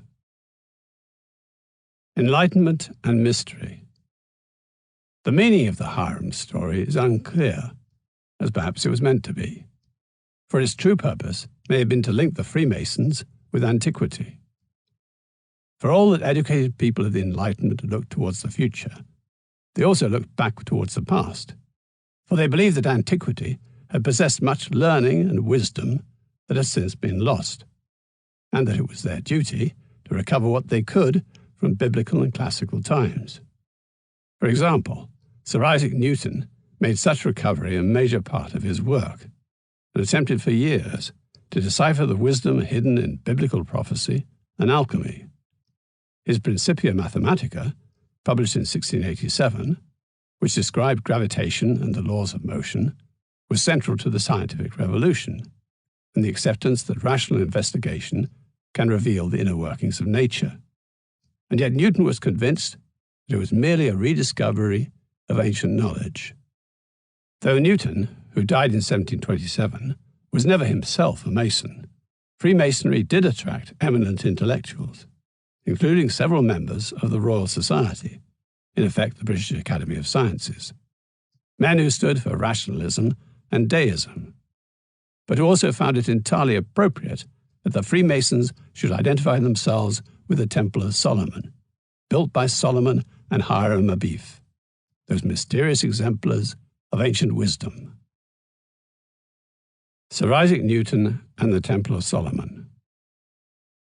One of the greatest figures of the Enlightenment, the scientist and mathematician Sir Isaac Newton, wrote something like 470 books, many of them on theological subjects, and several about the Temple of Solomon. Newton was convinced that Solomon was the greatest philosopher of all time, and he also believed that he owed his own breakthrough formulation of the law of gravity to his close reading of those portions of the Bible, 1 Kings and 2 Chronicles, which give in great detail the measurements of Solomon's temple. Moreover, Newton saw in those same figures all manner of prophecies of great and terrible events that would take place over the coming 400 years, including the second coming of Christ in 1948. Freemasons and Templars. News of the formation of London's Grand Lodge and the activities of British Freemasons soon spread across Europe. By the 1730s, Masonic lodges had been founded in the Netherlands, France, Germany, and elsewhere, often by representatives of the London Grand Lodge who travelled abroad for the purpose, but sometimes by local residents who were inspired by the Grand Lodge but were not under its direction. But if Freemasonry proved popular in Europe, it was also alien and troubling for some. It did not grow out of the old artisan organizations of France, Germany, and elsewhere on the continent, which had long since ceased to exist. Instead, it was imported from Britain, home of the glorious revolution of 1688 that had definitively curtailed the powers of the king and divided authority between the monarchy, parliament, and the judiciary, and that had instituted a degree of religious toleration. Britain was widely admired by the people of Europe as a progressive and tolerant nation, but its institutions and inventions, not least Freemasonry, were deeply distrusted by Europe's autocratic rulers and the Catholic Church. Though the Freemasons in Britain were an innocuous and largely middle-class fraternal organization whose lodges fulfilled a similar social function as the London Coffee House, they acquired a cult of secrecy and linked this to a mysterious knowledge associated with Solomon's temple. Earlier, Agrippa had linked the Templars to witchcraft and occult powers. It remained for these elements to be drawn together into one powerful occultic myth. And this is what happened when the Freemasons were directly linked to the Templars, which happened not in Britain, but in continental Europe. The first step was taken in 1736 or 1737 by a Scotsman called Andrew Michael Ramsay, a Jacobite exile living in France, who as Chancellor of the French Grand Lodge introduced a fictitious crusader background to the Freemasons and notions of aristocratic class. British Freemasonry was democratic in nature. Its members included artisans and aristocrats, professional men, learned men, and middle-class traders, all content to rub shoulders with one another. But neither rubbing shoulders nor belonging to an institution that had grown from working men's beginnings appealed to the upper strata of French society. The gentry and nobility of France wanted recognition of social distinctions, and they wanted it reinforced by style, nostalgia, and romance.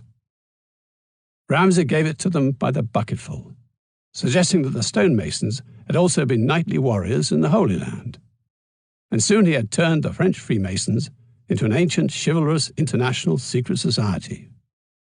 Our ancestors, the Crusaders, who had come from all parts of Christendom to the Holy Land, wanted to group persons from every nation into a single spiritual confraternity, Ramsay announced in his oration to St. John's Lodge in Paris, variously dated 27 December 1736 or 21st March 1737.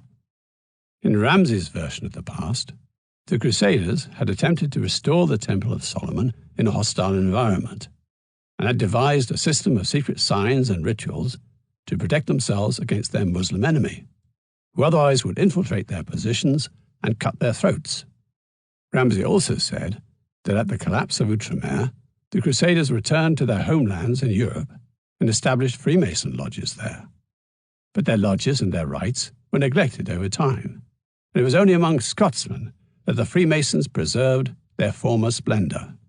Since that time, Great Britain became the seat of our order, the conservator of our laws and the depository of our secrets. From the British Isles, the royal art is now repassing into France. In this happy age, when love of peace has become the virtue of heroes, this nation, one of the most spiritual in Europe, will become the centre of the order. She will clothe our work, our statutes, our customs, with grace, delicacy, and good taste, essential qualities of the order, of which the basis is wisdom, strength, and beauty of genius. It is in future in our lodges, as it were in public schools, that Frenchmen shall learn, without travelling, the characters of all nations, and that strangers shall experience that France is the home of all nations. At the time, Ramsay said nothing about the Templars, perhaps because he might have offended the still powerful French monarchy and church. In 1749, however, 6 years after his death, Ramsay's monumental work, The Philosophical Principles of Natural and Revealed Religion, was published in Glasgow, and in it Ramsay said, "Every Mason is a Knight Templar," a remark that was not forgotten. The Crusader link was further developed in Germany in about 1760, when a Frenchman who pretended to be a Scottish nobleman and called himself George Frederick Johnson claimed to have direct access to Templar secrets. This too served local tastes, as Germany was an old-fashioned society dominated by notions of rank, which resisted the egalitarian and rationalist ideas inherent in British Freemasonry. A spurious connection with Templars provided the German Freemasons with Gothic atmosphere and a strong flavour of the occult. According to Johnson's concoction of history, the Templar Grand Masters had spent their time in the East, learning the secrets and acquiring the treasure of the Jewish Essenes, later famous for the Dead Sea Scrolls, and the people with whom John the Baptist probably had some association. This learning and this treasure was handed down from one Grand Master to another, and so came into the possession of James of Molay, who, according to the story, also bears the name of Hiram. On the night before his execution, James of Molay was said to have ordered a group of Templars, who were somehow still at large, to enter into the crypt of the Paris Temple and make off with the treasure, which consisted of the 7-branched candelabra stolen from the temple by the Roman Emperor Titus, the crown of the Kingdom of Jerusalem, and a shroud. These were taken to the Atlantic port of La Rochelle, from where 18 Templar galleys made their escape to the Isle of Mull, where they called themselves Freemasons. The Scottish Freemasons, said Johnson, the fake Scotsman, were the Templars' direct heirs. Then came the French Revolution in 1789, which shook the European public to the core. In an effort to understand those dramatic events, many accepted the fiction that secret organizations were manipulating public affairs. The Revenge of James of Molay. James of Molay was burnt to death in Paris on the evening of 18th March 1314. The one eyewitness account of the burning of Molay, written by an anonymous monk, says that he went to his death, quote, with easy mind and will. There is no contemporary reference to him uttering a curse, yet it has since been said that as the flames engulfed the Templars' last Grand Master, he cried out for vengeance and called on the king and pope to appear with him before the tribunal of God within a year and a day. Less than 5 weeks later, on 20th April, Pope Clement V died of the long and painful illness that had afflicted him throughout his pontificate. And still within that same year, King Philip IV died, on 29th November, after falling from a horse while hunting. The supposed secret survival of the Templars through the centuries opened the way for agents of the order to take their revenge for the burning of James of Molay. With a sense of prophecy, owing everything to hindsight, James of Molay was now remembered to have brought his curse down on the heads of the king and the pope. The downfall of the French royal house of Capet and the humbling of the Catholic Church in France would come with the French Revolution, brought about by a secret conspiracy controlled by the Templars working through the Freemasons. That, anyway, was the belief of some extreme conservative elements in France, among them Charles de Gassicourt, the author of Le Tombeau de Jacques Molay, published in 1796. Describing the death by guillotine of Louis XVI, Gassicourt has someone rise up and shout, "James of Molay, you are avenged!" The hated Freemason or a Templar, whose subversive organization had overturned the established order. Gassicourt also claimed that James of Molay had founded 4 lodges, one in Edinburgh, that the Templars/Freemasons were associated with the Assassins and the Old Man of the Mountain, that they supported Oliver Cromwell, and that they had stormed the Bastille. Others added their voices to the story. For example, in 1797, Abbé Augustin Baruel published Memoirs, his account of the French Revolution, which he helped explain by saying that Freemasonry had derived from the Templars after their suppression, when a certain number of guilty knights, having escaped the prescription, united for the preservation of their horrid mysteries. To their impious code they added the vow of vengeance against the kings and priests who destroyed their order, and against all religion which anathematized their dogmas. They made adepts who should transmit from generation to generation the same hatred of the God of the Christians and of kings and of priests.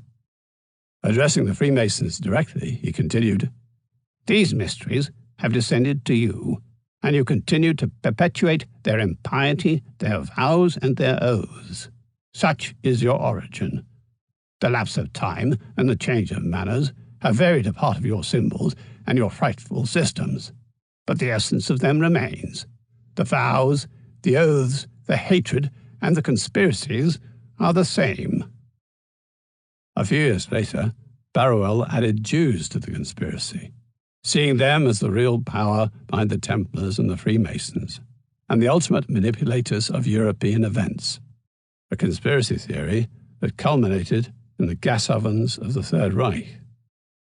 Baruel was in exile from revolutionary France and published his memoirs in London, where he was politic enough to thank the British government for granting him asylum, and wrote that his claims of dangerous Freemason activities did not apply to the respectable Freemasons of Britain.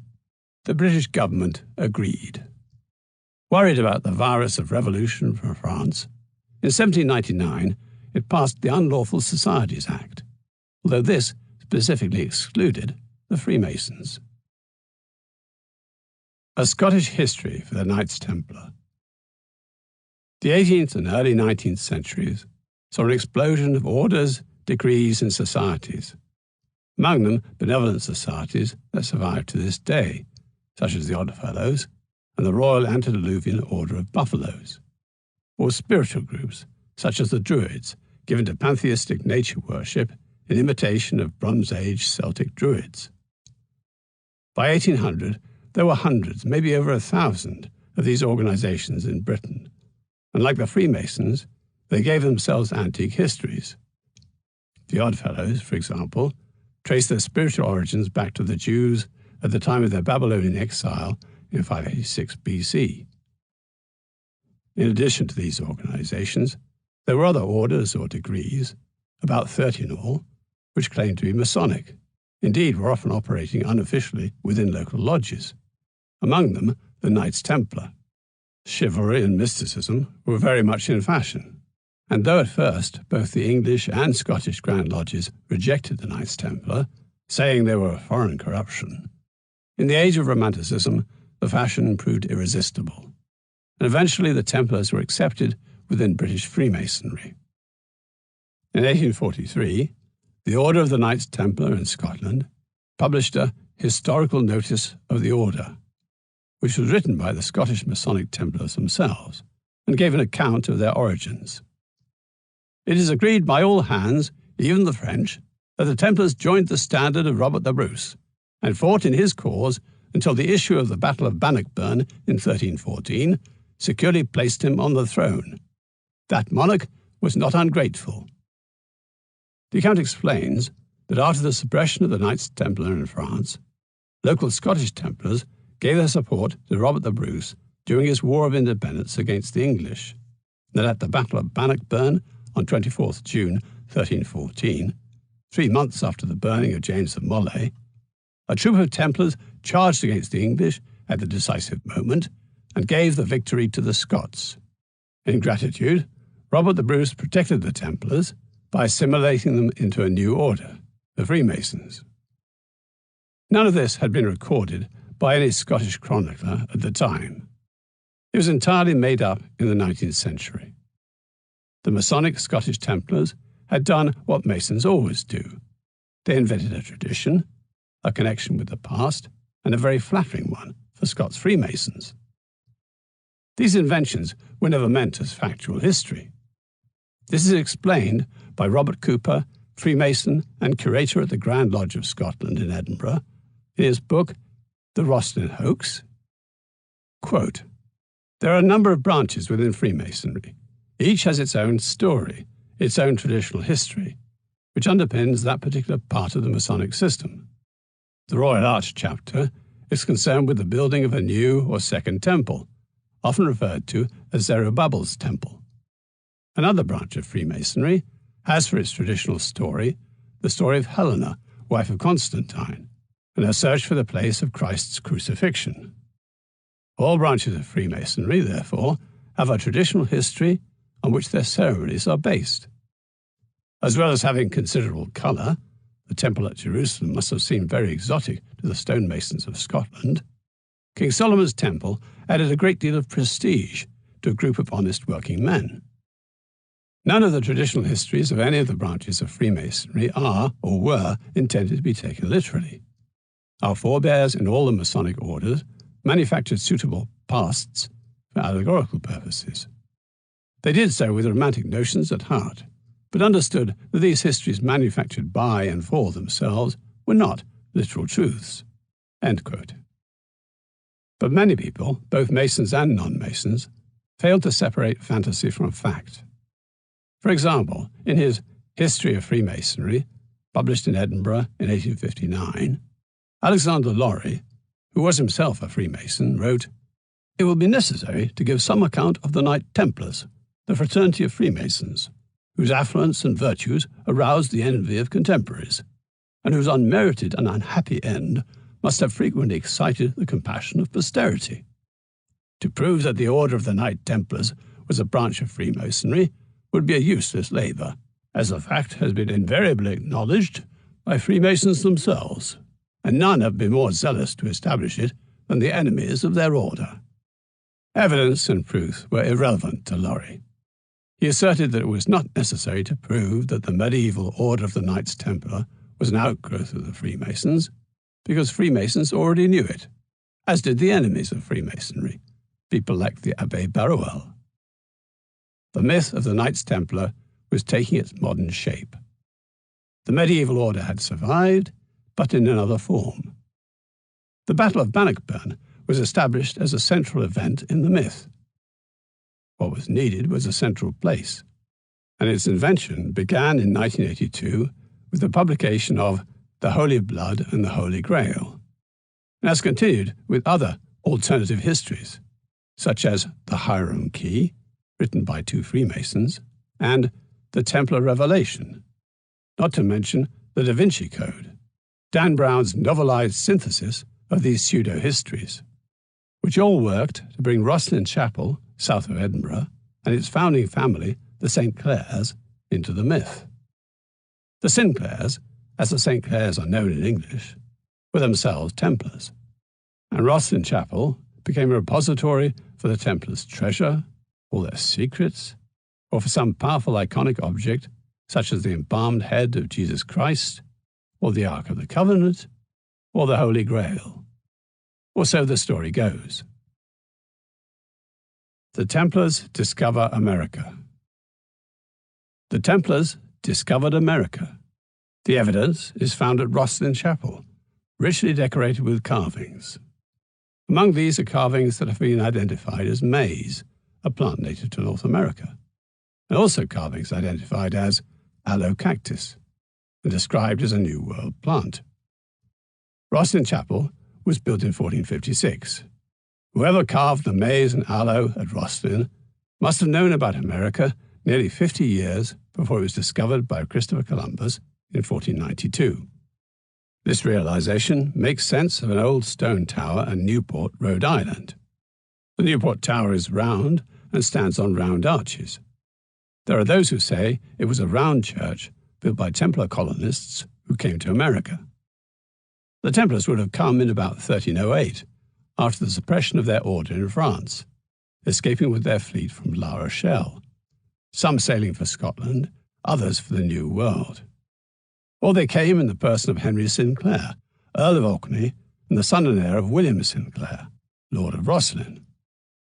Henry Sinclair was a Templar, and he took charge of a voyage by the Venetian brothers Niccolo and Antonio Zeno, who in maps and letters later claimed to have reached Nova Scotia via Greenland in 1389 and explored some of the North American coastline more than 100 years before the voyage of Columbus. But there are difficulties with this account, which was first proposed by Christopher Knight and Robert Lomas, the authors of The Hiram Key, published in 1996, and elaborated by others since. The carvings identified as maize do not really look like maize at all, except in the authors' minds. The yellow cactus at Rosslyn could in fact be almost any kind of plant. Once again, its identification is owed merely to the assertion of the authors. Nor is aloe a cactus.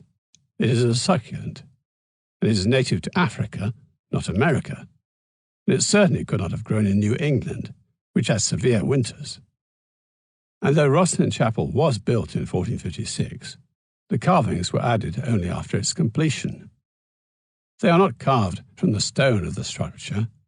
Rather, the carvings throughout the chapel were carved separately and subsequently attached, glued on, as it were, and therefore give no reliable dates.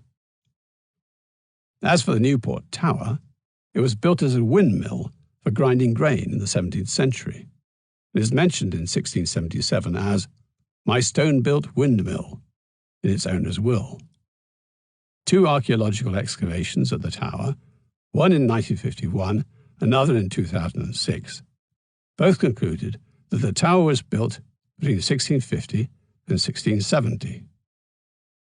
The Zeno brothers are known through the publication of their purported letters and a map in 1558, over 150 years after their supposed voyage. But the documents are widely regarded as a hoax. Nor do the letters mention Henry Sinclair. They mention someone called Zichmany, the commander of the expedition, and only with some effort and imagination has he been turned into Sinclair. The matter is summed up by an article in the New Orkney Antiquarian Journal in 2002. Quote, "Henry Sinclair, an Earl of Orkney of the late 14th century, didn't go to America. It wasn't until 500 years after Henry's death that anybody suggested that he did. The 16th century text that eventually gave rise to all the claims about Henry in America certainly doesn't say so. What it says, in so many words, is that someone called Zichmany, with friends, made a trip to Greenland. None of Henry Sinclair's contemporaries or near contemporaries ever claimed that he went to America, and none of the antiquaries who wrote about him in the 17th century said so either, though they made other absurd claims about him. The story is a modern myth, based on careless reading, wishful thinking, and sometimes distortion. And during the past 5 years or so, it has taken new, outrageous forms." End quote.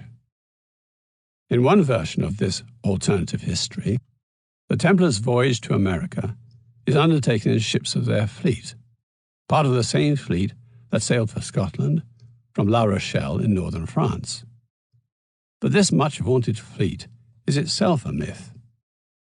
The Templars did have a fleet of ships to carry pilgrims and supplies and personnel across the Mediterranean between Marseille and Acre. But these were not suitable for ocean voyages, nor could they carry enough water for more than a few days.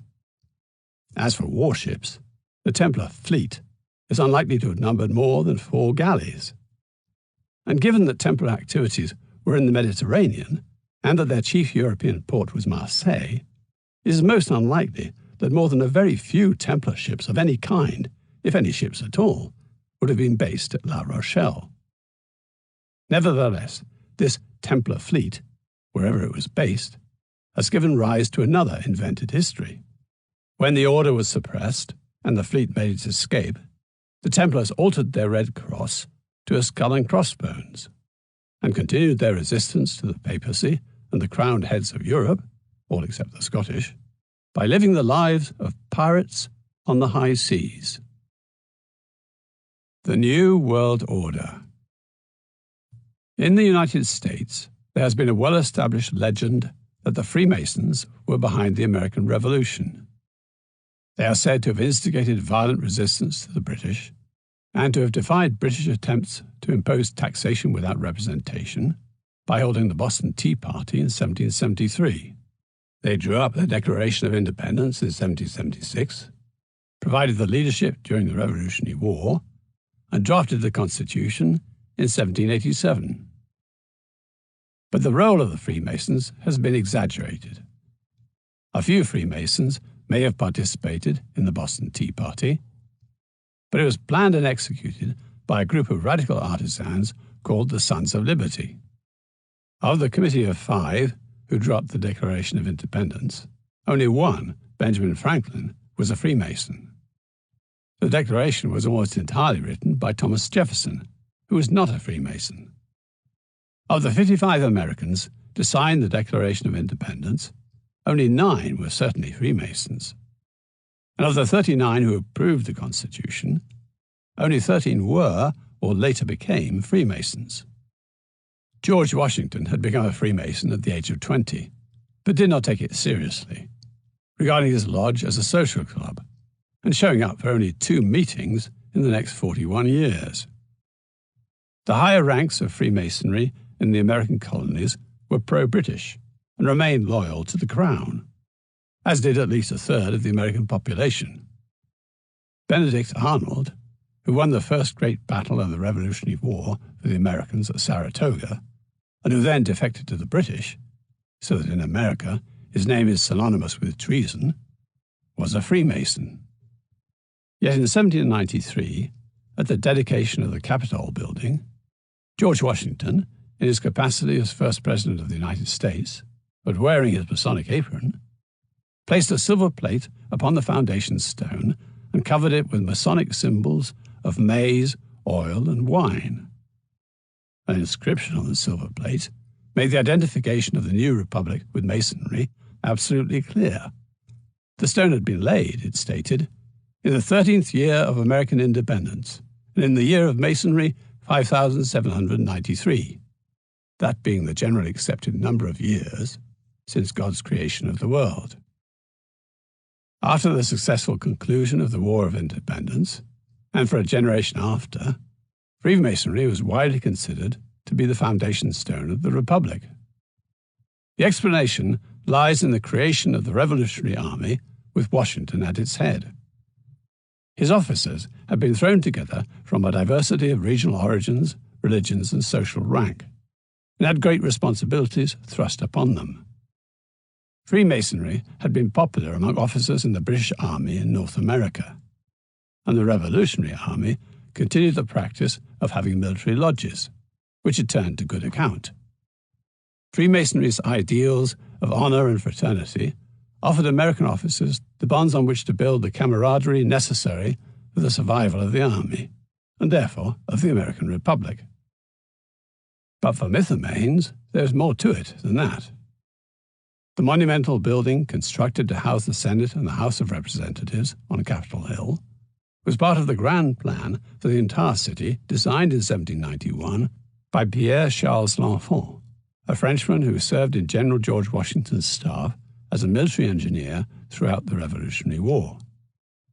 Though Washington appointed L'Enfant to lay out the new city, L'Enfant was not a Freemason, but the conspiracy theorists insist he was, and they say that his rectangular street grid, overlaid by diagonal avenues, creates a series of Masonic patterns that also reflect the pattern of the stars.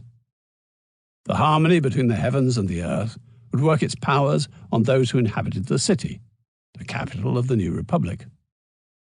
As once the god Shalom had manifested himself on the awful hill as the evening star, confirming Jerusalem as a sacred place, so Washington would become the new Jerusalem, its activities sanctified by its relationship with the spiritual world as symbolized by the stars. Powerful Masonic symbols have also been discerned in the Great Seal of the United States, which is reproduced on the reverse of the dollar bill. The seal was commissioned by Congress on 4th July 1776, immediately after it had voted its approval of the Declaration of Independence. But it would pass through 3 committees and take 6 years before a final design was approved. Benjamin Franklin, who was on the first committee, was the only Freemason involved, and his non-Masonic suggestion that the seal should depict the Jews escaping from the tyranny of Pharaoh was rejected. The obverse of the seal shows an eagle clutching 13 arrows, an olive branch with 13 leaves and 13 fruits, the eagle defended by a shield with 13 stripes, and above his head 13 stars arranged in the form of the seal of Solomon, also known as the Star of David. 13 represents the original 13 American colonies that rebelled against Britain and came together to form the United States. The motto reads, E pluribus unum, meaning out of many, one. The arrangement of the stars has aroused speculation, but biblical and Hebrew symbolism were as common in the 18th and 19th centuries as classical symbolism. Charles Thomson, a Latinist who was Secretary of Congress and the person who set the various ideas for a seal into their final form, explains simply that the constellation of stars denotes a new state taking its place and rank among other sovereign powers. The reverse of the seal shows a pyramid surmounted by an eye. The pyramid has 13 courses and is inscribed at its base with MDCCLXXVI. There are 2 mottos, one above the eye, the other below the pyramid. Again, Charles Thomson gave his explanation. The pyramid signifies strength and duration. The eye over it and the motto, Annuit Coeptus, He, God, has favored our undertakings, are owed to the many interventions of Providence in favor of the American cause. The date underneath is that of the Declaration of Independence, and the words under it, Novus Ordo Seclorum, a new order of the ages, signify the beginning of the new American era in 1776. But alternative histories and conspiracy theorists see things differently. They say that the pyramid and the eye on the reverse of the Great Seal are Masonic and amount to a code. Expert Freemasons deny this, saying that the seal is not a Masonic emblem, nor does it contain hidden Masonic symbols. Certainly the pyramid is not Masonic, but the eye does figure in Masonic imagery, and it even appears on the Freemason's apron worn by George Washington. The point, however, is that there is nothing specifically Masonic about the all-seeing eye, which was part of the cultural iconography of the 17th and 18th centuries. For example, in 1614, the frontispiece of Sir Walter Raleigh's History of the World showed an eye in a cloud labelled Providentia overlooking a globe. Nevertheless, for those given to conspiracy theories, the meaning lies elsewhere. For Robert Langdon, the hero in Dan Brown's Angel and Demons, Novus Ordo Seclorum translates as New Secular Order, and for others, it prefigures the New World Order announced by George H.W. Bush before a joint session of Congress, after Saddam Hussein had invaded Kuwait and the United States was mustering a coalition to drive the Iraqi forces back. Out of these troubled times, Bush told Congress, our 5th objective, a new world order, can emerge, a new era. The speech was delivered on 11th September 1990, exactly 11 years before that other 9/11. Mormons, Freemasons, and the key to Solomon's Temple. In 1844, when Joseph Smith, the founder of the Mormons, was being attacked by a mob in Illinois, he barely managed to cry out, "O Lord my God," before he was shot and killed. These were the first words of a recognized distress call among Freemasons. "O Lord my God, is there no help for the widow's son?" The phrase arises from the ritual enacted by Freemasons who are being admitted to the third degree, that of Master Mason, which allows them to participate fully in all aspects of their brotherhood. The drama at the center of this initiation ritual is the murder of Hiram, the widow's son of the Bible, whom the Freemasons call Hiram Abif. The initiate acts out the sufferings of Hiram Abif, who, while vowing to protect the Freemasons' secrets with his life, calls out, "O Lord my God, is there no help for the widow's son?" Joseph Smith was himself a Freemason, as were his brother and his father, and many of their friends and co-religionists. Brigham Young, who was Smith's successor as leader of the Mormons and led them into Utah, where they founded Salt Lake City, was likewise a Freemason. In America, Mormonism and Freemasonry grew out of the same soil. Indeed, there are many parallels between Mormonism and Freemasonry, including degrees of elevation, sacred treasures hidden in the earth, an interest in ancient Israel and Egypt, symbolic clothing, secret means of recognition, and a belief in the creative role of a supreme being. Also, both organizations have made extensive use of such motifs as the beehive, the square, and the compass, the all-seeing eye, the two right hands clasped to one another, and the sun, the moon, and the stars. In particular, Masonic legends of a lost sacred word, once engraved upon a triangular plate of pure gold, profoundly affected the Smith family, which became well known for its treasure hunting activities.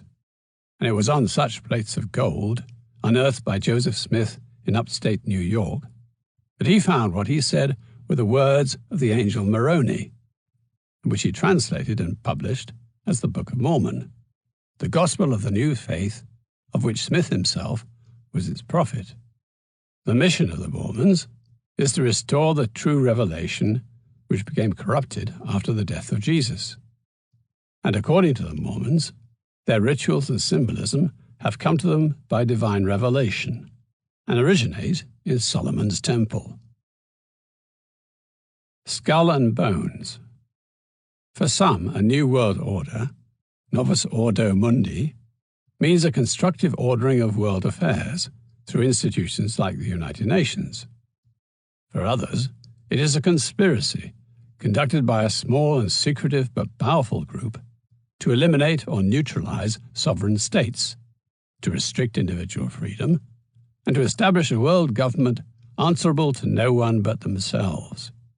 This latter idea has much in common with the beliefs of Charles de Gassicourt and the Abbé Barruel, who saw the French Revolution as the culmination of an ancient historical plot by the Templars and Freemasons, who were in league with everyone from the assassins to the Jews.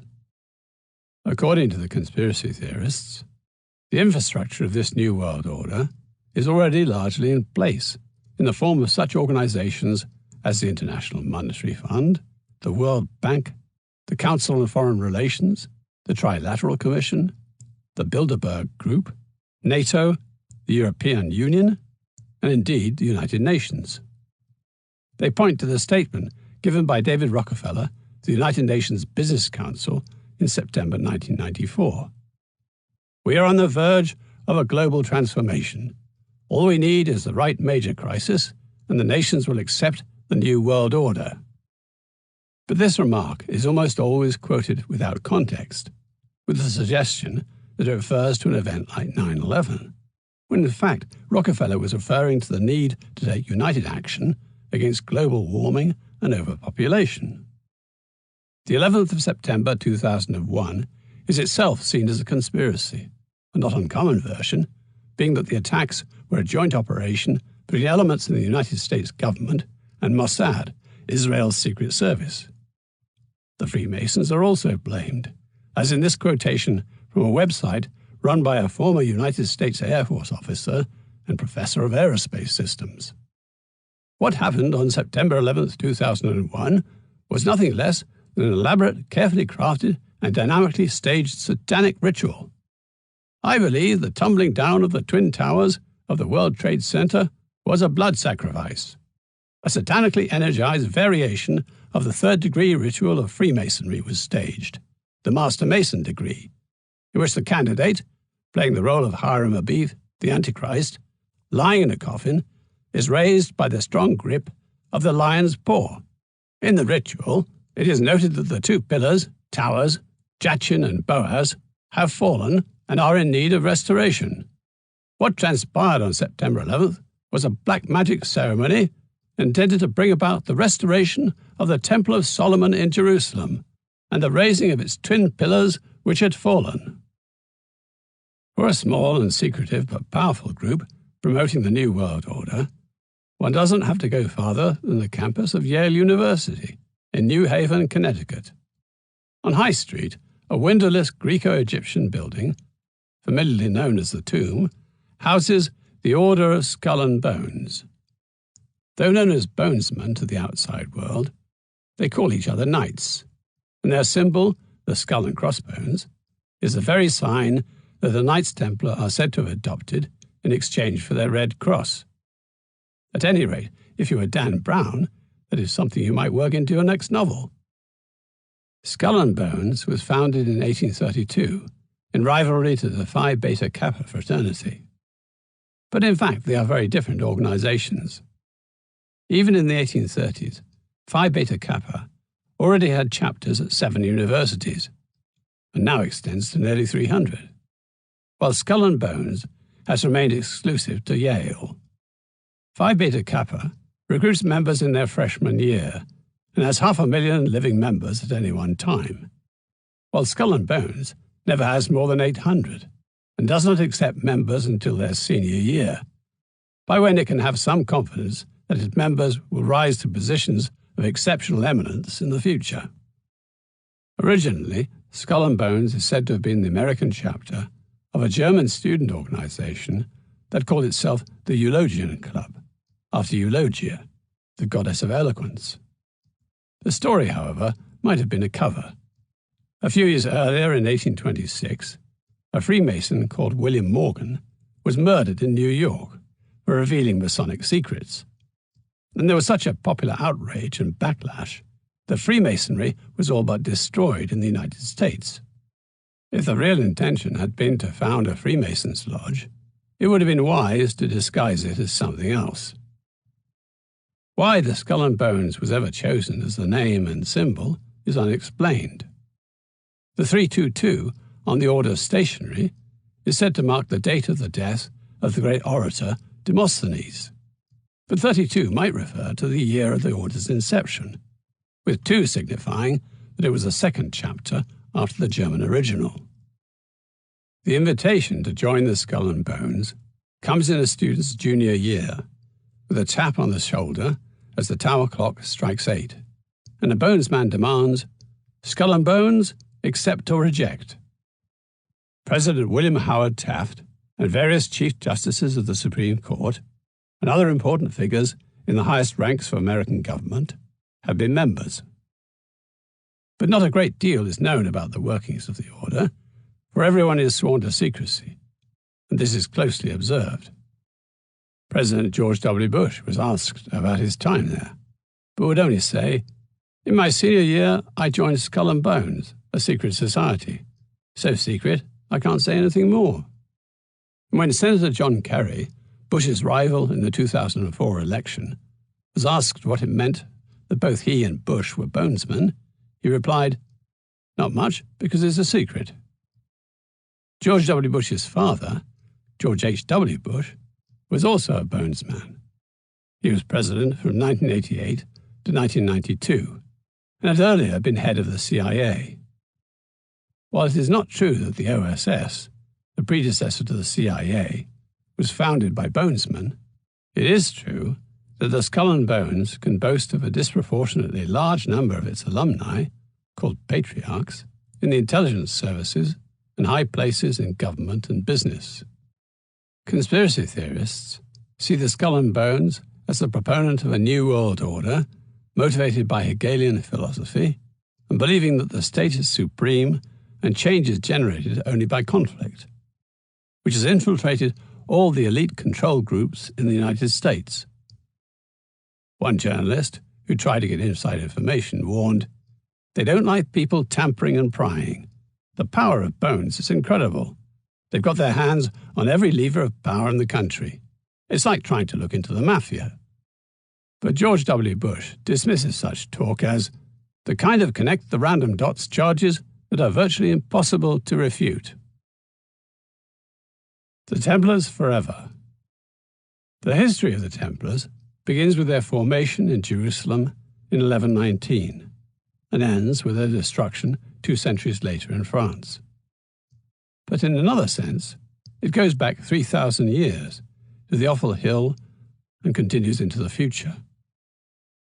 The secrecy of the Templars, their hybrid nature as monks with swords, the exotic worlds that they encompassed, their romance and sudden fall, and the mysteries left unanswered by the disappearance of their archives, have enlarged them in the popular imagination where they survive and flourish.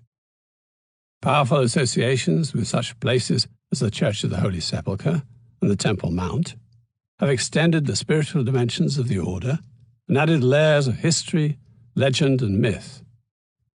Romantics and Freemasons, charlatans and lunatics, radicals and reactionaries, Christians, Jews, and Muslims have all contributed to the story. Just as the search for holy relics in the Middle Ages turned up the most unlikely objects in the most convenient places, so each new pseudo-history or fanciful novel follows the money and adds new places, events, and notions to the myth, so that Scotland and the French Revolution are already well established as playing a part, and America is being developed. An imminent leap from Rosslyn to Washington, D.C., via Rhode Island, Salt Lake City, and New Haven would not be surprising. In Umberto Eco's Foucault's Pendulum, some publishers' editors are thinking up a new series of books to appeal to academics, cultists, and conspiracy theorists, something, quote, in these dark times, to offer someone of faith a glimpse into the beyond, and make a little money. One suggests that they take a few dozen notions and feed them into a computer. Quote, for example, the Templars fled to Scotland, or the Corpus Hermeticum arrived in Florence in 1460. And add a few connected phrases like, it's obvious that, and this proves that. And so they begin at random. Joseph of Arimathea carries the Grail into France. According to Templar tradition, Godefroy de Bouillon founded the Grand Priory of Zion in Jerusalem. Debussy was a Rosicrucian. Minnie Mouse is Mickey's fiancée. No, they must not overdo it, an editor warns. But the first replies, we must overdo it. If we admit that in the whole universe there is even a single fact that does not reveal a mystery, then we violate Hermetic thought. That's true, says another. Minnie's in, and if you'll allow me, I'll add a fundamental axiom. The Templars have something to do with everything. Part 6. Locations. Outremer. The Templars in the East. Outremer, French for the land across the sea, was the general name for the Crusader states which ran along the eastern seaboard of the Mediterranean from Asia Minor to Egypt. These were the Kingdom of Jerusalem, the County of Tripoli, the Principality of Antioch, and the County of Edessa. Today, the region encompasses Israel, the Palestinian territories, Jordan, Lebanon, Syria, and parts of Turkey. But the principal sites associated with the Templars that visitors can see today are in Israel and Syria, and most notably in the old city of Jerusalem. Outremer would have fallen much sooner than it did, had it not been for the Templars. They defended the Holy Land on the battlefield, and also in numerous castles and fortified cities, remains of which survive across the region. In addition to Jerusalem and Acre, the Templars were based at Tortosa, on the Syrian coast, on the island of Awad, and inland at Safita, which, along with the hospitaller castle of Crac des Chevaliers, guarded the strategically important Homs Gap. All of these places are worth visiting today. Israel. Jerusalem is central to the story of the Templars. Here in the Church of the Holy Sepulchre, on Christmas Day 1119, the founding knights took their vows before patriarch and king, and in the Al-Aqsa Mosque, atop the Temple Mount, they established their headquarters. When Saladin captured Jerusalem in 1187, the Templars removed themselves to Acre, the port city which now became the principal metropolis of Outremer. And here, too, the story of the Templars can be traced among the stones of its walls and towers, and through the secret Templar tunnel to the harbour, from where they spirited away their treasure at the final fall of Outremer. Jerusalem, the Old City. Jerusalem has been the centre of the Jewish faith for 3,000 years, since Solomon built his temple here in the 10th century BC. As a site of the crucifixion and resurrection of Jesus in the 1st century AD, Jerusalem also stands at the fulcrum of the Christian world. For Muslims, the Prophet Muhammad's night journey in the 7th century AD made Jerusalem Islam's third holiest city, after Mecca and Medina. The key Jewish, Christian, and Muslim sites are all within the Old City, enclosed within its medieval walls. The walls. The walls that enclose the Old City of Jerusalem today were rebuilt by the Ottoman Sultan Suleiman the Magnificent in 1537–41, though they have been restored many times since. They closely follow the line of the walls as they were at the time of the First Crusade in 1099. Today, visitors can gain excellent views of the city and its surroundings by walking the circuit of its walls, partly atop its ramparts and partly along the outer footing, a distance of 4 kilometers in all. The ramparts can be walked from the Jaffa Gate in the west to St. Stephen's Gate in the east, via the Damascus Gate and Herod's Gate along the northern wall. Just to the east of Herod's Gate is the spot where, during the successful First Crusade, at around noon on 15th July 1099, Godfrey of Bouillon fought his way onto the northern battlements and was quickly followed by Tancred and his men, who pushed into the city towards the Temple Mount. 88 years later, Saladin directed his attack against this same stretch of the northern wall when he laid siege to the city in 1187, leading to its surrender on 2nd October. To walk the southern half of the circuit, from St. Stephen's Gate back to the Jaffa Gate, you must come down from the ramparts and follow the outside of the city wall. The route takes you round the massive retaining walls of the Temple Mount at the southeast corner of the Old City. Since medieval times, the Old City enclosed within these walls has been home to 4 distinct religious communities, which have gathered into neighborhoods: the Muslim quarter in the northeast, the Christian quarter in the northwest, but excluding the Armenians, who have their own quarter in the southwest, and the Jewish quarter in the south-central part of the city. The Church of the Holy Sepulchre.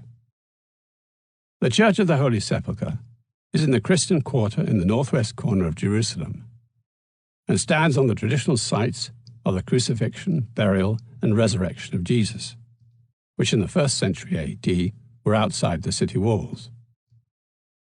The discovery of the true cross, and also the site where Jesus was entombed and rose on the 3rd day, was made by Helena, mother of the Roman Emperor Constantine the Great, during her visit to the Holy Land in 326–328. First, Constantine ordered that a basilica called the Martyrium, meaning place of witness, be built to encompass the site of Golgotha, that is Calvary, the place of crucifixion, and this was dedicated on 17th September 335. The interior of Constantine's basilica was faced with multicolored marble, and its coffered ceiling was covered with gold, which was said to ripple and swell like an ocean in the changing light. But the great domed rotunda, also called the Anastasis, meaning resurrection, erected over the tomb of Jesus, took longer to build and was not completed until 340. The martyrium and the rotunda were linked by a court and surrounded by lesser buildings, to which a tumultuous history has lent a hand, so that the church you see today has often been restored. In 614, the Persians attacked Jerusalem, stole the true cross, and set the church alight, destroying its roof and many of its decorations. The church was again put to the torch by rioting Muslims in 938, who also devastated the Golgotha chapel within Constantine's basilica and the tomb chapel within the rotunda. Yet again, and this time on the orders of the Fatimid Caliph al-Hakim in 1009, the church and the tomb were destroyed. A few decades later, and with permission from Cairo, Byzantine emperors rebuilt the church on the old foundations using salvaged material. The Templars had their origins here in this rebuilt church, when on Christmas Day 1119, Hugh of Paynes and his 8 companions took their vows of poverty, chastity, and obedience before the Patriarch of Jerusalem. Calling themselves the poor fellow soldiers of Christ, they dedicated themselves to defending pilgrims against attack along the roads to the holy places. The Templar Church in London, consecrated by the Patriarch of Jerusalem in 1185, takes its circular design from the Church of the Holy Sepulchre, the holiest place in the Crusaders' world. Large parts of the Church of the Holy Sepulchre were altered and rebuilt between 1150 and 1180 by the Crusaders. The entrance facade is mostly Crusader work and incorporates Romanesque and Gothic styles. The 5-story bell tower was added in 1153, and Constantine's basilica, the martyrium, was rebuilt in Romanesque style, but the rotunda was left essentially intact. This is the church you see today. During the Kingdom of Jerusalem, the church was the royal burial place, but the tombs were pillaged in 1244, when the Khwarezmian Turks sacked the church and massacred the Christians huddled for safety inside. The Temple Mount. The Hebrew for Temple Mount is Har Bait, but the mount is better known by its Arabic name, Al-Haram Ash-Sharif, the noble sanctuary. In the days of Kings David and Solomon in the 10th century BC, a limestone ridge rose from the awful hill in the south where David built his city, now the City of David Archaeological Garden outside the city walls, and climbed northwards as Mount Zion, reaching its peak where the Dome of the Rock stands today. Thereabouts was the threshing floor of Araunah, the last Jebusite king, where David built an altar, and where perhaps Solomon sited the Holy of Holies, the shrine of the Ark of the Covenant, when he built his temple. Solomon carved the ridge into a platform for the temple. The same platform was reused for the second temple in the 6th century BC. And then Herod constructed a vaster masonry platform atop the ancient bedrock when he built his immense renovated and extended temple in the 1st century BC. Though the temple was destroyed by the Romans in AD 70, much of the masonry platform and its retaining walls remained. Over the centuries, Jews from all over the world have come to pray at the Western Wall, famously known as the Wailing Wall, for the laments heard here, an exposed section of the retaining wall which has come to symbolize not only the lost Temple of Herod, but the Temple of Solomon built on this spot 3,000 years ago. After the Arab conquest, the Muslims built the Dome of the Rock and the Al-Aqsa Mosque atop the mount. In Crusader times, the Temple Mount became an integral part of the city, and the entire southern half of the mount was a Templar complex. Indeed, their very name is taken from their close association with the Temple Mount. The Temple Mount is administered by the Muslim authorities, and the Western Wall, at its base, by the rabbinic authorities. Access to the Mount is allowed to all religions, although Orthodox Jews will not visit the Temple Mount at all. Only the Jewish high priest was permitted to enter the temple's Holy of Holies, and as its exact position remains uncertain, the Orthodox fear walking upon that most sacred of spots. The Dome of the Rock. The sacred nature of Jerusalem is confirmed for Muslims by the night journey, in which the angel Gabriel brought Muhammad to the Temple Mount, the site of Solomon's temple, from where they ascended to paradise. Quran chapter 17, verse 1. Octagonal in plan and topped with a golden dome, and standing over the oblong rock from where the ascent was made, the dome of the rock is more a shrine than a mosque, a place where the faithful come on pilgrimage and circle round the ambulatories in prayer. It is the second most important place of pilgrimage after Mecca. Begun in 687 by order of the Umayyad Caliph Marwan and completed in its essentials in 691, the Dome of the Rock was built by Syrian craftsmen in the Byzantine tradition and was covered inside and out with mosaics of gold and coloured tesserae.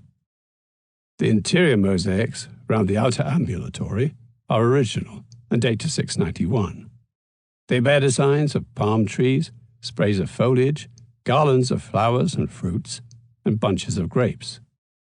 Elsewhere, the interior mosaics have been renewed several times, for example by Saladin, though also as recently as the late 1950s. But they faithfully follow the designs of the originals. The exterior mosaics were replaced with Turkish tiles in the 16th century, and these were renewed in the late 1950s. The present dome was put in place in 1961, but like the original, it is made of wood and is covered with gilded lead. The structure is also decorated, both inside and out, with calligraphic inscriptions which are composed of all the Quranic references to Jesus, including the warning to Christians, Quran chapter 4, verse 171, that their faith, based on the divinity of Jesus, is false. People of the book, do not transgress the bounds of your religion. Speak nothing but the truth about God. The Messiah, Jesus the Son of Mary, was no more than God's apostle, and his word which he cast to Mary, a spirit from him. So believe in God and his apostles, and do not say 3. Forbear, and it shall be better for you. God is but one God. God forbid that he should have a son. His is all that the heavens and the earth contain. God is the all-sufficient protector. But traditions about the rock directly beneath the dome long antedate the Muslim conquest of Jerusalem. The rock is the peak of the mount now covered over by the man-made platform, and so it is the highest point in the Old City. An early Christian source, known only as the Bordeaux Pilgrim, who visited the Holy Land in AD 333, noted the Jewish attachment to the rock, writing that it is a perforated stone to which the Jews come every year and anoint it, bewail themselves with groans, rend their garments, and so depart. To Jews, it is known as the foundation stone, for they believe that this is where David offered up his sacrifice after purchasing the threshing floor from Araunah the Jebusite. Though secular scholars may debate the exact position of Solomon's temple and its plans, many Jews have no doubt that the rock formed the base of the Holy of Holies and was the spot where the Ark of the Covenant stood. They also believe that during the Second Temple, when the Ark had vanished or was hidden, the stone was where the high priest sprinkled the blood of sacrifices and offered up the incense during the Yom Kippur service. There is a chamber beneath the rock, reached by a flight of marble stairs. The chamber is about 6 feet high and nearly square, with each side measuring about 15 feet. The first mention of an opening in the rock was made by the Bordeaux Pilgrim, but the first documented reference to the cave beneath the rock was made by an Arab visitor called Ibn al-Faqih in 903. Under the rock is a cavern in which the people pray. This cavern is capable of containing 62 persons. The Crusaders installed the marble entrance to the stairway and recut the chamber, which they used for confession. After the Crusader capture of Jerusalem in 1099, the Dome of the Rock was turned into a church, the Templum Domini, or Temple of the Lord, and also served as the residence of the Latin Patriarch of Jerusalem. The canons of the Church of the Holy Sepulchre established a convent in the northeast corner of the outer court, and the Templars also built some living quarters here and planted gardens. The mystery of the rock and its subterranean chamber. There is no mention of the rock, nor the chamber beneath it, during the Jewish period. This is not surprising, as the man-made platform on which the temples of Solomon and Herod stood entirely covered the rock. There is evidence to suggest that the Roman Emperor Hadrian reduced the summit of the Temple Mount by several feet with the purpose of erasing the Jewish nature of Jerusalem. Only then, as the upper level of Herod's platform was cleared away, did the rock become exposed.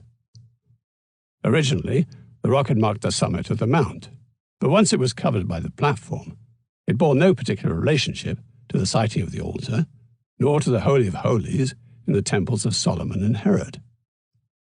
As for the chamber beneath the rock, it is thought to have been a tomb cut 4,000 years ago, and forgotten long before Araunah had his threshing floor here. After lowering the platform, Hadrian had intended to build a shrine to Jupiter on this spot, but he never did.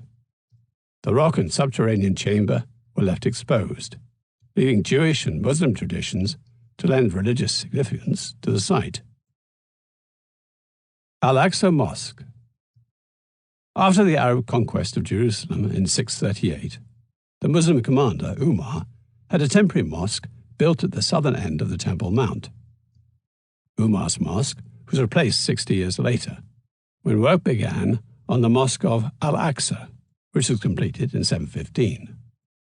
Al-Aqsa means the farthest, and was originally applied to the entire Temple Mount, being that farthest place where Muhammad ascended into paradise, according to an interpretation of Surah chapter 17, verse 1 in the Quran.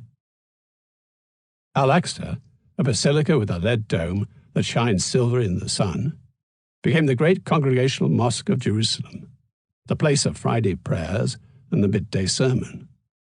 Fatimids, Ayyubids, Mamelukes, Ottomans, and, since the 1920s, the Supreme Muslim Council, have altered, extended, or rebuilt the mosque, so that it is a palimpsest of 13 centuries of architectural history. The Crusaders also played an important role. In 1099, it became the headquarters of the Crusader leader Godfrey of Bouillon, and for several years it served as a palace for Baldwin I, the first king of Jerusalem. The Crusaders called it the Mosque of the Templum Solomonis, because they believed that it stood on the site of Solomon's temple, so that when Baldwin gave the building to the new knighthood of the Poor Fellow Soldiers of Christ in 1119, it was not long before they were calling themselves the Poor Fellow Soldiers of Christ and of the Temple of Solomon, or simply the Templars. Al-Aqsa was the Templars' administrative, military, and religious headquarters for over 60 years. They made various structural alterations and extensions to provide chambers for the Grand Master and other officers of the order and their staff, living quarters for the knights, and storage rooms for food, clothing, and arms. But they took care not to damage the fine Arab decorations.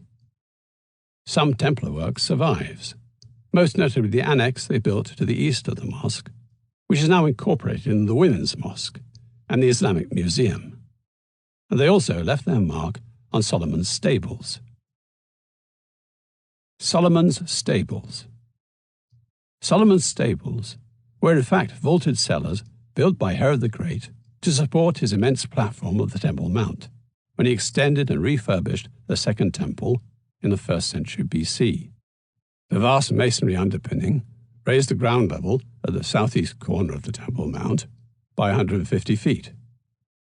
There are thought to be 4 levels of vaulting, but only the topmost level is accessible, and at present this is closed to tourists. The Umayyads reused Herodian masonry to restore this topmost level in the late 7th and early 8th centuries, and later the Templars rebuilt the arches. In addition to offering structural support for the Temple Mount platform, and later the Al-Aqsa Mosque, built above this spot, the cellars may have served Herod's temple as storerooms. The Templars were probably the first to use them as stables, and there are still rings attached to many of the pillars which were used to tether their horses. A tunnel runs from the southern retaining wall of the Temple Mount underneath Solomon's stables. At a distance of 100 feet, the tunnel is blocked by pieces of stone and debris, and archaeologists have not been able to examine it further because of objections from the Muslim authorities. But from the way the tunnel was constructed, often using large blocks from the period of Herod's temple, archaeologists have concluded that it was built as a postern by the Templars. The entrance would have been somewhere on the surface of the Temple Mount, and its exit in the southern wall would have allowed the Templars to emerge and make sudden surprise attacks against their enemies. The Islamic Museum. Architectural fragments and other objects removed from the various structures on the Temple Mount during renovations have been put on display at the Islamic Museum. Among these are some items of Crusader workmanship. But the finest thing about the museum is the Templar vaulted hall, which serves as the chief exhibition space. The hall was built in the 1160s and was part of that magnificent complex described by Theodoric, a pilgrim who visited the Holy Land in 1172. On another side of the Al-Aqsa Palace, that is to say on the western side, the Templars have erected a new building. I could give the measurements of its height, length and breadth of its cellars, refectories, staircases and roof, rising with a high pitch, unlike the flat roofs of that country. But even if I did so, my hearers would hardly be able to believe me. In fact, what you are seeing is only the western half of the hall, which after Saladin captured Jerusalem in 1187, became the assembly hall of a madrasa. The eastern half of the Templar Hall was converted into the women's mosque of the Al-Aqsa, which it remains to this day. Acre. Acre, or Akko in Hebrew, is on a low promontory about 12 miles north of Haifa. As a maritime gateway to Outremer throughout the Crusader period, Acre was the chief port of trade and the principal landing point for pilgrims. In 1191, 4 years after Jerusalem was lost to Saladin, Acre also became the capital of the truncated Kingdom of Jerusalem, and both the Templars and the Hospitallers established their headquarters here. Acre was the most powerfully defended city in Outremer, and the Templar fortress by the sea was the strongest place in the city. But in 1291, after a long siege, Acre fell to the overwhelming Mamluk forces, which effectively marked the end of the crusading venture in the Holy Land. On the orders of the victorious Mamluk Sultan Al-Ashraf Khalil, everyone remaining alive within the town was brought outside the walls and decapitated, and Acre was levelled to the ground. 400 years later, however, the Ottomans began rebuilding Acre, often reusing the fallen stones, and standing their new walls and buildings on the Crusaders' foundations. This has given Acre a medieval atmosphere, which, together with its striking situation looking out upon the sea, helps the visitor to imagine how the Crusader city used to be. Moreover, recent archaeological work has uncovered much of the Frankish past, in particular the Crusader underground city and the Templar tunnel. You can start by walking along the seawall promenade, which for the most part follows the line of the Crusader walls. At the southwest corner of the walls, where they jut out into the sea, is a lighthouse, and just north of it is an area of quarried rock, now underwater, which was the site of the Templar fortress. The fortress was destroyed by the Mamluks in 1291, and what stone blocks remained were put towards building the 18th century sea walls. Just opposite this spot is the entrance to the Templar tunnel, discovered only in 1994. The bottom part of the tunnel is cut from the bedrock, while the upper part is a barrel vault built of hewn stone. The section of the tunnel that runs westwards under the sea to the Templar fortress is not accessible, but you can follow the tunnel for 1,000 feet eastwards under the old Pisan quarter to where it emerges at the Khan al-Shuna, the grain inn, which stands on 12th century foundations.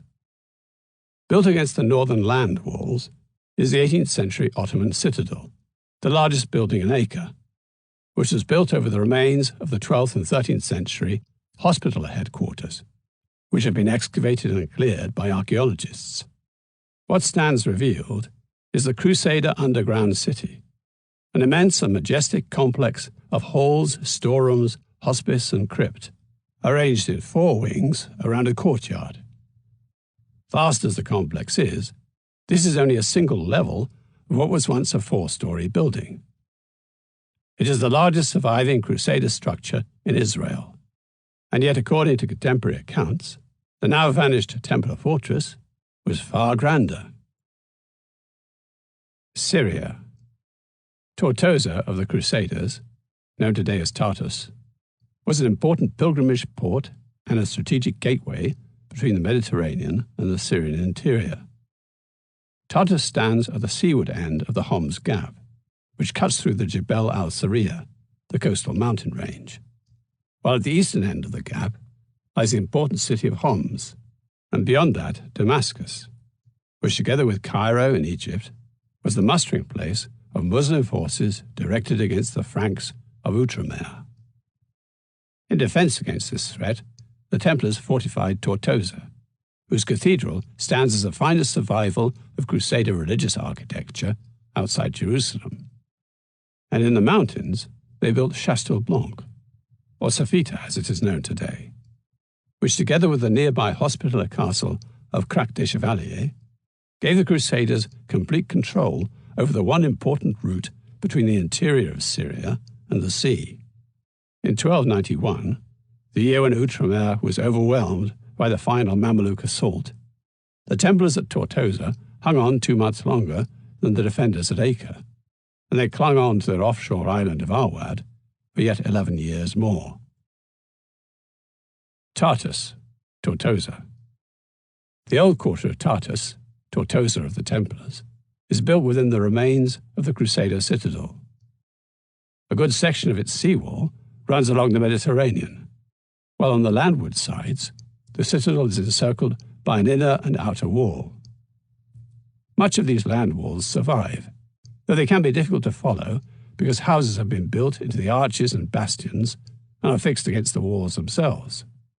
The citadel occupied less than a quarter of the Crusader city, and that too was surrounded by a wall, almost entirely vanished now, its southern end marked by a freestanding square tower about 500 yards to the south of the citadel, and just opposite the little harbour we can catch a launch to the island of Arwad.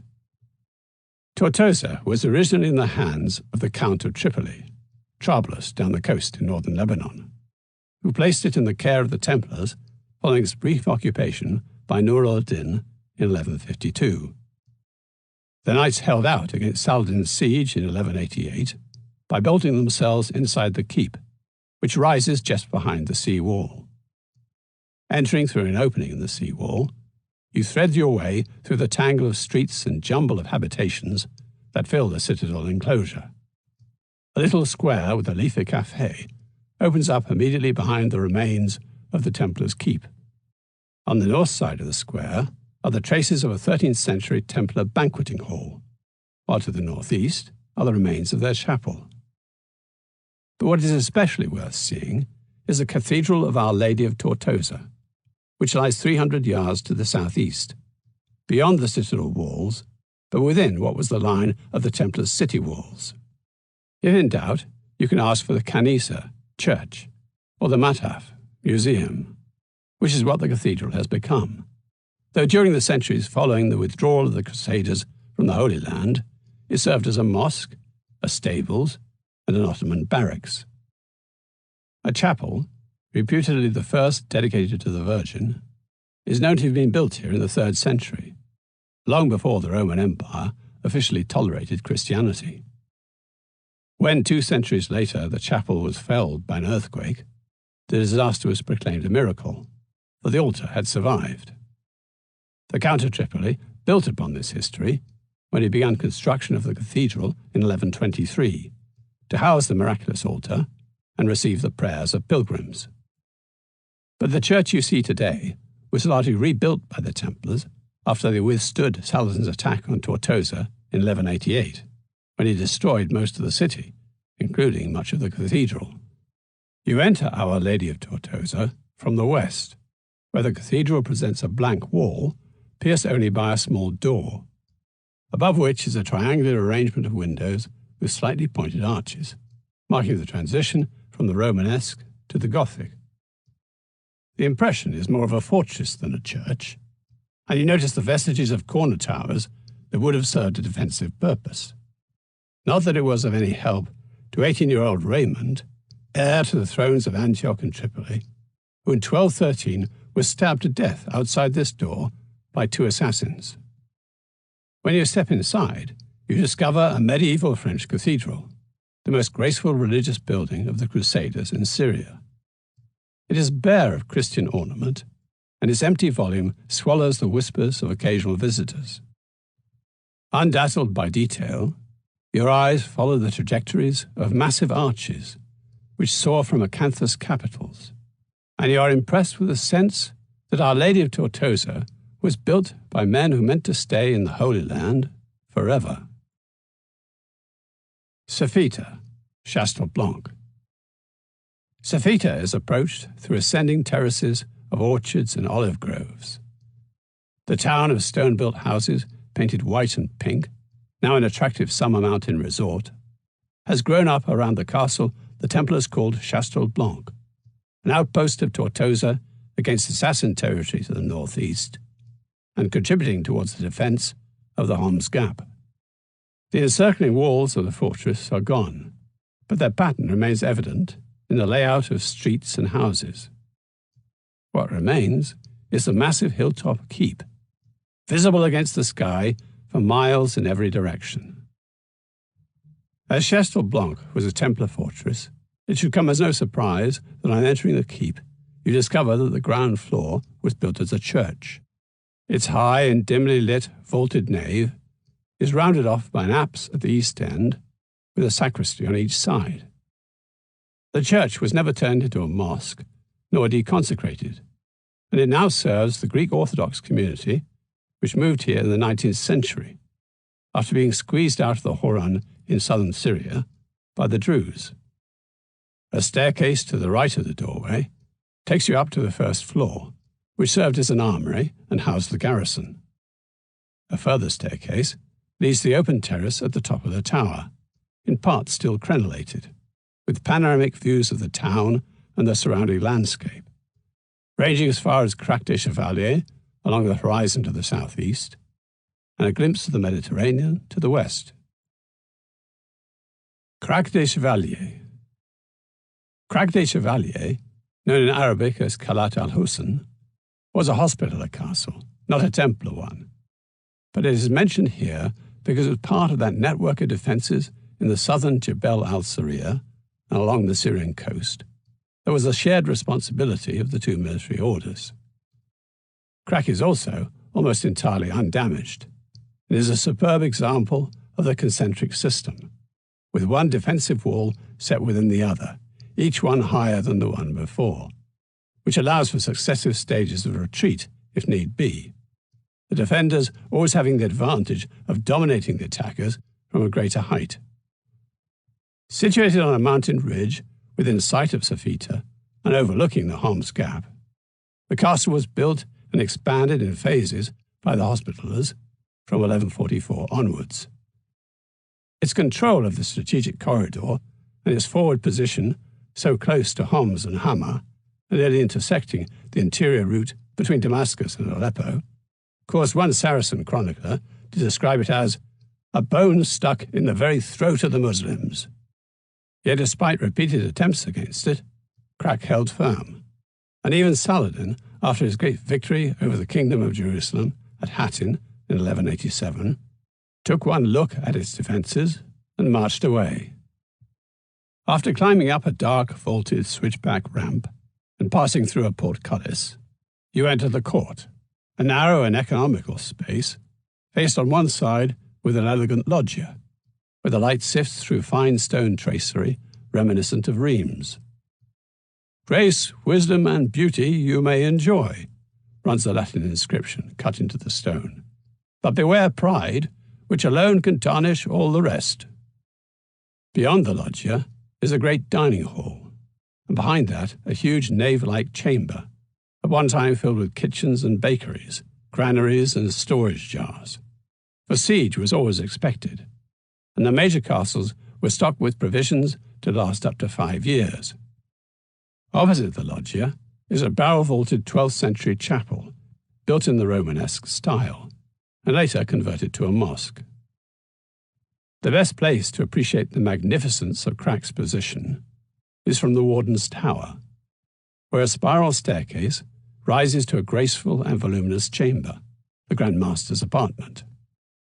Below you, like some giant nautilus, swell the concentric circles of the castle's defences, the vast structure seeming to sail like a battleship, high above rolling waves of orchards and wheat fields, a bountiful landscape as familiar as Provence. Crack was not taken, it was given away. In the last years of Outremer, Crack and Sofita and the other mountain castles became isolated, vulnerable, and undermanned outposts, facing the gathering storm of an overwhelming Mameluke enemy. Finally, after Crack had been in Christian hands for 161 years, and after a month's siege, the Hospitaller Knights accepted Sultan Baybar's offer of safe passage, and in 1271 rode to Tortosa of the Templars and the sea for the last time. Arwad, Ruad. Known to the Templars as Ruad, Arwad lies 2 miles off the coast of Syria, opposite Tartus. A fishing town almost completely covers the little island. There are no streets, only twisting lanes with narrowing passages, and in their midst the Crusader castle, from where the Templars from Tortosa clung to a view of Christendom's lost prize for 11 years longer, until 1302. One of an endless series of launches from Tartus lands you at the island's harbour, where fishermen mend their nets near restaurants and cafes which serve the constant stream of day trippers. Behind these are the walls of a small Muslim castle, and by this is the market, which twists back into the town.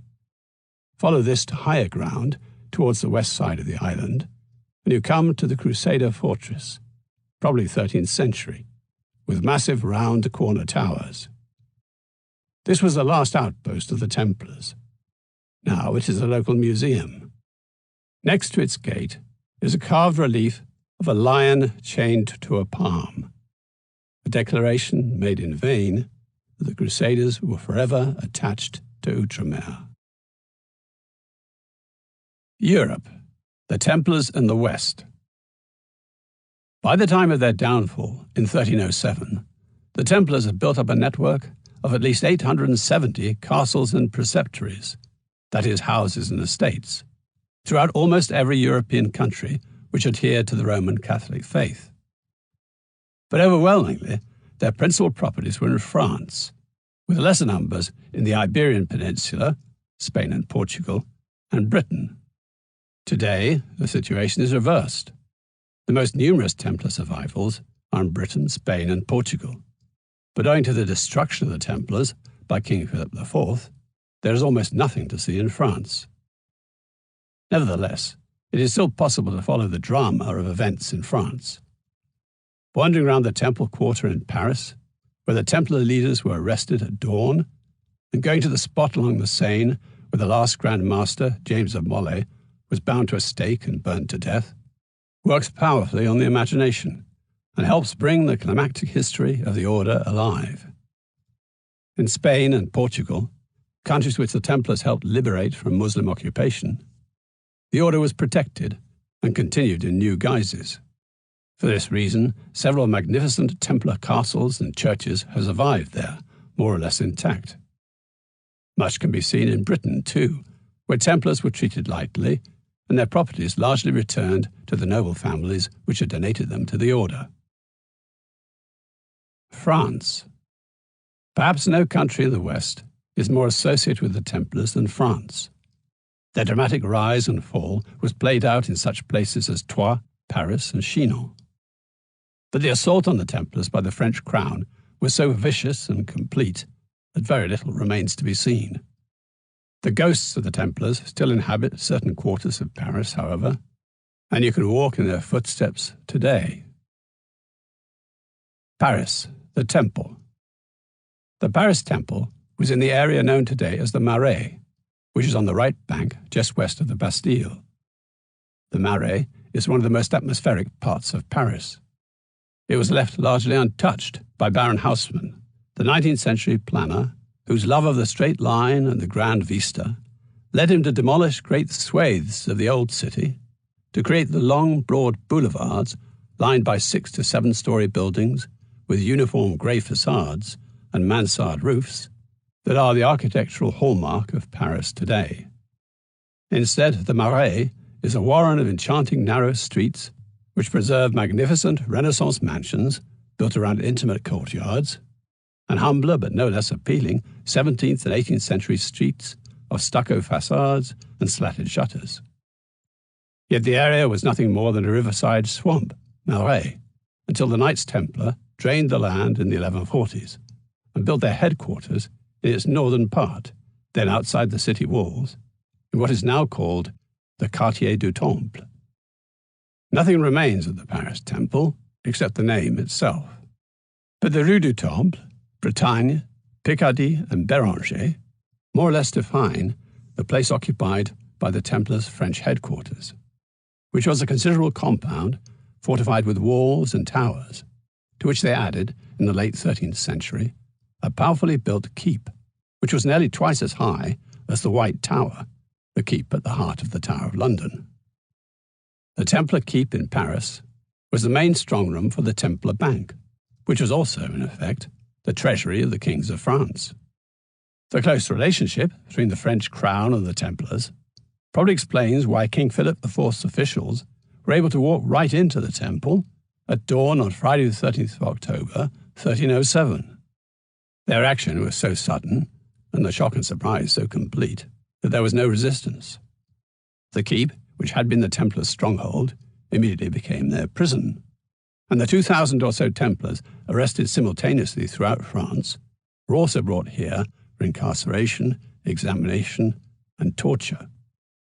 After the abolition of the Templars, the Paris Temple became the abode of artisans and debtors eager to avoid official regulations by living outside the city walls.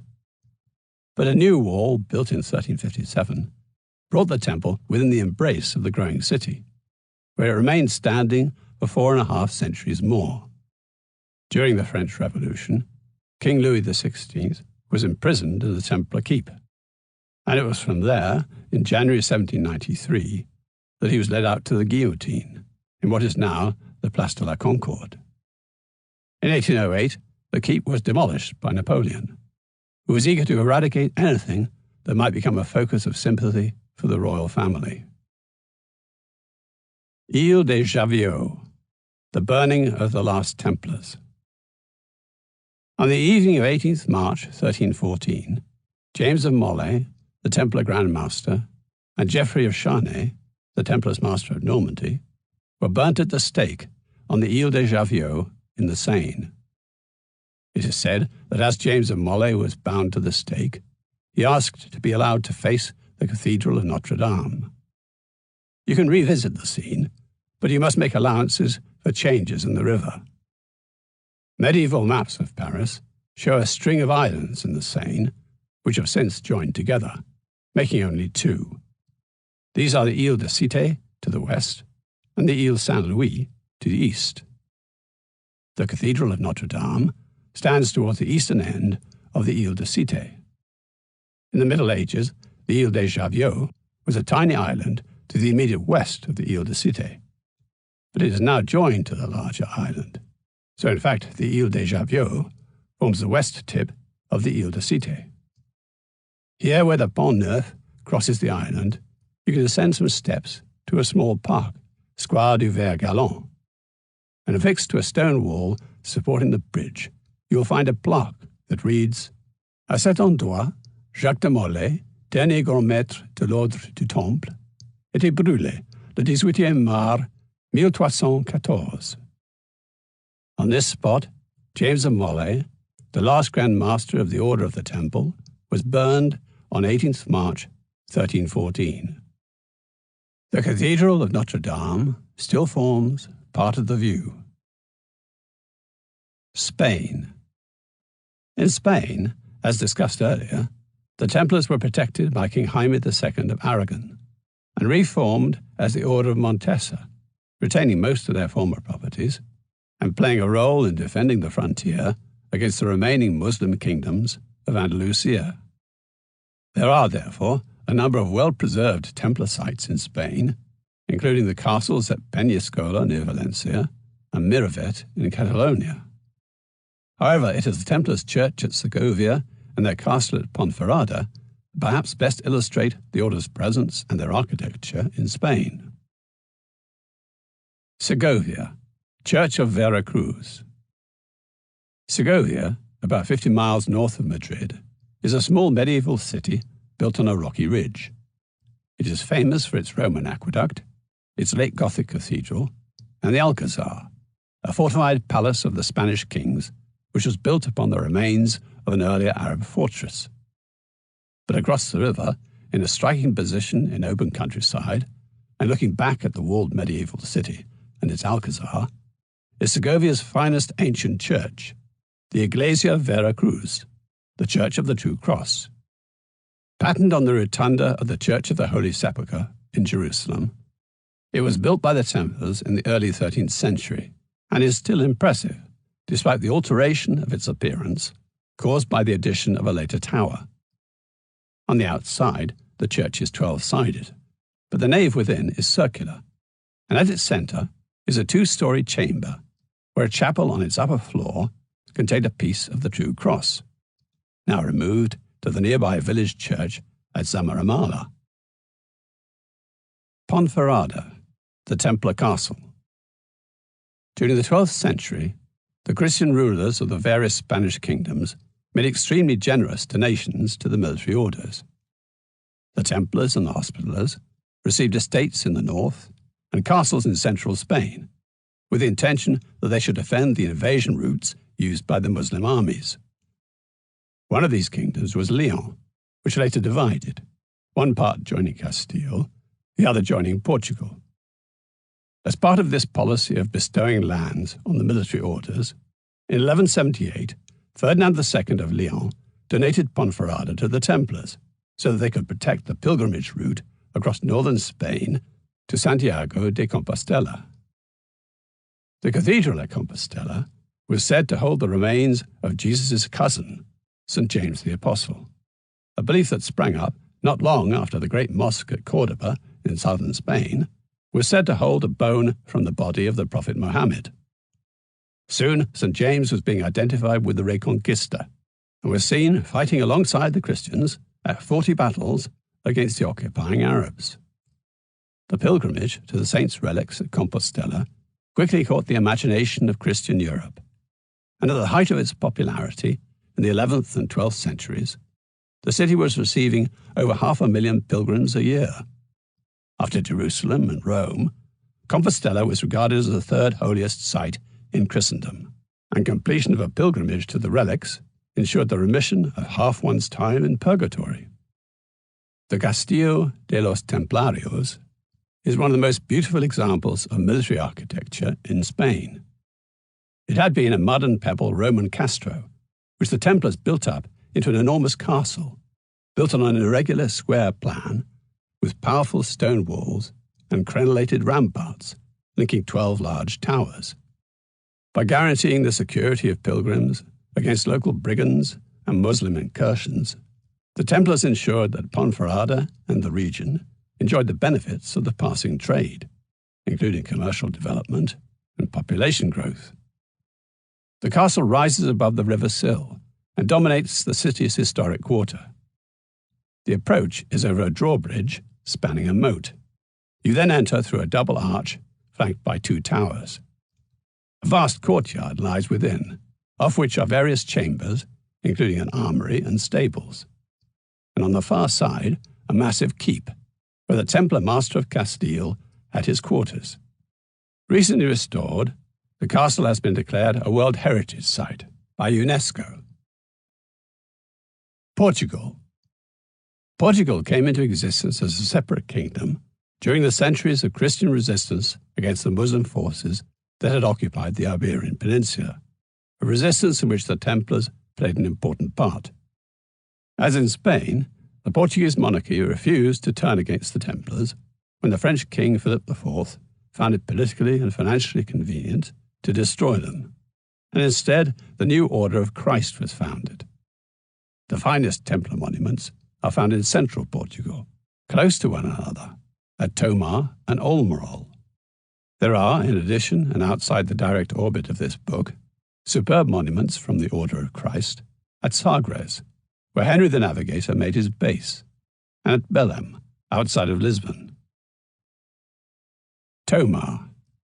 After the Christian reconquest of central Portugal from the Muslims, a vast part of the frontier region was given to the Knights Templar by the Portuguese king. Tomar, to the northeast of present-day Lisbon, was founded in 1160 on the site of an ancient Roman city, when the Templar Grand Master of Portugal, Gualdin Pace, laid the first stone of the castle and monastery that would become the headquarters of the order in the country. The Templar presence at Tomar protected Christian settlers from the north against Arab incursions, and in 1190 they saved the entire country from being overrun by Abu Yusuf al-Mansur, the Almohad Caliph of Morocco.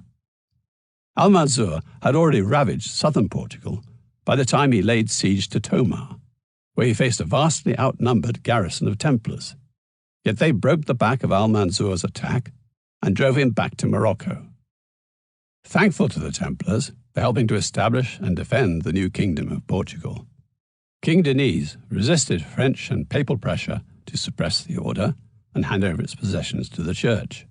Instead, in 1319 he transferred Templar property and personnel to the newly created Order of Christ, which for a while was centred at Castro Marim in the Algarve, but after 1356 returned to Tomar.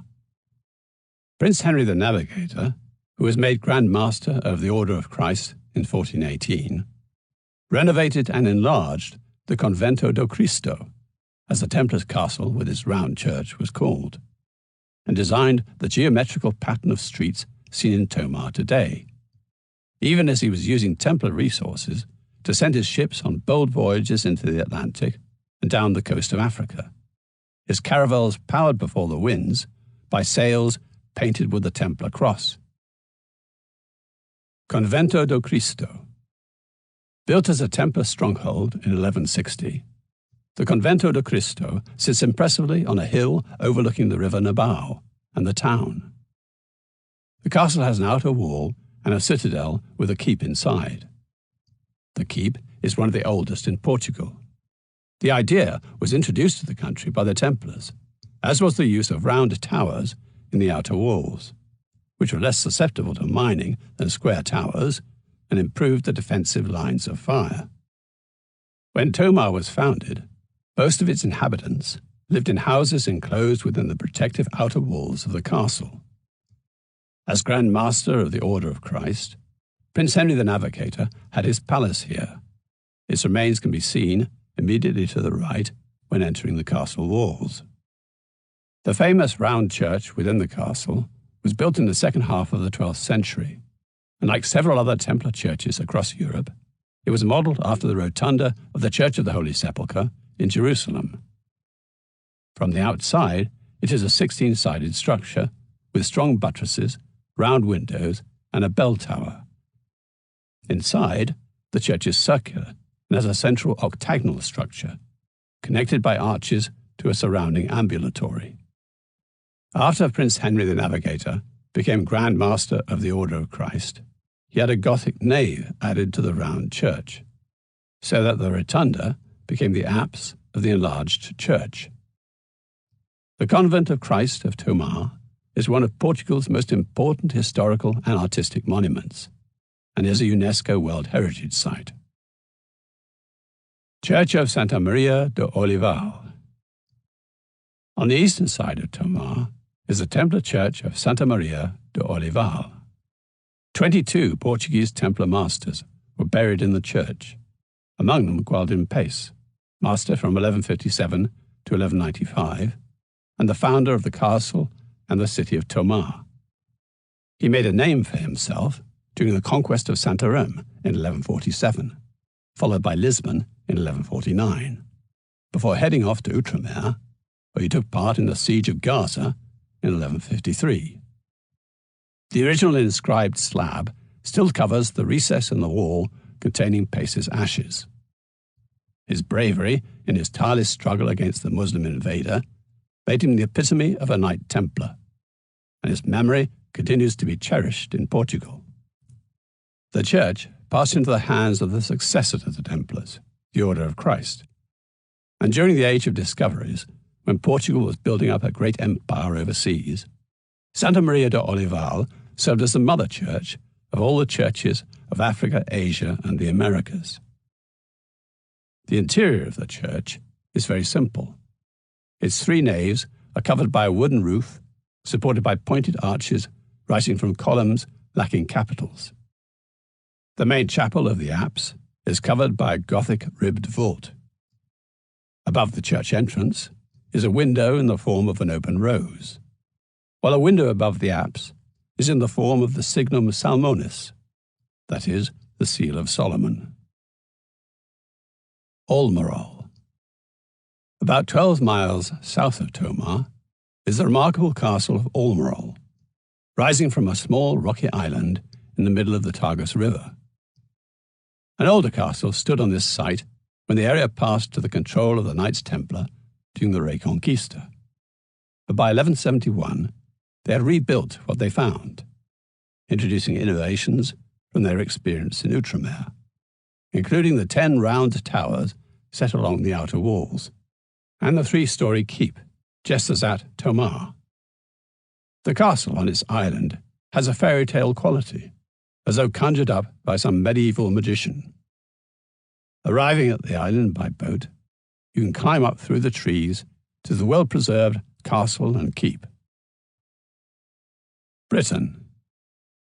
Place names such as Temple, Templehurst, Temple Brewer, Temple Balsall, Templecombe, Temple Ewell, and Strood Temple Manor are scattered across England and Scotland too, testimony to the way the story of the Knights Templar is woven into the living fabric of Britain.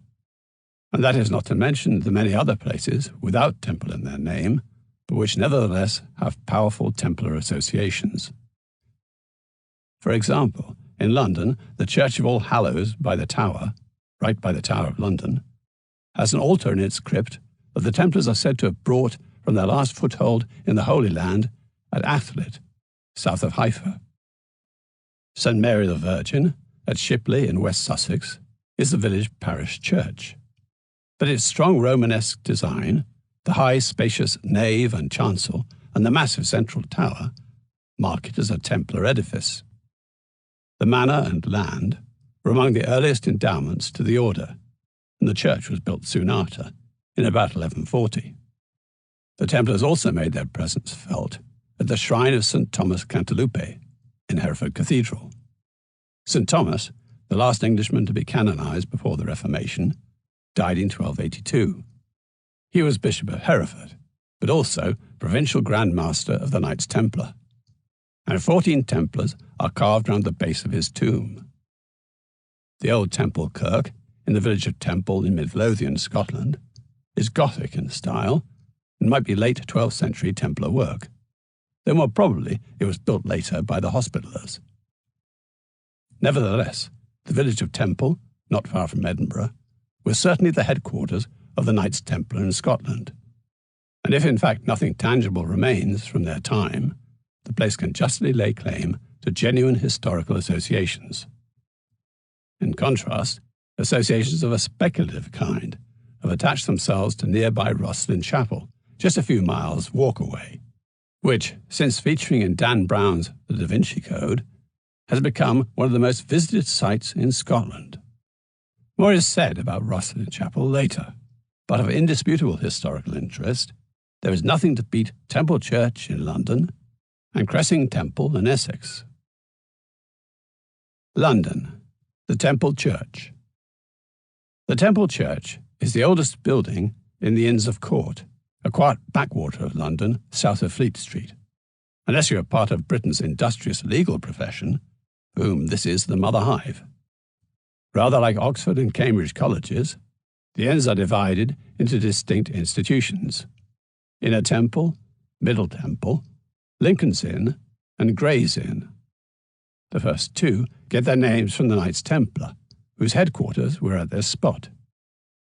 Hugh of Baines, the first Grand Master of the Templars, established the first Templar house in London in 1128, on the site of present-day Southampton House in Holborn. This became known as the Old Temple, when the Templars moved to a larger site to the south between Fleet Street and the River Thames. The new site originally included much of what is now Lincoln's Inn, and the Knights were probably responsible for establishing New Street, now Chancery Lane, which led from Holborn down to their new quarters. Following their custom, the Templars built a round church patterned on the Holy Sepulchre in Jerusalem. An inscription on the round, as the rotunda is called, recorded that it was consecrated by Heraclius, Patriarch of Jerusalem, on 10th February 1185, in honor of the Blessed Virgin Mary. It is thought that King Henry II was also present on that day, inaugurating a long association between the kings of England and the Temple. Among the other buildings erected by the Templars were dormitories, chambers, storehouses, stables, and 2 dining halls, one of them in the consecrated central portion and connected to the church by a cloister. King John was one of several kings to stay here, and during his visit in 1215, he received a deputation of barons demanding a Charter of Liberties. And when Magna Carta was signed later in the year, the Master of the Temple was one of the witnesses. Taking advantage of their special privileges, the Templars made their sanctuary a safe place for depositing treasure, and during the 13th century, the new temple became a busy financial centre. The first lawyers came to live in the temple at this time, as legal advisors to the Order of the Knights Templar, which was one of the foremost international organizations of the age. The Templars thrived, adding to their round church a fine nave, which was consecrated in the presence of King Henry III in 1240. After the dissolution of the Knights Templar, the Pope granted their estates to the Knights Hospitaller, but King Edward II of England seized the new temple for the crown. Nevertheless, the consecrated portion was conceded to the Hospitallers, and the rest was sold to them later. But the Hospitallers do not seem to have occupied the temple personally. Instead, it was let and served as a source of revenue, and by the 1340s, it had become tenanted by lawyers. These formed themselves into 2 legal societies, one using the hall next to the cloisters, the Inner Inn, and the other using the unconsecrated buildings between the inner portion and the outer temple. The temple church became the chapel of those 2 societies. In 1540, King Henry VIII abolished the Hospitallers in England and confiscated their property, which the Crown continues to let to the Inner and Middle Temple. Likewise, it is for the sovereign to provide a priest for the church, who to this day bears the title of Master of the Temple. The symbolism of the round was all-important. Jerusalem lay at the center of all medieval maps and was the hub of the Crusaders' world. The most sacred place in this most sacred city was the Church of the Holy Sepulchre, with its rotunda built over the site believed to be the burial place of Jesus Christ. The Church of the Holy Sepulchre was the goal of every pilgrim, whose protection was the Templars' care, just as the church itself, of all buildings on earth, had to be defended from its enemies. By building round churches throughout Europe, the Templars recreated the sanctity of this most holy place. To be buried in such a place was devoutly to be desired, for to be buried in the round was as though one was buried in Jerusalem itself. Among the knights buried in the round was the most powerful man of his generation, William the Marshal, Earl of Pembroke, advisor to King John, regent to Henry III, and one of the instigators of Magna Carta in 1215. His sons' effigies lie around his own. There are 9 marble effigies in all, as well as a stone coffin set into the floor. William, who is depicted at rest, took the cross and went crusading in the Holy Land from 1183 to 1186, where he vowed to join the Templars, a vow he fulfilled on his deathbed in 1219. But William's sons, who never took the cross, are shown with their eyes wide open and drawing their swords from their scabbards. They are all portrayed in their early 30s, the age at which Jesus died, and at which, it is said, the dead will rise on his return. The effigies are not memorials of what has long since been and gone. They speak of what is yet to come. The Templars wore white robes with red crosses, and in the book of Revelation, chapter 7, verse 14, the martyrs of Christ, clad in white robes, washed in the blood of the Lamb, are those who will be called to life at the, quote, first resurrection. For a millennium, they will reign with Christ. And at its end, Satan will lead all the nations of the earth against, quote, the beloved city, Revelation chapter 20, verse 9, Jerusalem, site of the final battle. And so these knights have good reason to draw their swords, for by being buried in the round, they are already buried, quote, in Jerusalem, and in Jerusalem they shall rise again. Here in the Temple Church, in this replica of the Holy Sepulchre itself, the knights are waiting for their call to life, to arms, and to the last climactic defence of their most sacred place on earth. The Second World War inflicted considerable damage on the Temple area. In 1941, at the height of the Blitz, Temple Church was hit by German bombs. War and time account for the austere appearance of the church today. For much has been rebuilt, but without the original decorations. The walls of the round were once painted with lozenges and bands of colour, and the grotesque heads were painted too. The famous stone knights were also damaged in the bombing, but they still have an eerie presence. Cressing Temple, Essex.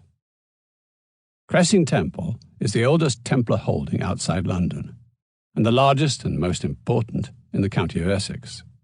The property lies along the high road between London and Colchester, and was donated to the Templars in 1137 by Queen Matilda, wife of King Stephen of England and niece of Baldwin, the first king of Jerusalem. Unlike other Templar sites, which are built of stone, the monuments of Cressing Temple are two vast barns of wood, magnificent structures which dominate the landscape. The timbered interiors are of cathedral-like dimensions. The wheat barn and the barley barn, built between 1206 and 1256, are the two finest Templar-built barns in Europe, while the barley barn is the oldest timber-framed barn in the world. Cressing Temple, originally over 14,000 acres in extent, occupied a fertile site with good transport links by road and river, and by establishing a market here, the Templars developed their holding as a considerable agricultural enterprise, worked by over 160 tenant farmers, its surplus providing a profit which went towards paying for the order's activities in Outremer. The property would have been in the charge of a preceptor, accompanied by 2 or 3 knights or sergeants, together with a chaplain, a bailiff, and numerous household servants. In 1309, the estate was recorded as possessing a mansion house with associated buildings, including a bakehouse, a brewhouse, a dairy, a granary, and a smithy, as well as gardens, a dovecote, a chapel with cemetery, a watermill, and a windmill. After the suppression of the order in 1312, Cressing Temple was given to the Knights Hospitaller. Rosslyn Chapel, Scotland. Rosslyn Chapel at Rosslyn, 7 miles south of Edinburgh, has been co-opted into every alternative history of Britain, and among the claims made for the chapel are that it has associations with the Holy Grail, the Templars, and the Freemasons. Originally named the Collegiate Chapel of St. Matthew, Rosslyn was designed by William St. Clair, also spelt Sinclair, 1st Earl of Caithness, whose ancestors were Norman nobles. Construction of the chapel, which was built on the pattern of the choir in Glasgow Cathedral, began in 1456. The original intention was for it to be part of a much larger church, for the fashion in Scotland was to build ambitious private churches able to support a resident clerical community.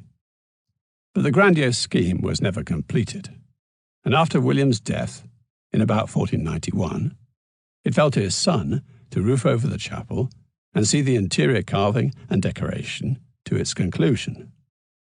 Dan Brown, in the Da Vinci Code, synthesizes much that has been written about Rosslyn in the alternative histories. For example, he claims that Rosslyn was built on the site of an ancient Mithraic temple, and that it is, quote, an exact architectural blueprint of Solomon's temple in Jerusalem. This despite the fact that the chapel follows the pattern of the choir in Glasgow Cathedral. He also claims that it stands on a north-south meridian that runs through Glastonbury, on a rose line from which the chapel gets its name. In fact, Roslyn's longitude is 3 degrees 8 minutes 41 seconds west, while Glastonbury's is 2 degrees 42 minutes 52 seconds west, centred on the Abbey, or 2 degrees 41 minutes 41 seconds west, centred on the ancient Tor.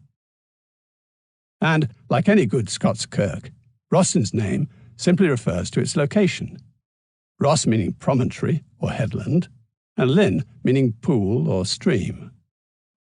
Brown also attempts to link the chapel with the Templars.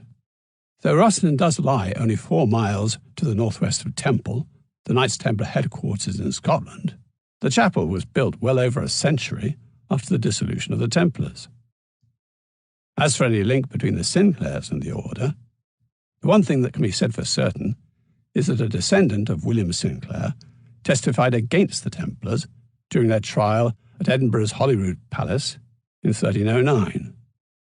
Nevertheless, Rosslyn Chapel is an extraordinary place to visit.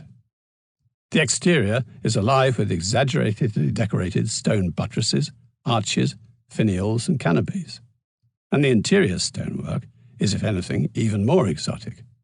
Every surface covered in richly allegorical sculpture that draws heavily on biblical and medieval Christian symbolism, the 7 deadly sins, the dance of death, and so on, and also on figurative naturalistic work and pagan mythological images. Look out for the numerous green men. The most remarkable of all the 1,000 pieces of virtuoso stonework is the twisted Prentice pillar, which stands at a corner of the Lady Chapel to the right of the main altar, with entwined dragons at its foot. Local legend has it that the column was created by an apprentice, subsequently murdered by his master in a jealous rage. Dan Brown's idea that a second facing pillar is an, quote, exact replica of Boaz, the pillar that the Bible places on the left of the entrance to Solomon's temple, is pure invention. There is a second column at Rosslyn, dubbed the Mason's Pillar, but the name developed out of a local legend to do with stone carving, and has nothing to do with Freemasons. Nor is there a, quote, massive subterranean chamber lurking beneath the chapel, as Dan Brown claims, though high-tech efforts to find one are unceasing. In 2005, a modern-day descendant, Dr. Andrew Sinclair, denounced the Da Vinci Code. The book is preposterous, he said. Its message pernicious, its history a bungle and a muddle. What it says about the Grail and Rosslyn is absolute invention. But as every good conspiracy theorist knows, he would say that. Part 7. Templarism. Born-again Templars. Templars in popular culture. When Anthony Burgess reviewed The Holy Blood and the Holy Grail, the book that put the Templars at the heart of a millennium of conspiracies, he said, "I can only see this as a marvellous theme for a novel." How prescient he was. A small army of novelists, from Umberto Eco to Dan Brown, have taken the book's pseudo-history of the Knights Templar for their plots. The Templars have become screen regulars too, and are keeping up with the times with starring roles in medieval-themed computer games. Not that adopting the Templars in fiction is entirely a modern phenomenon. The literary trail starts in the 13th century, with Wolfram von Eschenbach's epic poem Parzival, which reworks Chrétien de Troyes' unfinished Grail romance, Percival, in which a group of knights known as Templars guard the Grail. Rise of the Templar literary phenomenon. The writer who really put the Templars on the modern literary map was Sir Walter Scott, whose first foray into medieval fiction, Ivanhoe, 1819, featured Sir Brian de Bois Guilbert, a lustful Grand Master of the Templars, as its chief villain. King Richard the Lionheart and the Templars intrigued Scott so much that he returned to the patch in The Talisman, 1825. His creation was so successful that it even spawned parody in American novelist Herman Melville's Typee, 1846, and in more extended form, The Paradise of Bachelors, 1855. In this tale of a dinner at Temple Bar, Melville enjoys musing on the, quote, moral blight that tainted at last this sacred brotherhood, and turned them into hypocrites and rakes. The Templars then went quiet for a few decades, leaving aside a name check in Leslie Charteris's hero Simon Templar, until the 1950s, when Maurice Druon wrote a series of 7 historical novels, The Accursed Kings. These start with James of Mollay's burning in 1314 and a supposed curse on the Capetian dynasty. In the 1970s, Druon's novels were made into an acclaimed miniseries in France. Something was obviously stirring. In 1972, Ishmael Reed made a Templar knight, Hinkle von Hampton, the villain in his postmodernist satire, Mumbo Jumbo. And Pierre Barbet wrote Baphomet's Meteor, a bizarre sci-fi take on the legend in which the Templars are manipulated by aliens. The best novel to date about the order, William Watson's sadly neglected The Last of the Templars, also appeared. The publication of The Holy Blood and the Holy Grail, 1982, introduced the order's puzzling legend to a wider audience. That same year, Lawrence Durrell's Constance, the third volume in his Avignon Quintet, honoured the Templars as secret Gnostics, which is why, he suggests, James of Molay was burnt at the stake on Pope Clement V's orders. Before their destruction, imagines Durrell, the Templars buried a secret treasure near Avignon, a treasure coveted by Hitler, who hopes it will inspire his Nazi, quote, black chivalry. Umberto Eco, that astute student of popular culture, spoofed the Templar obsession and popularized it in his international bestseller Foucault's Pendulum, 1988, memorably noting that you could always tell a lunatic because, quote, sooner or later he brings up the Templars. However, with Spielberg's film Indiana Jones and the Last Crusade, 1989, an order that had officially died out 700 years ago suddenly came to feel like part of the zeitgeist. In the next decade, Catherine Kurtz, an American novelist who claims to be a Templar at heart, launched a series of heroic Templar fantasy novels. British writer Michael Jecks penned various Cadwellesque murder mysteries starring a Templar called Sir Baldwin, and Swedish author Jan Guillou entered the fray with a trilogy about a Swedish Templar.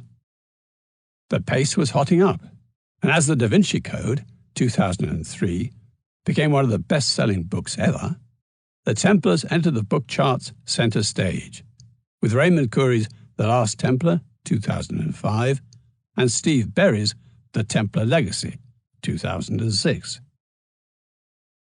Templar plots. The blockbuster Templar plot draws loosely on history and myth. Here are some of the more crucial ingredients. James of Molay, Jacques de Molay, is a hero. Stephen Berry, in The Templar Legacy, dares to suggest that the last Grand Master broke under torture, although to compensate, he says it is James of Molay's image on the Turin shroud. But most of the time, Molay is so brave and far-sighted that it is a mystery how he failed to handle King Philip. The Templars have secret knowledge. What they know varies, but it is often suggested that in the Holy Land they became acquainted with some profound esoteric wisdom after hobnobbing with their Muslim opponents. For example, a Templar killing of an assassin envoy becomes a thread with which the most elaborate fantasies can be spun. The Templars crisscross the globe. Scotland, Paris, New York, Israel, the Languedoc, Turin, Copenhagen. No place on earth is safe, as these complex plots unravel as surrogate travelogues. A modern-day Templar geek is usually a villain, just like Sir Lee Teabing in the Da Vinci Code and the less eccentrically monikered Vance Williams in Currie's The Last Templar. Popes are devious, and none more so than Leo X, 1475 to 1521, who is forever quoted as saying, "It has served us well, this myth of Christ."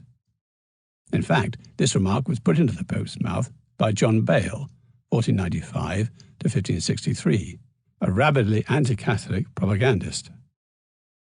Never hesitate to draw on the theories of the Holy Blood and the Holy Grail, but in appendices and bibliographies designed to suggest that a fiction is grounded in fact, don't credit this nonsensical book.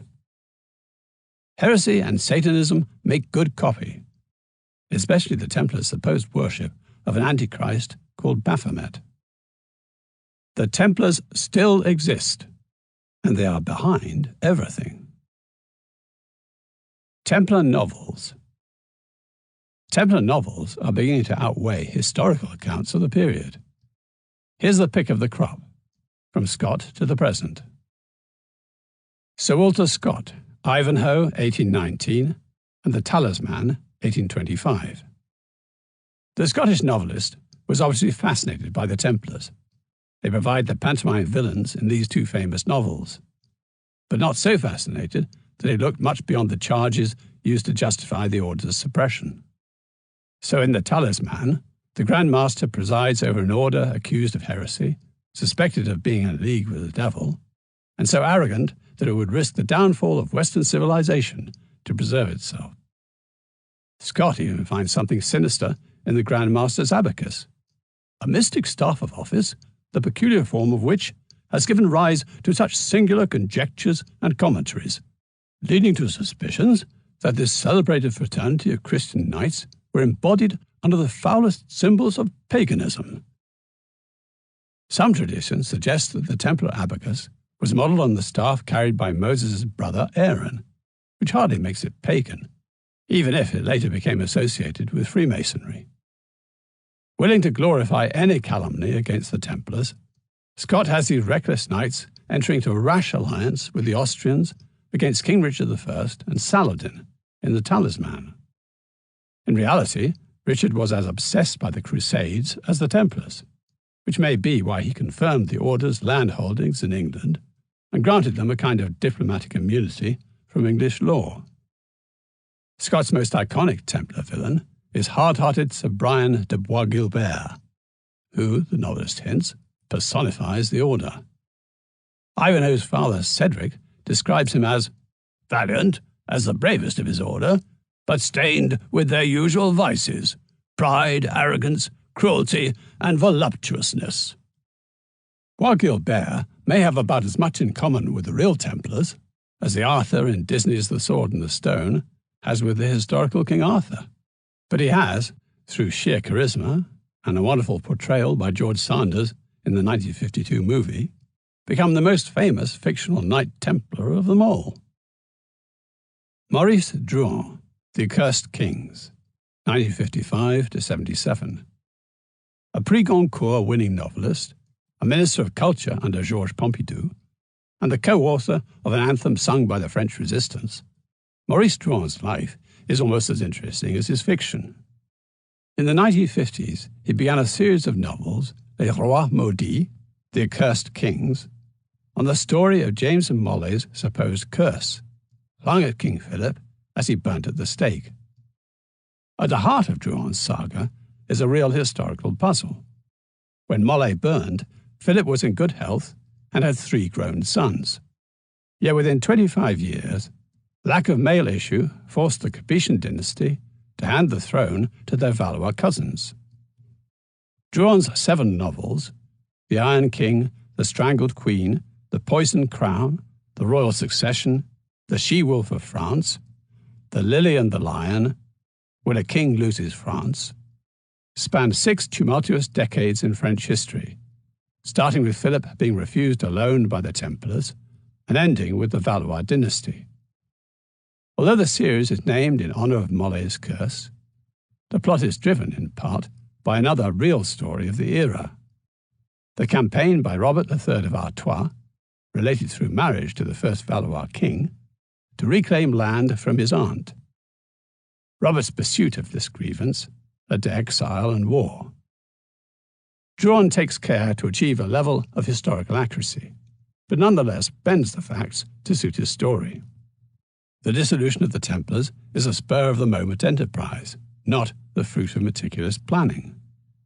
Philip does get his hands on Templar gold, but when the Pope dies, becomes obsessed by James of Molay's curse, and in the second novel, wastes away to death. Nonetheless, these first two novels are of genuine interest to any Templar aficionado. Pierre Barbet, Baphomet's Meteor, 1972. As the Templars have long existed in an alternative dimension between fact and fiction, it was smart of pseudonymous French sci-fi author Pierre Barbet to write a fictional alternative history in which Baphomet, the mysterious head the knights were accused of worshipping, is a stranded extraterrestrial who gives the Templars the scientific expertise and atomic weaponry they need to take over the world and develop the technology he needs to repair his spaceship. Alas, Baphomet has not allowed for human deviousness. The mysteries of Christianity were obviously of lifelong interest to Barbet, who was a doctor and wrote A Doctor at Calvary, one of the definitive medical accounts of the crucifixion. William Watson, Last of the Templars, 1979. If you only read one Templar novel, try this. Watson brings a novelist's insight into his historically scrupulous account of the Templars' precipitous decline from the fall of Acre in 1291 to the burning of James of Molay in 1314. For once, the Templars are not mystics, seers, or heretics blackmailing the church, but the soldiers and bankers of historical record. Watson's clever, dreamlike narrative offers a cogent analysis of the factors that doomed the order: the rise of nationalism, the order's arrogance, the greed of King Philip, papal acquiescence, and, most of all, the loss of the Holy Land and the end of the Crusades, which left the Templars, without a mission, suddenly superfluous. Beltran, the last of the order, is a soldier monk whose personal allegiance lies with Thibaut Gaudin, the penultimate Grand Master, who effectively dies from the strain of trying to reverse the decline in the Templars' fortunes. Watson convincingly records the milestones on the Order's road to nowhere. While most novelists describe Molay's death as a ceremony accompanied by pomp and circumstance, Watson presents the burning as a hurried, slightly disorganized spectacle, unforgettably noting, "The Grand Master has become a cinder."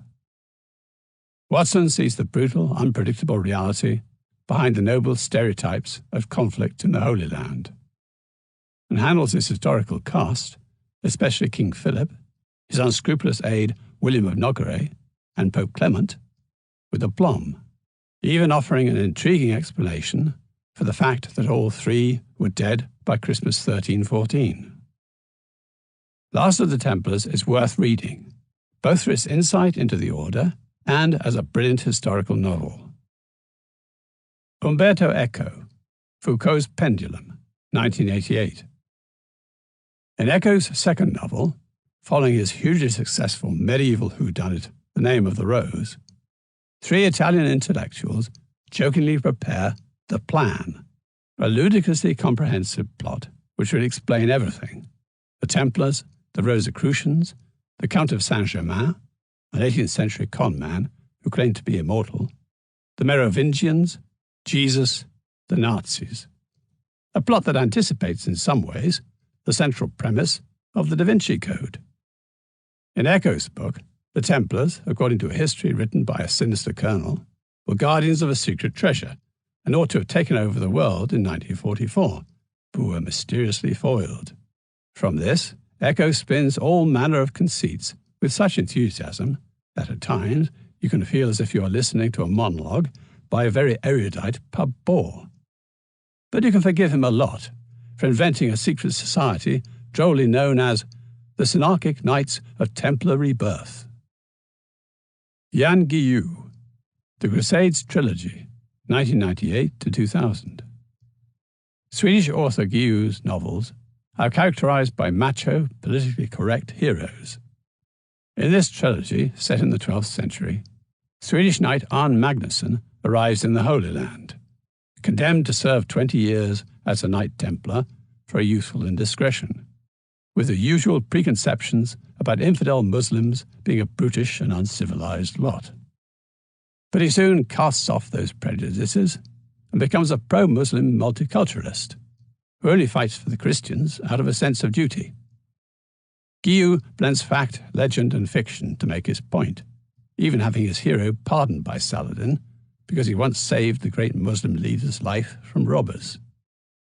Guillou has a sure feel for the nuanced relationship between the Templars and the royal allies in the Holy Land, and for the detail of historical battle.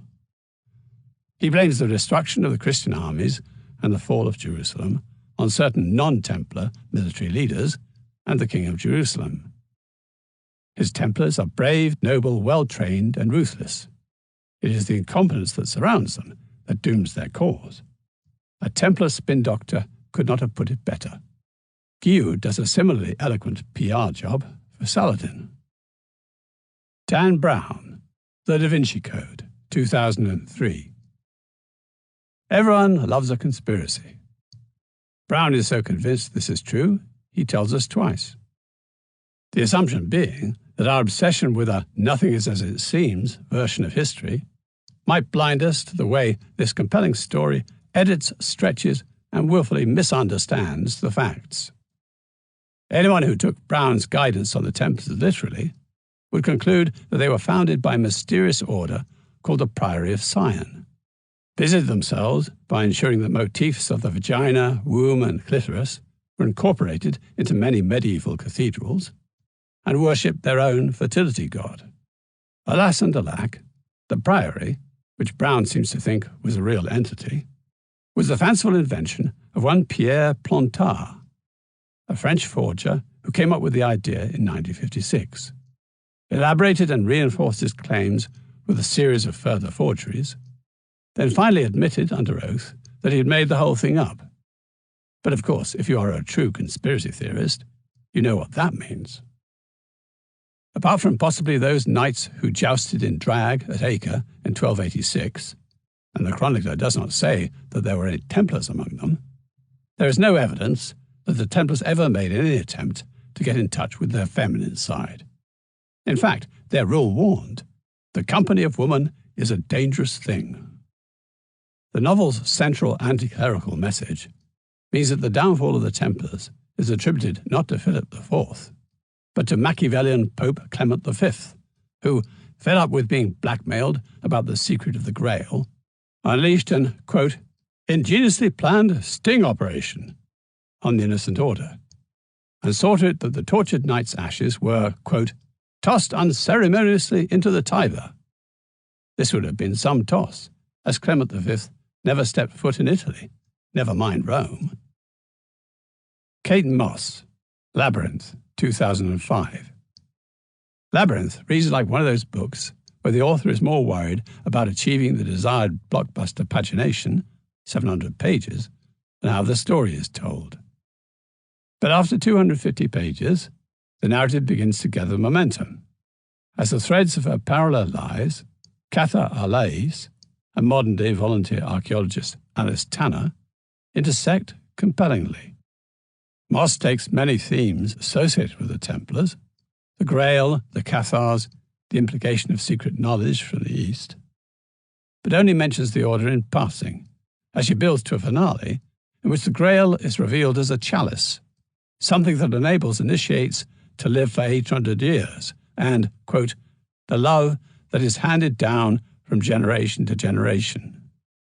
When she researched the novel, Moss writes, she felt sure there would be a role for the Templars, but decided, quote, the connections people like to make between the Albigensian heresy and the Knights Templar are based on nothing more than historical coincidence. On her website, www.mosslabyrinth.co.uk, she has published her notes on the man she refers to as, quote, the great Jacques de Molay, and speculates that the Knights Templar may have been the, quote, fair-headed people using the power of the Covenant, who in Ethiopian tradition raised the massive obelisk at Axum. While many rumours and legends link the Templars to Ethiopia, usually in connection with the Ark of the Covenant, the obelisk is 1600 to 1700 years old. So, not historical, nor a coincidence. Julia Navarro, The Brotherhood of the Holy Shroud, 2006. This is one of the best Templar-inspired novels, Navarro alternating between a modern-day investigation into a mutilated body at Turin Cathedral and a well-told, and in part nicely conceived, secret history of the Shroud. In this, the Templars, and a ruthless secret brotherhood from the biblical town of Edessa, are the antagonists. The Templars are portrayed, as one of the investigators says, quote, as supermen who can do anything, whose most sacred mission, once they have blackmailed the Byzantine emperor to hand it over, is to protect the Shroud. They managed to smuggle it out of Acre just before the Holy Land falls in 1291, but their Annus Horribilis, 1307, forces the order into desperate measures. One of the plotters trying to get his hands on the Shroud is said to be a direct descendant of Geoffrey of Charnay, who burned with James of Molay. This makes possible sense, as the widow of a man called Charnay, who may have been the nephew of Geoffrey of Charnay, put the Shroud on display in 1357. Navarro suggests that the Templars survived, initially in such places as Portugal, where, as she correctly notes, the order was simply nationalised, and in Scotland, and are so powerful today that they can, with impunity, organise the assassination of policemen who get too close to their secret. Navarro tantalises listeners with the idea that, quote, there was a figure to whom the Templars prayed throughout the world, though his name was not Baphomet. In secret chapel meetings, she suggests they worshipped a painting, an image of a strange figure, an idol. Wisely, she does not elucidate, so the listener can take their pick from the usual suspects. Sophia, the Greek goddess of wisdom, the prophet Mohammed, the mummified head of Jesus, an Egyptian cat, or the head of a Sufi martyr. Raymond Curie, The Last Templar, 2005. Curie used to write for BBC TV's superior spy drama Spooks, and he kicks off his best-selling novel with a stunning conceit, as four horsemen dressed as Templars storm the opening of an exhibition of Vatican artifacts in New York. As FBI agent Sean Riley and archaeologist Tess Chaikin investigate, they discover a secret that has lain buried for 1,000 years. As a page-turner, Curie's, quote, deadly game of cat and mouse across 3 continents is as compelling as Dan Brown's novels. Like Brown and Berry, he finds the idea that the Templars' real treasure was gold, money, or the medieval equivalent of traveller's checks just too mundane. So he has a Templar ship called Falcon Temple setting sail on the order of the Grand Master days before the fall of Acre, with a mysterious chest that contains the writings of, quote, a man the entire world knew as Jesus Christ. This seems to conflate 2 historical events: the real removal of the Templar treasure from the Holy Land, and the activities of a disgraced Templar sergeant called Roger of Flor, who made a fortune by ferrying the desperate and wealthy out of Acre in his galley called the Falcon. Curie also mentions the legend of the Templars' maritime escape, specifically the fleet of 18 galleys that sailed out of La Rochelle the night before the Templars were arrested in 1307, never to be seen again. For Curie's Templars, the treasure is a sideshow. Their real purpose is to unite the 3 religions that held sway in medieval times: Christianity, Judaism, and Islam, by exposing the fraud at the heart of the resurrection myth and humbling the arrogant clergy. It is at this point that fiction and history finally part company for good. But this final implausibility does not spoil the fun. Steve Berry, The Templar Legacy, 2006. This blockbuster never quite recovers from having a hero named Cotton. It's a long story, he says whenever someone asks, which they do tediously often, and an evil Templar mastermind called Raymond de Roquefort, who wants to bring Christianity to its knees and restore the Templars to their former power by publishing a secret gospel which proves that Jesus never physically came back from the dead. In interviews, Berry talks as if the Templars are old chums, so it would be intriguing to discover where he gets some of his ideas from. He often quotes the Templar rule in the novel, suggesting that it forbade knights from washing, though nobody who comes into contact with his Templars seems deterred by body odours. And his imagination goes into overdrive when it comes to James of Mollay's burning. He has King Philip watching dispassionately, though the historical sources seem pretty clear that he was not present. And then a crack squad of Templars swimming across the Seine to fetch the master's burnt bones back in their mouths. That said, Berry gets quite a lot of stuff right, like the battle cry, Beauséant, and the fact, recently confirmed, that the Templars were absolved by Clement V of the charges brought against them. The novel's most original suggestion is that James of Mollay's image, not Christ's, is mysteriously preserved on the Turin shroud. The order is linked with the shroud, and the famous carbon dating does suggest that the portion of tested cloth comes from the 13th to 14th centuries, the Templar era. Berry says he got the idea from The Second Messiah by Christopher Knight and Robert Lomas, two Freemasons turned amateur historians. The book suggests that James of Mollay was tortured and crucified, in a parody of Christ's agony, by Philip's henchman, William of Nogaret, a theory Berry draws on in some truly excruciating scenes. But historians find a conflict of evidence about whether James of Mollay confessed with or without torture, let alone that he underwent a kind of crucifixion.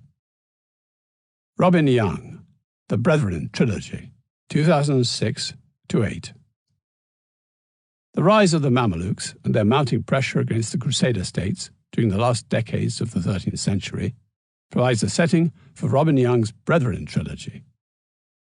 Brethren is the first volume of the trilogy, and the plot turns on a mysterious book that goes missing from the Order's vaults, which holds the key to a secret group of knights. The locations run from the filthy back streets of medieval London and Paris to the shimmering light and burning heat of Syria and Palestine, where the Mameluke Sultan Baybars is renewing the struggle against the Christians. Also there are girls and love. The second volume, Crusade, brings the listener to Acre, where, quote, a ruthless cabal of Western merchants, profiteering from slaves and armaments, has devised a shocking plan to reignite hostilities in the Holy Land. Also there are girls and love. Requiem, the final volume, covers the downfall of the Templars at the hands of Philip IV of France. And there are girls and love.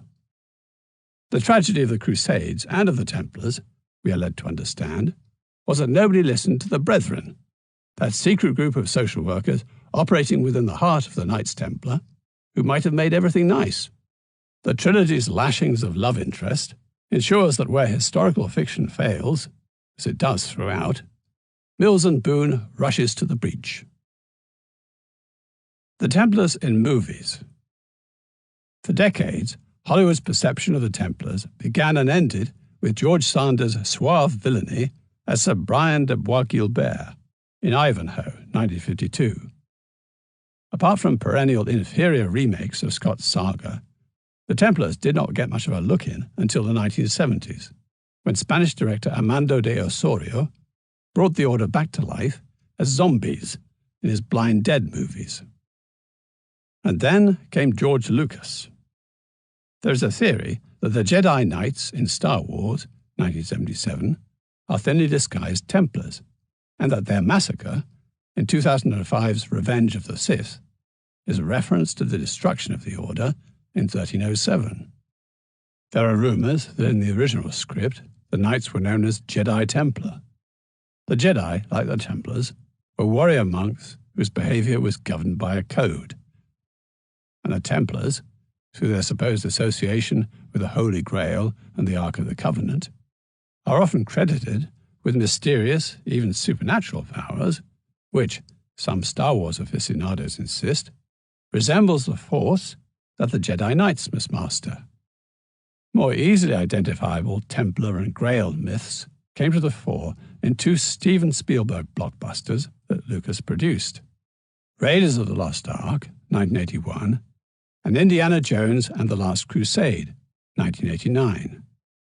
And these created something of a genre, being followed by the confused Dolph Lundgren thriller The Minion, 1998, the entertaining Indiana Jones cologne National Treasure, 2001, the baffling Revelation, 2001, Christopher Gans's horror movie Brotherhood of the Wolf, 2001, and Ridley Scott's sword and sandal epic Kingdom of Heaven, 2005. Not to mention the movie version of The Da Vinci Code, 2006. The Blind Dead movies, 1971 to 75. The Blind Dead series kicked off with Tombs of the Blind Dead, 1971, in which the Templars, known only as Knights of the East, but identifiable from their garb, are brought back from the dead as blind mummies. Slow, creepy, and bizarre, the zombie Templars are blind, so they hunt by sound. The film was successful enough for Osorio to make 3 more: Return of the Blind Dead, 1973, The Ghost Galleon, 1974, and Night of the Seagulls, 1975. The series inspired a New York punk band called the Templars. The Indiana Jones trilogy, 1981 to 89. All of a sudden, whoosh, it was gone. That remark by one of the U.S. intelligence officers who recruits Indiana Jones to save the Ark from the Nazis pretty much sums up what we know about the fate of the Ark of the Covenant in Raiders of the Lost Ark, 1981. The Ark was supposed to make armies invincible, hence Hitler's interest, though it mysteriously failed to prevent the occupation of Jerusalem by the Babylonians and, in Spielberg's version of history, by the Egyptians too. This first film in Steven Spielberg's series bases its plot on the historically nonsensical proposition that the Ark was taken to Egypt by Pharaoh Shishak, which, if true, would have made it impossible for the Templars to have made off with it 2,000 years later, as some would have us believe. The third film in the series, Indiana Jones and the Last Crusade, 1989, has a suggestively Templar theme and features a scene in which the weary Templar-like guardian of the Holy Grail looks forward with quiet relief to ending his 800-year watch. Jones, Harrison Ford, and his father, Sean Connery, combine to prevent the chalice falling into Nazi hands. Even though the sets are full of 8-pointed stars and talk of chivalrous knights abounds, the Templars are not mentioned once. Instead, we get a secret military order called the Knights of the Cruciform Sword. But the story does capture the Grail's mythic significance. When the heroes and the villains find the cave where the knight keeps watch over the hidden treasure and the Holy Grail, the knight warns them to choose wisely. The shallow, mercenary villain picks the blingiest goblet and dies. Indy, who has no real interest in the Grail, but knows his father is obsessed by it, drinks from a plain wooden cup, the kind of cup a carpenter might have, he suggests, and it heals his troubled relationship with his father. In spirit, the denouement is consistent with Eschenbach's poem Parsifal, a vague source for this movie, which suggests that you have to be truly selfless to be worthy of the Grail. The Minion, 1998. The budget for this film was $12 million. A pity they did not spend a cent on research. Dolph Lundgren is a butt-kicking Templar monk with a spiked leather glove, whose sacred duty it is to do what the Templars have always done, and stop a key that has kept the Antichrist imprisoned for thousands of years from falling into the wrong hands.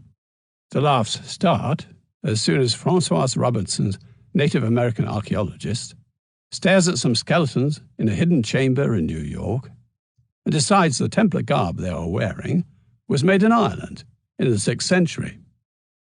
Although ostensibly a Templar, Lundgren fails to point out that she is 600 years out. The idea that the order was founded in the 12th century, we are told later, is merely conventional wisdom. There are rumours, we are assured, that the Templars may have started 1,000 years before, and, the film suggests, it may even have been started by St. Peter. After such revelations, we barely pause to wonder how a bunch of warrior monks in Jerusalem come to be wearing Irish weave and ended up in New York. It is those Templars, you see. They can do anything. National Treasure, 2001. Michael Bagent and Richard Lee, two-thirds of the Trinity behind the Holy Blood and the Holy Grail, suggested in their book The Temple and the Lodge that the Knights Templar survived their dissolution by hiding in Scotland and centuries later, as Freemasons, plotted the independence of the United States. The seductive idea of a Templar-Mason continuum was first floated in France in the 1740s by Scottish-born Freemason Andrew Michael Ramsay, and provides the slender hook for this Indiana Jones-style adventure in which Nicolas Cage, and eventually his dotty dad John Voight, seek the lost Templar treasure with the aid of a map some Templars thoughtfully drew in invisible ink on the back of the Declaration of Independence. The clues seem inordinately complex, as if a Templar Einstein had conceived them for other Einsteins to crack. And there is no credible reason for the treasure to be in America at all, other than box office takings. The film also goes into the business of unfinished pyramids and all-seeing eyes, as found on American dollars, being Masonic symbols. Revelation, 2001. A sacred artifact from the time of Christ, missing for centuries, suddenly turns up in the back of a camper van and becomes the focus for a struggle between good, billionaire Terence Stamp, his son James Darcy, and alchemist Natasha Whiteman, and evil, personified by a 2,000-year-old demonic Grand Master, Udo Kier, who is suffering from post-traumatic stress disorder after watching Christ's crucifixion. The artifact is a wooden box containing the first coded reference to Christ on the cross, which has since had all kinds of arcane graffiti carved on it. The Templars protected the box and its explosive secret, but Kier is desperate to get hold of it, crack the code, and use it to clone Jesus. Badly acted and scripted, exhibiting a heroic disregard for continuity, this movie draws on the Holy Blood and the Holy Grail's heretical proposition about Jesus and Mary Magdalene, and the idea of a secret order that links Christ, the Merovingian kings, and Sir Isaac Newton. But it adds a few more bizarre scenarios and throws in some occult lore to achieve a truly magnificent incoherence. Brotherhood of the Wolf, 2001. Gantz's unusual horror movie is silly but compelling. A rogue branch of the Templars, the Brotherhood of the film's title, have been sent to France by the Pope to scare Louis XV.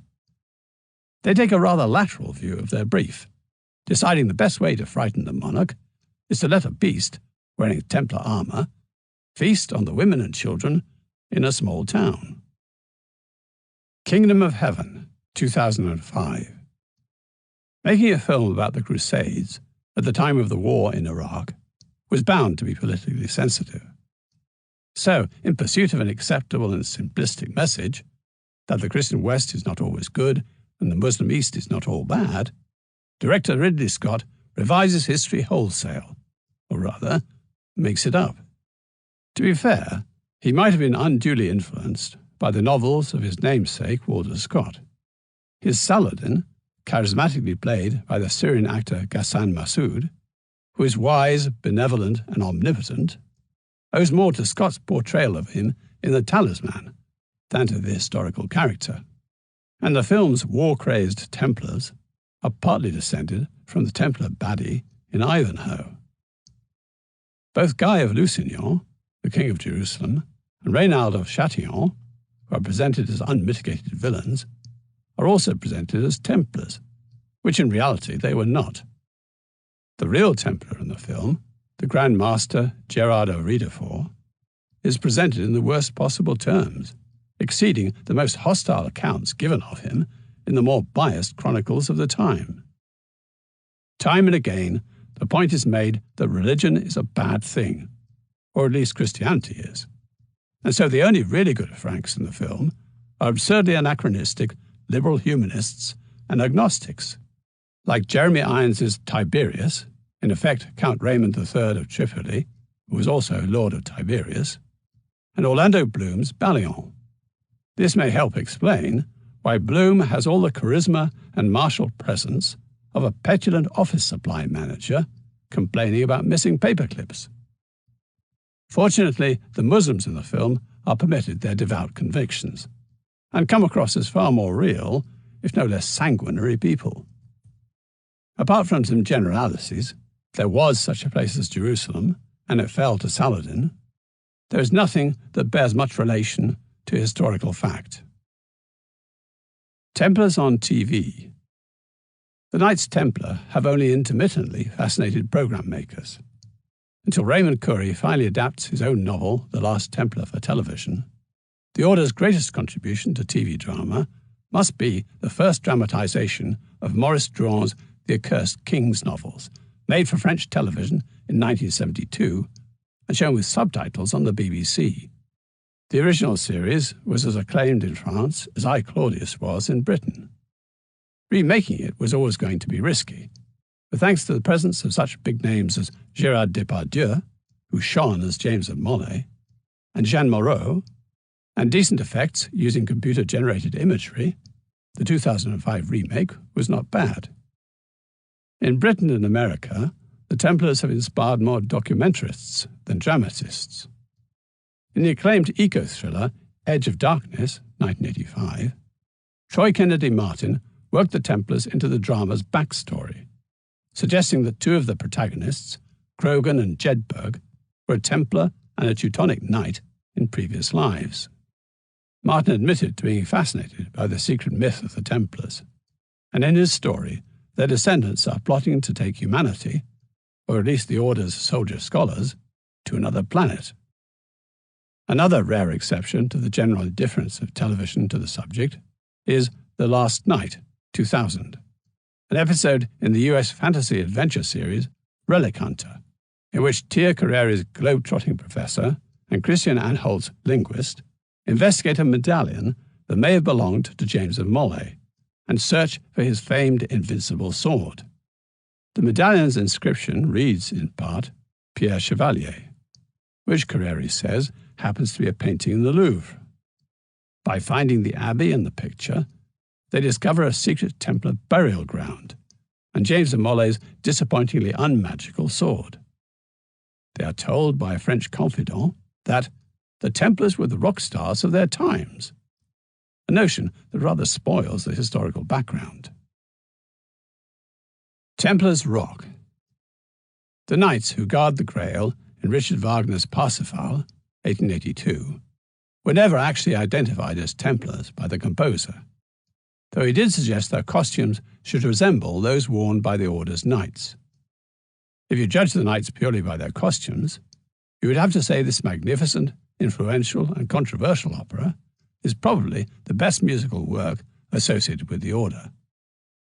But Wagner is not the only classical composer to touch on Templar themes. Sir Arthur Sullivan, Ivanhoe, Otto Nicolai, Il Templario, Heinrich Marschner, Der Templar und die Juden, and Michael William Balfe, Il Talismano, have all written operas inspired by Sir Walter Scott's Templar sagas, Ivanhoe and The Talisman. The Templars have also had a marginal influence on pop and rock music.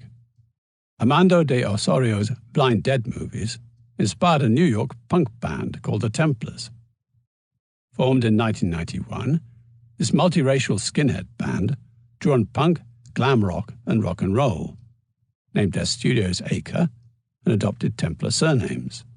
Their first album, The Return of Jacques de Molay, was released in 1994 on Dim Records. Other Templar-themed releases followed, alluding to the Battle of the Horns of Hattin, Osorio's movies, and Outremer. Drummer Phil Rigo says the band's name was an homage to the warriors of the past.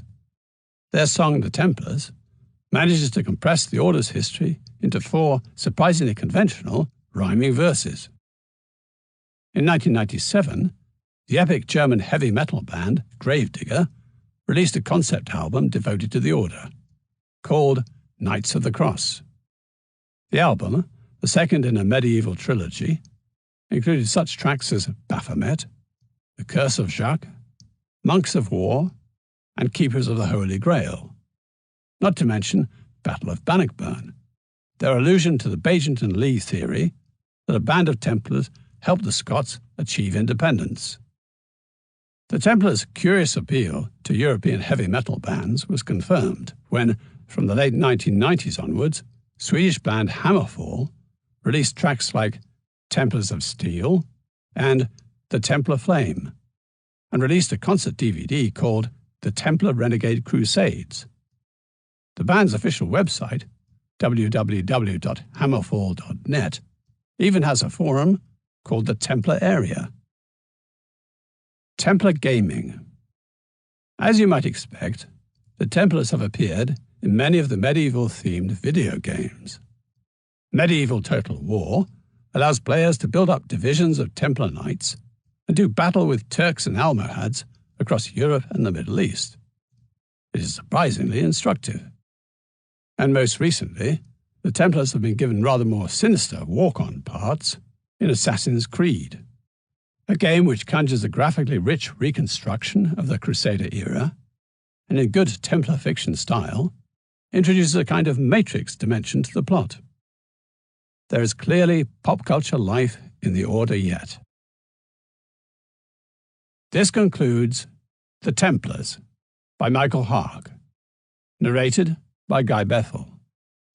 Copyright 2008, 2009, 2011 by Michael Haag. This unabridged audiobook is published by arrangement with Michael Haag, care of Inkwell Management, in association with Profile Books, and was produced in the year 2017 by Tentor Media Incorporated, a division of Recorded Books, which holds the copyright thereto.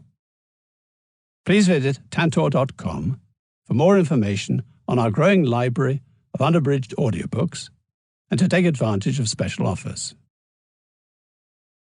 Audible hopes you have enjoyed this program.